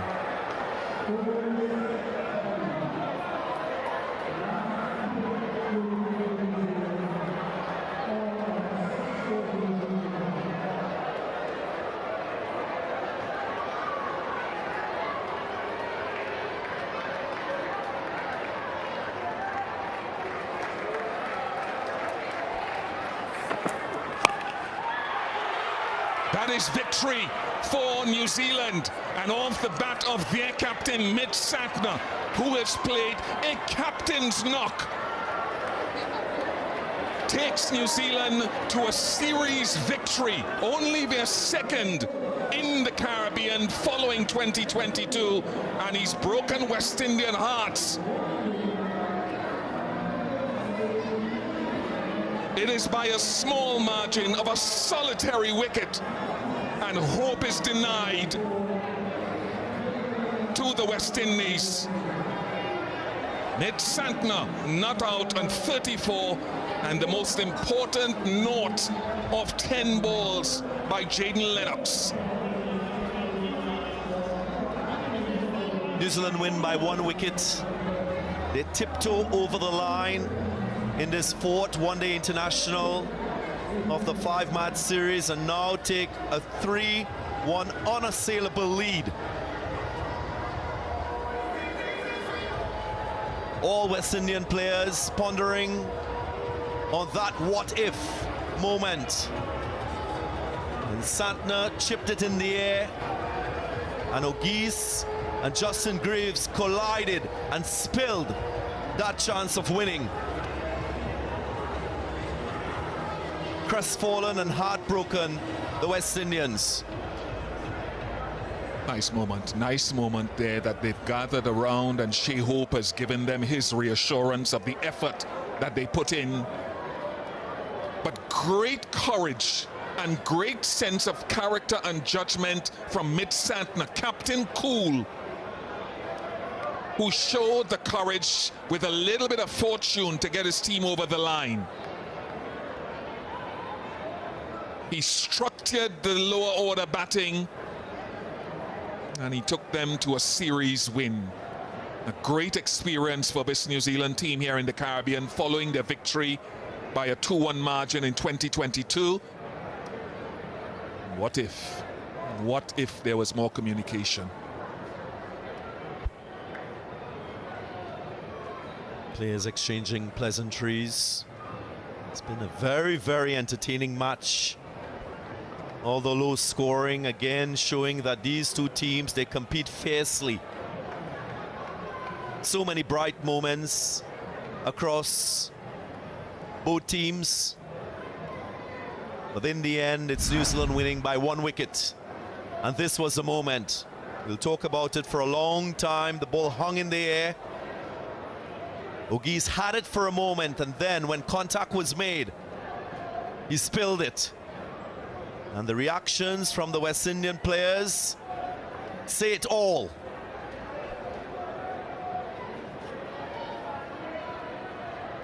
Spectators in the background don't know whether to leave or stay.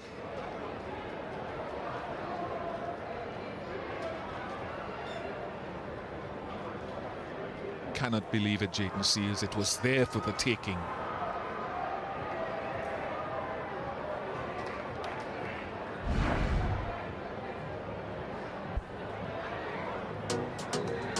What a match we've experienced and witnessed here at the Kensington Oval in Barbados.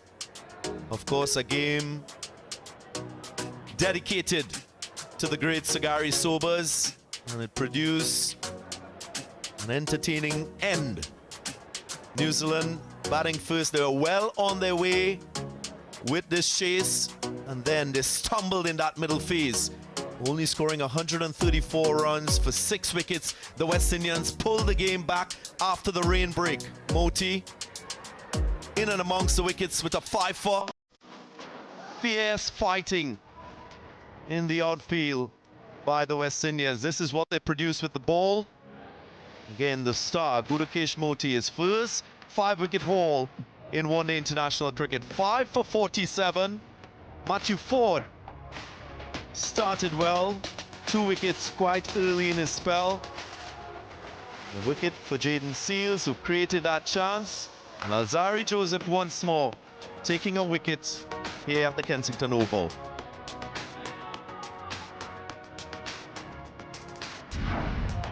Quite rightly and respectfully, the winning run coming off the bat of New Zealand's captain Mitch Statner, who bowled well, fielded well, captained well, and batted well with a stroke of fortune to break some West Indian hearts today. An emotional day where we remembered the passing of the great Sir Garfield Sobers, and they have to honor that name and legacy for time to come. And it was New Zealand who prevailed at the ground that the great man called home. West Indies again disappointing with the bat bowled out for the 3rd time in succession in this series, this time for 188. Django with a half-century, the top scorer. Fisher with his best figures in a fledgling ODI career. Satner with 2 for 36, a run out as well. And then New Zealand just getting home by 1 wicket. Chapman flexed his muscle with an impressive power hitting 80, and Satner, the security 34 not out. New Zealand by 1 wicket.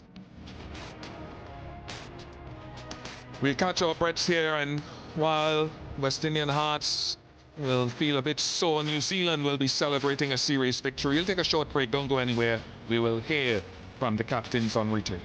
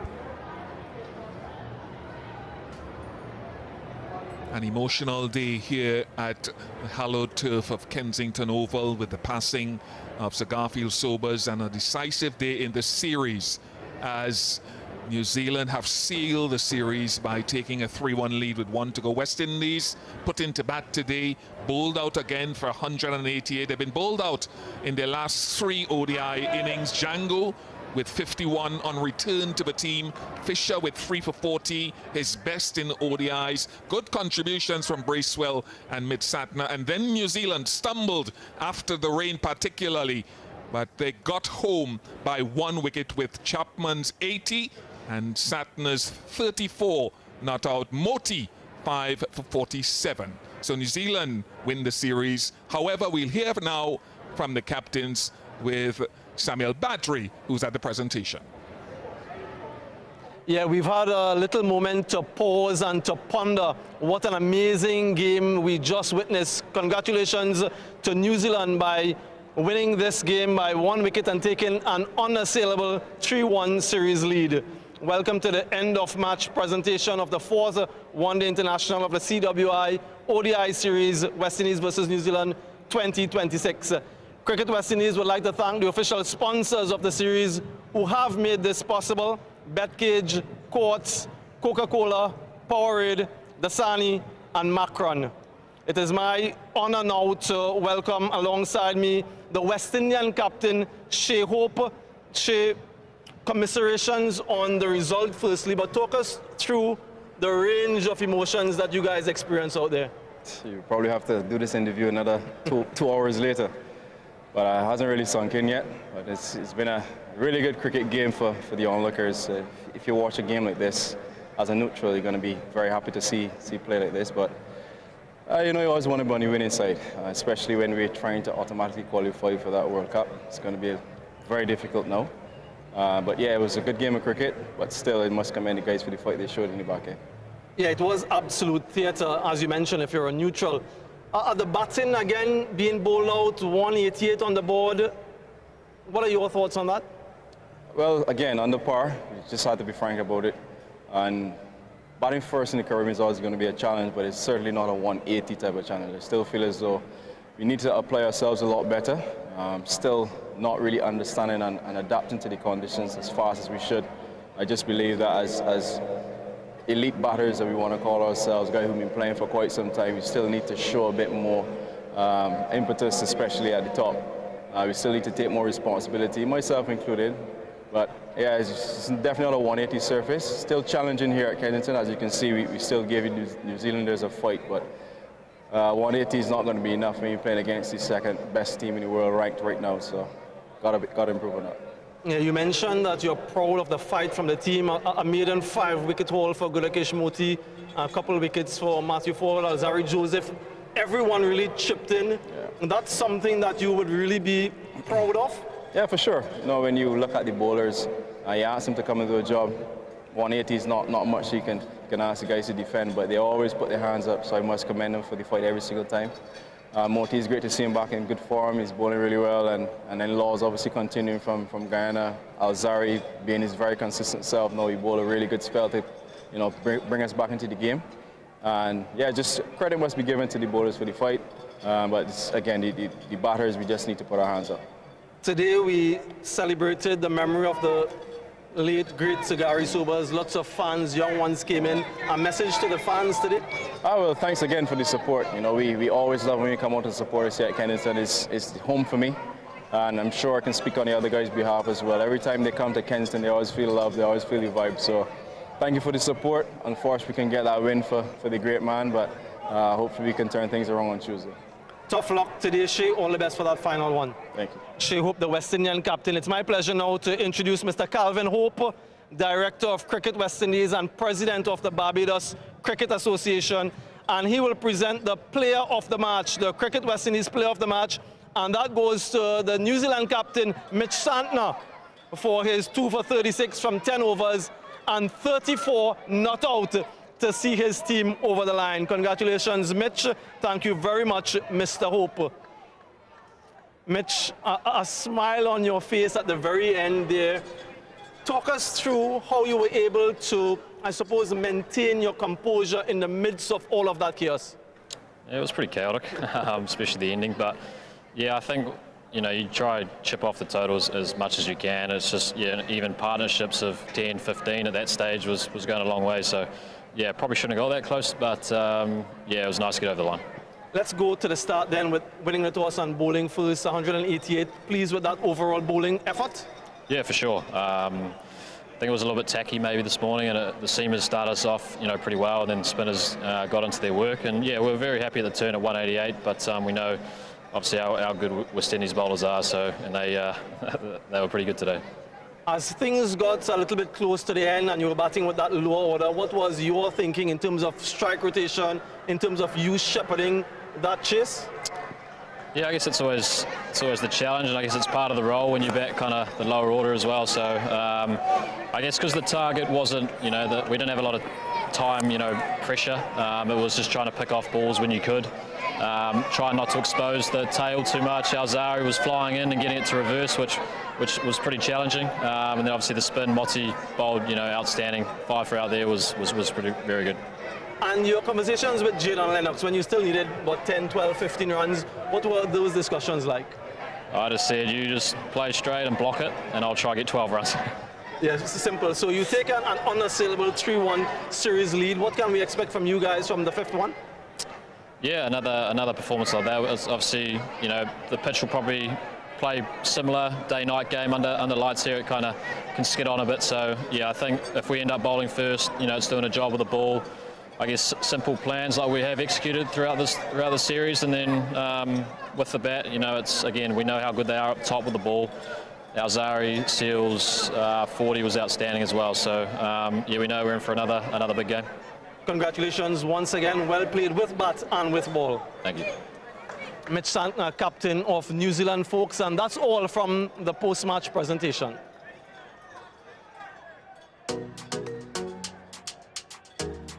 New Zealand win the series by taking a 3-1 lead with 1 to go. They lost the first game in Guyana by 7 wickets. West Indies chased then, and then subsequently New Zealand chased and won by 5 wickets. They chased again and won by 6 wickets. And then they chased here in Barbados, and a solitary wicket was the difference. A little bit of fortune. Santner put down a deep extra cover with 3 runs required. So we have 1 more game in this series, the 5th and final ODI, this coming Tuesday, 21st of July. That will be 2:30 p.m. local time right here at Kensington Oval. We do hope that we will have the pleasure of your company then.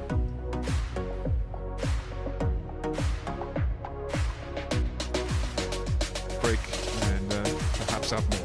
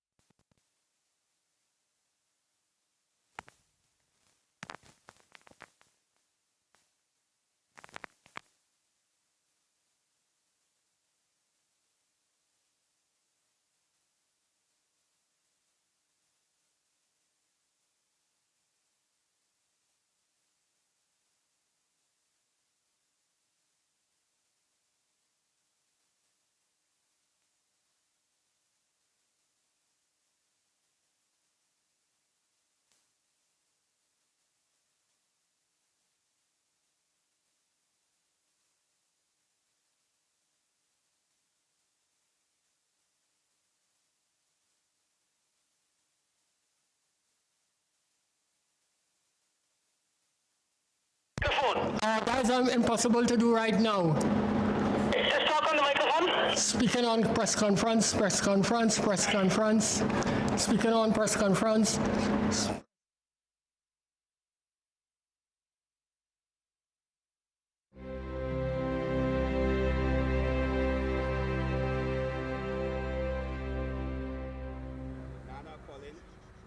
Hello and welcome back to Kensington Oval, where New Zealand has got a one-wicket win in an absolute nail-biting, thrilling ODI. But they've won the series here, and I'm happy to have Matt Fisher beside me and Darren Ganga as we reflect. First of all, it's hearty congratulations, Mr. Fisher, on your maiden ODI wicket. So how was that game for you in its entirety? Thank you. Yeah, it's obviously nice to get on the board. Played 2 games now over in Guyana and didn't quite get the first wicket, so I was waiting for it to come, but yeah, the boys kept backing me, and I'm just glad that could contribute and get a couple today. Obviously, we're at different perspectives, but you know, it was a crazy game to watch. How did it feel to play it? Oh, I don't think I've been more nervous watching a game. Since the moment I probably chucked my pads on, walking out to bat, I suppose like they're the games you want to play, the special ones you're never going to forget. So it was nice to get over the line at the out there in the end. Santner obviously bladdered.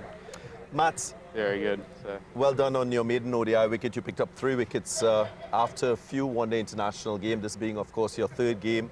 That wicket of Shea Hope, that will stay in your memory for a long time because it was a real beauty. Were you searching for that Yorker on that occasion? Yeah, I think we were just trying to attack the stumps on that wicket, so it was nice, kind of skid one through there and saw the off-pole cartwheeling, so yeah, it's always a nice feeling and one I'll definitely remember, especially the calibre of player Shea Hope is. Happy days. Well, you also got Amir Django, Gudakesh Moti. Let's talk a little bit about that variation we saw from you and the thinking behind it. You often go with the cross-seam grip. Why use that variation in the Caribbean? I think my role in this team, well, apart from one of the games, I've been getting the old ball, so it's not going to swing in the air, and they've been kind of variable wickets, so when you're bowling cross-seam, you can get it to stick at the batter, kind of like versus Django, and then the other one probably with Moti just skip through, and it's just kind of, yeah, you get more variation out of the wicket, whether it like skids on, kisses off, or holds in the wicket. So we think that was the best option, and yeah, was just trying to bowl that as consistently as I could. Yeah, pretty good. 3 for 40 off your 8. Let's talk now about your captain, Mitchell Santner. You said this is the nerviest game of your life. He looked cool, calm, and collected. How good was he into the wickets, first of all? Yeah, he's an unbelievable bowler, unbelievable batter, and an unbelievable leader. He plays for my district back home, so I've had a bit to do with him, and yeah, really lucky to have spent the amount of time I am with him, but yeah, he's some player, and just such an honour to be able to play with him as well. And seeing how cool he is under pressure, like, it's just something a lot of young players aspire to be like. He wants those big moments and usually comes up trumps, so yeah, he's an incredible player. When you say he's an incredible leader, can you give us some examples of why he is so? He's just so calm. Like, I think my debut, I was pretty nervous coming in, and as a fast bowler, I was bowling first change. The butterflies are going, he just walks up to you, smiles, gives you a wink and just says he backs me. So yeah, there's nothing more you want in a skipper than a player that's going to back you, and yeah, he just believes in me and believes in everyone out there. So yeah, he's testament to his skipper as well. When you had to come out there to bat, did he say anything to you? Yeah, he did the same. He just said, let's do this, gave me a wink, told me what to do, and yeah, I tried to oblige, but got a bit of a seed from Moti. Bit of a shame that I got out and saw his head fly back at the other end, so yeah, it felt like let him down, but yeah, I don't think he'll hold a grudge. No, absolutely not. He saw you off over the line, didn't he? And yeah. It's an unassailable series lead for New Zealand here at Kensington Oval. Matt, I just want to find out from you, of course, having played one-day international cricket, you've now played all formats of the game for New Zealand. You're one of the brightest sort of prospect in that battery of seamers that you all have. What were your learnings, you would say, from being involved in this ODI series and playing here in the Caribbean? I'm sure it's your first time in this region. Yeah, it is. I love the region, especially Barbados. It's been yeah, really nice seeing the beaches and everything. But yeah, to the cricket, I think the pitch in Guyana probably didn't favour fast bowlers as much, but you could get away with just bashing a heavy length, and if you could just do that as long as possible, I think it made it hard for the batters. So yeah, coming away from like, international cricket, I think you just realise how like, clinical you have to be in your lines and lengths. When you bowl bad balls, they get put away. So, yeah, I think accuracy is probably a big work on, but hopefully it'll come with time. It was good to see your piece, you know, very well done. Thank you very much. Exciting prospect, Matt, and it's an extraordinary day on a number of fronts. Obviously, the great Sir Garfield Sobers gone on Friday, and this is our home ground and very special. What was it like to be a part of this whole day and the historic nature of it? Yeah, he's such a good player. Some of the boys read out his stats the other day. Yeah, some player he was. Sadly didn't get to see him play, but I'm sure it would have been a great spectacle. The ground is amazing. Just seeing the different buildings and everything, it's just so cool, and passionate crowds, very loud and whatnot. So yeah, I'm just soaking it all up and yeah, really enjoying the moment. Well, Matt, even though you got a threefer, I'd like to welcome you back to the Caribbean anytime. Any lover of Barbados is a friend of mine. Congratulations Thank you on very your much. performance and on the series win. Thank you very much. Cheers. All right, we'll take a quick break here and be back on the other side with more analysis. Stay with us.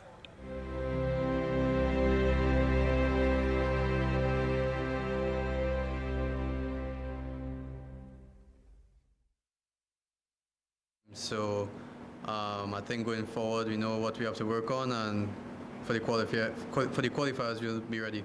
And in terms of the bowling effort, to defend almost defending 188 on that surface, with ball in the end as well. How do you rate their performance? Yeah, I think we can never question our bowlers at all. They gave heart and soul for the team. So good to see Gudakesh get those 5 wickets as Zari bowled with some serious pace today, and the kind of quality that this team has, I think we don't deserve to be going to the qualifiers. It's just that's the position that we're in, but we know that the quality that we have in that dressing room, Jada and yeah, so it's great signs to see. It's just going forward now, we have to play the right cricket and get those wins on the board for West Indies. Yeah, I want to talk on the batting performance today. You featured in a good partnership with Moti. What was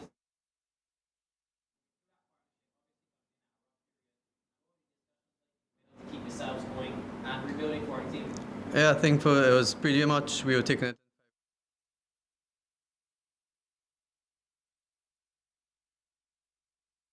In the morning, it's pretty hard, so.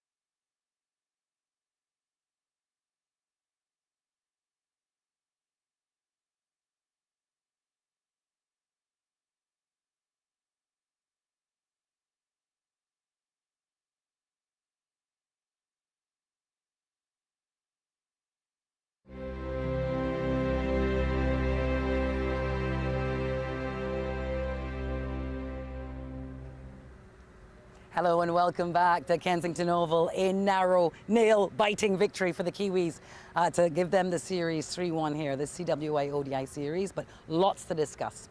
Darren Ganga and Stacey Ann Adams beside me, and where should we start but with the very end? It's been a long time since a game of cricket has been that exciting from my point of view, Darren. Likewise, a cliffhanger. I think Sir Gary will be very proud of this match, probably wanting the West Indies to win. That's the only add-on he would be searching for, but the fight, the spirit after that little bit of a rain interruption shows that this West Indian side can really arouse themselves to compete against the best teams in the world. It's just unfortunate that they couldn't hold on to that opportunity. Graves and O'Geese just clashing, but special match. Let's talk about that opportunity, Stacey, because that would have been the game. Mitchell Santner into the offside for him, I guess. It went sky high, and a couple of fielders around it, or Hakeem O'Geese, looked like he had the best opportunity. Yeah, in the end, it was a desperation to hold on to it. I think Justin Graves, he was thinking, I need to get it, someone need to get it. He didn't see Hakeem running in. I don't know if there was any communication between the two. Usually someone say mine. You know, in the end, Hakeem had it, but then the disturbance by Justin Graves just sees him spilling that catch, a catch that saw the fans. Look at them in the background. Huge disappointment. Well, I mean, that was such a huge moment in the game. In the end, Santner held his nerve and took New Zealand to victory. Yes, I'll tell you what, Jaden Seals wasn't the only person prostrate. There were a few people in the comm box lying all down, because that would have been the game for the West Indies. It would have leveled the series, but it wasn't to be. Quite extraordinary and disappointing for Jaden Seals. What a fantastic spirit and fight these West Indians showed. Yeah, they were flatlined with that moment. They had to pick themselves up and still try. This took place in the 43rd over, I think it was. The game ended in the 45th over. But it was a game that they will look back and grab the positive moments. I was very happy to see that they turned to Vital Laws to bowl that last over, giving the young man so much faith and trust in that process. So for me, plenty positives to gain, but the West Indies had that moment to win this match. Delightful to see the constitution of that young Vital Laws. But let's talk about Gudakesh Moti's performance. You want to talk about bright points? A fifer here at Kensington Oval today, Stacey. Yeah, absolutely incredible again from Gudakesh Moti. I mean, he started things with bat in hand, very positive to start, and then just carried on with the ball in hand, give West Indies a real chance. A number of deliveries as well, number of batters dismissed, bowled, kept the stumps in play largely, used his variations well, and his pace also. You know, just the rotation of pace, sometimes slow, sometimes quick, which really had the batters off in terms of their timing. So again, Gudakesh Moti, just brilliant from him today. Yeah, outstanding from Gudakesh Moti. Really good moment for him. Also Matthew Ford into the wickets, and into the wickets early. Yeah, we've seen his development and his progress, his ability to use that new ball, and his captain Shea Hope trusting him ahead of Alzari Joseph, who has a very good record in ODI cricket at Kensington Oval. But his skill to not only move the ball into right-handers, but also to move it away. We saw that in the very first wicket of Henry Nicholls, just trying to cut one which was too close. Matthew Ford using the bounce from the surface, going round the wicket, changing the angle. At times, as an opening batter, you cut on length, you cut on line as well. That was wide outside the awesome. But because he got a little bit of lateral movement back into the left-hander, it ended up too close, and he feathered a catch to Shea Hope behind. So it was the ideal start for the West Indians. And then how about this? For a catch on the follow-through, Nick Kelly just couldn't keep that one down. He always creates that opportunity at the top of the innings. He's grown in stature, he's grown in confidence, and I think that is one of the positives I spoke about during the course of this match for the West Indians. Yeah, Stacey Ann Shea Hope was proud, of course, of the bowling effort, but felt, you know, it was just a low number to defend in the first place. Yeah, certainly, and it's something that no doubt Sammy and West Indians, they will definitely be thinking, how can we score a bit more runs? You go back to the 2 ODIs in Guyana, they would think to themselves, hey, had we gotten to 180, 200, we would have been in a contest. Here again today, not able to bat all of their overs. So it's a real concern for West Indies. It's something that they have to find that right flow as a team in terms of how they go about scoring runs, batting more overs than they've done today. Yeah, well, Mitch Santner said in the captain's chat, shouldn't have gotten that close because they felt they were in charge of the game. It was a wonderful innings from Mark Chapman. He was a contender for player of the match with his 80. Yeah, he was brilliant. He took the game by the scruff, came in, played exceptionally well, advanced at times to change the length of deliveries so he can hit down the ground. He's a very strong player square of the wicket, and if you miss your length, you're a little too short or you're a little too full, he can hit you down the ground as well. A nice, graceful, powerful player, someone who can play off the back foot, who can handle good, fast bowling. We saw that from him. It's a pity he couldn't go on to convert to 3 figures. But Gudakesh Moti was the man who broke that partnership that he had with Michael Bracewell. 65 they produced. But again, for me, it's a real highlight because that's the highest individual score we've seen from the Kiwis throughout the course of this series. Yeah, absolutely impressive. In fact, we heard the Kiwi captain talk about it being a bit tacky early on. The West Indians struggled with that, but there was a great partnership between Jangu and Moti. Yeah, certainly, and it emphasizes the point of just securing your wicket for that much longer. Yes, there might be some difficulty up front, but it will get better, and that partnership proved it. Moti and Jangu again seemed to be a man that can rescue West Indies when they're in a difficult situation, and I think good call to get him in the match as well, because someone coming into this match may have thought Hetmeyer would be a front runner, and they made that bold decision to get him in. So again, I think that partnership really give West Indies a fighting chance with ball in hand. So good on Moti again and Jangu in that partnership. Yeah, well played, Jen. So we talked about that, didn't we, last one-day international. But of course, overshadowing the whole day today and the game was the passing of the late great now, Sir Garfield Sobers, here at his home ground. And I guess I'll get y'all's feeling on being a part of the game. I know for me, what a privilege it felt to be on our way here to Bridgetown at this moment when this happened, the timing immaculate. Very much so, and well deserving for a person like Sir Gary Sobers, what he's brought to this game of cricket.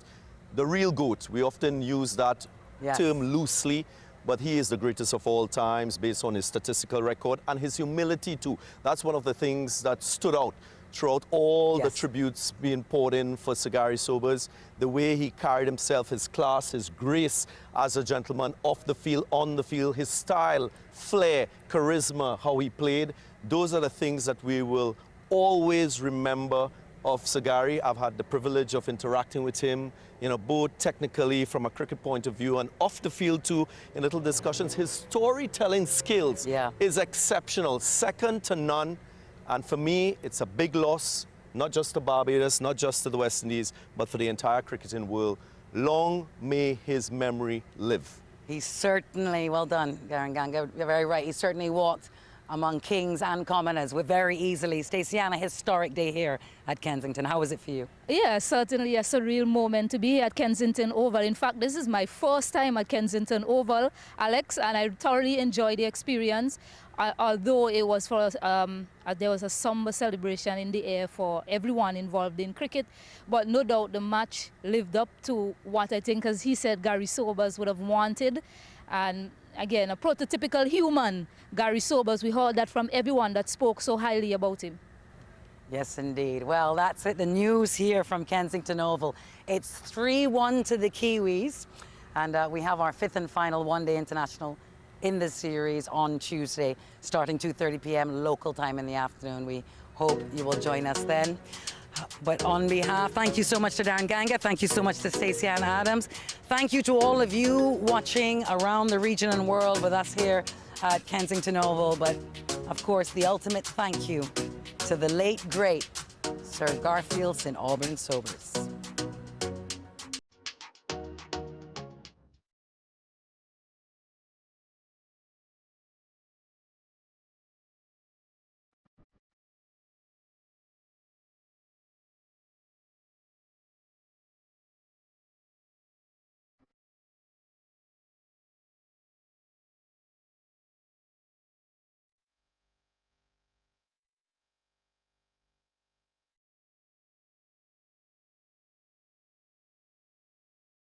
Thank you, Sir Gary, for showing us what greatness really is.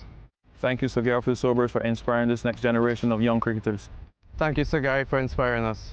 Thank you, Sir Gary, for what you've given to West Indies cricket. Thank you, Sir Gary, for showing us what greatness looked like. Putting us out there on the map and everything that he's did for West Indies cricket. We just want to say thank you, and we will try to live on that legacy and take it as far as we can to make you proud.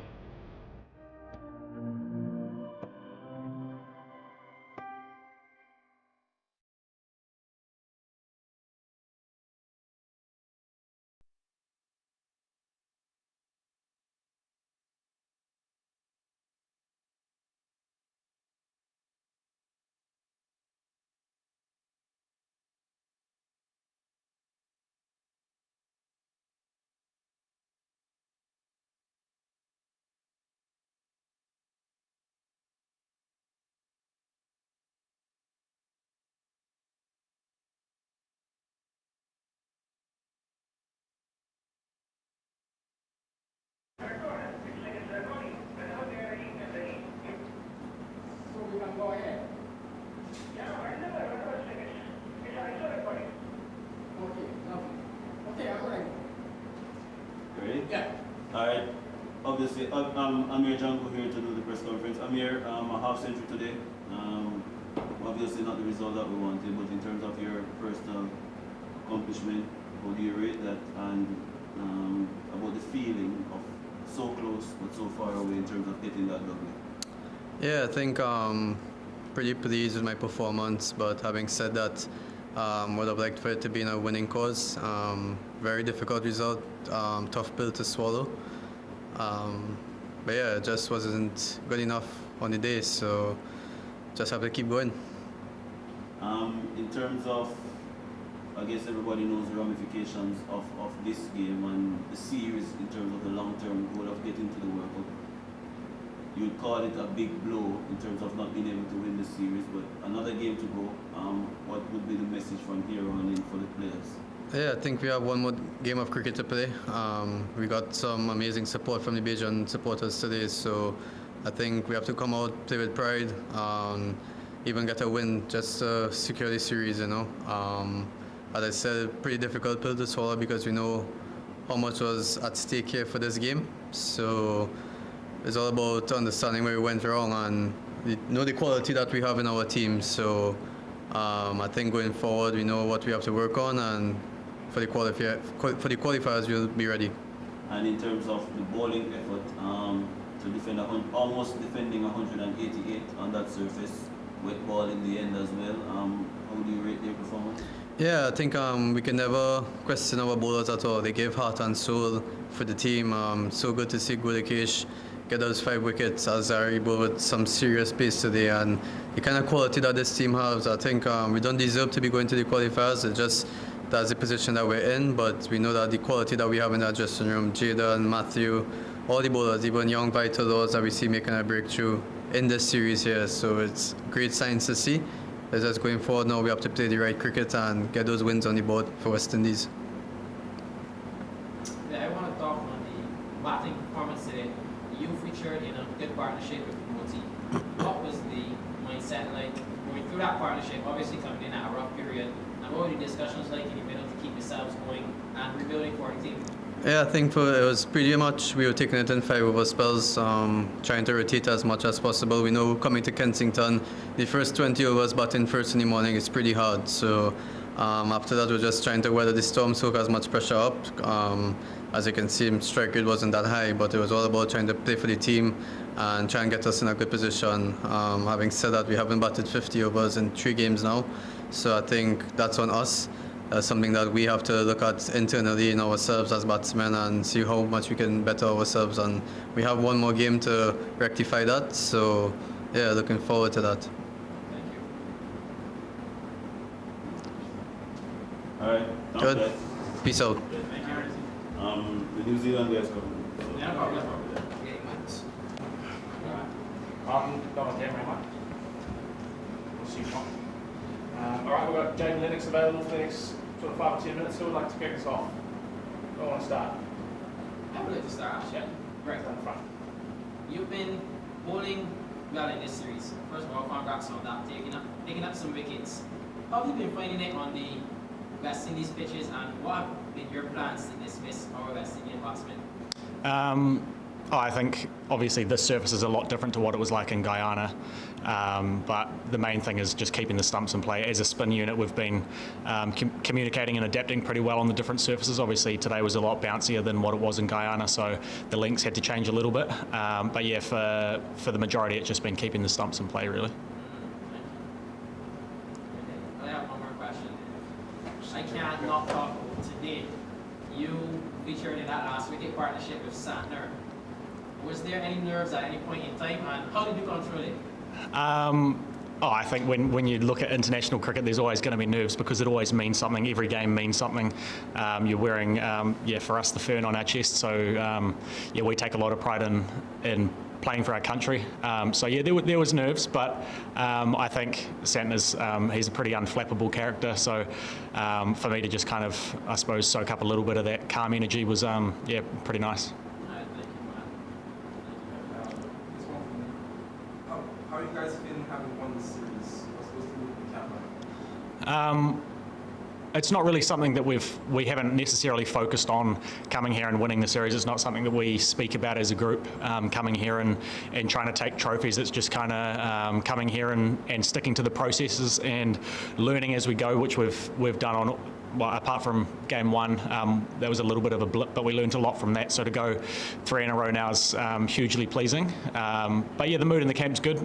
We've had a couple of days here and we're enjoying Barbados. But yeah, to be getting wins consecutively is really pleasing for our group. I have one more question. You talked about the difference between Guyana and Barbados. But what has been the key difference that you've noticed as a bowler between any surfaces? I think pretty simply it's just the extra bounce, a little bit of extra pace and bounce. I mean, we saw the fast bowlers at the top today being really effective for both sides. And then through the middle, yeah, the spin still played a role, but probably not as significantly as what it was like in Guyana. I think, yeah, the low surfaces in Guyana kind of suited our spin-heavy bowling attack, and then today, both sides we saw the seam at the top and throughout the whole game were effective. Thank you very much. Great. That's all. We'll leave it there. Thank you very Thank much. you. Cheers. Cheers. Thanks, guys.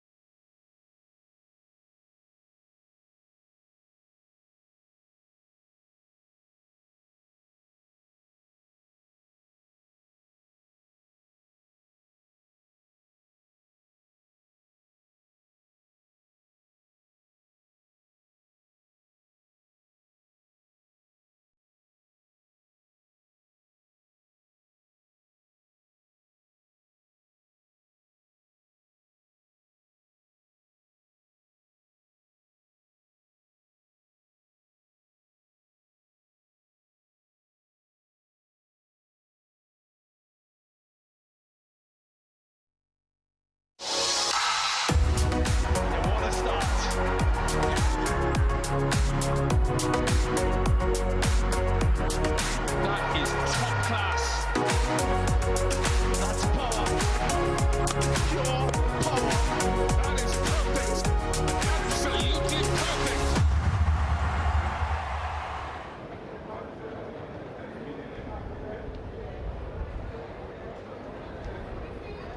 A nation and region mourns the passing of a great cricketer, Sir Gary Sobers, but conversely finds comfort in his excellence as we usher in the start of this fourth one-day international between the West Indies and New Zealand. It's a special one.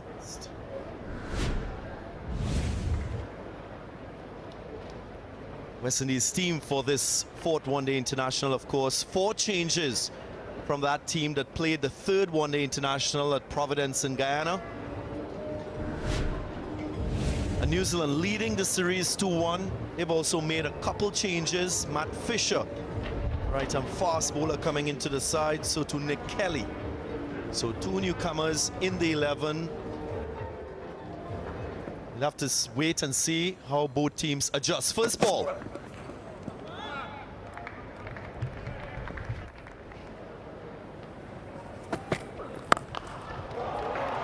Nicely played on the up, in good control. Justin Graves gets a first boundary for the West Indies.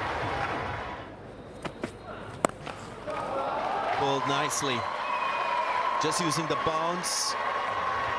He was waiting on it. Justin Graves got it square enough to beat that fielder at square leg. It's more like the length. And that's more like a brilliant wicket with a one-handed catch. Very nonchalant in his follow-through. Makes a really good grab. I wonder if it was because of the surface or the catch from Nathan Smith. That was such a top catch from him. An exceptional grab, very low down, athletic, you'll say. Had to get low to take it. Justin Graves though has to go back for 10. West Indies 12 for 1.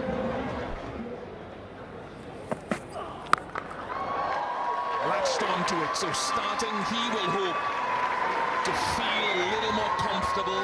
He's been sweating on that pull shot and he kicks it away.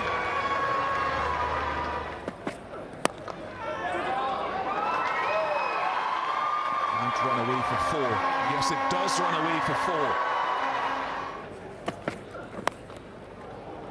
Straight, 2 straight from Smith, and that's all Carty wanted.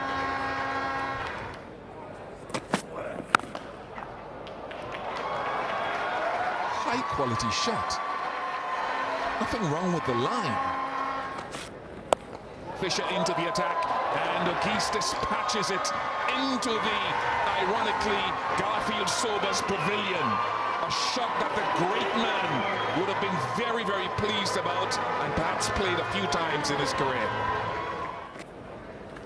Yeah! Edge this time, so the missed opportunity doesn't cost too much for New Zealand. Doesn't cost anything. Extra bounce from Santner.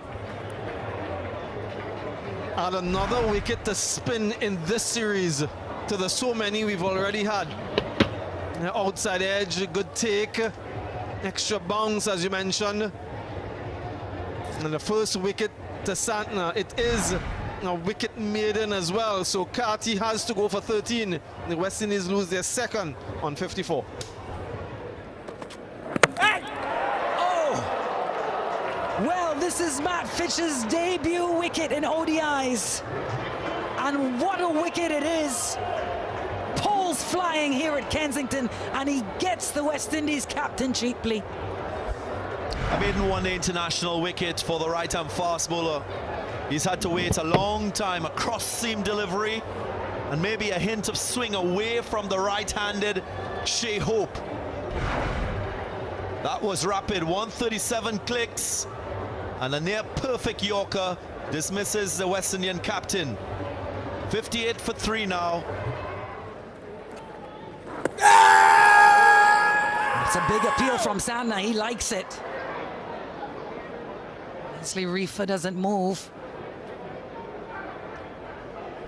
Tom Latham will have a chat with the skipper. Will they take the review?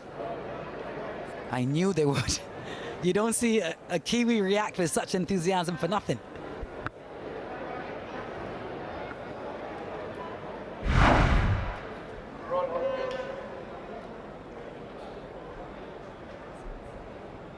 Clear gap between bat and ball. Go to ball track and run ready, please.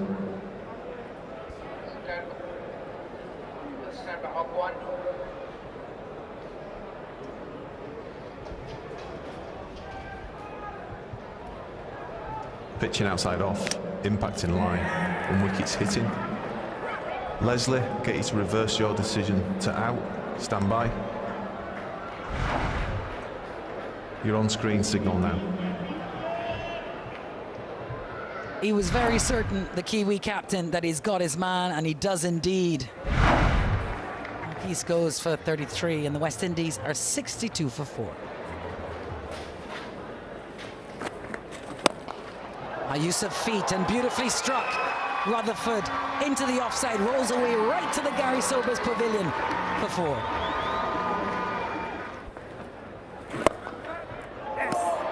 And another.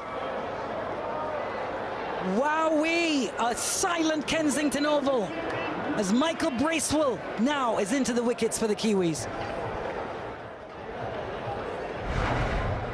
Not the right length to be driving, you would think, because of the bounce. And he chips it to Santner, who makes no mistake this time around. So that bowling change working for New Zealand. And the batting crumbling in this middle phase. 6 to Rutherford, 71 for 5.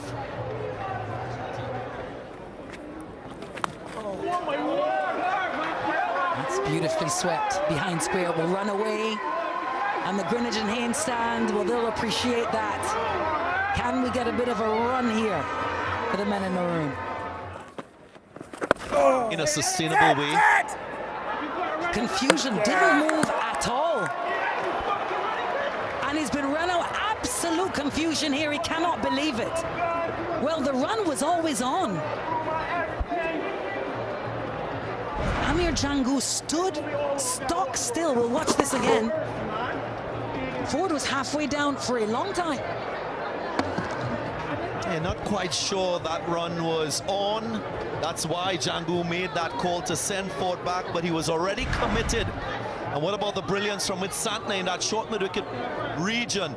Diving away to his right. The pickup, the throw, and the dismissal. Ford gone for 7, 81 for 6. Nice strike. Yeah, very nice strike from Gudakesh Moti. Getting a long levers out. Very form struck down the ground. All the way as well for 6. Goes again. A firm connection once more from Gudakesh Moti.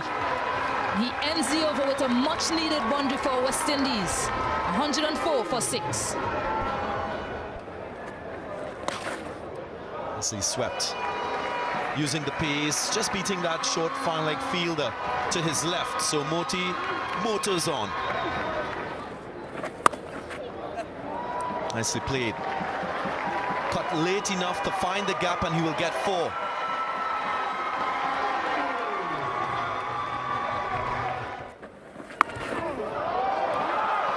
A fine sweep shot in the gap, firmly struck. And the 50 partnership comes up between these two. Not much about that, but we'll run away to the boundary. And the 150 up for the West Indies. They'll take them as they come.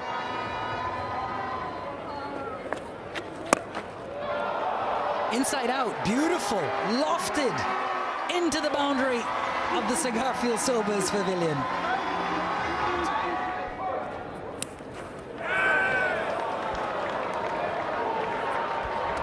Well, Fisher picks up his second here. And speaking on the outside of the bat, Fisher has caught another good one. He got Shea Hope, and now after a good partnership, round the wicket into the pitch, onto that length. He breaks this stand. It was good from Moti, 41 from 56, 162 for 7. He's a great leader. Well, uses his feet to this one. Django sends it straight down the ground. And should get to the boundary. And that will bring his 50 up. Just his second one-day international half-century, Amir Django.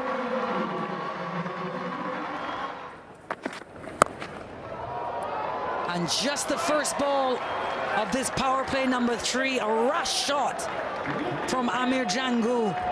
And Fisher picks up another. It's the bounce in this surface. Fisher has enjoyed it again, as we said, cross seam, and it hits high up on the bat. Near the stickers. Hard to hit that shot anywhere. So as well as he played, he will be tapping his pad as he walks off, because the shake of the head says, I still had much work to do. 51 to Django, 171 for 8. What a beautiful classical cricket shot from Alzari Joseph. Hold the pose. Kensington appreciated that. Wonderfully struck by Jaden Seals. He'll be very proud of that stroke.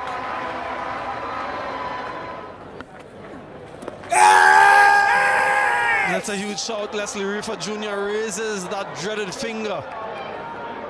He will speak to Alzari about the review.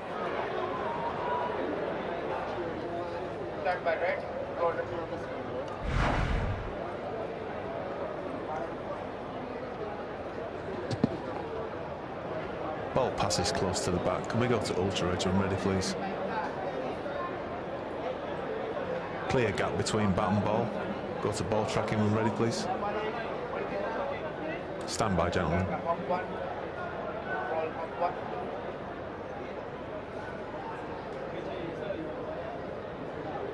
Pitching outside off, impact in line. Wickets umpire's call. Leslie, you can stay with your original decision of out. Stand by. You're on screen signal now. Again of getting the on-field decision in your favor. Umpire's call. Yep, and you can see the disappointment there in Jaden Seals, but another wicket for the other Jaden. 11 wickets in the series now for Jaden Lennox. And another one, either LBW or bowl, 185 for 9.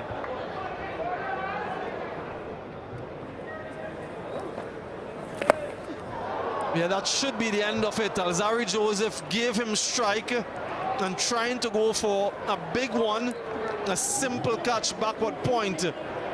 Mark Chapman makes no mistake, and that's the end of the West Indian innings. All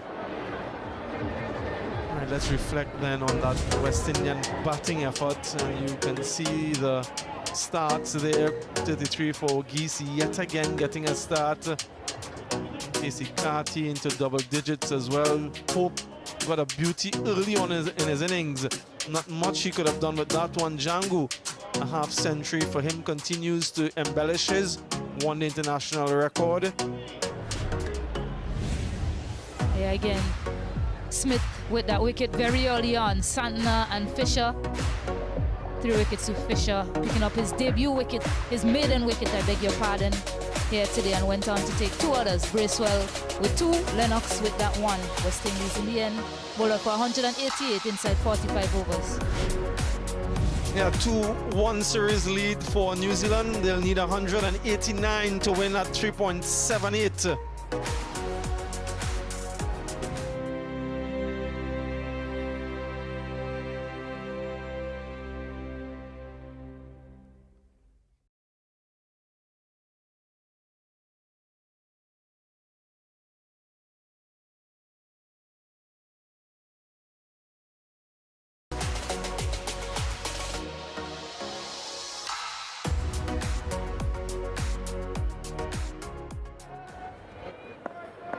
First ball of the chase.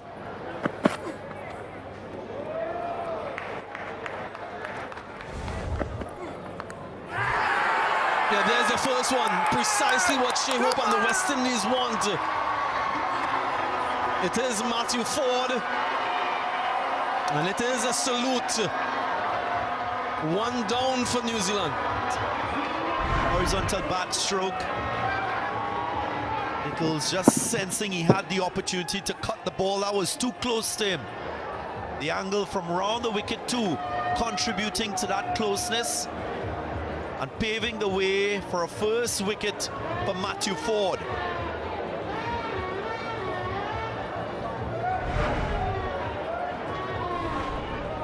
Nichols departs without scoring, none for one.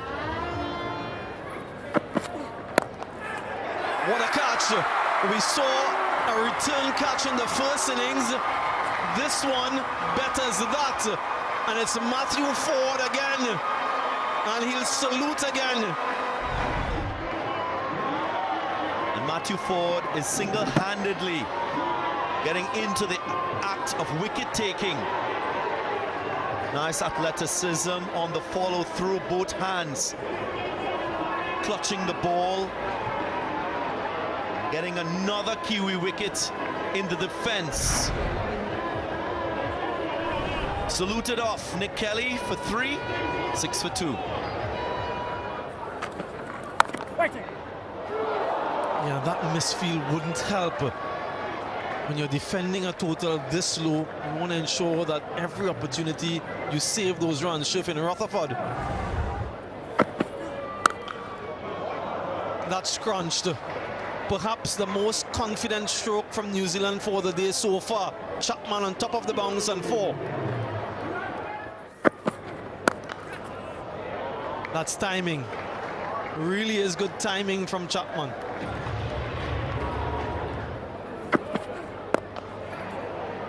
Consecutive 4s, onside this time, that advancement again. And Chapman is looking sublime.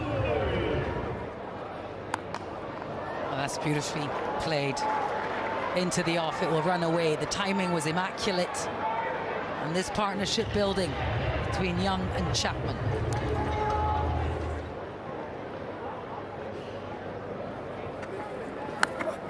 Oh, he's got an edge on it and a hand to it.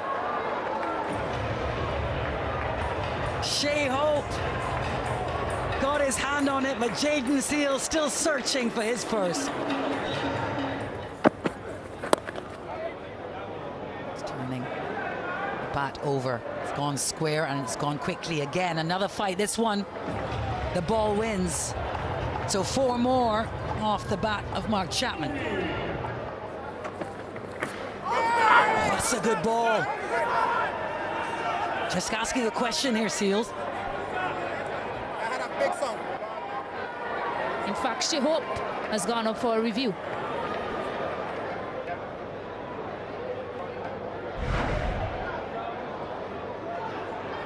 Ball's close to the bat. Can we go to the refresh, please, when ready?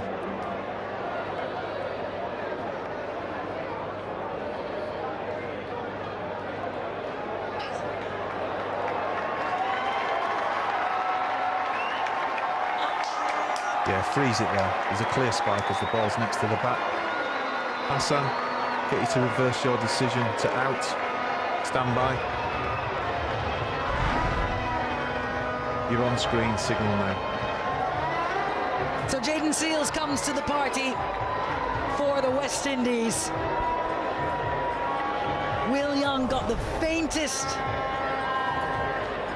edge on that, taken by Hope behind, who didn't look so keen on the review. Will Young goes for 20. New Zealand 46 for 3.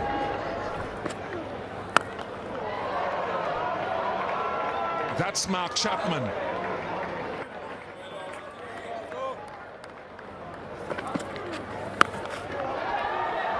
I think it was a googly.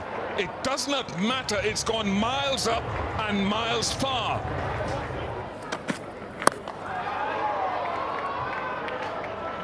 And that'll be another boundary for Mark Chapman, who is flying today so far.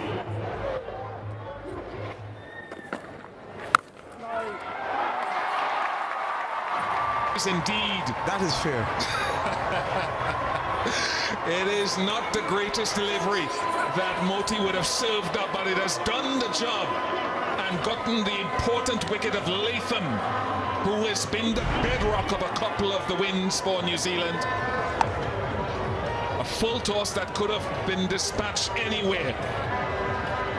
One of the young men who's spoken glowingly about Sir Garfield, the late Sir Garfield Sobers, holds on to the catch. Braves takes it, Latham goes for 5, 77 for 4. Out to mid-wicket, Carty can't get there. And that is a shot that takes Mark Chapman to a half-century. A powerful and muscular knock so far. There's more to do, but after his turmoil in the series,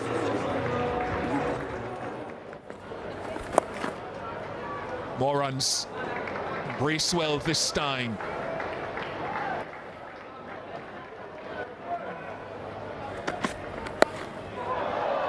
What a shot. A stamp of authority from Michael Bracewell to end the over, bringing up the 100 for New Zealand. 104 for 4.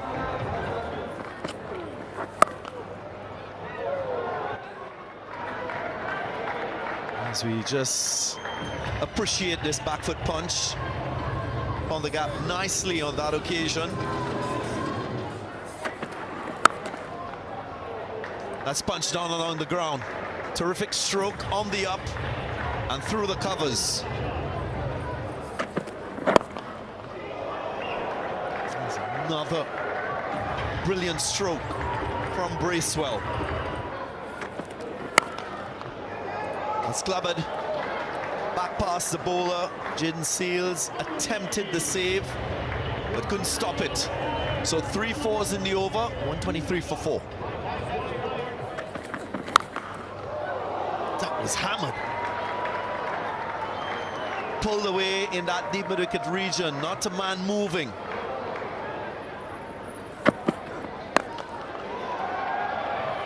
It's a nice little chip that goes all the way for 6. Didn't quite time it.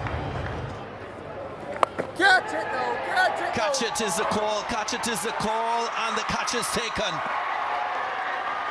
So Shafane Rutherford running around from deep backward square, holds on and gives the West Indies a 5th wicket now. Had to run to his right to get that. And get himself in position. It was travelling. Managed to hold on to it. Very good wicket for West Indies. Chapman, you feel, has done a lot of damage. He goes for 80, 142 for 5. Ah, yes! Well, the very first ball and Gudakesh Moti has disturbed the furniture. Bracewell's got to go. And that is it, exactly as we were talking about. After a break in play, batters have to regain their rhythm and their judgment. And Bracewell never understood how far across he was. So this opens up proceedings immensely again. 32 to Bracewell, 149 for 6. Yeah, takes on that mid-off and gets it comfortably over. Is at just 1 bounce for 4. And that's all the experience that Santner has. Welcome boundary, 166 for 6. Clean them up. Azari Joseph at this venue. A match made in heaven. Never been wicketless in one-day internationals here. He's keeping West Indies' hopes alive. West Indies desperately needed that wicket. He's getting one to nip back and take the off stump. Nathan Smith had no idea about that. The wicket that West Indies needed.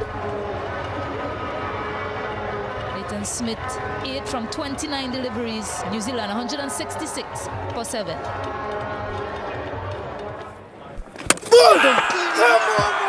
Gudakesh Moti, you beauty.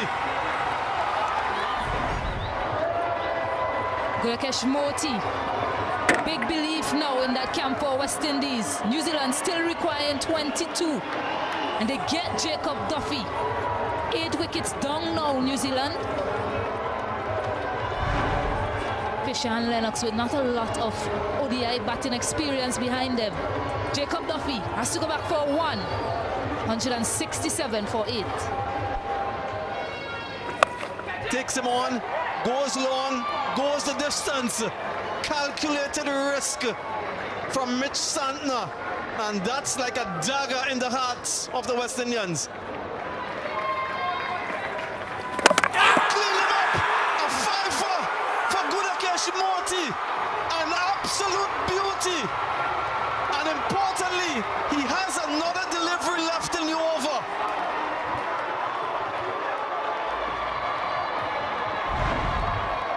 Pure theatre here at Kensington Oval.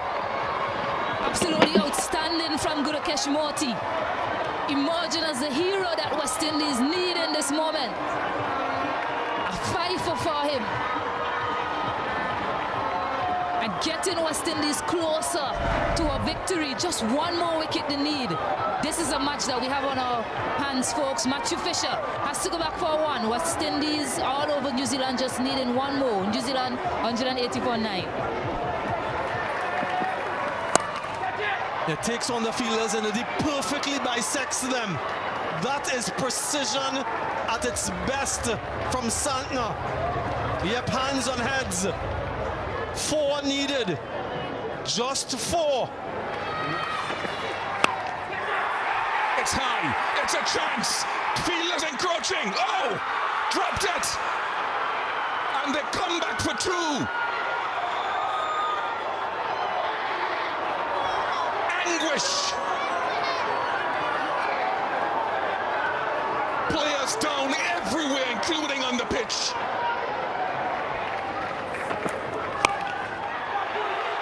That is victory for New Zealand, and off the bat of their captain, Mitch Santner, who has played a captain's knock.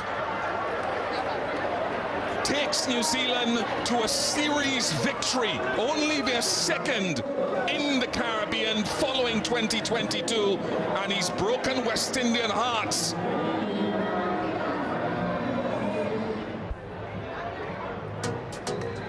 What a match we've experienced and witnessed here at the Kensington Oval in Barbados.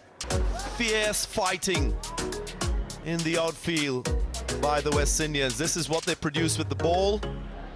Again, the star, Gudakesh Morty, his first 5-wicket haul in one-day international cricket. West Indies again disappointing with the bat bowled out for the 3rd time in succession in this series, this time for 188. Django with a half-century, the top scorer. Fisher with his best figures in a fledgling ODI career. Santner with 2 for 36, a run out as well. And then New Zealand just getting home by 1 wicket. Chapman flexed his muscle with an impressive power-hitting 80, and Santner, the security 34 not out. New Zealand by 1 wicket.